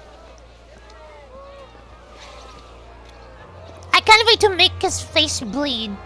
I am pissed off by him, just seeing it. Chad, you'll see why later, like in a later quest. I'm still pissed off about him. Fuck you, man. No, no. Emram. Forward! Fuck you, Emram. Careful. Damn. I just want to. Nice.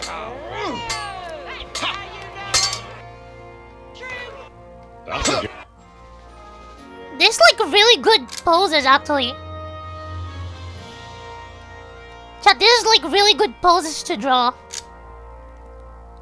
Oh my god, chat, like this angle. This angle's like really good. I'm gonna use this as a reference, or remind me to use this as a reference. One. Damn. Damn.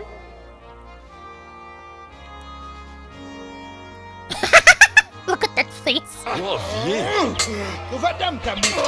End of duel! You saw it with your own eyes, good citizens of Gutenberg. Menard's skill is second to none. He wins again. Can Amaram still manage to defeat him? We'll soon find out. No time to lose. Get to it.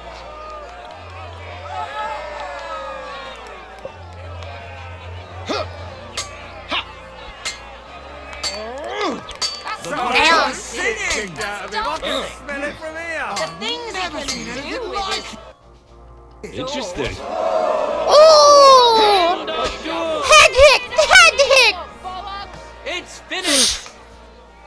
Not even the illustrious Amaram could withstand the German master's sword. The Frankfurt Brotherhood thus has 3 wins already. None for Gutenberg so far. Fire. Yup. 2 swordsmen we haven't seen yet will now show us their skills. Sorry. Arne the Buddy. German will face Master Nicholas. Soon we'll find out if Nicholas can secure the first victory for the Gutenbergers. Ganbare Arne.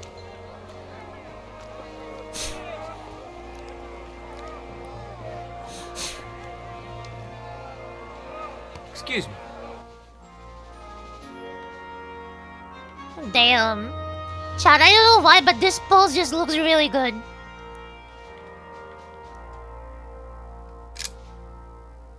I'm getting so many poses to like draw here. Beautiful.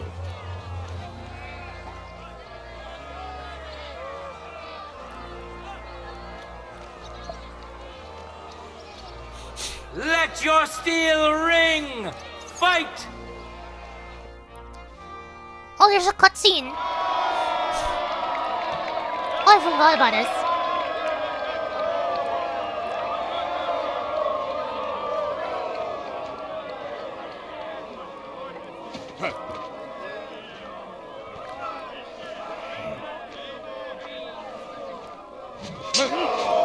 Damn!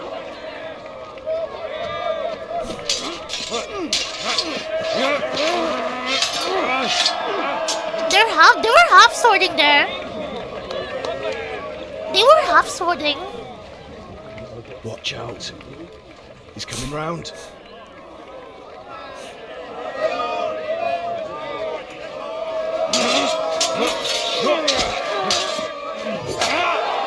Damn!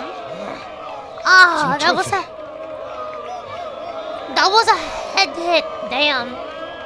And the victor is... 9!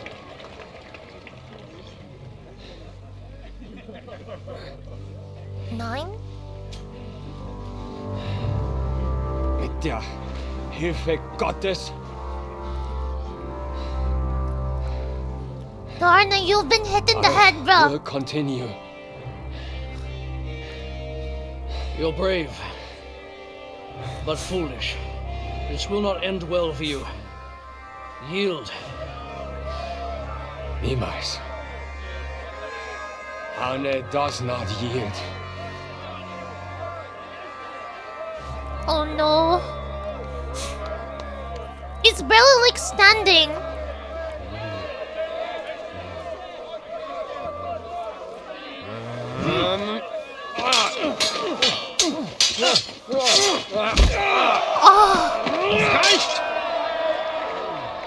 Damn. This Gefecht is over. You win. Bill's gonna kill him. You acted with chivalry, Master Menhart. But intervening in a duel is a breach of the rules. There is no choice but to disqualify you from the tourney.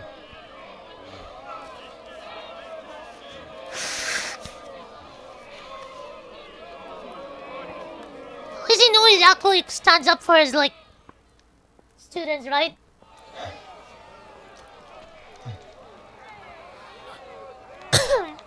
How does it look?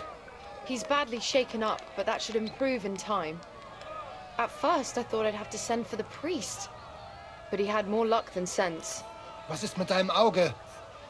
Siehst du meine Hand, Arne? Nein. The good news is the blade missed his eye. The bad news is such a blow to the head can cause many different problems. Yep. I hope in time he'll get his sight back in that eye. Bro, But I can't one say for for sure. trauma there. In my experience, it's in the Lord's hands. Send for the best physician in all of Kuttenberg. Schnell! I will pay alles. Rest assured, Master Menhart, we Yeah, will Menhart send is for like him as you rich, command. by the way. I am sorry that the whole affair has taken such an unfortunate turn. I will pray for your companion's health. Danke, Friedrich. Aber what about the duels? Beruhige dich, Arne. Yes, that's what I came here to clarify. However, I expect on account of Arne's injury, your brotherhood has forfeit the fight. No. Nein, Menhart. Du musst keep fighting. As Arne says, Menhard and me can continue. Heinrich had recht. I want to duel Nicholas. I understand your wish, Menhard, but I can't grant it. You've been disqualified. Scheiß drauf! Bruh. I will fight Nicholas. And you better get out of my way, Scheiß Friedrich. drauf. I'm warning you, Menhard. You swore to respect the results of the duels. Verdammt! Listen, Nicholas has defeated Arne, and Arne is in no shape to continue. So all 3 victories go to the Kuttenbergers. Menhard, you defeated Emmeram and Linhart, but you can't duel Nicholas. So 2 victories belong to you, and 1 to the Kuttenbergers. The only one who can still fight for you is Henry.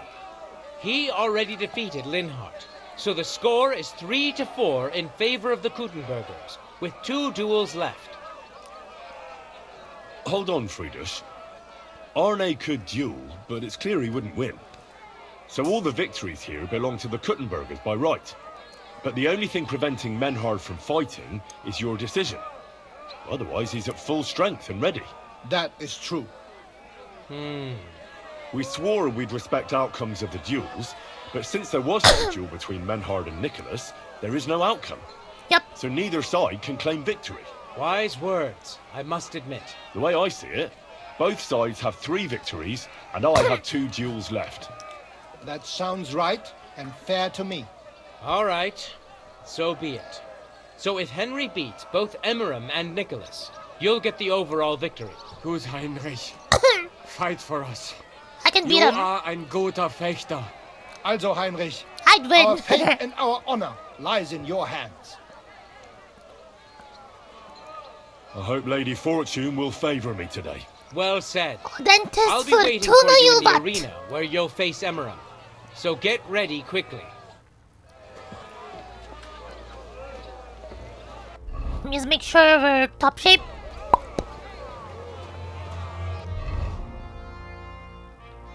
Damn it.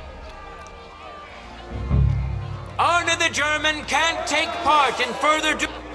Nice one. Do is it? Trying to like get a good photo. Injuries. you. So 3 wins go to Gutenberg. Damn, Cha-Cha, look at this pose. Look at bruv. Bro's literally looks like, come at me. Beautiful. The Frankfurt Brotherhood has won 3 rounds, but so has Kuttenberg. Master Menhart cannot duel against Master Nicholas since he's been disqualified from further rounds. Their duel will not count at all. That leaves us with only 2 duels left. In the first, Henry will now face Emmer. Actually save, yeah.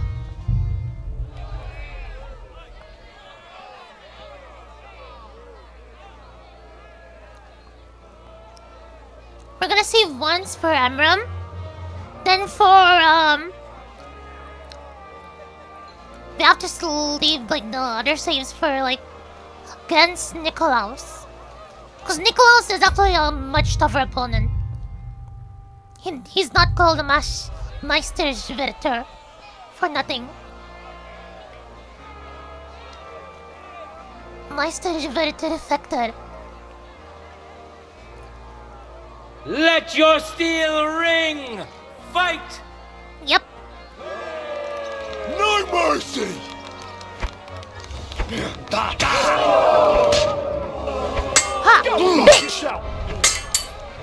Ha!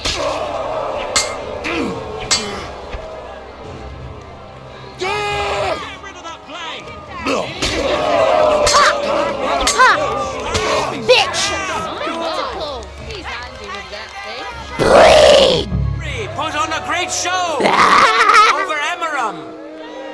Even Arna's severe injury doesn't seem to have broken the Frankfurt Brotherhood's resolve. Bleed, bastard! Let's see if Henry Bleed! in the second round. Ready? Go for it. Bleed. For the cross!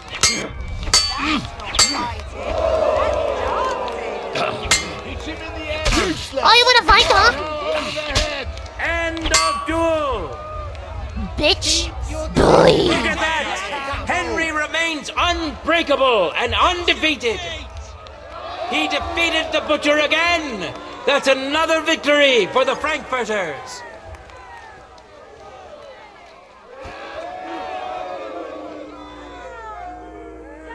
Nice one.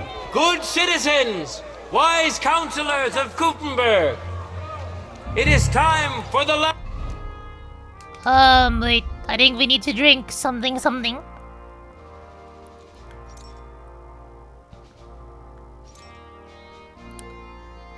Need to drink a marigold potion?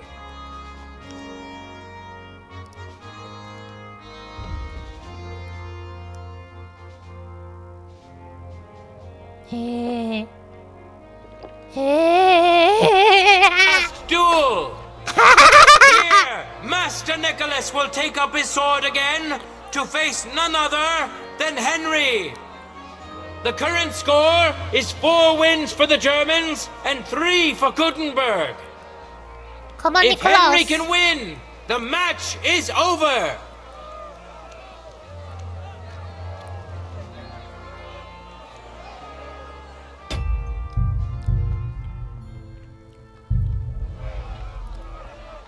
Let's fight Nikolaus.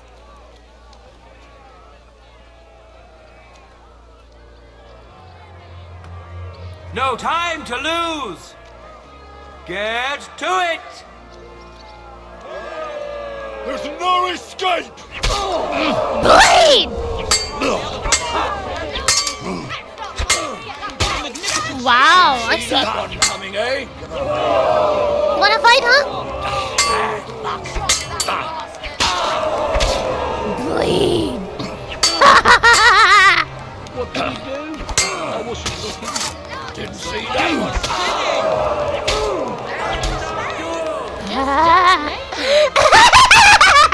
Unbelievable! Master Save real quick. Nicholas is defeated. Henry is now in for a really tough fight I can see that Nicholas is burning with eagerness to get revenge. How much health do I have? Okay, we have 100. Here comes his opportunity. You For shall the glory bleed. of Gutenberg, let the duel begin. Ceremony, I mean. There's no escape! For glory! And now the singing. Pathetic. How incredible and truly unexpected! Master Nicholas is defeated for the second time! Nice. Was it the doing of luck, or did Menhart make Henry a true swordmaster? Either way, victory and glory are Henry's! All of the duels we should or could have seen today are over! Now, all that remains is to settle the very matter that inspired the duels in the first place. I invite both brotherhoods to step closer. Revered counselors, righteous burghers of Gutenberg, lend me your ears one last time. Two sword-fighting brotherhoods have clashed before the eyes of God as well as yours to demonstrate their skill and settle their dispute. And it was a spectacle beyond all expectations. The Frankfurt Brotherhood secured 5 victories against the Gutenberg Brotherhood's 3. The right to run the local sword-fighting hall and to teach the art of the long sword thus falls to Master Menhard of Frankfurt. Hell yeah! That was the task entrusted to him by King Wenceslas, and Menhard has duly defended his claim. Now I'm gonna learn Thus the is it settled sausage. before witnesses and by God's will. It's just like Friedrich said. The council is in agreement on this, and we'll instruct the scribe to enter the proper records of everything at the earliest opportunity. Nice. Let this dispute be thus justly settled, and let there be no further enmity between you. Thank you, Friedrich, for finding justice and for overseeing the matter so wisely. We would like to invite all good Kuttenbergers to come and learn. Fuck! Yes, come. Fuck. We built the sword fighting hall with our own money. You can't just take it from us. As for the money you invested, you'll be duly compensated for your good service to the town. I shall see to that. And I'd like to remind you that you have sworn to submit to the outcome of the duels. Don't forget that. You're like, oh, and he's just like, feet. I'm done with you. Heinrich, let us leave Meister Metzger with Friedrich and go to armor. Menhart, I had word sent to Master Torwart to expect you at the apothecary shop on my Tom. reputation was He's ever my also soon. currently hosting the famous physician Sigismund Albicus, so Arna will receive the best possible care. Hab vielen Dank, Friedrich. Ooh. Good day, Meister Menhard. Oswald Torwart, Magister at your Oh, service. this is where we can make more potions, by the Arne way. hier braucht deine Hilfe. Und schnell. I just didn't know where to find it. Beruhige dich. I know everything.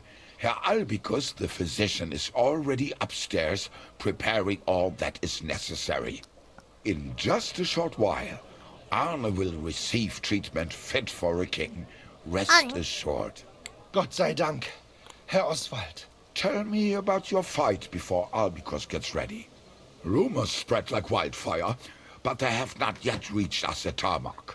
Letztendlich lief es ausgezeichnet. After I learned We won false dank edge. Heinrich here, and our I'm gonna learn claim was false edge recognized. Heinrich fought for us, and fortune stood by him today. Der König himself would be proud of him. Genau, Heinrich. Glory to you. You have gerettet our Herrscher. And to defeat Meister Nicholas too? I have no words. Unglaublich, Heinrich. Ganz ausgezeichnet. You know, Menhard, Henry of Skalitz is no easy mark. I'm glad to hear that. Congratulations to all of you, especially to Henry, as word has it. Gut. Gut. Jetzt noch wait until Arne heals, and then we take over the Fechthalle and die Bruderschaft. Heinrich, komm zu mir in a few days when alles fertig ist. What better place to reward you than there? And zwar richtig. You can be sure. And do not get too betrunken when you are celebrating your victory. I will only go drinking when there's 3 of us. When Arne is all right again. Good. We drink out of joy for my recovery, or out of sadness for my eye. I'm sure it'll be the former. Wunderbar. When we Deal. get to the thing. Maynard, ich muss mich hinlegen. Ich fühle mich ein bisschen krank und schwach. Of course. Manhart, let's get him inside. The quiet and a bit of shade will do him good. Can I be of any help? Danke. We can manage this. Bis bald.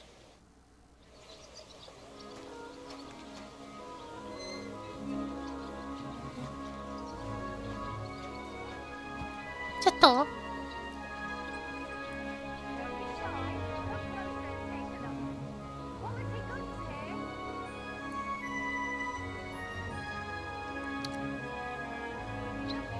Okay, is it only one day, definitely.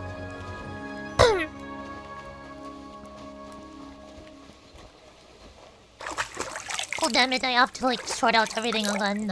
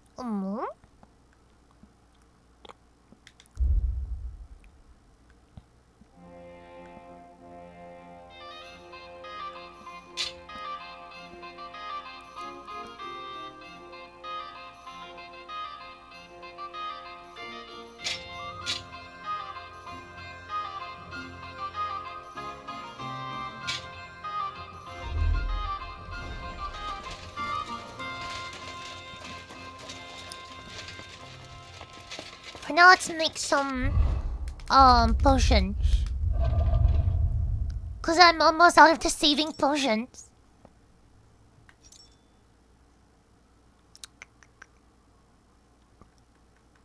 Belladonna. Some nettle.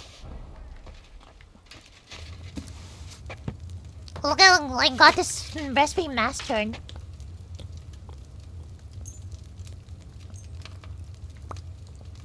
So we need vine or vino.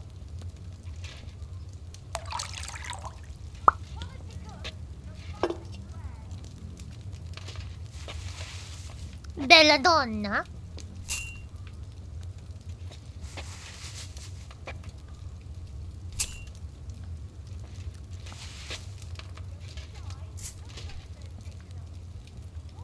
Doing this.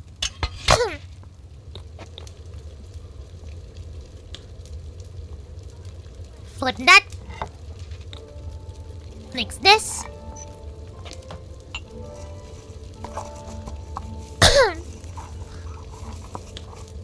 One, 2, 3, 4, 5, 6, 7, 8, 9, 10. Move up.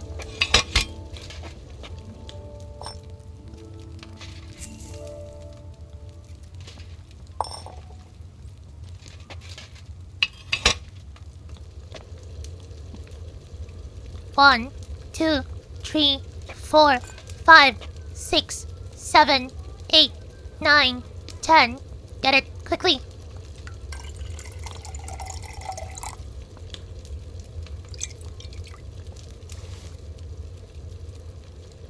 Dang it! I blew it too long. Okay, okay, For okay. too long. Well, it's still strong. It's fine. The best quality glue is like the Henry one. I tried to rush it.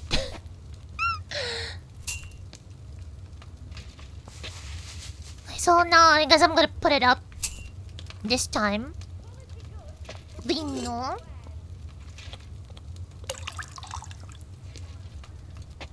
Not really burn it, but you just did it too long. My stats are really high now, so it doesn't really matter. But like, definitely, if it's like nighttime, it doesn't matter. But yeah, if I make mistake, it's still the strong kind, as long as it's not too bad.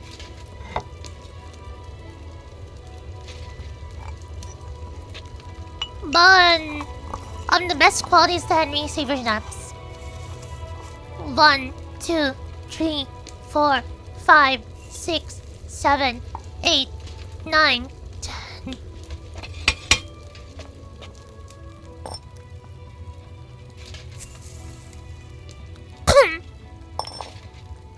Yeah, I mastered this. 1, 2, 3, 4, 5, 6, 7, 8, 9, 10.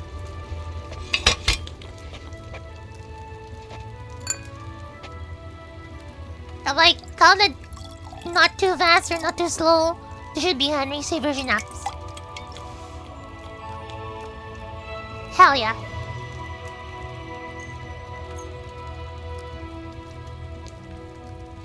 See what I mean?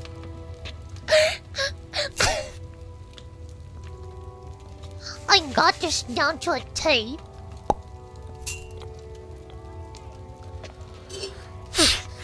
Actually, the marigold pushes are much easier because you need to boil it for like 20 seconds and then you're done. That's how easy the marigold one is. Though sometimes what I mess up is I actually put one earth in water.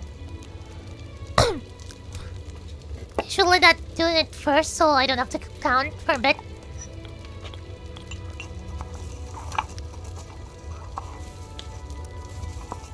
One, 2, 3, 4, 5, 6, 7, 8, 9, 10.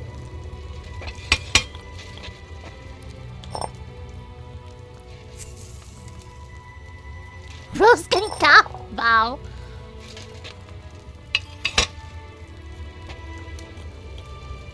One, 2, 3, 4, 5, 6, 7, 8, 9, 10. These little monsters are going to bend. Actually, no, I didn't do that. I pretty much memorized the recipe just because I made so much on my first playthrough.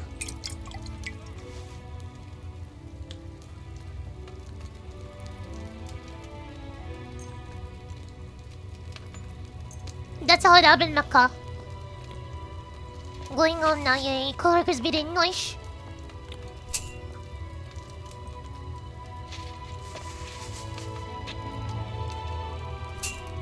Happy birthday to them. I'm just gonna make like 20-ish. As you guys can see, it's like 30 seconds to make each one.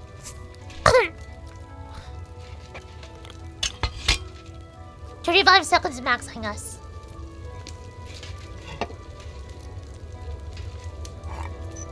Oh, hello, Mecha.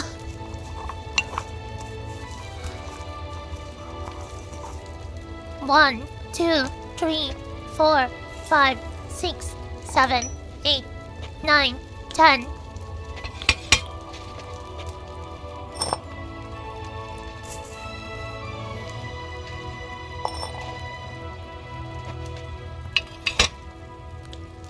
One, oh wait, no. 1, 2, 3, 4, 5, 6, 7, 8, 9, 10.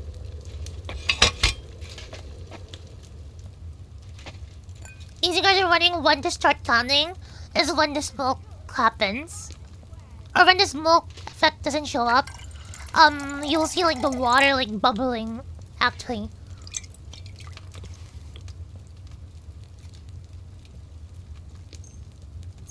That's how you know you're doing it right. That's how you know you're doing it right. Right.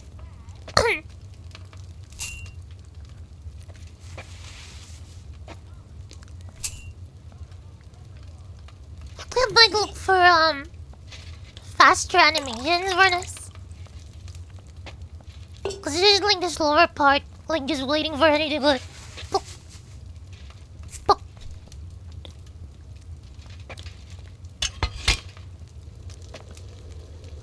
Look, then now. Mix this.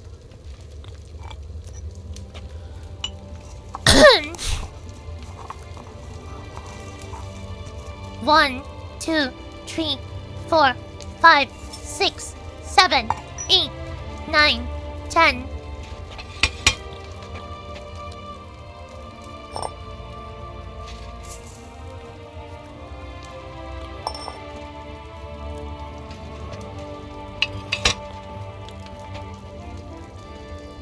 One, 2, 3, 4, 5, 6, 7, 8, 9, 10.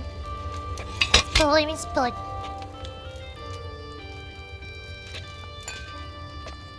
I think we should have enough for a while.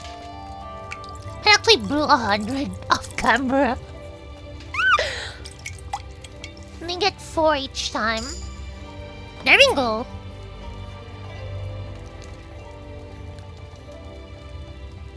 Got 4 each time. 100 divided by 4. 2. 6.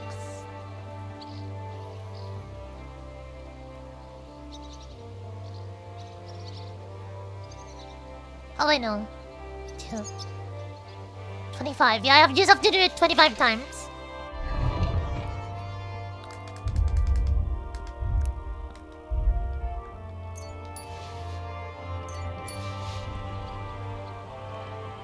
Now learn to do that in IRL. You do like belladonna is actually like really poisonous, right?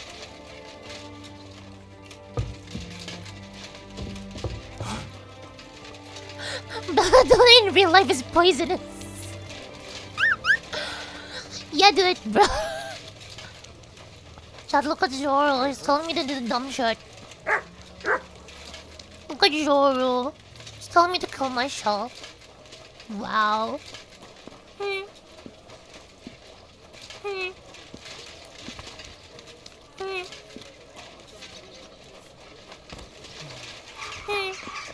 I'm sorry. Just long sleep. Fine day for some fine wares. Come and take your pick.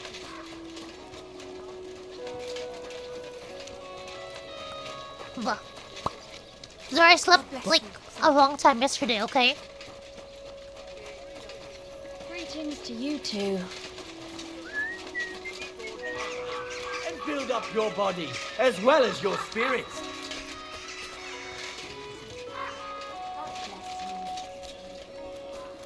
Master I'm sorry. Menard from Frankfurt is now in charge of the sword fighting brotherhood.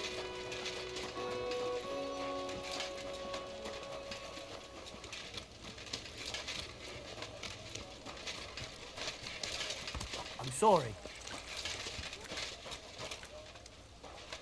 How come you're right, you're being mean to me. He mean. Zoro mean. He mean. He mean.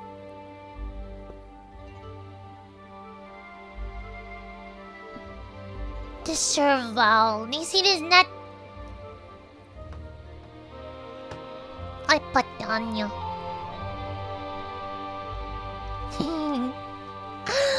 It's so cute.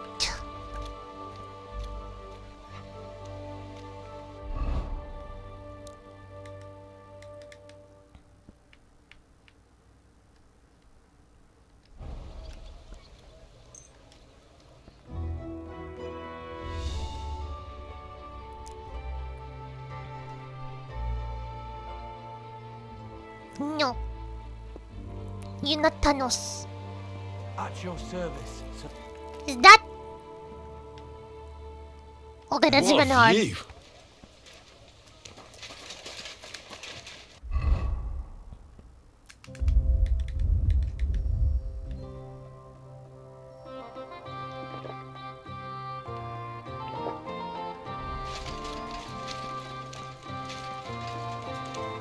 Tell Meinhard. Can we practice fight? Let's fight. Gut. En garde. Kämpfen.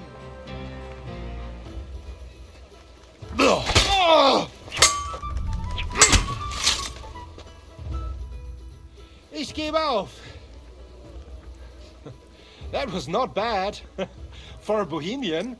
I'd be happy to do it again. Ich glaube dir, but let us stop for today. Chad, my sword is too good. Bis bald. I think Arna's not back in, that's why I can't learn the thing yet.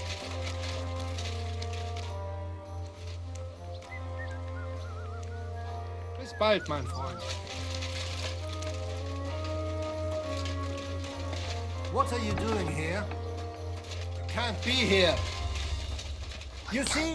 It didn't even hurt. I can't be there yet, bruh.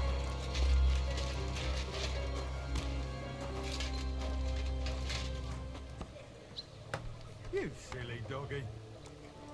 Silly dog.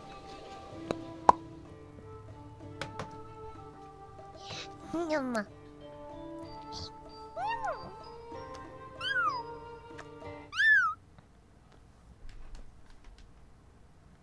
What?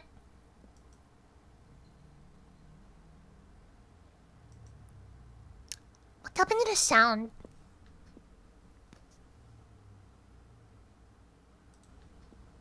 Blah. Oh, there it is. I'm at your service, sir.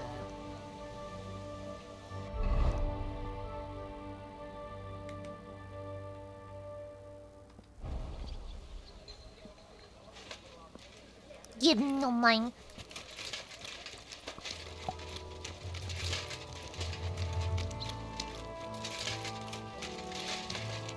Gepriesen. Let's fight. Let's fight. Gut. I'll make do. En garde. Los geht's. Da!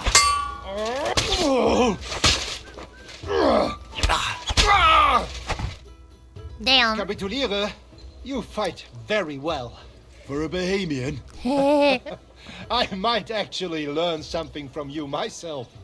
Vielen Dank. Really, for Arna to like come back. Good day.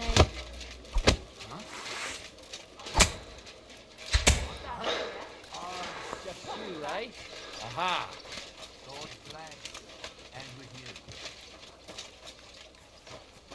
Oh, that's not Arna. You have a kind master, eh, Matt? I think it's like 3 days till Arna's run.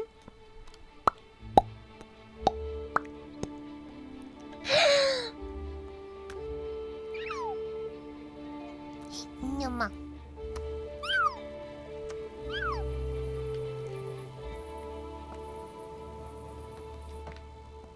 Beautiful.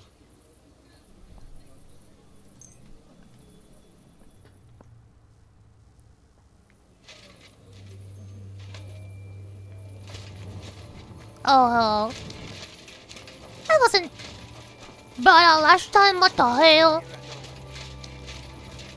What? I'm the master Juvarta.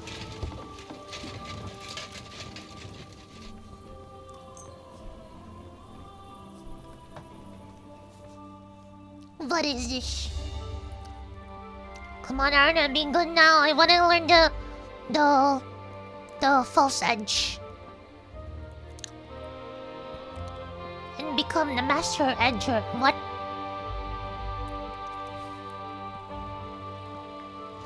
You have a kind master, eh, Matt? There we go.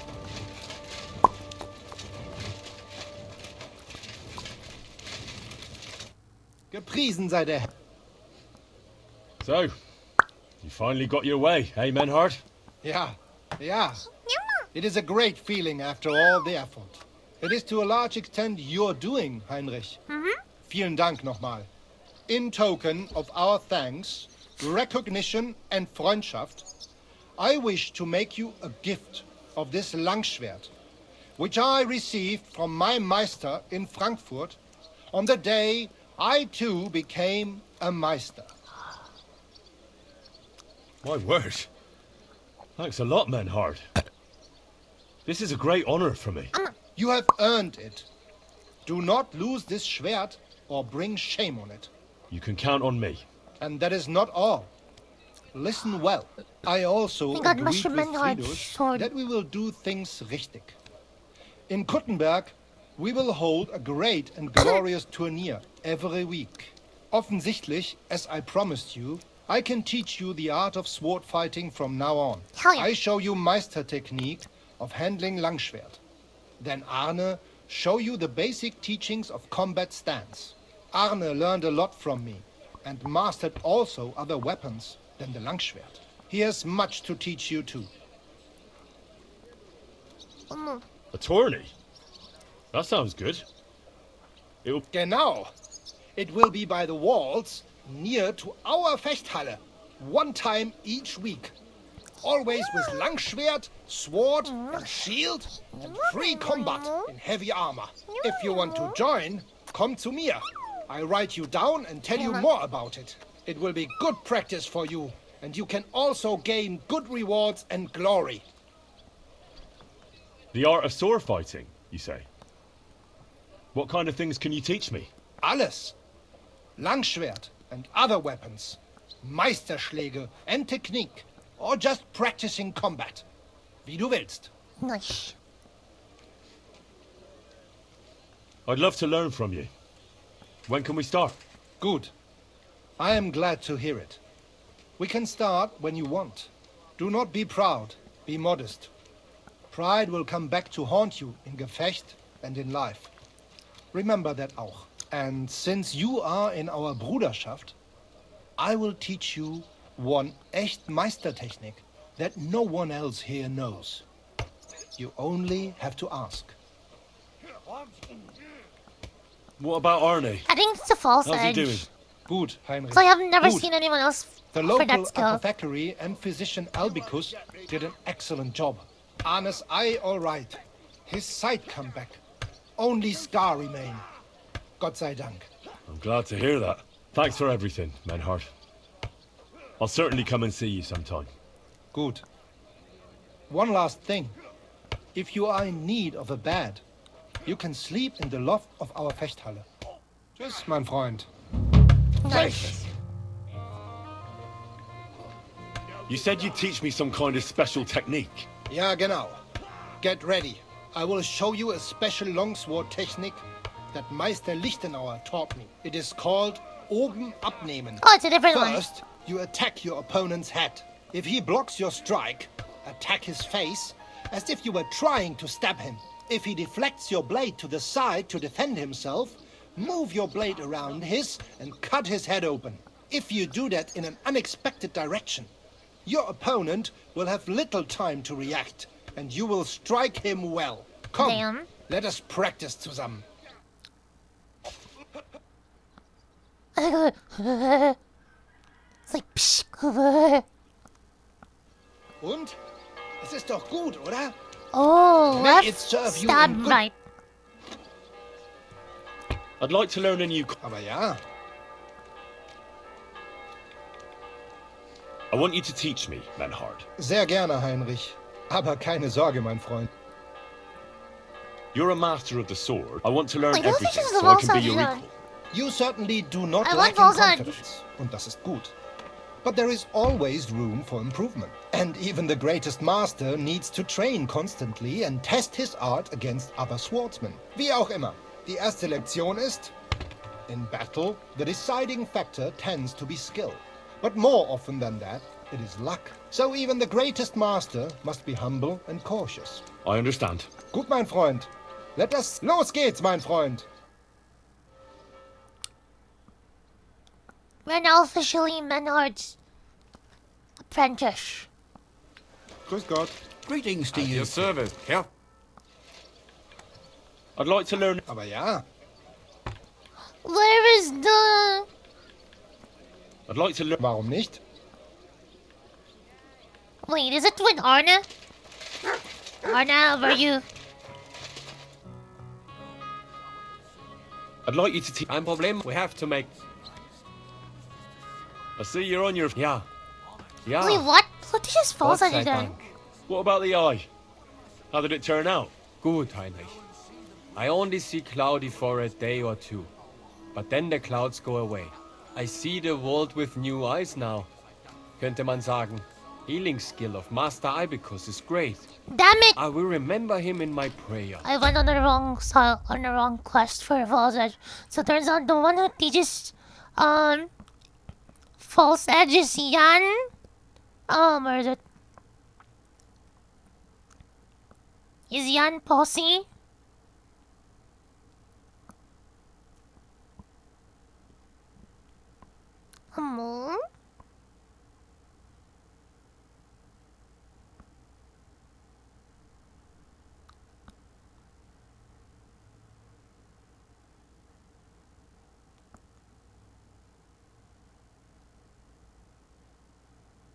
It's Yan Posse.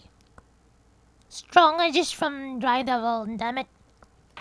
And I think my injury teach me discretion and humility. Those are wise words. But it wouldn't be a bad idea to get a proper helmet. Naja.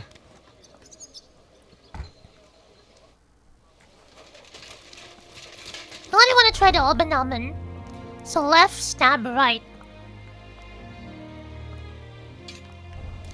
I'm sorry.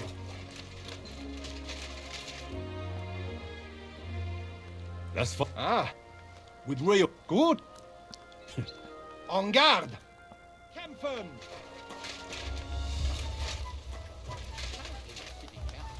Oh! Damn it! Ich gebe auf. I didn't even break a sweat. Luck was not on my... Let us try. Damn it! I couldn't even try the move. What a fight. I'd like to contact.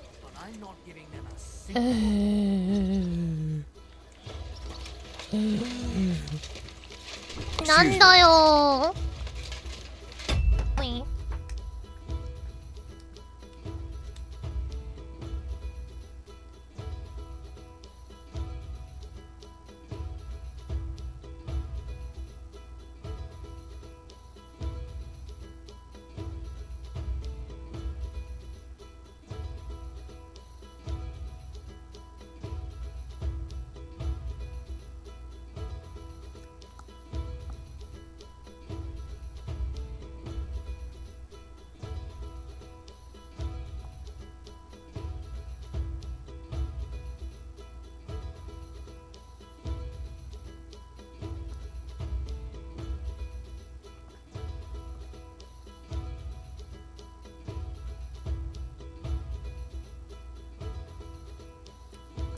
Damn it, I can't get the thing from... You can only get one from each swordmaster.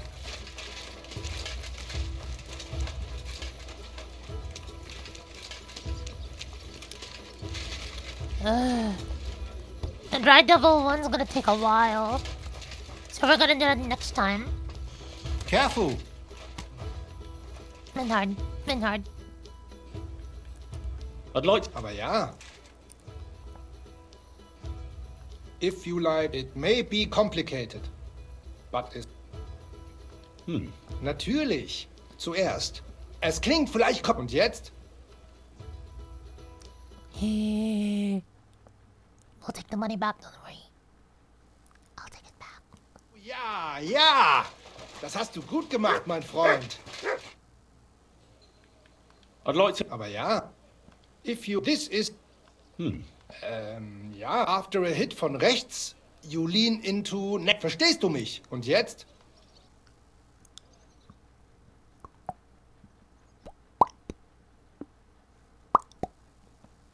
Und?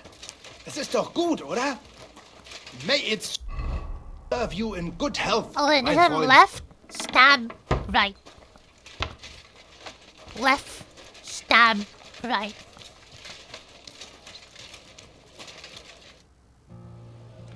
Let's fight. Ah. I want to... Gut. All bereithalten.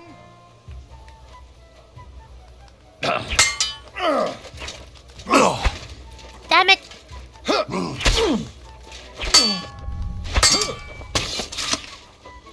Damn it, I went too early. Ich gebe auf. You've had better days. I'm not as young as I used to be.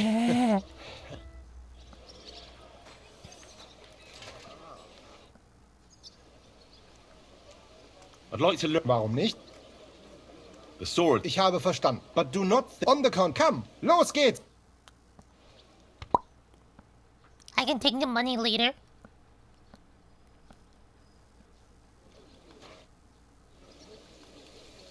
I'd like to learn. Warum nicht? I want to. Good. Pole on. Its advantage is clear. Aber genug geredet. Los geht's, mein...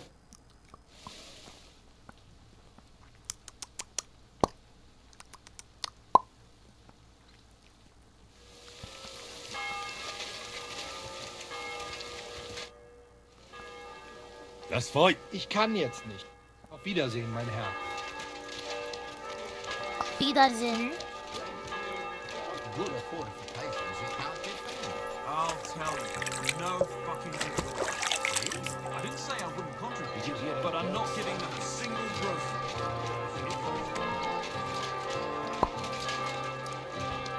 Damn it, Falsage is my favorite move.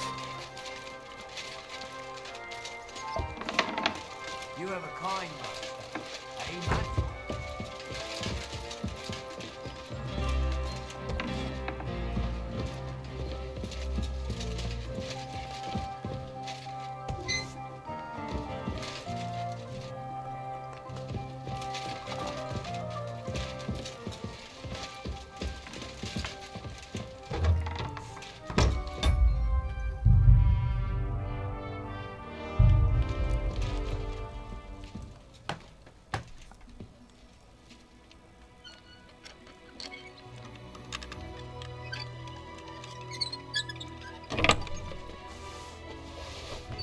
Money in there.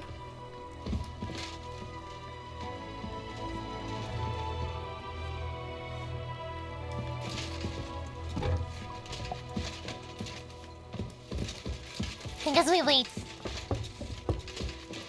I'll wait for the money chat. The money.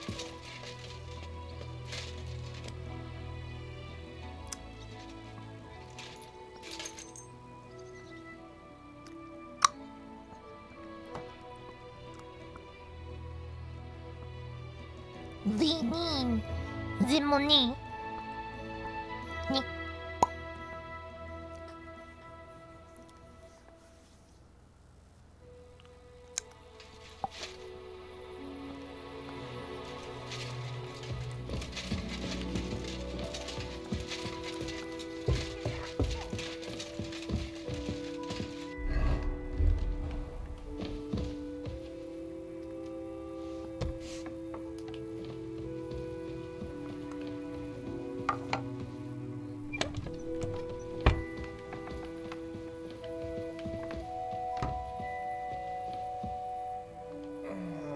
Lass mich schlafen.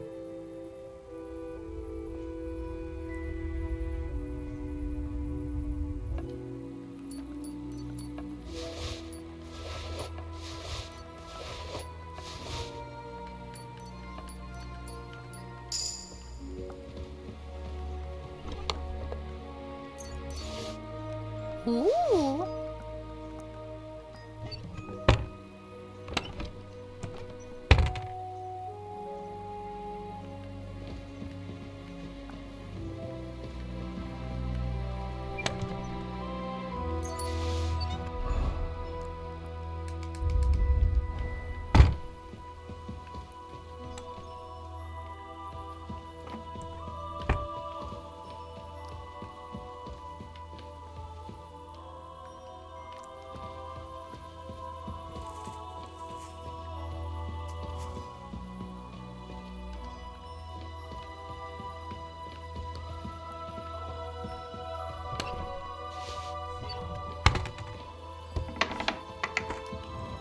The art of Svort.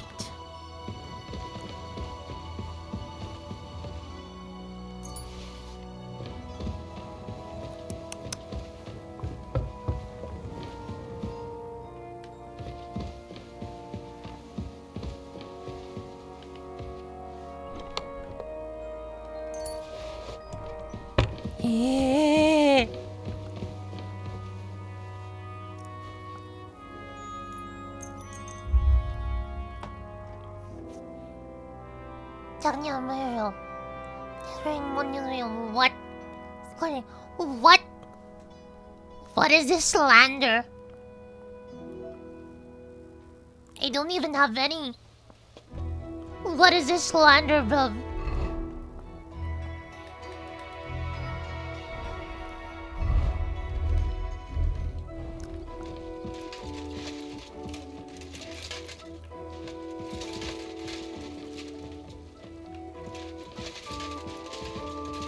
God bless you, sir.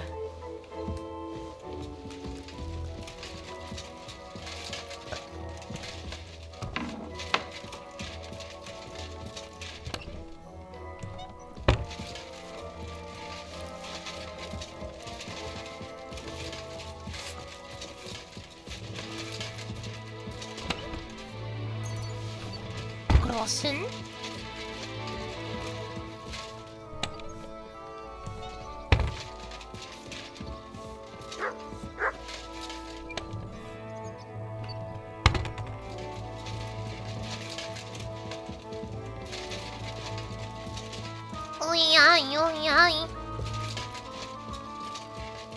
Yeah, look at the light. Damn. Damn. Damn.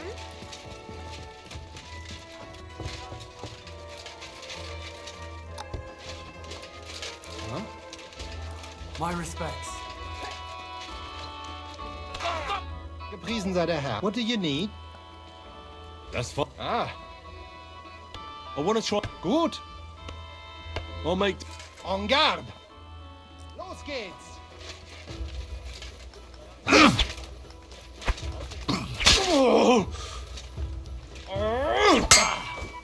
Damn it, this ends immediately. Ich kapituliere. I didn't even break a sweat. Yep. Luck was not on my side today. Let us try again another time. Okay, chat. That's gonna be it for today's stream. I hope you all enjoyed it. Let's go to look for Summon Rain.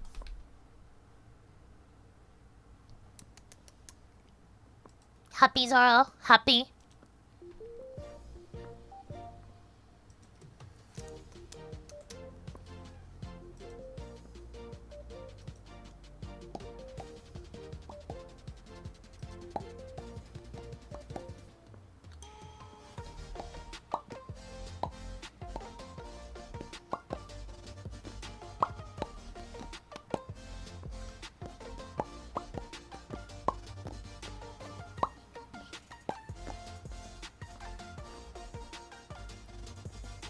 How's Orange Box? Has been a while.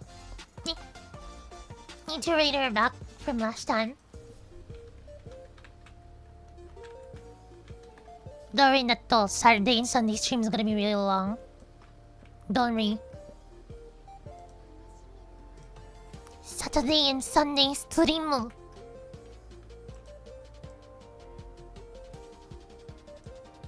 Will be long.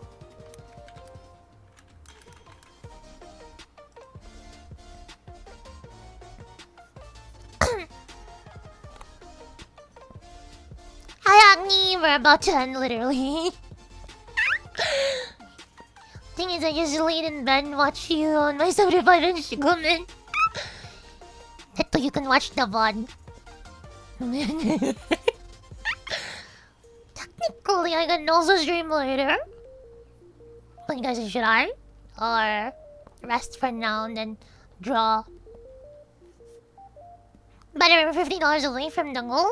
So if you guys want to hit that soon, go ahead and don't leave. Agni. 7:21. I streamed 11 hours last time. I might stream again later. You know what? I'll think about it. I'll put a poll later. Anyway, I hope you guys enjoyed today's stream. That was lots of fun. I'll see you guys next time. I'll see if it's later or on Saturday. Though I actually kind of feel like I want to do it later as well. We'll see though. I'm gonna rest. And then, yeah, we'll see. Hope you guys enjoy the stream. I'll see you guys next time. Bye bye. 休むに Boom.